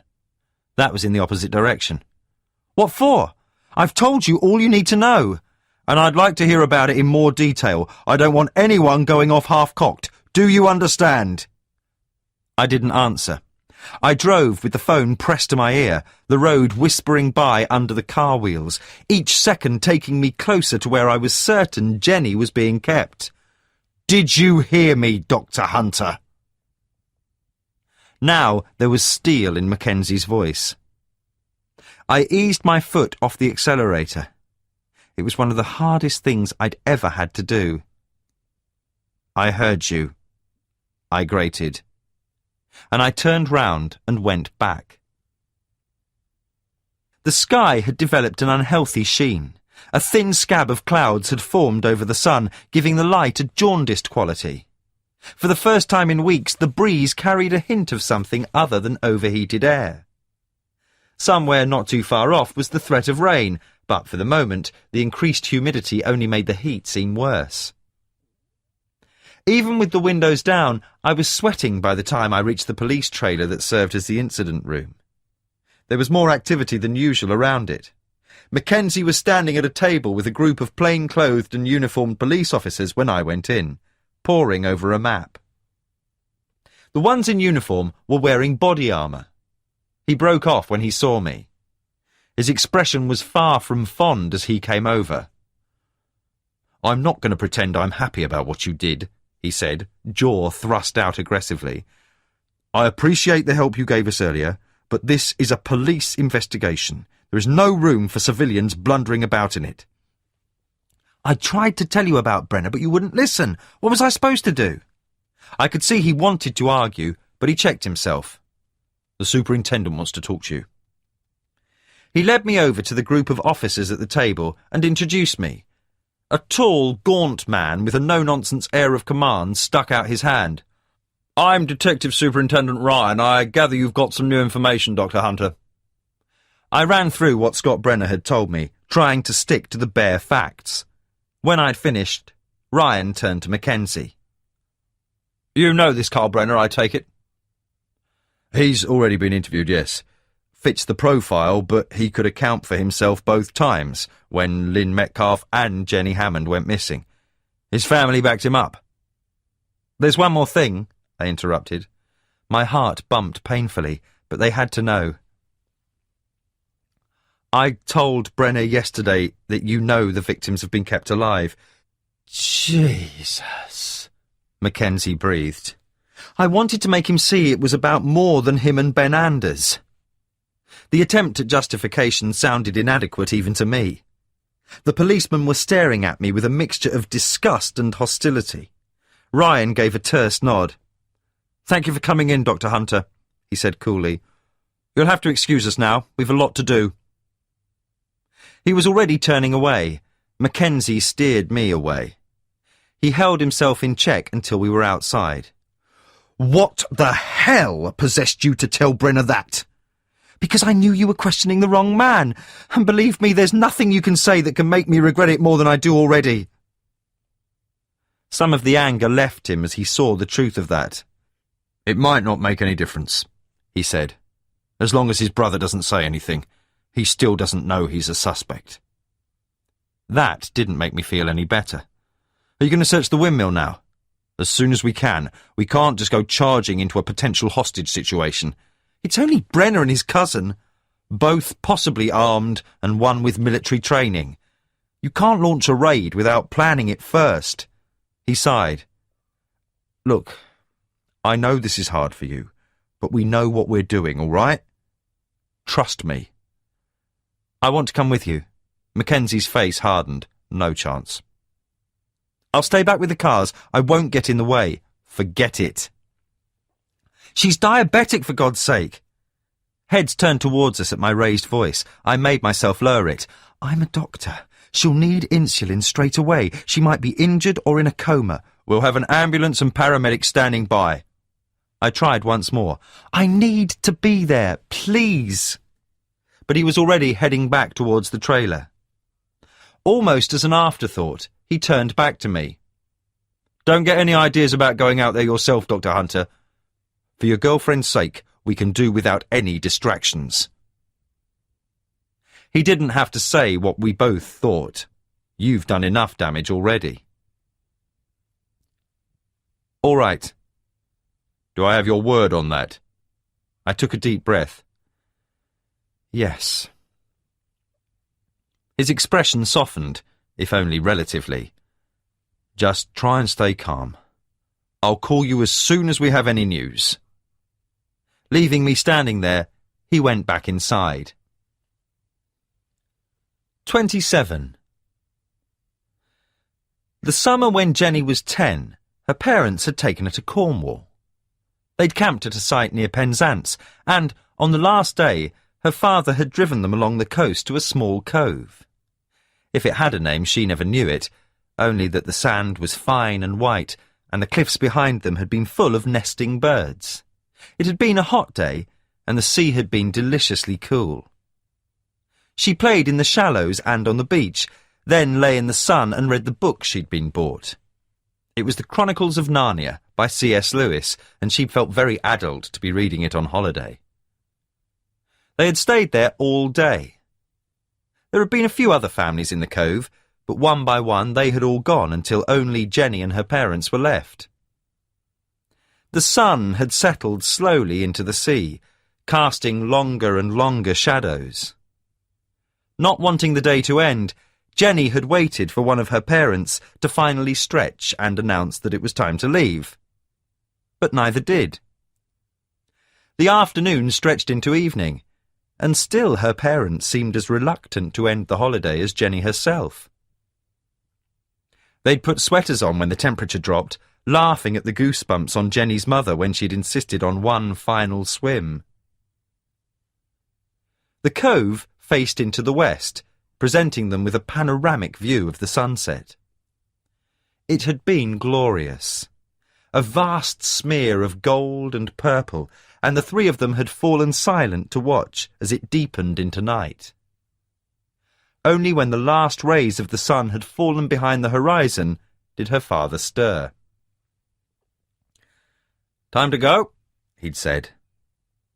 And they had walked back along the beach through the thickening twilight, leaving just the lingering memory of the most perfect day of her childhood. She thought about it now, conjuring the feel of the sun on her skin and the sand running through her fingers. She could smell the coconut of her mother's sun oil, taste the saline tang of sea on her lips. The cove was still out there, and somewhere in the universe Jenny could almost believe that younger version of herself still existed too, forever caught on the cusp of that never-ending day. As she lay on the floor of her cell, the ache from her amputated toe had joined with her other wounds to form a rolling wave of pain that seemed to carry her along. But now even that seemed remote, as though she were observing it rather than experiencing it herself. She was drifting in and out of consciousness, finding it harder to distinguish delirium from brutal reality. On one level, she knew that was a bad sign, that she was beginning the descent into coma. But perhaps that was better than experiencing whatever her captor had planned. Hey, look on the bright side. One way or another, Jenny knew she was going to die here. It would be much better if it happened before he came back. She wondered about her parents now and what they would do when they heard. She felt sad for them, but only distantly. The thought of David brought a deeper sadness, but there was nothing she could do about that either. Even her fear had become diluted and blurred, like something viewed through water. The emotion that still burned brightest, with a feverish intensity, was anger. Anger at the man prepared to fritter her life away as easily as scattering dust. During one moment of lucidity, she tried working at the knot on her ankle, but it was a feeble attempt. There was no strength left in her fingers, and all too soon her body's shaking made even that impossible. She sank back, exhausted, slipping quickly into delirium again. Once she dreamed that she had the knife her captor had used on her. It was huge and bright like a sword, and she sliced easily through the rope and felt herself soar weightlessly away, floating into freedom and sunlight. Then the dream abandoned her, and she was back on the floor of the cellar, filthy and bloodied. The grating noise seemed like another dream at first. Even the light that spilled on her melded seamlessly into images of blue skies, trees and grass. Only when something struck her face, splitting open the cut on her cheek with a sharpness like ice, did she become aware once more of where she was. She felt someone lift her shoulders off the ground, roughly shake her. "David?" she said, trying to make out the blurred figure bending over her. Or perhaps she just tried to say it, because the only sound that escaped her lips was a weak, dry groan. Her head snapped to the side as a rough hand slapped her again. "Wake up! Wake up!" The face looming in front of her swam into focus. Oh, not David. The man's features were contorted with anger and disappointment. She felt like crying. So she wasn't going to die in time after all. That seemed so unfair. But already she was beginning to drift away again. She barely noticed when he let her drop. Even the pain of her head striking the hard earth, only a minor irritation. Suddenly, she was jolted back into herself by a shock of freezing cold. For an instant, her heart seemed to stop. She struggled to breathe, her diaphragm spasmed to stone. She clawed in one breath, then another, blinking away water to see him standing over her. He held an empty bucket, still dripping. "Not yet. You don't die yet." He let the bucket fall, roughly seized hold of her foot. In a few swift motions, the knot that had been holding her was untied. Still wheezing for breath, Jenny was hauled to her feet. He half-dragged, half-carried her to the far end of the cellar. There was a brick partition here. He dumped her behind it, onto a hard and unyielding floor. Through blurred vision, Jenny looked above her and saw a rusting tap jutting from the wall. And then she noticed something else, something that penetrated even the insulin-starved fog. Next to where she was lying was a circular iron drain, and with sudden intuition, Jenny realised what was going to drain down it. He had brought her to the killing ground. He reappeared now, carrying a sack. Untying its neck, he upended it, spilling out a bundle of feathers close to her head. Jenny found herself staring into the terrified yellow eyes of an owl. He was smiling down at her now. Wise bird. For a teacher. Knife in hand, he reached down and grabbed hold of the owl by its feet. They were tethered, Jenny saw, but as he lifted the bird, there was a sudden burst of movement. For a moment, the owl seemed fastened to his hand. The knife clattered on the concrete floor as its wings beat wildly. Then he dashed it hard against the wall. It fell to the ground in a soft explosion of feathers. He stared mutely at the wound on his palm, blood dripping from where its beak had ripped into his flesh. Good! A voice thrilled in her as the room began to ripple out of focus. Then, as he sucked at the gouge, their eyes met. Not yet. Just a little longer, then I won't care what you do, she thought, seeing the intent blossom in them. But he was already coming towards her. You're on the owl's side, aren't you? Poor owl, poor little owl. He stood over her, his expression thoughtful. Suddenly, he tilted his head, listening. Through the grey fog clouding her vision, she saw surprise blank his face. A moment later, filtering through the cotton wool enclosing her, Jenny heard it as well. A heavy bang coming from above them. Someone was upstairs. 28. 150 years ago, the old windmill had been the pride of Manham. It was a wind-powered pump rather than a corn mill, one of hundreds used to drain the marshes across the Broads. Now it was a decaying husk that bore no sign of its former glory. All that was left of its stately vanes was a gap in the crumbling masonry where they had once been set, and nature had once more reclaimed the land around it.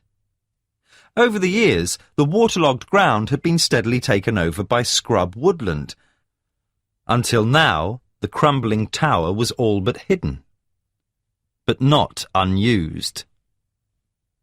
I was able to piece together what happened from what Mackenzie told me later.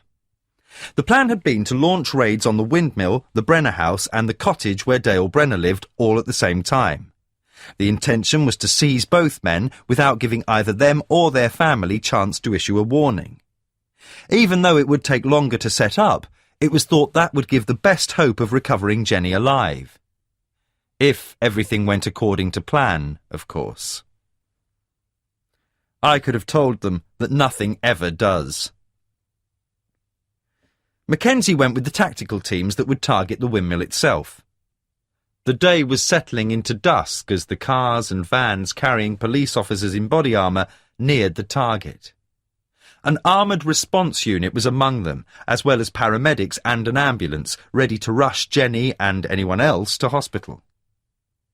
Because the only route to the windmill was down a narrow and overgrown track, it was decided to park up on the edge of the woods and make the final approach on foot.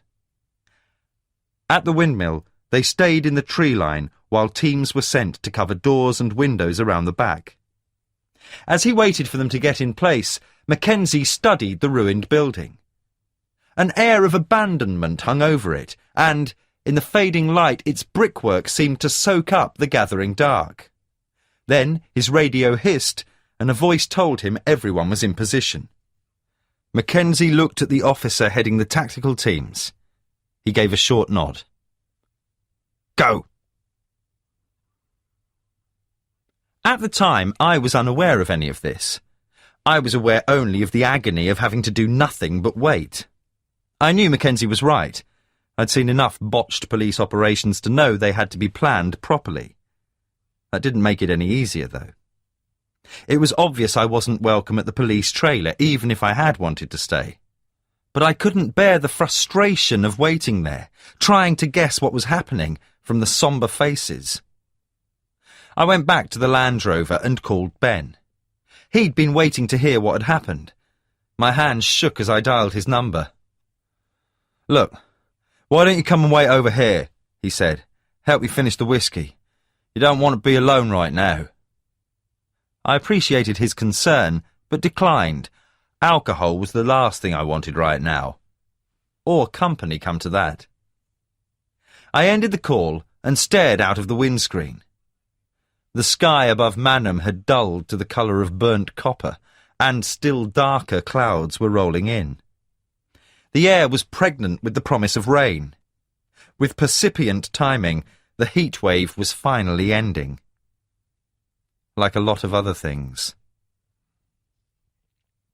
Abruptly, I jumped out of the car, intent on appealing to Mackenzie again, to try and persuade him to let me go with them. But I stopped before I reached the trailer. I knew what his answer would be, and I wouldn't be helping Jenny by getting in the way now. And then the solution suddenly came to me.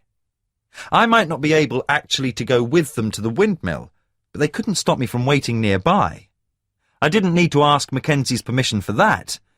I could take some insulin with me, be ready when they found Jenny. It wasn't much of a plan, but at least it was better than doing nothing. I had already lost Cara and Alice. I couldn't just stand by idly while Jenny's fate was decided. I didn't carry insulin in my medical kit, but we kept a supply in the fridge back at the surgery.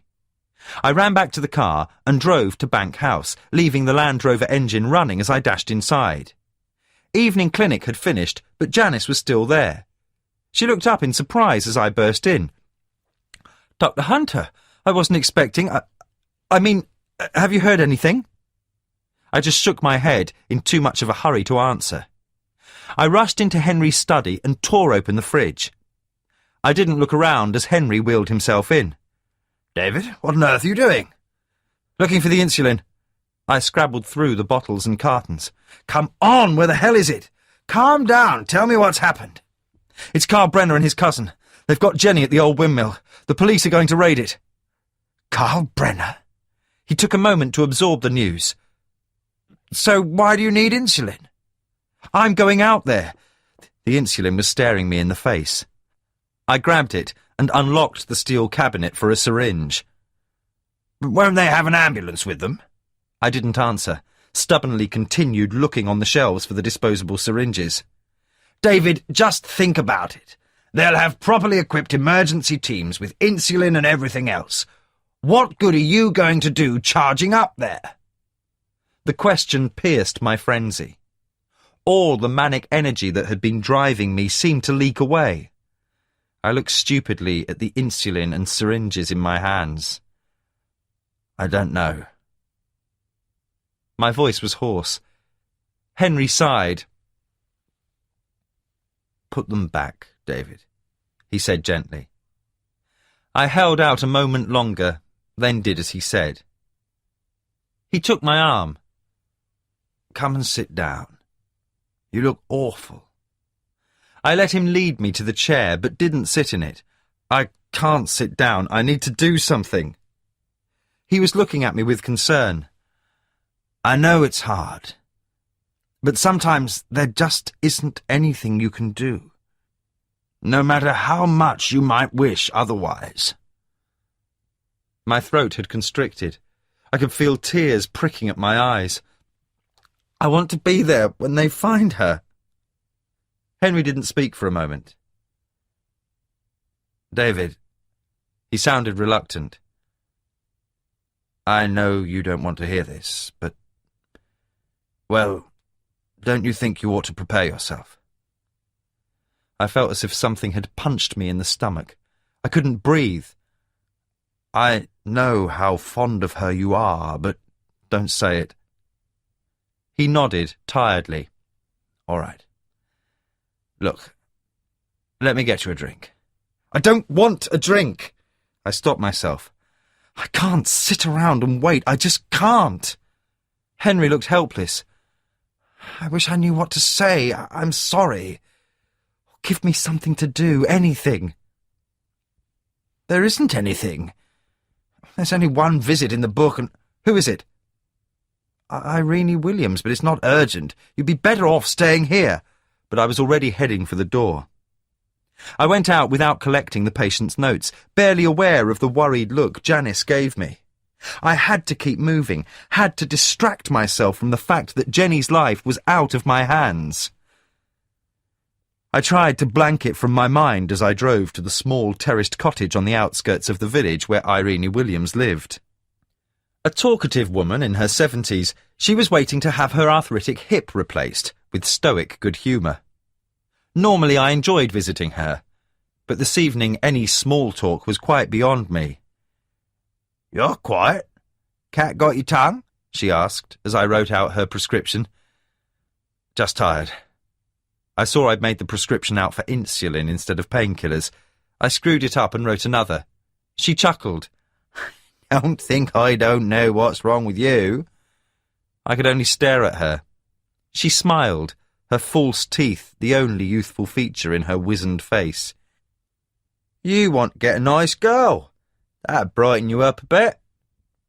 It was all I could do not to run out. Back in the safety of the Land Rover, I put my head on the steering wheel. I looked at my watch. Its fingers seemed to move with mocking slowness. It was still too soon to hear anything. I'd had enough experience of how the police worked to know they would probably still be talking, briefing the tactical teams and finalising their plans.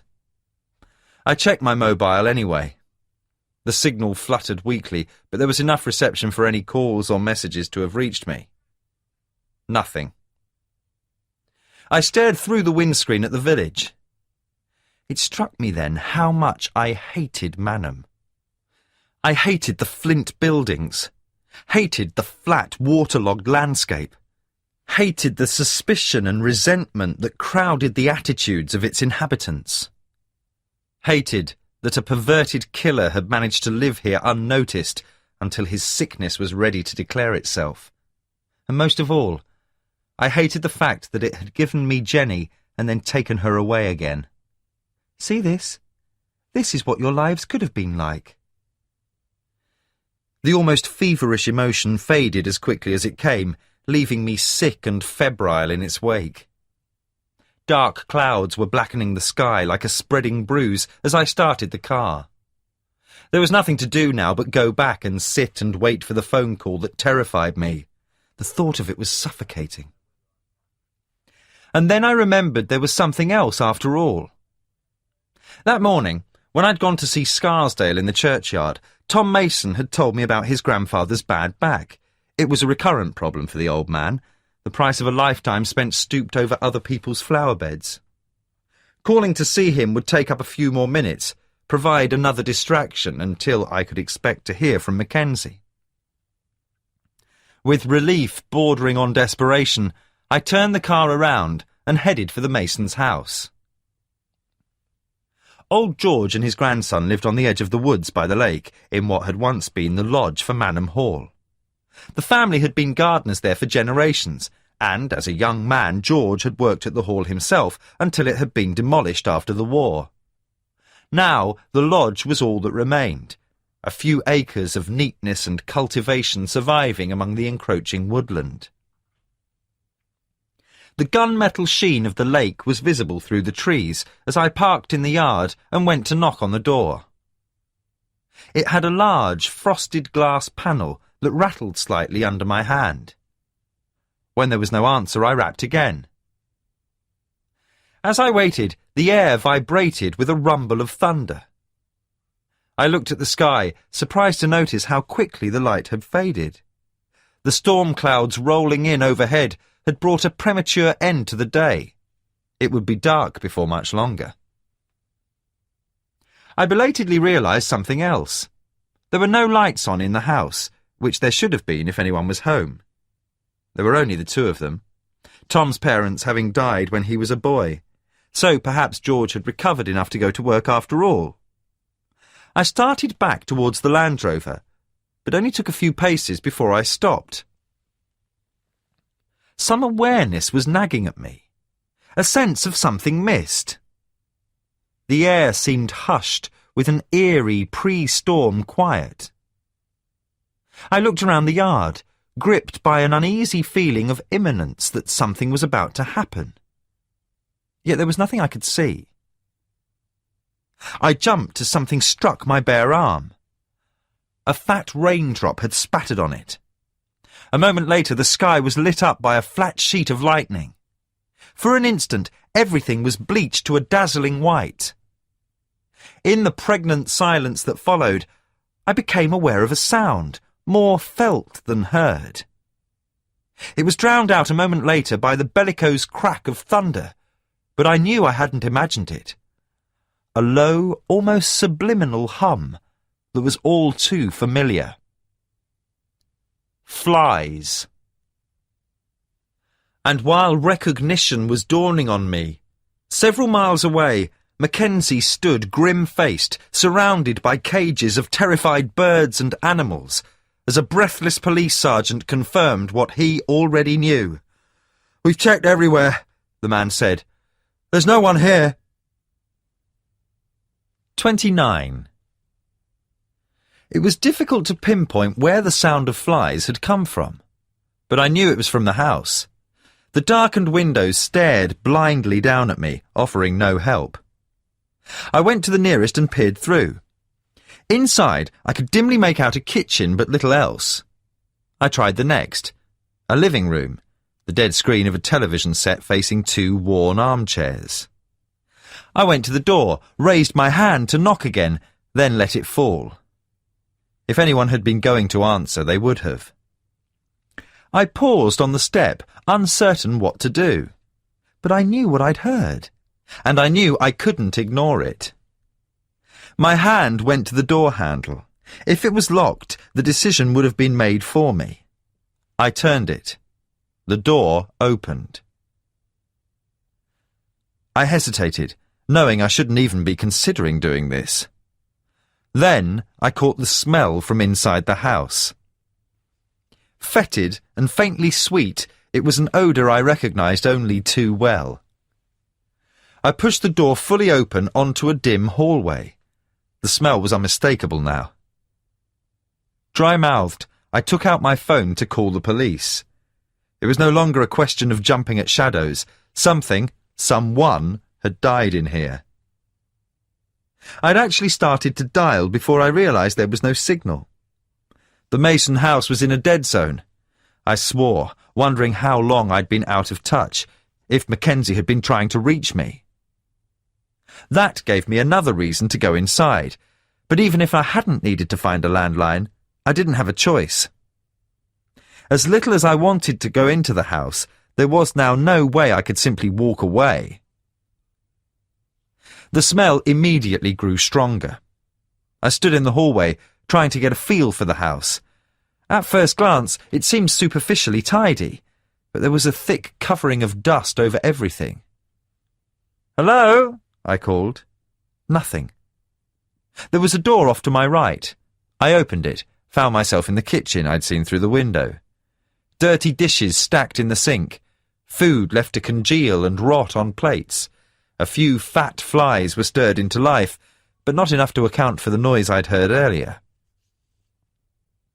The lounge was similarly untenanted. The same dusty armchairs I'd seen through the window faced the dead television. I couldn't see a telephone. I came out and made my way to the stairs. The carpet running up them was old and threadbare, the top of them almost invisible in the gloom. I paused at the foot of the stairs, my hand on the banister. I didn't want to go up there. But having come this far, I couldn't just leave. There was a light switch at the bottom.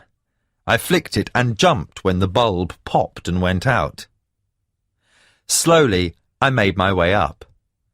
The smell became more pervasive with every step, and now it was joined by another, something cloying and tarry that pricked at my subconscious. But I didn't have time to wonder about it now. The stairs ended in another hallway. In the near darkness, I could make out an empty, dingy bathroom and two other doors. I went to the first, opened it. Inside was a rumpled single bed, standing on unpainted floorboards. I came out and went to the second door. The tarry smell was stronger here as I took hold of the handle. When I turned it, the door stuck, and for a second I thought it was locked.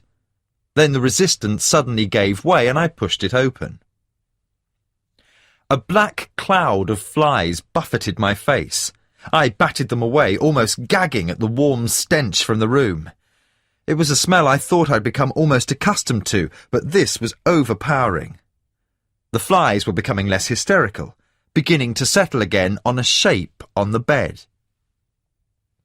Covering my mouth with my hands, I breathed in short gulps as I approached it. My first feeling was relief. The body was badly decomposed, and though it was impossible to tell at a glance whether it had been male or female, whoever it was had obviously been dead for some time, certainly a lot longer than 2 days. Thank God, I thought weakly. The flies covering it stirred irritably as I carefully moved closer. It was getting too dark for them to be active now. If I'd arrived at the house a little later, or lightning hadn't chosen that moment to disturb them, I might never have heard their telltale drone. The window was slightly open, I saw now. Not enough to allow the air in the room to clear, but wide enough for flies attracted by the perfume of decay to enter and lay their eggs. The body was propped up on pillows, the arms lying limply outside the bedclothes. By the bed was an old wooden cabinet, on which was an empty glass and a motionless alarm clock. Next to them was a man's watch and a small prescription bottle of pills. It was too dark to read the label, but then another flash of lightning lit up the room. It picked out features like a silent snapshot, faded floral wallpaper, a framed picture above the bed, and, in its momentary glare, I made out the printing on the bottle. Coproximol painkillers, for George Mason. The old gardener's back may well have been bad, but that wasn't the reason he hadn't been in the village lately. I remembered what Tom Mason had said in the churchyard when I'd asked him where his grandfather was. Still in bed. I wondered how long ago old George had died, and what it said about Manham that no one had noticed his absence. I was careful not to touch anything as I turned to leave. This had more of the makings of a domestic tragedy than a crime scene, but I didn't want to disturb anything more than I already had. Someone else would have to determine what he'd died of and try to fathom his grandson's reason for not reporting it. It was hardly the action of a sane mind, but then grief was a strange thing. He wouldn't be the first person to prefer denial. As I went into the hall, the tarry smell hit me again. And now, with the door open, there was just enough light for me to see the thick black smears along the edges of its frame. A strip of wadded-up newspaper coated with the same material still clung to the bottom of the door. I remembered the resistance when I'd first tried to open it. When I lightly touched the black stuff, my fingers came away sticky. It was bitumen.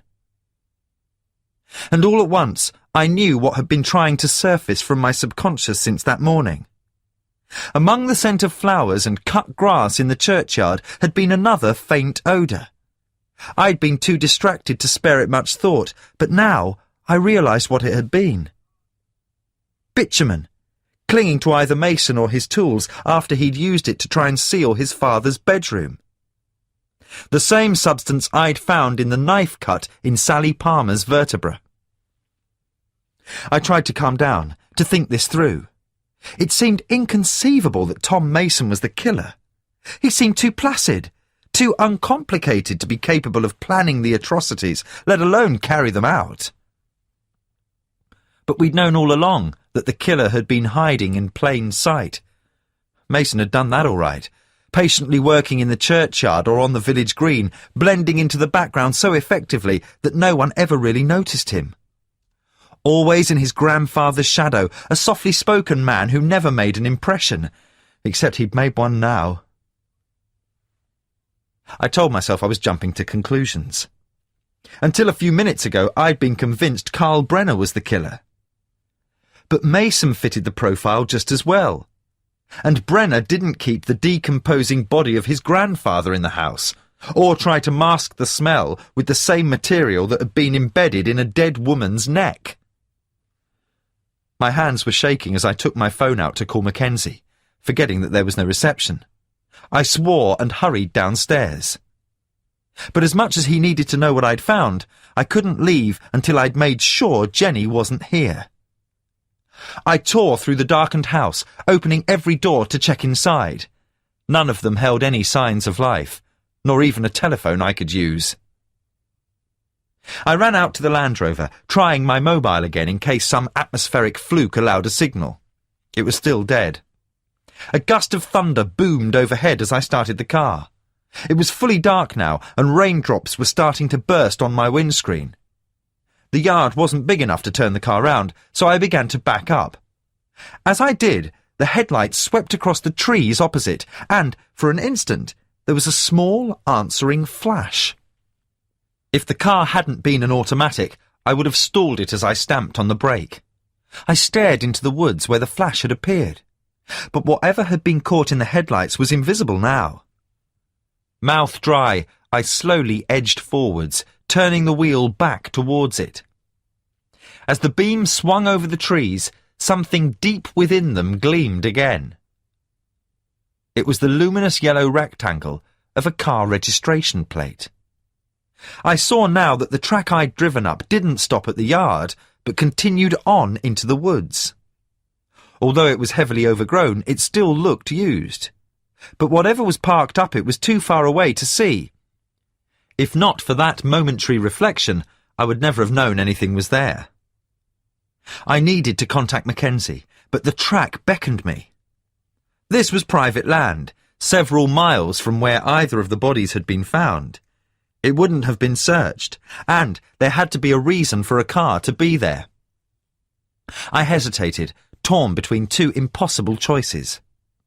Then I rammed the Land Rover into drive and set off up the track. Almost immediately I was forced to slow down as the branches closed in. I switched off my headlights, not wanting to broadcast my approach any more than I already had, but without them it was impossible to see. When I turned them back on, the track seemed to disappear beyond their beam. The rain was drumming down now. I flicked on the wipers and peered through the smeared glass as the car bounced along the uneven track. My headlights again picked out the bright smudge of the registration plate, a beacon of brightness in the gloom. Then I could make out the vehicle itself, not a car, but a van. It was parked next to a low tree-shrouded building. I stopped the car. When I turned off the headlights, everything outside vanished. I rummaged in the glove box for the torch, praying that the battery still worked. A yellow beam sputtered into life when I turned it on. My pulse thudded in my ears as I opened the car door and quickly shone the torch around. No one leaped out. Its beam revealed only trees. Through them I could make out the solid blackness of the lake. The rain soaked me, drowning out any noise as I went to the back of the Land Rover and took out the heavy socket spanner from the toolbox. Reassured only slightly by its weight, I started towards the building. The van parked outside was old and rusty. The back doors were fastened with a piece of string. When I untied it, they swung open with a creak. Inside was a collection of gardening equipment, spades, forks, even a wheelbarrow. I looked at the spool of wire it also held, and thought that Carl Brenner had told his brother the truth. The snare that had injured Scott hadn't been one of his. Neither had any of the others. As I was turning away, the torch beam fell on something else. Lying on top of a collection of tools was a clasp knife. It hadn't been folded up, and the exposed blade was serrated like a miniature saw.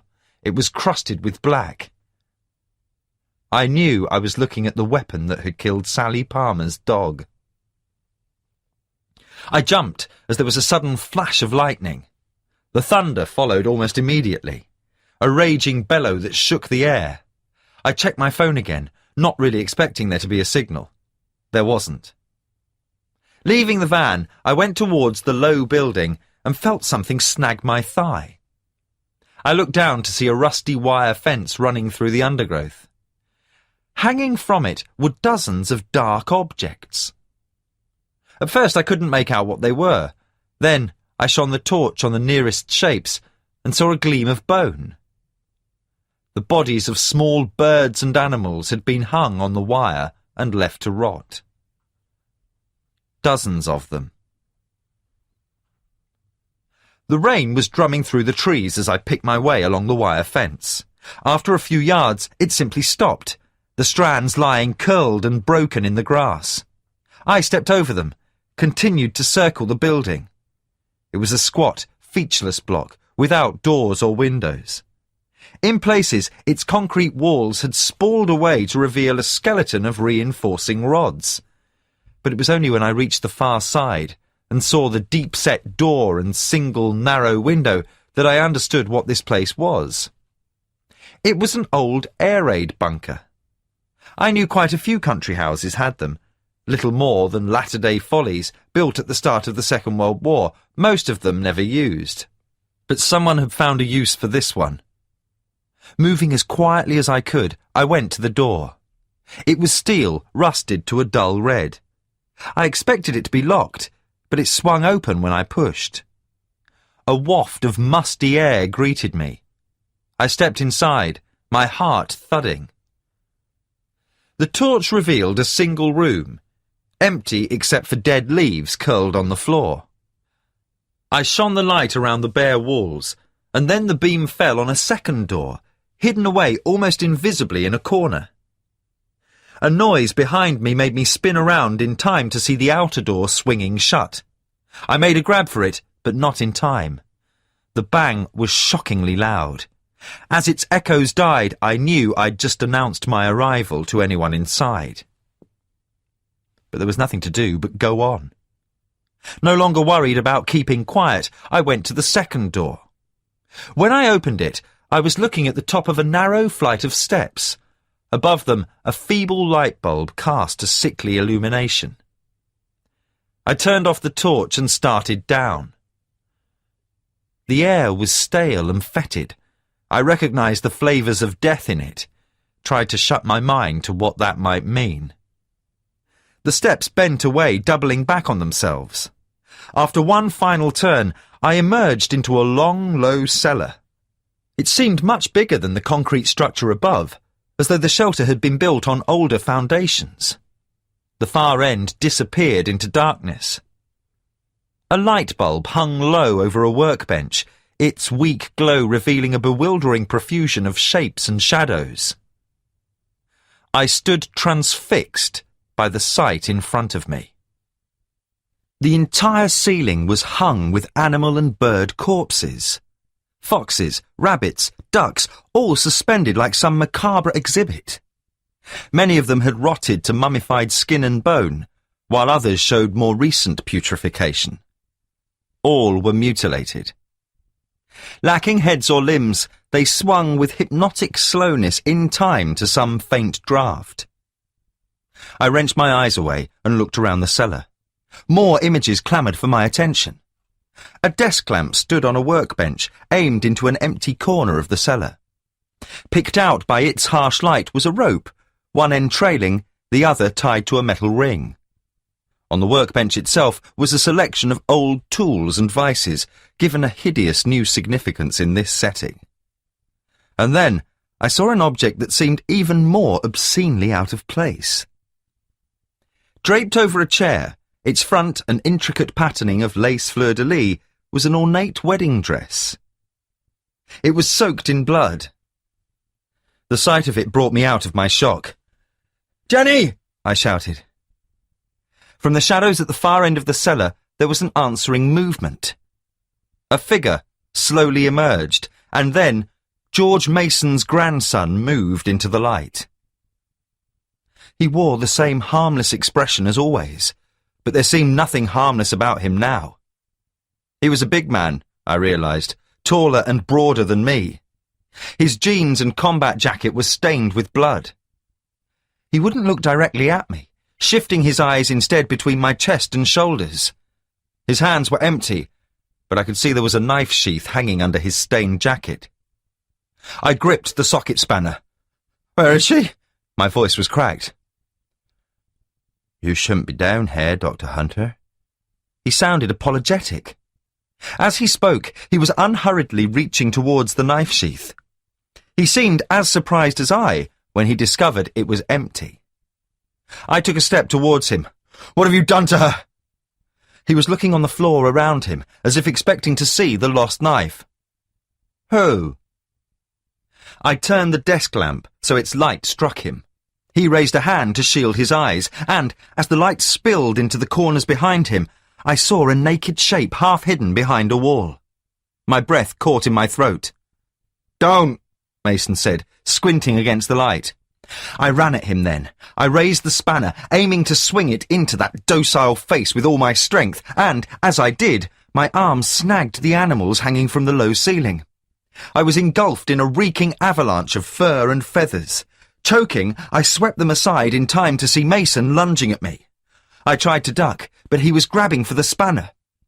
I still had the torch in my other hand. I swung it at him, catching him a glancing blow on his head. He yelled and lashed out, and I tumbled backwards, the spanner and torch flying from my hands to clatter to the floor.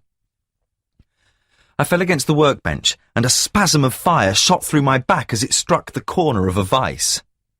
The breath exploded from me as Mason's shoulder rammed into my stomach. I felt myself being bent backwards, the vice still digging into my spine. I looked into his face and saw his placid blue eyes still untroubled as he eased his forearm up to my throat and began to push. I managed to wrench free one of my hands, tried to pull his forearm off my throat. He shifted slightly, leaning more of his weight on it, and reached for something on the workbench. I heard metal scrape on wood as he tried to take a chisel from a wooden block. I grabbed hold of his arm, but that left my throat unprotected. He gazed down at me as he increased the pressure, still groping for the chisel. Sparks of light were appearing in my vision. He glanced towards the chisel, and as he did, I saw movement beyond him. It was Jenny. She was moving with agonizing slowness towards what looked like a pile of feathers lying on the floor. As she struggled to pull something from beneath it, I forced myself to stare into Mason's calm face rather than at whatever she was doing. I tried to bring my knee into his groin, but we were too close. Instead, I raked my shoe down his shin. He gave a grunt, and I felt the weight on my throat ease fractionally. But from beside us, there was a thud as the block containing the chisels fell over. I watched as Mason's fingers scrabbled like thick spider's legs, tugging one of the chisels free inch by inch despite my hand pulling at his arm. A flicker of movement caught my eye. On the edge of my vision, I saw Jenny trying to stand up. She was kneeling, leaning against the wall as she clutched something in front of her. Then Mason had pulled one of the chisels from the block.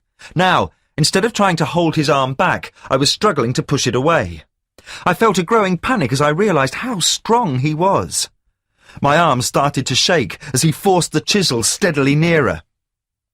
Sweat dripped from his face onto mine, but other than that, there was no sign of exertion in the bland features above me. He wore the same expression of gentle concentration as when he tended his plants. Without warning, he wrenched the opposite way, tearing his arm free.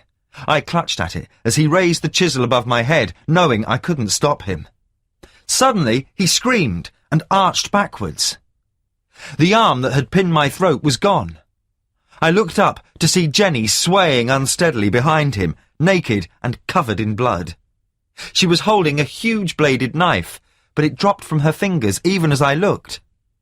As it rang onto the floor, Mason roared and swung his arm against her. She fell bonelessly. I threw myself at him. We landed in a heap, and he cried out again. He pushed me off, tried to crawl away, and I saw the spreading stain of blood on his back. He was trying to reach the knife. I scrabbled over him, and as I did, my foot kicked something hard. I looked down, saw the socket spanner. As Mason grabbed for the knife, I snatched the spanner up and brought it down onto the stab wound in his back. He howled, and as he turned to face me, I swung it at his head. The impact hurt my hand. Mason dropped without a sound. I raised the spanner to hit him again, but there was no need. Gasping, I waited until I was sure he wasn't going to move again, and then went to Jenny. She was lying where she'd fallen. I gently turned her over, feeling my heart miss when I saw the blood. She had cuts all over her body, some tiny, others deep slashes. The one in her cheek was almost to the bone, and when I saw what Mason had done to her foot, I wanted to club him again. I almost cried with relief when I felt the pulse in her throat. It was weak and irregular, but she was alive. Jenny, it's me. It's David." Her eyes fluttered open. "David." It came out as a whisper, and I felt my relief turn to ice when I caught the sweet chemical odour of her breath. Ketoacidosis. Her body had started to break down its own fats, producing toxic levels of ketones in her blood. She needed insulin, fast. And I didn't have any with me. "Don't talk," I said stupidly, because her eyes were already closing again. Whatever strength she had found to stab Mason had been exhausted. The pulse in her throat seemed even weaker than before. "Oh, God, not now. Don't do this now." Ignoring the pain that flared through my back and throat, I picked her up. I was shocked at how light she felt. She weighed nothing at all. Mason still hadn't moved, but I could hear his rasping breaths as I carried her to the steps. Upstairs, I kicked open the door and stumbled out into the trees. The rain was driving down now, but it felt clean after the abomination of the cellar. Jenny's head lolled as I bundled her into the passenger seat of the Land Rover. I had to fasten the seatbelt to keep her from falling over, then reached into the back for the blanket I kept as part of my emergency kit and draped it over her. I started the engine, scraping the side of Mason's van and snapping branches as I turned around and roared back down the track. I drove as fast as I dared. Jenny had been 2 full days without any insulin, subjected to God only knew what, and had obviously lost blood as well. She needed emergency treatment, but the nearest hospital was miles away, too far to risk driving in her condition. Tortured by the thought that I'd had the insulin actually in my hands at the surgery, I desperately ran through my options. There weren't many. Jenny might be already slipping into a coma. If she wasn't stabilised soon, she would die. Then I remembered the ambulance and paramedics Mackenzie had on standby for the raid on the old windmill. There was a chance they were still there. I reached for my phone, ready to call for help as soon as there was a signal. It wasn't in my pocket. Frantically, I searched the others. It wasn't there either. I fought down panic as I realised it must have fallen out during the struggle in the cellar. My mind stalled with indecision. Go back or go on? Come on, decide! Abruptly, I jammed my foot on the accelerator. Going back to look for it would have wasted too much time. Time Jenny didn't have. I reached the end of the track and shot the Land Rover out into the road. There was insulin at the surgery. Back there I could at least start treating her while an ambulance was still on its way. I put my foot down, peering through the windscreen into the night as the wipers struggled to clear it of the water sheeting down. Even with the headlamps on full beam, it was raining so heavily I could only see a few yards ahead. I risked a glance at Jenny, saw enough to make me grip the wheel and go even faster. It seemed to take an age to make it back to Manham. Then the village was on me in a rush, suddenly leaping out of the rain. The roads were deserted in the storm, the press that had clogged the streets earlier nowhere in sight. I considered stopping at the police trailer that was still parked by the green, but immediately dismissed it. There was no time for explanations, and right now the priority was getting insulin for Jenny. The house was in darkness as I roared down the drive. I had enough presence of mind to park at one side, leaving room for the ambulance to get right up to the door, then jumped out and ran around to the passenger side. Jenny's breathing was rapid and shallow, but she began to stir as I lifted her out and carried her through the rain. "David?" Her voice was still a whisper. "It's all right. We're at the surgery. Just hang on." But she didn't seem to hear me. She began to struggle feebly, her eyes unfocused and frightened. "No, no, it's me, Jenny, you're all right. Don't let him get me." "He won't get you, I promise."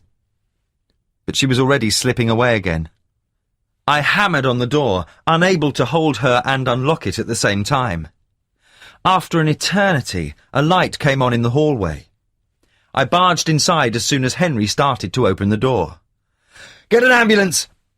He hurriedly wheeled himself out of the way, his face startled. "David? What?" I was already rushing down the hallway. "She's going into diabetic coma. We need an ambulance now. Tell them the police might still have one on standby." I kicked open the door to Henry's office as he made the call from the hallway. Jenny didn't stir when I lay her on the couch. Under the mask of blood, her face was white. The pulse in her throat fluttered weakly. "Please, please hold on." This was a desperation measure at best. She might have already suffered kidney and liver damage, and her heart could fail at any time if she wasn't treated soon. As well as insulin, she needed salts and intravenous fluids to flush out the toxins that were poisoning her. I couldn't do any of that here. All I could do was hope the insulin kept her alive long enough for the ambulance to get her to hospital. I tore open the fridge, fumbling in my haste as Henry pushed himself in. "I'll get it. You find a syringe," he instructed. The framed photographs on top of the steel drugs cabinet rattled as I flung open the doors and rooted on the shelves for the syringes. "What about the ambulance?" "On its way. Here, you're in no state for this, let me," Henry said peremptorily, holding out his hand for the syringe. I didn't argue. "What in God's name is going on?" he asked, stabbing the needle through the seal. "It was Tom Mason.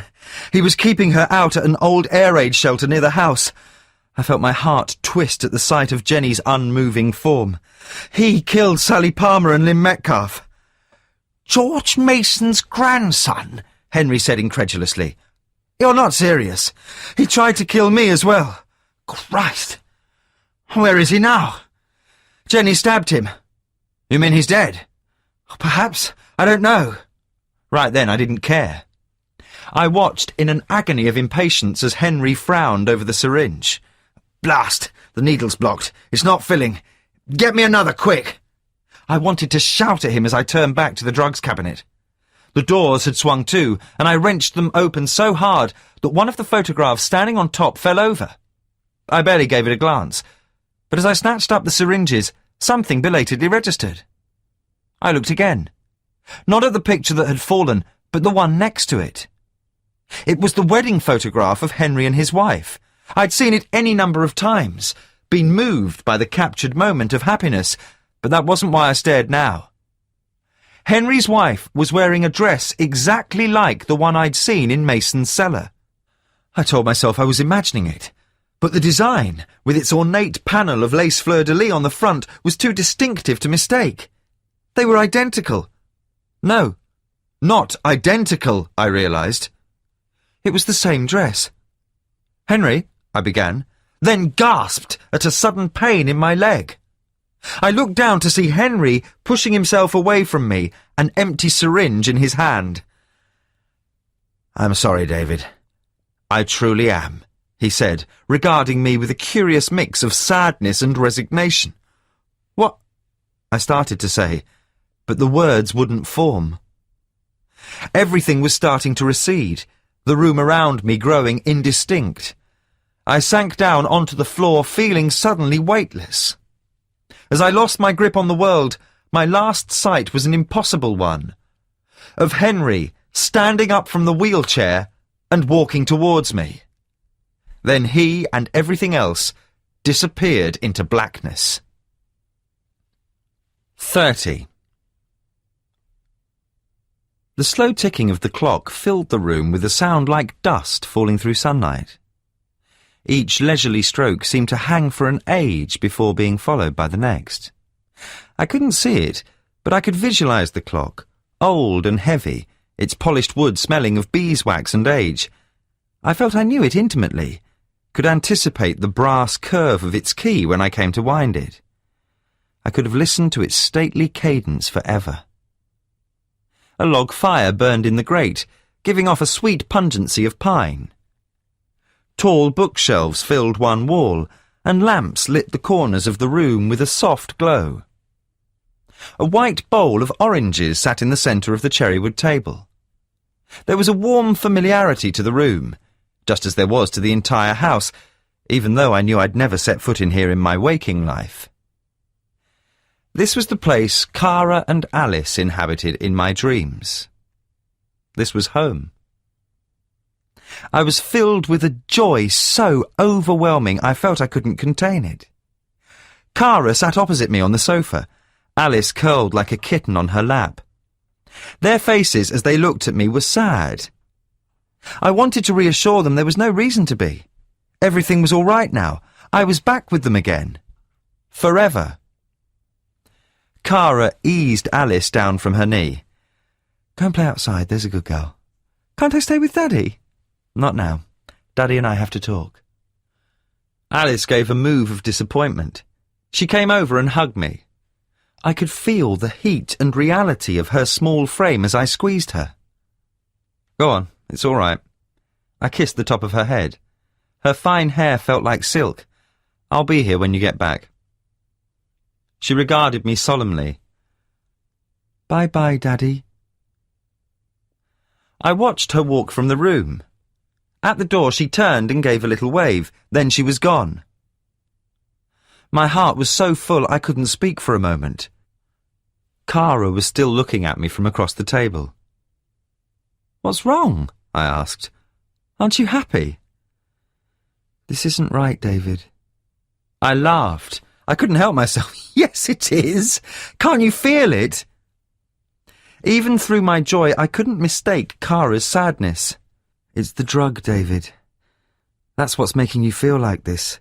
But it's false. You have to fight it." I couldn't understand her concern. "We're together again. Isn't that what you want?" "Not like this." "Why not? I'm here with you. That's all that matters. This isn't just about us, or you. Not anymore." The first breath of a chill wind cooled my euphoria.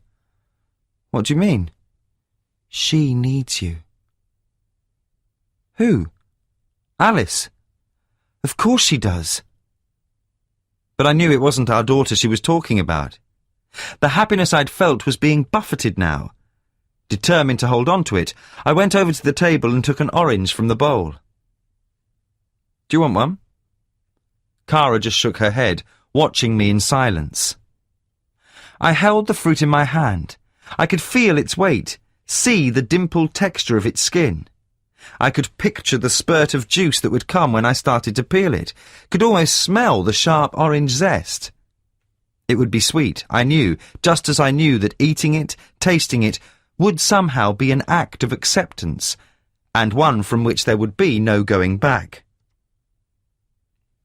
Reluctantly, I put the orange back in the bowl. There was a heaviness in my chest as I went back to sit down. Cara's eyes were brimming as she smiled. "Is this what you meant before? When you told me to be careful?" I asked. She didn't answer. "Isn't it too late?" I wanted to know. A shadow crossed her face. "Perhaps. It's going to be close." My throat felt constricted. "What about you and Alice?" Her smile was full of warmth. "We're fine. You don't need to worry about us." "I'm not going to see you again, am I?" She was crying silently, still smiling. "You don't need to. Not anymore." Tears were rolling down my own face. "I love you," I told her. "I know." She came over and hugged me. I buried my face in her hair for the last time, breathing in the scent of her, not wanting to let go, and knowing I had to. "Take care, David," she said. And as I tasted the salt tang of tears on my lips, I realised I could no longer hear the clock. And found myself in darkness, paralysed and suffocating. I tried to breathe and failed. My chest felt wrapped with bands of iron. Panicking, I struggled to claw in a breath, managed one wheezing gasp, then another. I felt as though I was packed in cotton wool, muffled from the external world. It would have been so easy to give up and sink into it once more. Fight it. Cara's words jolted me back again. The euphoria I'd felt earlier had turned to ashes. My diaphragm fluttered, protesting against each breath. But my breathing was becoming less laboured with every meagre inhalation. I opened my eyes.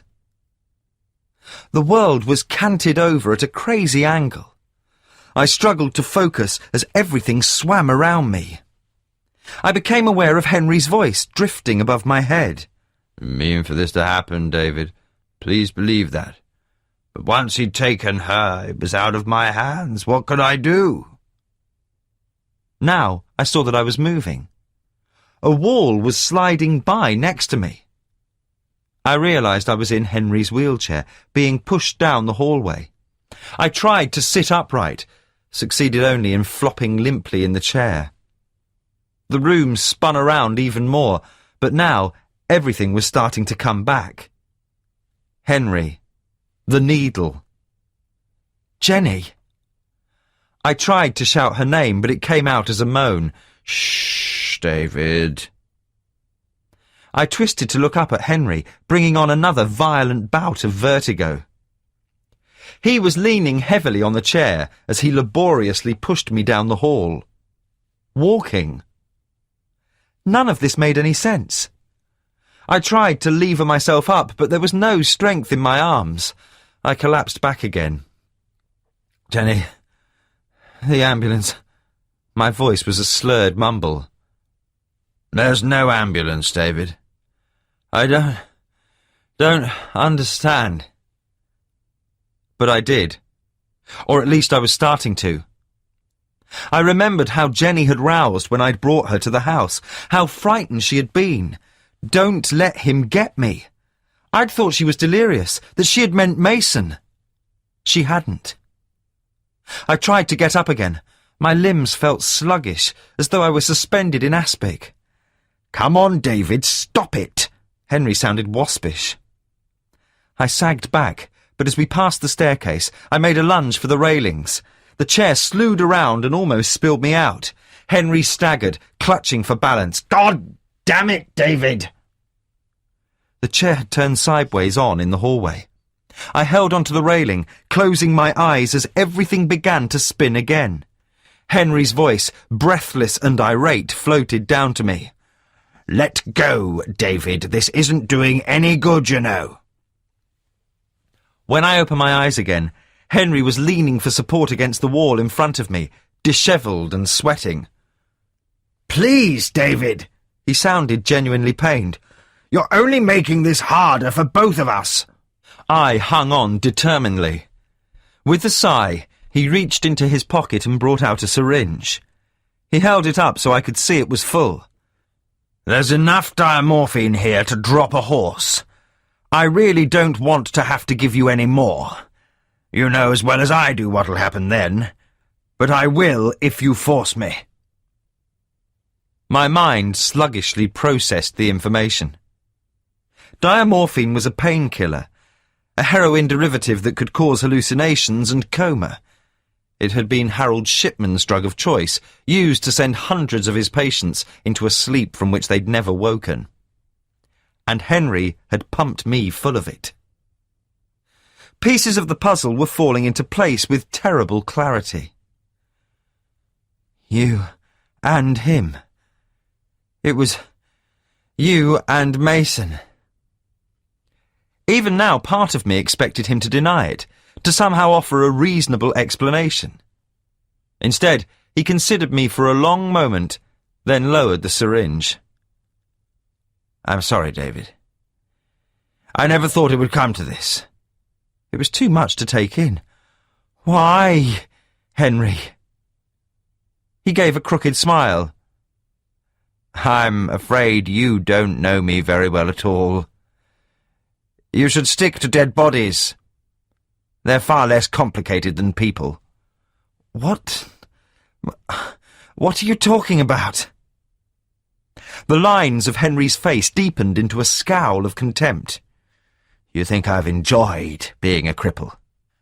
Being stuck in this hole of a place, patronised by these cattle.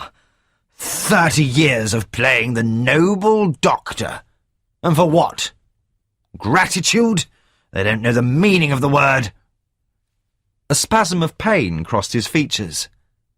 Supporting himself on the wall, he made his way stiffly to the old cane chair by the telephone table. He saw me staring as he sank into it with relief. You didn't really think I'd give up trying, did you? Always told you I'd prove the specialists wrong.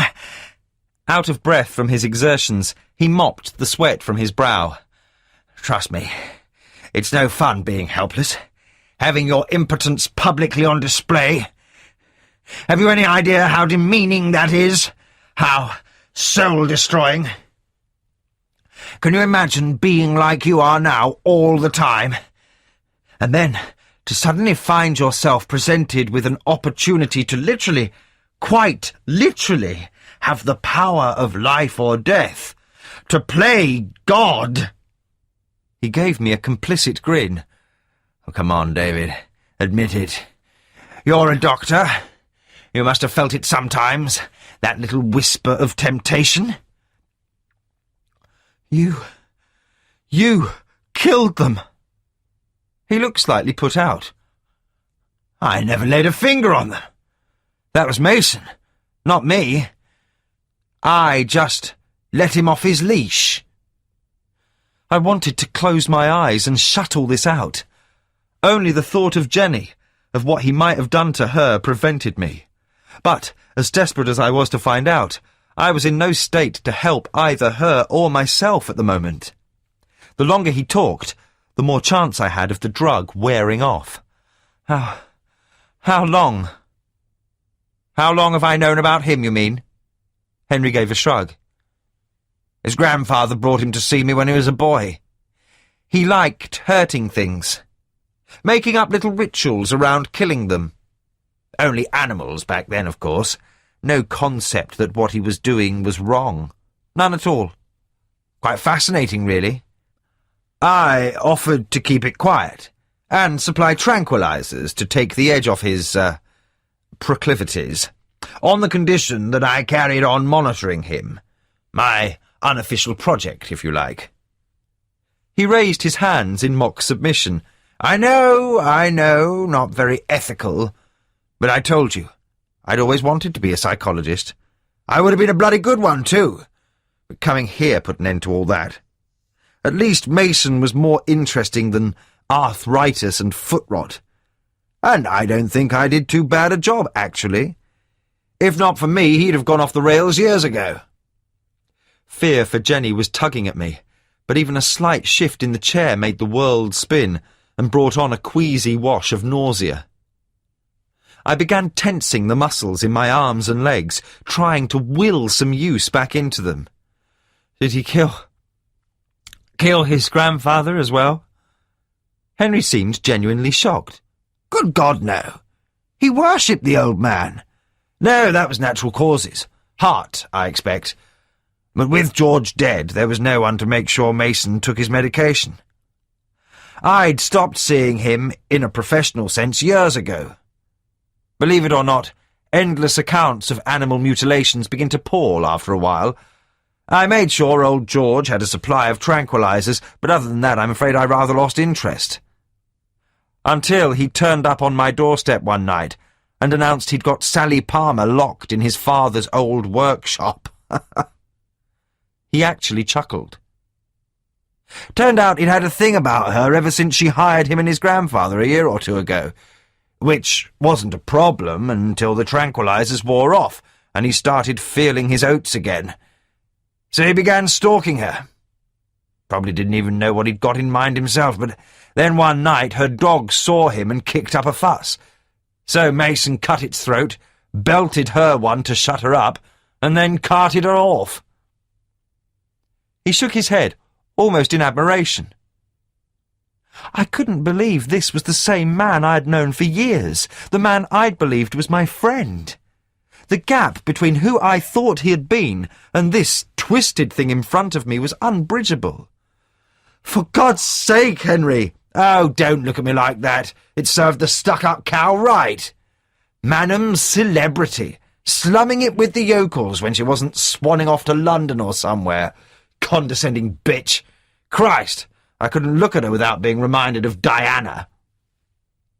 The mention of his dead wife threw me. Henry saw my confusion.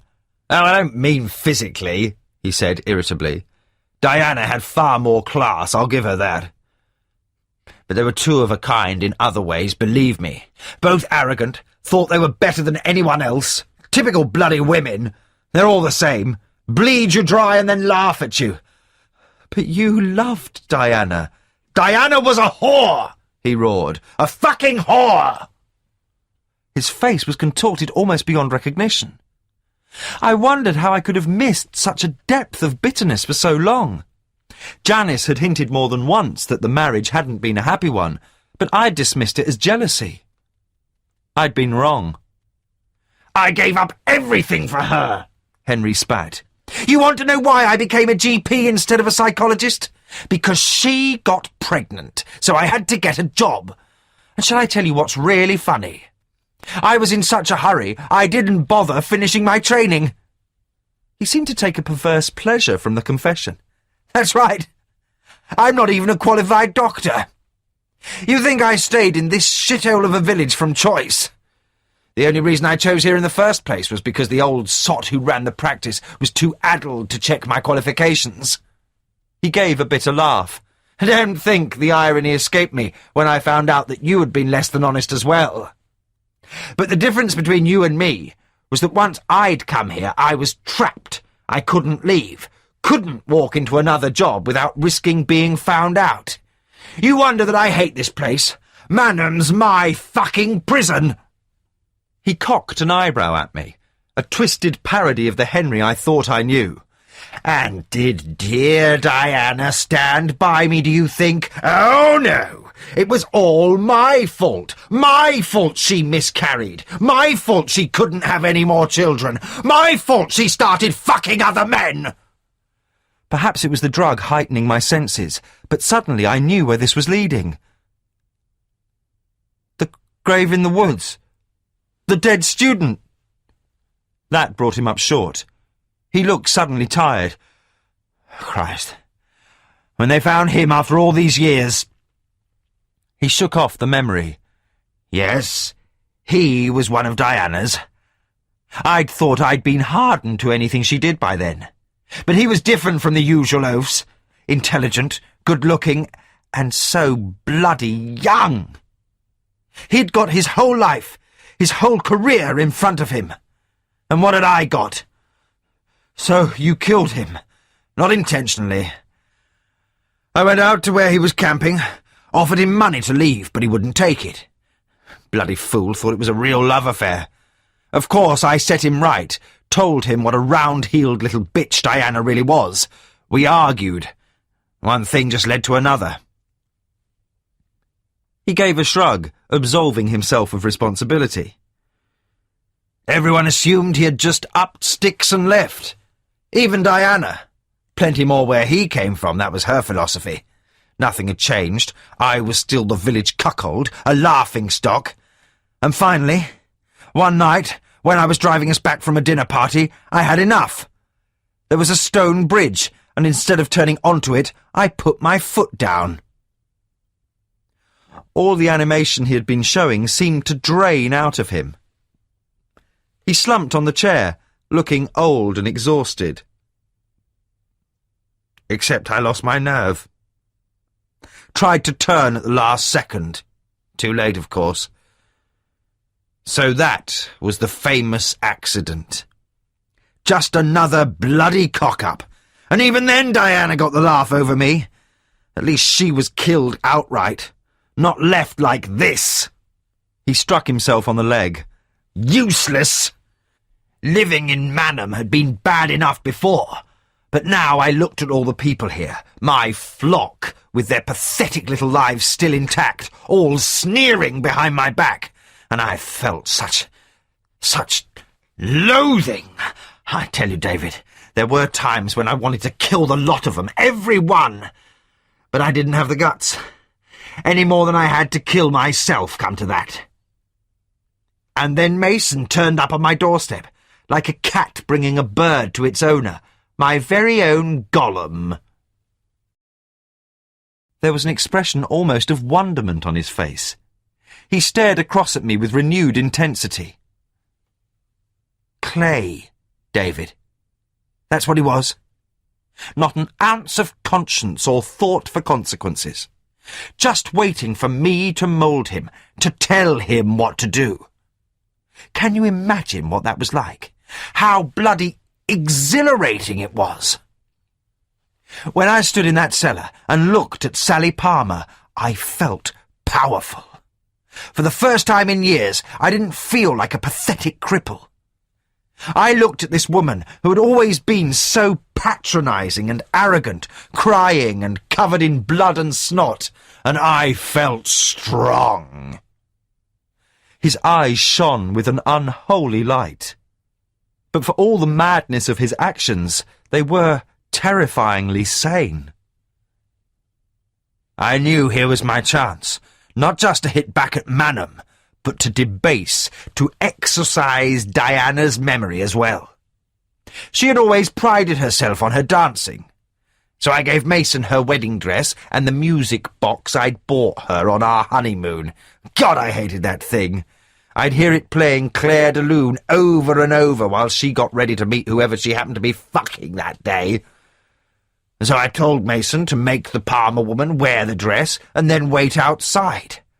And I went down there and watched her dance, so scared she could barely move. Watched her humiliated. That was all. But I can't tell you how cathartic it was. It almost didn't matter that it wasn't Diana herself. You're sick, Henry. You need help. Oh, don't be so bloody pious, he snapped. Mason was going to kill her anyway, and once he'd bloodied himself, do you really think he was going to stop? If it's any consolation, at least he didn't rape them. He liked to look, but daren't touch. Well, I'm not saying he wouldn't have got round to it eventually, but in an odd way, he was almost afraid of women. The thought seemed to amuse him. Ironic, really. He tortured them, I shouted. Henry shrugged, but he wouldn't meet my gaze. The worst of it happened after they were dead. The swan wings, the baby rabbits. He gave a grimace of distaste. All part of Mason's ritual thing again.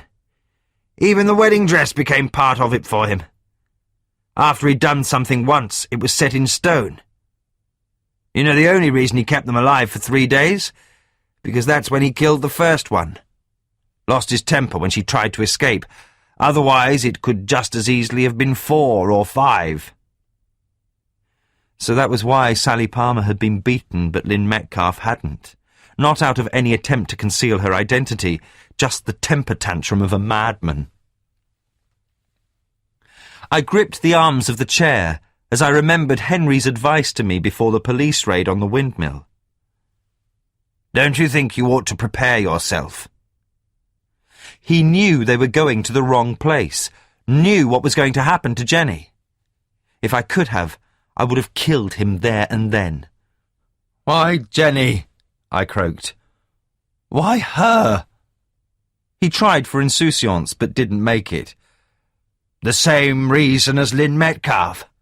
She just caught Mason's eye. Liar! All right. I felt betrayed, he yelled. I thought of you like a son. You were the only decent thing about this entire rotten fucking place. And then you met her. I knew it was only a matter of time before you left, started a new life. It made me feel so bloody old. And then, when you told me you'd been helping the police, sneaking around behind my back, I just... He broke off. Slowly, so as not to alert him, I tried to shift my position in the wheelchair, trying to ignore the way it made the room swoop and tilt around me. I never wanted you hurt, though, David, he insisted. The night when Mason came round for more chloroform, the burglary, I was there in the study when you almost walked in, but I swear I didn't know he'd tried to cut you. Not until I saw you afterwards, when you thought I was just coming down the hallway. And the next morning, when you found me trying to get into the dinghy. He gave me a glance that held both apology and pride. I wasn't trying to get in. I was getting out. It was obvious now I thought about it. Both Henry's and Mason's houses bordered the lake, and unless anyone was actually looking for it, at night there was little chance of anyone noticing a small boat silently making its way across the water. I'd been to call him off, Henry went on. Tell him I'd changed my mind. It took me hours, but he didn't have a phone, so there was no other way. But it was a waste of time. Once Mason was set on something, there was no budging him. Like leaving the bodies out on the marsh. I tried to get him to get rid of them properly, but he wasn't interested. He'd just look at you with that empty, bloody stare and do it anyway. So you let him take Jenny, and you went and watched her. He raised his hands, then let them fall helplessly. I never expected it to turn out like this. Please believe me, David, I never wanted you hurt. He was searching my face, desperate for some sign of understanding. After a moment I saw the hope go out of his eyes. He gave a crooked smile. Yes, well, life never turns out how we want, does it? Suddenly, he slammed his hand down on the table. Damn it, David! Why couldn't you have made sure Mason was dead? I might have taken my chances then, even with the girl. But now I don't have any choice. His frustration echoed around the hallway. He passed his hand over his face, then sat motionless, staring into space. After a while, he seemed to rouse himself. Let's get this over with, he said, dully. As he started to push himself to his feet, I gathered all my strength and lunged out of the wheelchair at him. 31. It was a feeble attempt. My legs gave way immediately, dumping me onto the hallway floor as the chair clattered onto its side behind me. The sudden movement had set the room spinning again. I squeezed my eyes shut as it canted at a crazy angle. Any hope of rebellion swiftly ended. "Oh, David, David," Henry said sadly. I lay there as the floor wheeled and swooped, helplessly waiting for the prick of the needle and the final blackness that would follow it. Nothing came. I opened my eyes, tried to focus on him through the vertigo. He was staring down at me with something like concern. the syringe held uncertainly in one hand. "You're only making it worse. If I give you this, it'll kill you. Please don't make me." "Going to, anyway," I slurred. I tried to push myself up. There was no strength in my arms, and the sudden exertion had set my head pounding. I collapsed back to the floor as a haze began to creep into my vision. Through it, I saw Henry reach down and take hold of my wrist. I had no strength to pull free, could only watch as he put the needle against the soft skin of my forearm. I tried to ready myself, determined to resist the drug even though I knew it would be futile. But Henry didn't depress the syringe. Slowly, he took it away again. "I can't, not like this," he mumbled. He tucked the syringe back in his pocket. The mist was spreading across my vision now, darkening the hallway. I felt consciousness drifting away again. "No!" I resisted, but it slipped through my fingers no matter how hard I tried to hold on. The world disappeared, except for a huge, rhythmic booming.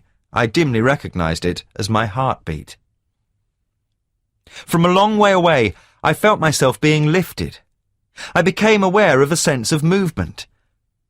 I opened my eyes, shut them again, as a shifting kaleidoscope of colours and shapes brought a queasy wave of nausea. I fought it down, determined not to black out again. There was a bump, and then I felt cool air against my face. I opened my eyes to see an indigo night sky domed above me. Its stars and constellations seemed crystal bright, appearing and disappearing behind the torn clouds that raced across it on invisible winds. I breathed deeply, trying to clear my head. Ahead of me was the Land Rover. The chair was bumping towards it unevenly, its wheels crunching over the driveway's gravel. Now my senses seemed to have been honed to an uncanny clarity. I heard the rustle of branches in the wind, smelled the loamy scent of wet earth. The scratches and mud splashes on the Land Rover seemed as big as continents. The drive was on an incline, and I could hear Henry panting as he struggled to push me up it. He went around to the back of the car and stopped, gasping for breath. I knew I should try to move, but the knowledge didn't seem to extend to my limbs. When he'd recovered, Henry began making his way around the chair, supporting himself on it until he could transfer his grip to the car. He moved awkwardly, his legs wooden and rigid. He swung open the Land Rover's single rear door and lowered himself until he was sitting down on the back edge. He was drenched in sweat, his exhausted pallor visible even in the moonlight. He looked up, chest heaving for breath. A weak smile touched his face when he saw me. You with us again?" Still sitting on the inside edge of the Land Rover, he leaned towards me. I felt his hands under my arms. "Last leg now, David. Up we get." Years of pushing himself about in the wheelchair had given him considerable upper body strength, and he used it now to lift me again. I thrashed weakly against him. He grunted, taking firmer hold. As he hauled me from the chair, I grabbed hold of the car door. I clung onto it so that it swung with me. "Come, David, don't be stupid," he gasped, trying to prise me off it. I kept hold grimly. "Look, bloody let go!" He wrenched me free, cracking my head against the edge of the door. The impact jarred me, and then I was being laid out on the hard metal floor in the back of the Land Rover. "Oh, God, David, I didn't mean to do that," Henry said. He took out a handkerchief, began to dab at my forehead. The cloth came away glistening darkly. Henry stared at it, then leaned against the door frame and covered his eyes. "Christ, what a bloody mess." My head hurt savagely, but it was a clean pain, almost refreshing after the drug-induced mist. "Don't. Henry, don't do this." "Do you think I want to?" "I just want it to end now. That's not too much to ask, is it?" He swayed wearily. "God, I'm so tired I was going to drive you down to the lake and finish this there. Take the boat over and see to Mason. But I really don't think I can manage that now. He reached behind me into the Land Rover's shadowy interior. When he straightened, he was holding a length of rubber hose pipe. I salvaged this from the garden while you were out. Don't think Mason will be needing it any more. The grim attempt at humour was short-lived. He seemed to sag. It'll be messier if they find you here, but there's nothing else for it. With a bit of luck, everyone will assume it was suicide. Not perfect, but it'll have to do. The light was cut off as Henry slammed the Land Rover's back door. I heard him lock it. Then he was moving around outside the car. I tried to sit up, but dizziness swept over me again. I put my hand out to steady myself and touched something rough and solid. A blanket. I saw there was something underneath it, and, with a cold shock, I realised what it was. Jenny. She was huddled on the floor behind the passenger seat. In the near darkness, only the blonde cap of her hair was visible.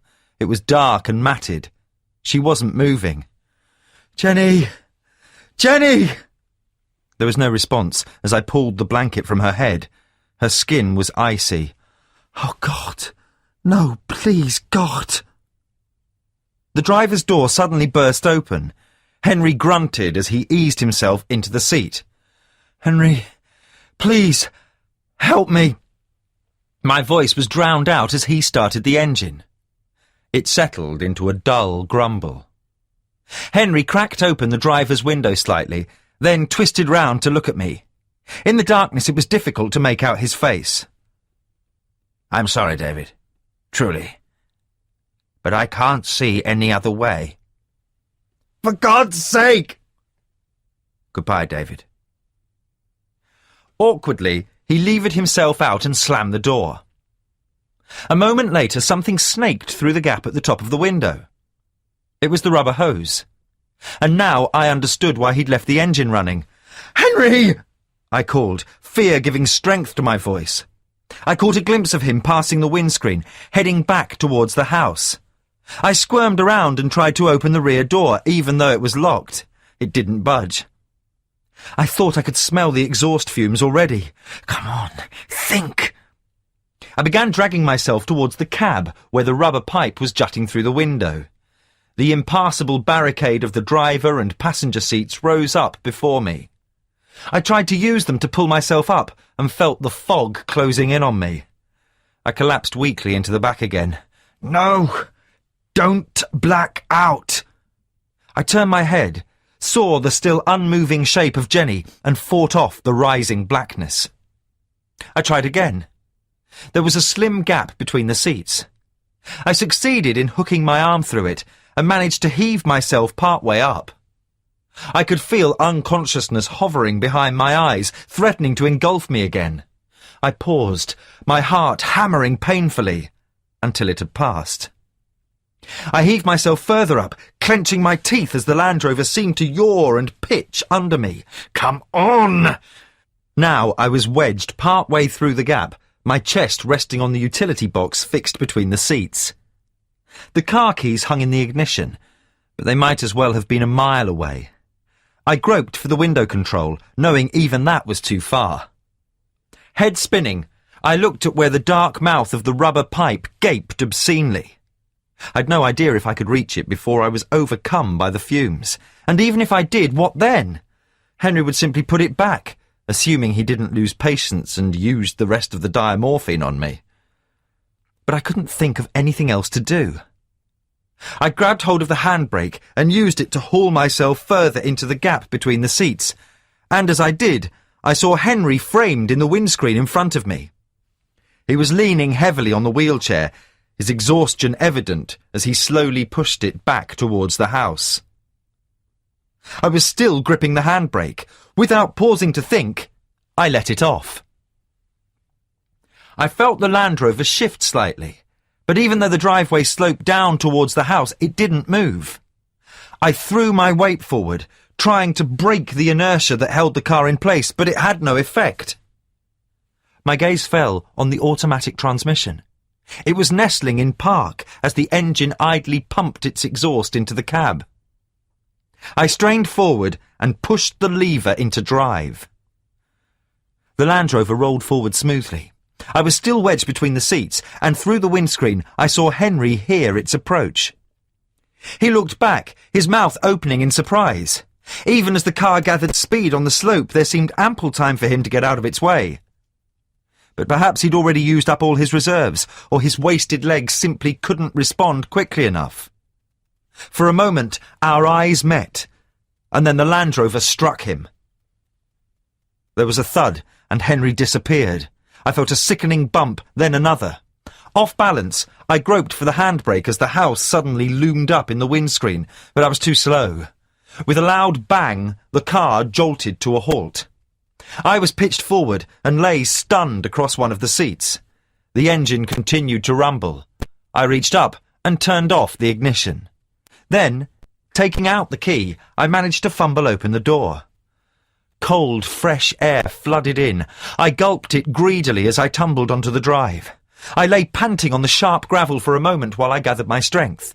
Then, rolling over onto all fours, I used the Land Rover to pull myself up. Supporting myself on it much the same way Henry had done, I made my way around to the back. He lay a few yards away, a dark shape lying unmoving next to the broken wheelchair. But there was no time to think about him. I managed to get the key into the lock and open the door, then climbed into the back to Jenny. She hadn't moved. My hands were uncoordinated as I tore the blanket from her. Please, please be alive. Her skin was pale and cold, but she was still breathing, the telltale acetone odour treacherously sweet. Thank God! I wanted to hug her, give her some of my warmth, but she was in urgent need of far more than that. I slid out of the car and stood up.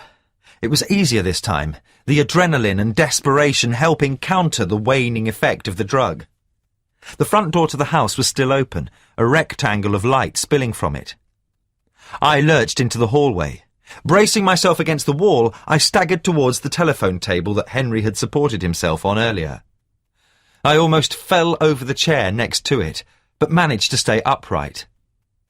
Knowing if I sat down I might never get up again, I remained standing as I pawed for the phone. I couldn't remember Mackenzie's number, and my fingers were thick and uncooperative as I dialed 999. A sudden spasm of dizziness shook me as the operator answered. I closed my eyes against it as I began to speak. I made an effort to concentrate as I gave the details, aware that Jenny's life depended on my making sense. I took care over enunciating the words emergency and diabetic coma. But then I could hear myself starting to ramble. When the operator started asking more questions, I let the phone drop back into the cradle. I'd intended to go to the fridge for the insulin, but as I clung to the sideboard, struggling to stay upright, as my vision came and went, I knew I wouldn't be able to make it. And even if I did, I daren't attempt injecting her in the state I was in. Rolling like a drunk, I went back outside. A sudden tiredness threatened to overwhelm me as I lumbered over to the Land Rover. Jenny was lying on her side where I'd left her, her face terribly still and white. Even from where I stood I could hear that her breathing had grown worse. It was wheezing and uneven and far, far too fast. David. Henry's voice was a mere whisper. I turned to look at him. He hadn't moved, but now his head was turned towards me. His clothes glistened, dark and wet with blood. The pale gravel around him was stained with it.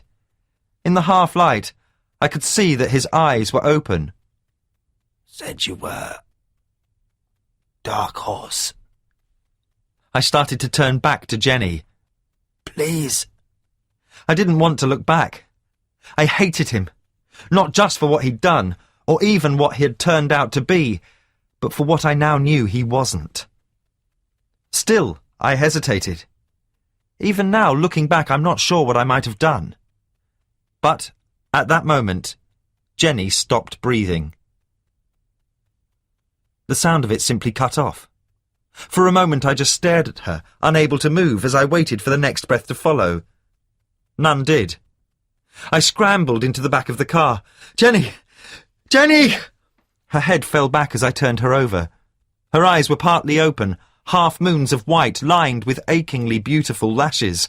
I felt frantically for a pulse. There was nothing. No! This couldn't be happening. Not now. Panic almost paralysed me. Think. Adrenaline helped clear my head as I rolled Jenny onto her back, then snatched up the blanket and wadded it up under her neck. I'd practiced CPR during training but never used it. Come on! Cursing my awkwardness, I tilted her head back, clamped her nose and jammed clumsy fingers into her mouth to clear her tongue. My own head swam as I lowered it to her lips, breathed my own air into her, once, twice, then put my hands on her breastbone and began to rhythmically press and count. Come on, I begged silently. I breathed into her mouth again, went back to pumping her lungs, repeated it. She lay limp and unresponsive. I was weeping now, my vision blurring as I continued to work on her, trying to will her heart back to life. Her body remained slack and lifeless. Useless. I forced the knowledge from my head, breathed into her mouth once more, and then counted as I pressed rapidly down on her chest. I did it again, and again. She's gone. No! I raged, denying it. Blinded by tears, I continued to work on her.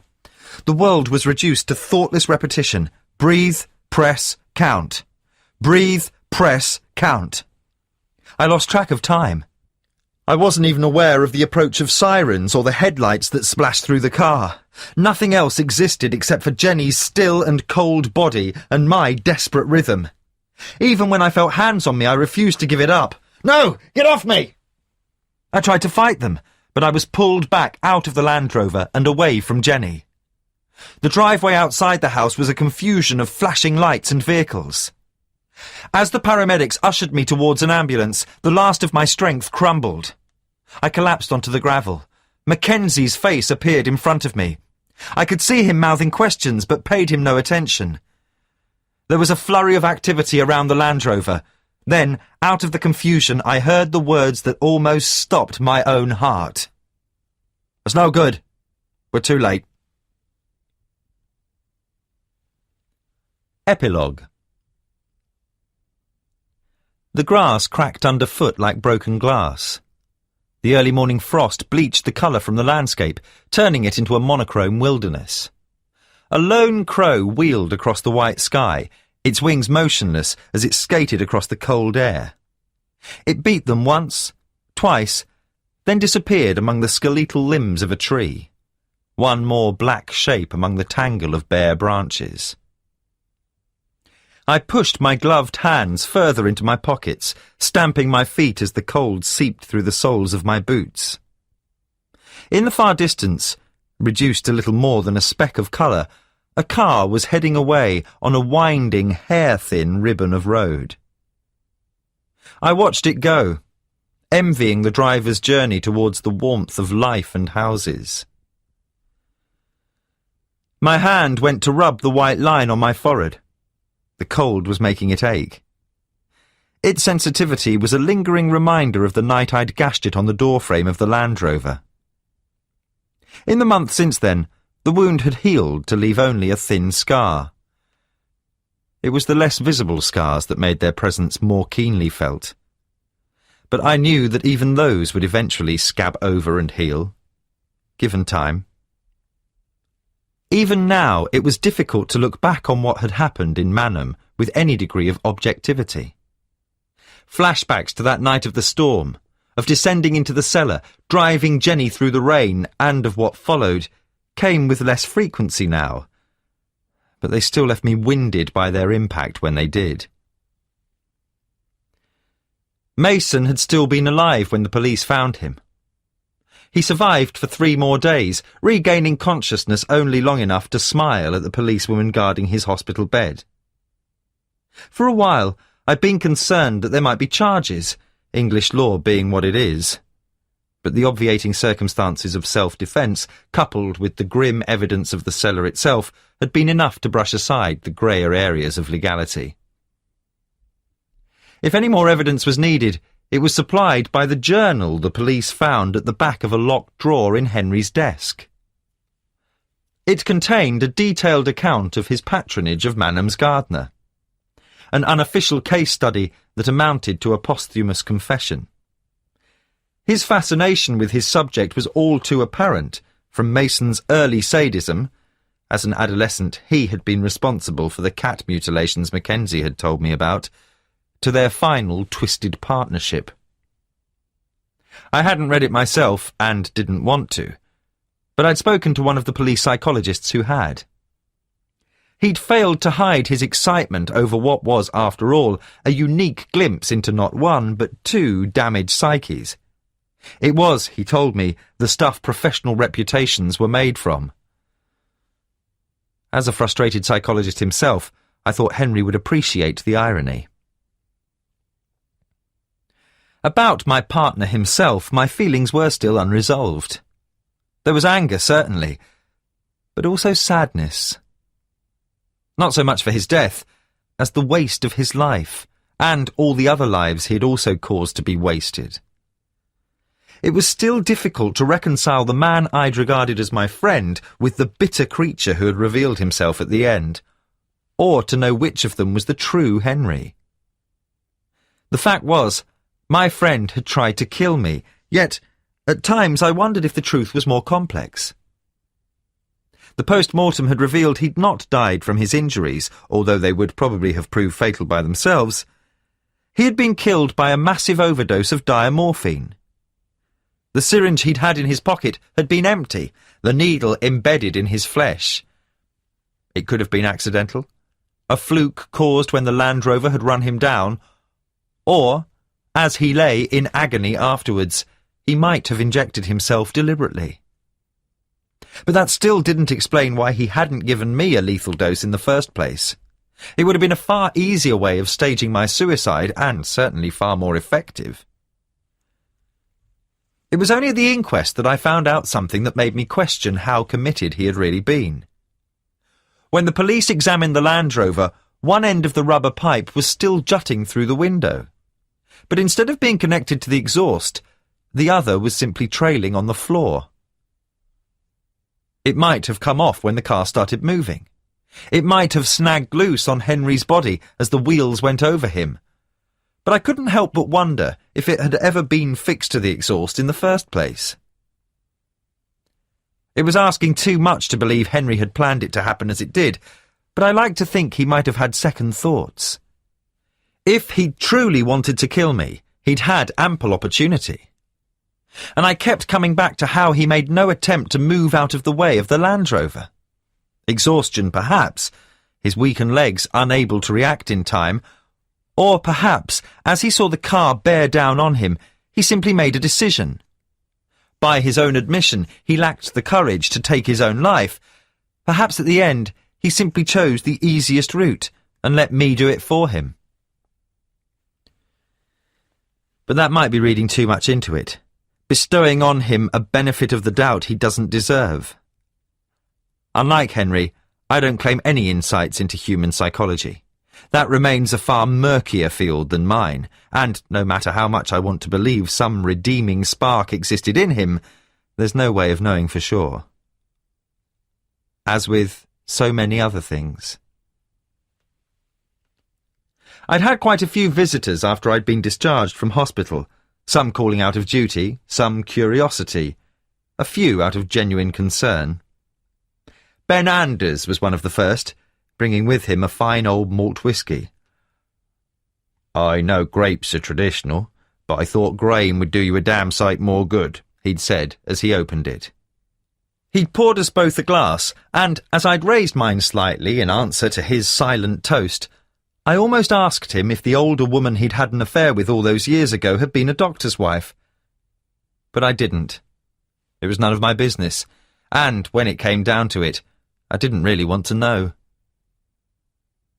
A more surprising visitor was the Reverend Scarsdale. It had been an awkward visit. The old differences still remained, and neither of us had much to say to the other, but I was touched he'd made the effort even so. As he rose to leave, he'd looked at me gravely. I'd thought he was about to say something, vocalise some sentiment that would bypass the antagonism that always seemed to exist between us. In the end, though, he'd simply nodded, wished me well, and gone on his way. My only regular caller was Janice. Without Henry to care for, she had tearfully transferred her attentions to me. If I'd eaten all the meals she'd brought, I would have put on 1/2 stone in the first 2 weeks. But I'd no appetite. I would thank her, pick at the solid English cooking, and, when she was gone, throw it away. It was some time before I found the courage to ask her about Diana Maitland's affairs. She had never made any secret of her disapproval of Henry's late wife, and that hadn't changed now he was dead. Diana's unfaithfulness had been an open secret, but Janice was indignant when I asked if it had made her husband a laughingstock as he'd believed. "Everyone knew, but we turned a blind eye to it," she said reprovingly. "For Henry's sake, not hers. He was too well respected for anything else." If it hadn't been so tragic, it would have been funny.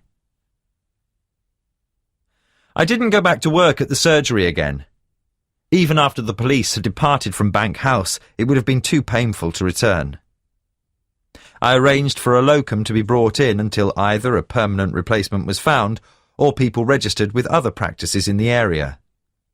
Either way, I knew my days as Manham's doctor were over. And there was a noticeable reserve now among my former patients.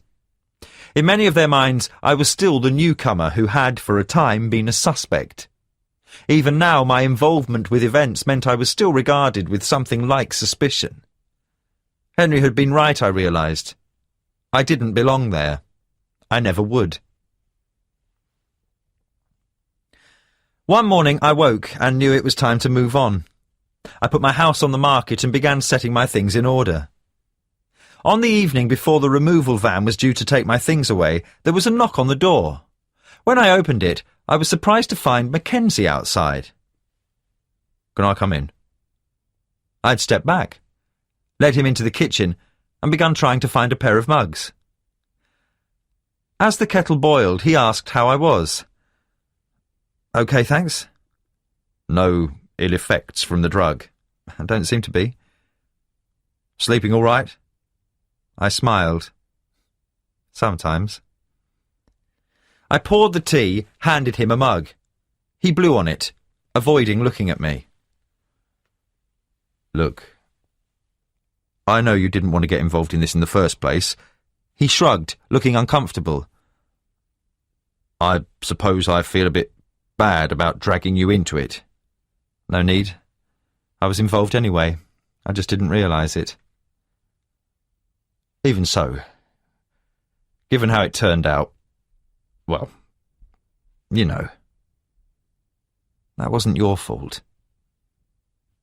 He nodded, not convinced he couldn't have done more, but then he wasn't the only one who felt that way.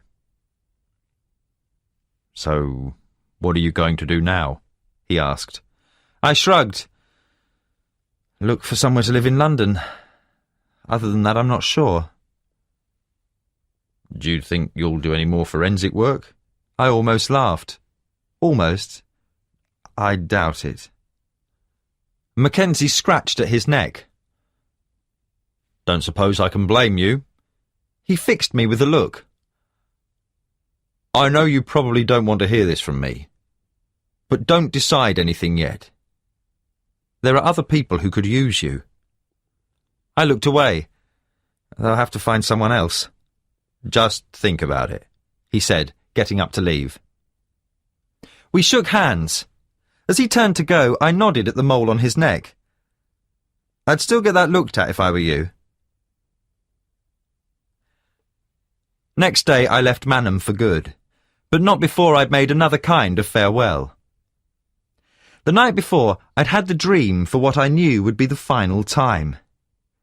Everything about the house was as familiar and peaceful as it had always been, yet now there was one crucial difference. Cara and Alice had gone. I'd wandered through the untenanted rooms, knowing this was the last time I would visit them, and knowing that this was as it should be. Linda Yates had told me you have dreams for a reason, although dream still seems too inadequate a description for what I experienced. But whatever the reason for mine, it no longer held. When I woke up, my cheeks were wet, but there was nothing wrong with that. Nothing at all. The ringing of my phone brought me back to the present, breath clouding in the cold air. I reached into my pocket for it. I smiled when I saw who was calling. "Hi," I said. "You okay?" "Fine. Am I disturbing you?" I felt the familiar warmth spread through me at the sound of Jenny's voice. "No, of course not." "I got your message that you'd arrived. How was the journey?" "Okay. Warm. It was getting out of the car that was the problem." I heard her laugh. "So, how long will you be away?" she asked. "I don't know yet, but no longer than I have to." "Good. The flat seems empty already." I grinned. Even now there were times I couldn't believe we had been given a second chance, but mostly I was simply grateful that we had. Jenny had almost died. Had died, in fact, though the pronouncement that had so scared me had been about Henry, not her. But another few minutes and it would have been too late for Jenny as well. It was sheer chance that in the confusion after the abortive raid on the windmill, no one had thought to stand down the ambulances and paramedics. When I'd made the phone call from Henry's, they had only just set off for the city and been swiftly turned back. If not for that, the stuttering life I'd unknowingly pumped back into Jenny's heart would have snuffed out before help arrived. As it was, her heart had stopped again just after she arrived at the hospital, and again an hour after that. But each time it had been started again. After 3 days, she had regained consciousness. After a week, she had been transferred out of intensive care. The fears of brain and organ damage, of blindness that I'd known were a possibility and that her doctors thought likely, never materialised. But while her body had begun to mend itself, for a time I'd worried about what deeper, less physical trauma might remain. Gradually, though, I realised there was no need. Jenny had retreated to Manham because she'd been afraid. Now the fear was gone. She'd been face to face with her nightmare and survived it. And, in a different way, so had I. One way or another, we'd both been brought back to life. The crow flapped out of the tree as I reluctantly put away my phone. The clatter of its wings was loud in the crystalline silence. I watched it fly across the frozen Scottish moorland. But as bleak as it was, even now there were green shoots starting to push through the frozen earth, forerunners of the spring to come. I turned as a young policewoman approached, feet crunching on the frost. Above the dark coat, her face was white and shocked. "Dr. Hunter, sorry to keep you waiting. It's over here." I followed her to the waiting group of officers, shook hands as introductions were made. They moved aside to let me approach the reason for the gathering. The body was lying in a hollow. I felt the familiar detachment start to take over as I took in its position, the texture of skin, and blown wisps of hair. I stepped closer and set to work.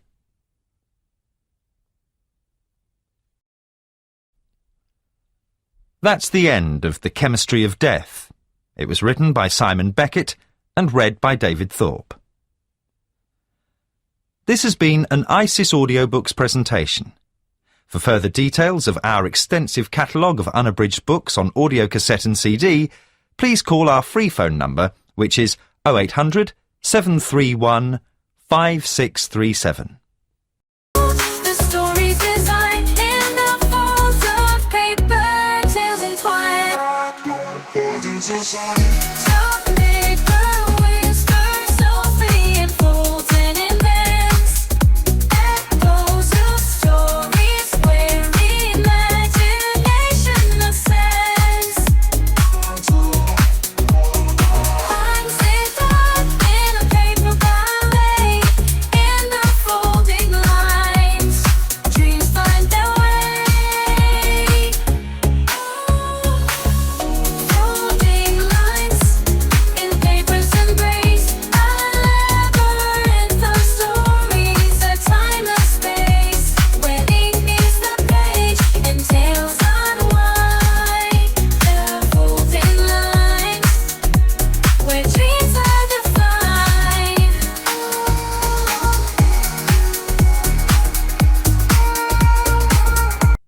The maggots that spilled from her pooled on the ground before crawling away in the line that now stretched beyond the Yates boys.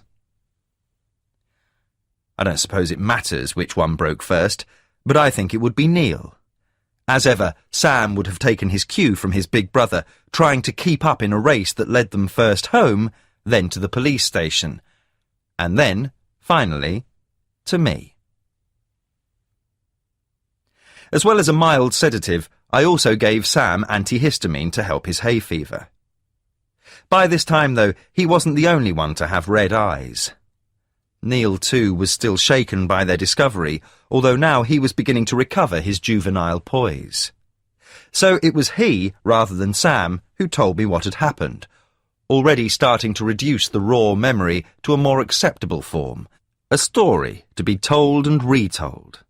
And later, when the tragic events of that preternaturally hot summer had run their course, years later Neil would be telling it still, forever identified as the one whose discovery had started it all. But it hadn't.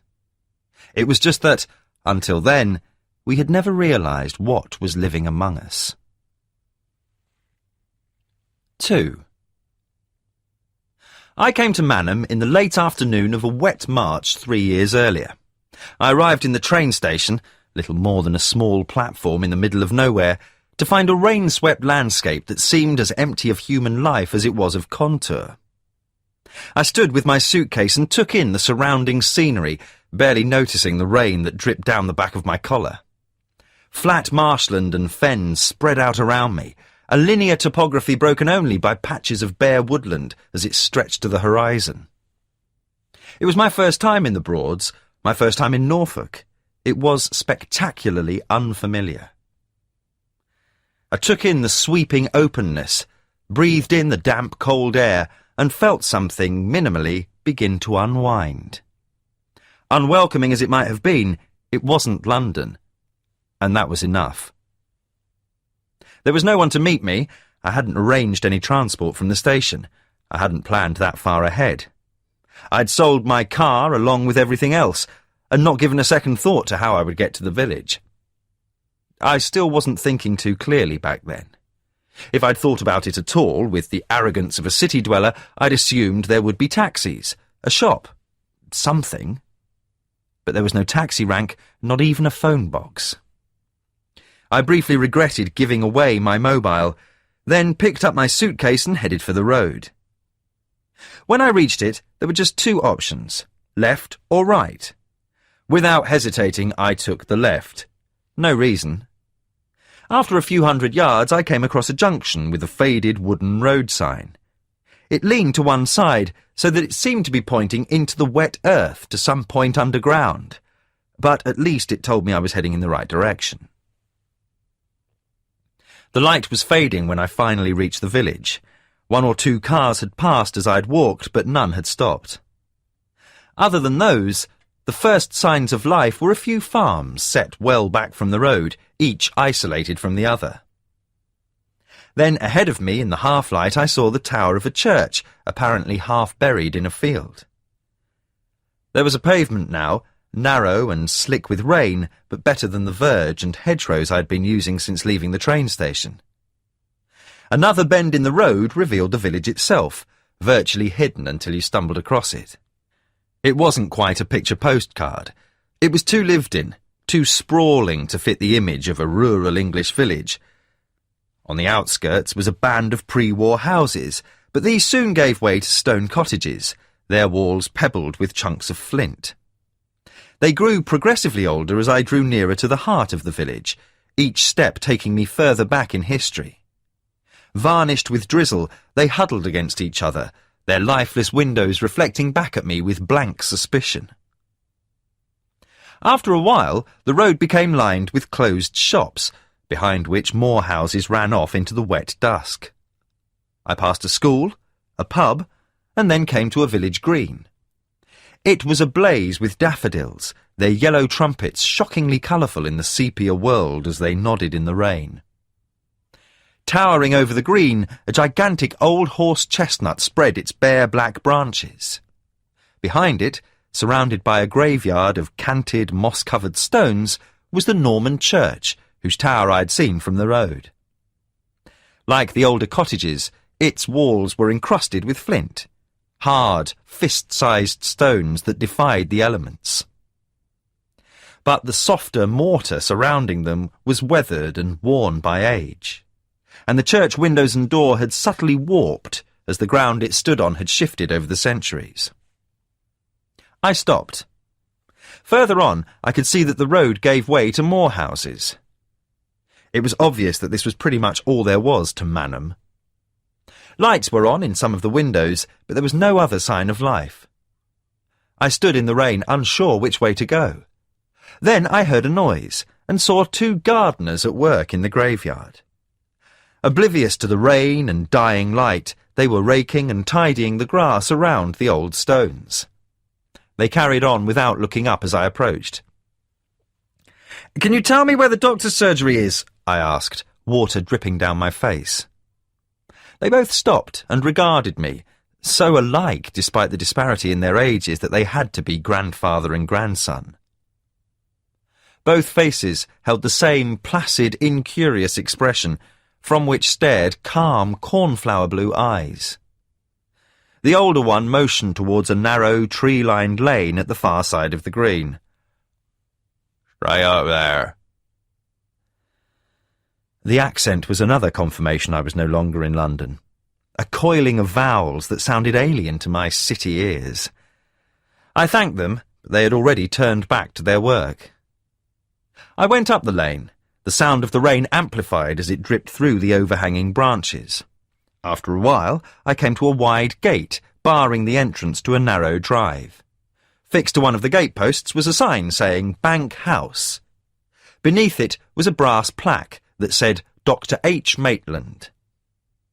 Flanked by yews, the drive ran gently uphill through well-kept gardens, then dropped down to the courtyard of an imposing Georgian house.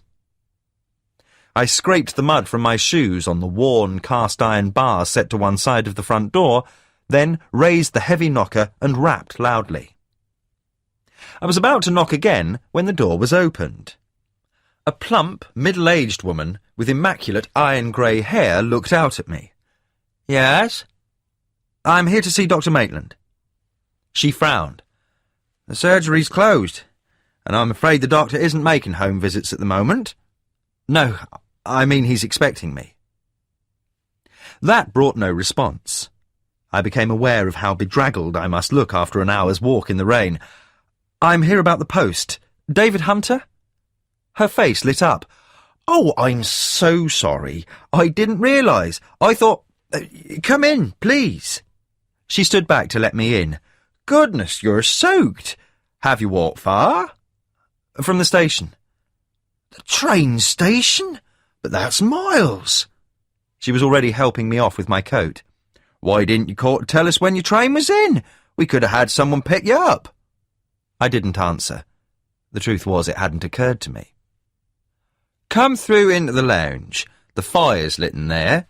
No, leave your case," she said, turning from hanging up my coat. She smiled. For the first time I noticed the strain evident in her face. What I had taken earlier for terseness was just fatigue. "No one'll steal it here." She led me into a large wood-panelled room. An age-worn leather Chesterfield faced a fire on which a pile of logs were glowing. The carpet was Persian, old but still beautiful. Surrounding it were bare floorboards, burnished to a deep umber.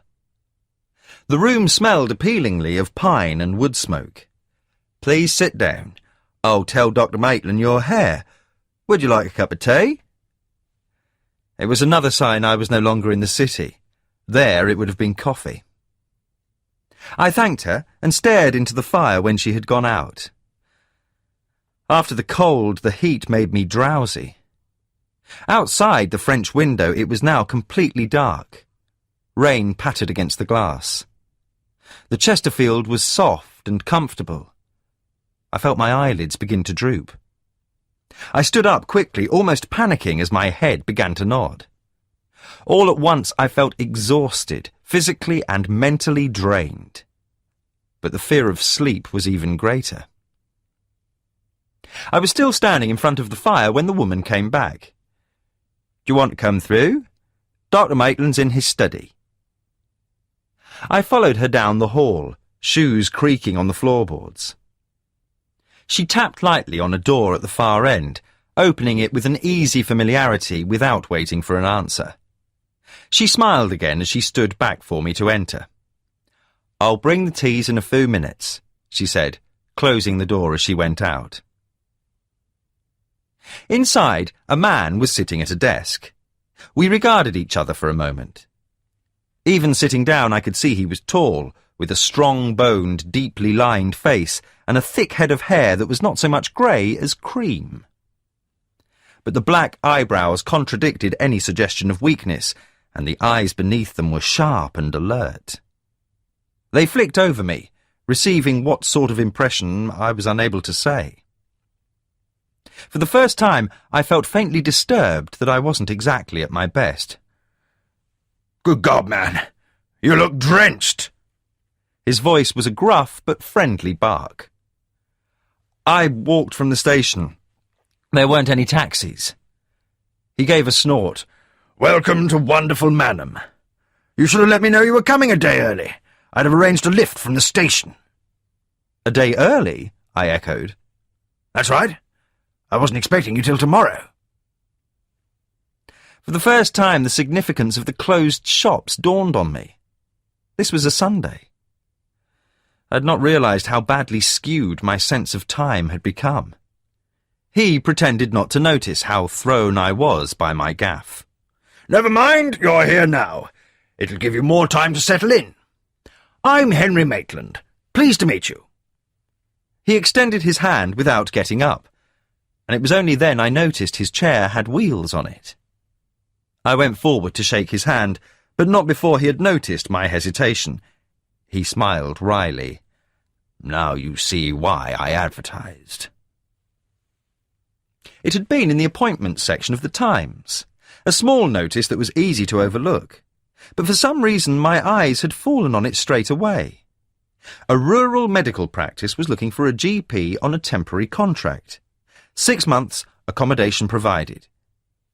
It was the location that attracted me as much as anything. Not that I particularly wanted to work in Norfolk, but it would take me away from London. I had applied without much hope or excitement, so when I had opened the letter a week later, I'd been expecting a polite rejection. Instead, I found I'd been offered the job. I had to read the letter twice to take in what it was saying. At another time, I might have wondered what the catch was, but at another time, I would never have applied for it in the first place. I wrote back to accept by return of post. Now I looked at my new employer and belatedly wondered what I'd committed myself to. As if reading my mind, he clapped his hands on his legs. "Car accident." There was no embarrassment or self-pity.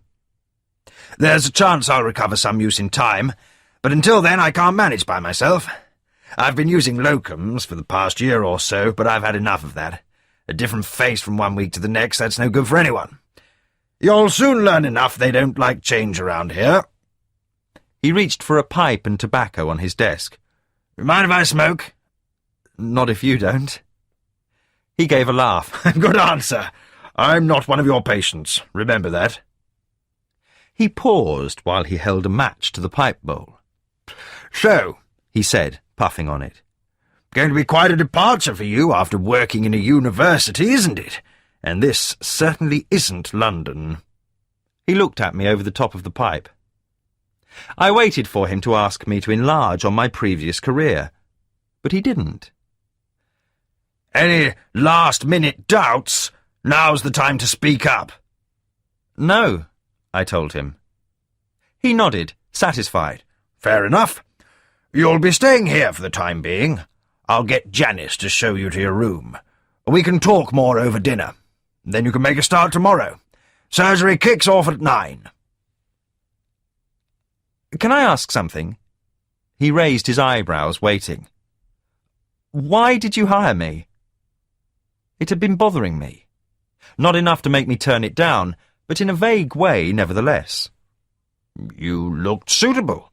good qualifications, excellent references, and ready to come and work out in the middle of nowhere for the pittance I'm offering."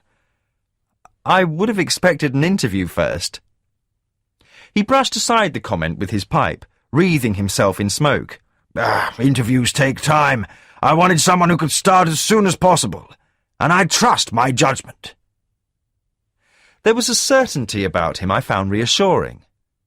It wasn't until long afterwards, when there was no longer any doubt that I'd be staying, that he laughingly confided over malt whiskies that I'd been the only applicant. But right then, such an obvious answer never occurred to me.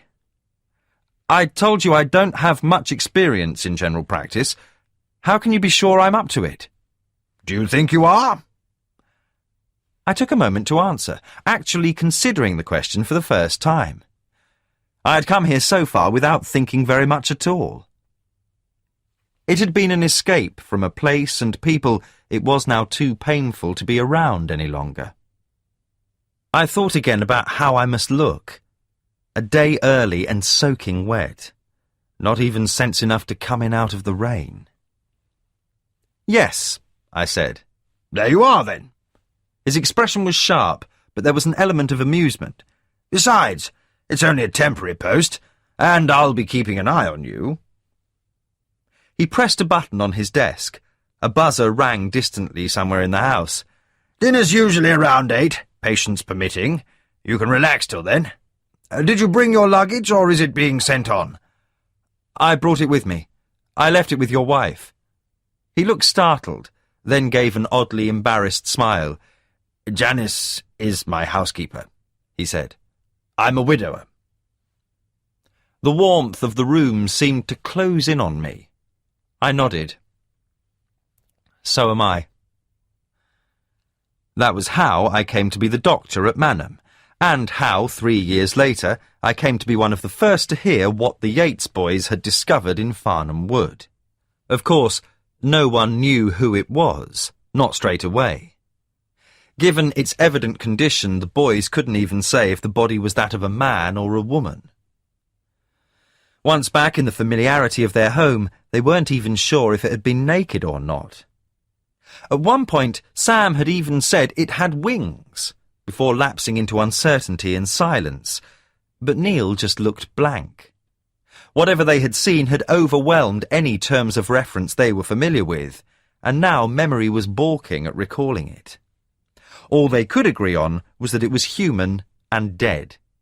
And while their description of the abundant sea of maggots implied wounds, I knew only too well the tricks the dead can play. There was no reason to think the worst. Not then. So their mother's conviction was all the stranger. Linda Yates sat with her arm around her subdued youngest son, huddled against her while he half-heartedly watched the garishly coloured TV in their small lounge. Their father, a farm worker, was still at work. She had called me after the boys had run home, breathless and hysterical. Even though it was a Sunday afternoon, there was no such thing as off-duty in a place as small and isolated as Manham. We were still waiting for the police to arrive. They clearly saw no reason to rush, but I felt obliged to stay.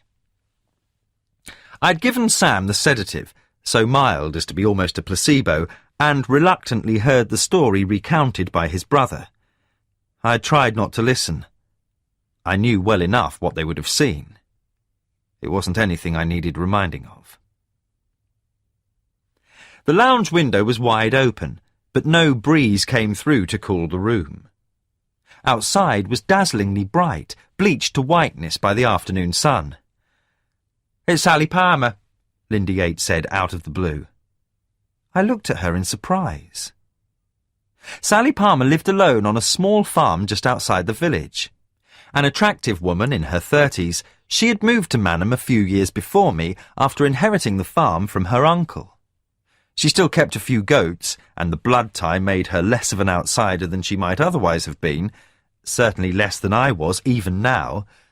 But the fact she made her living as a writer set her apart, and made most of her neighbours regard her with a mixture of awe and suspicion. I hadn't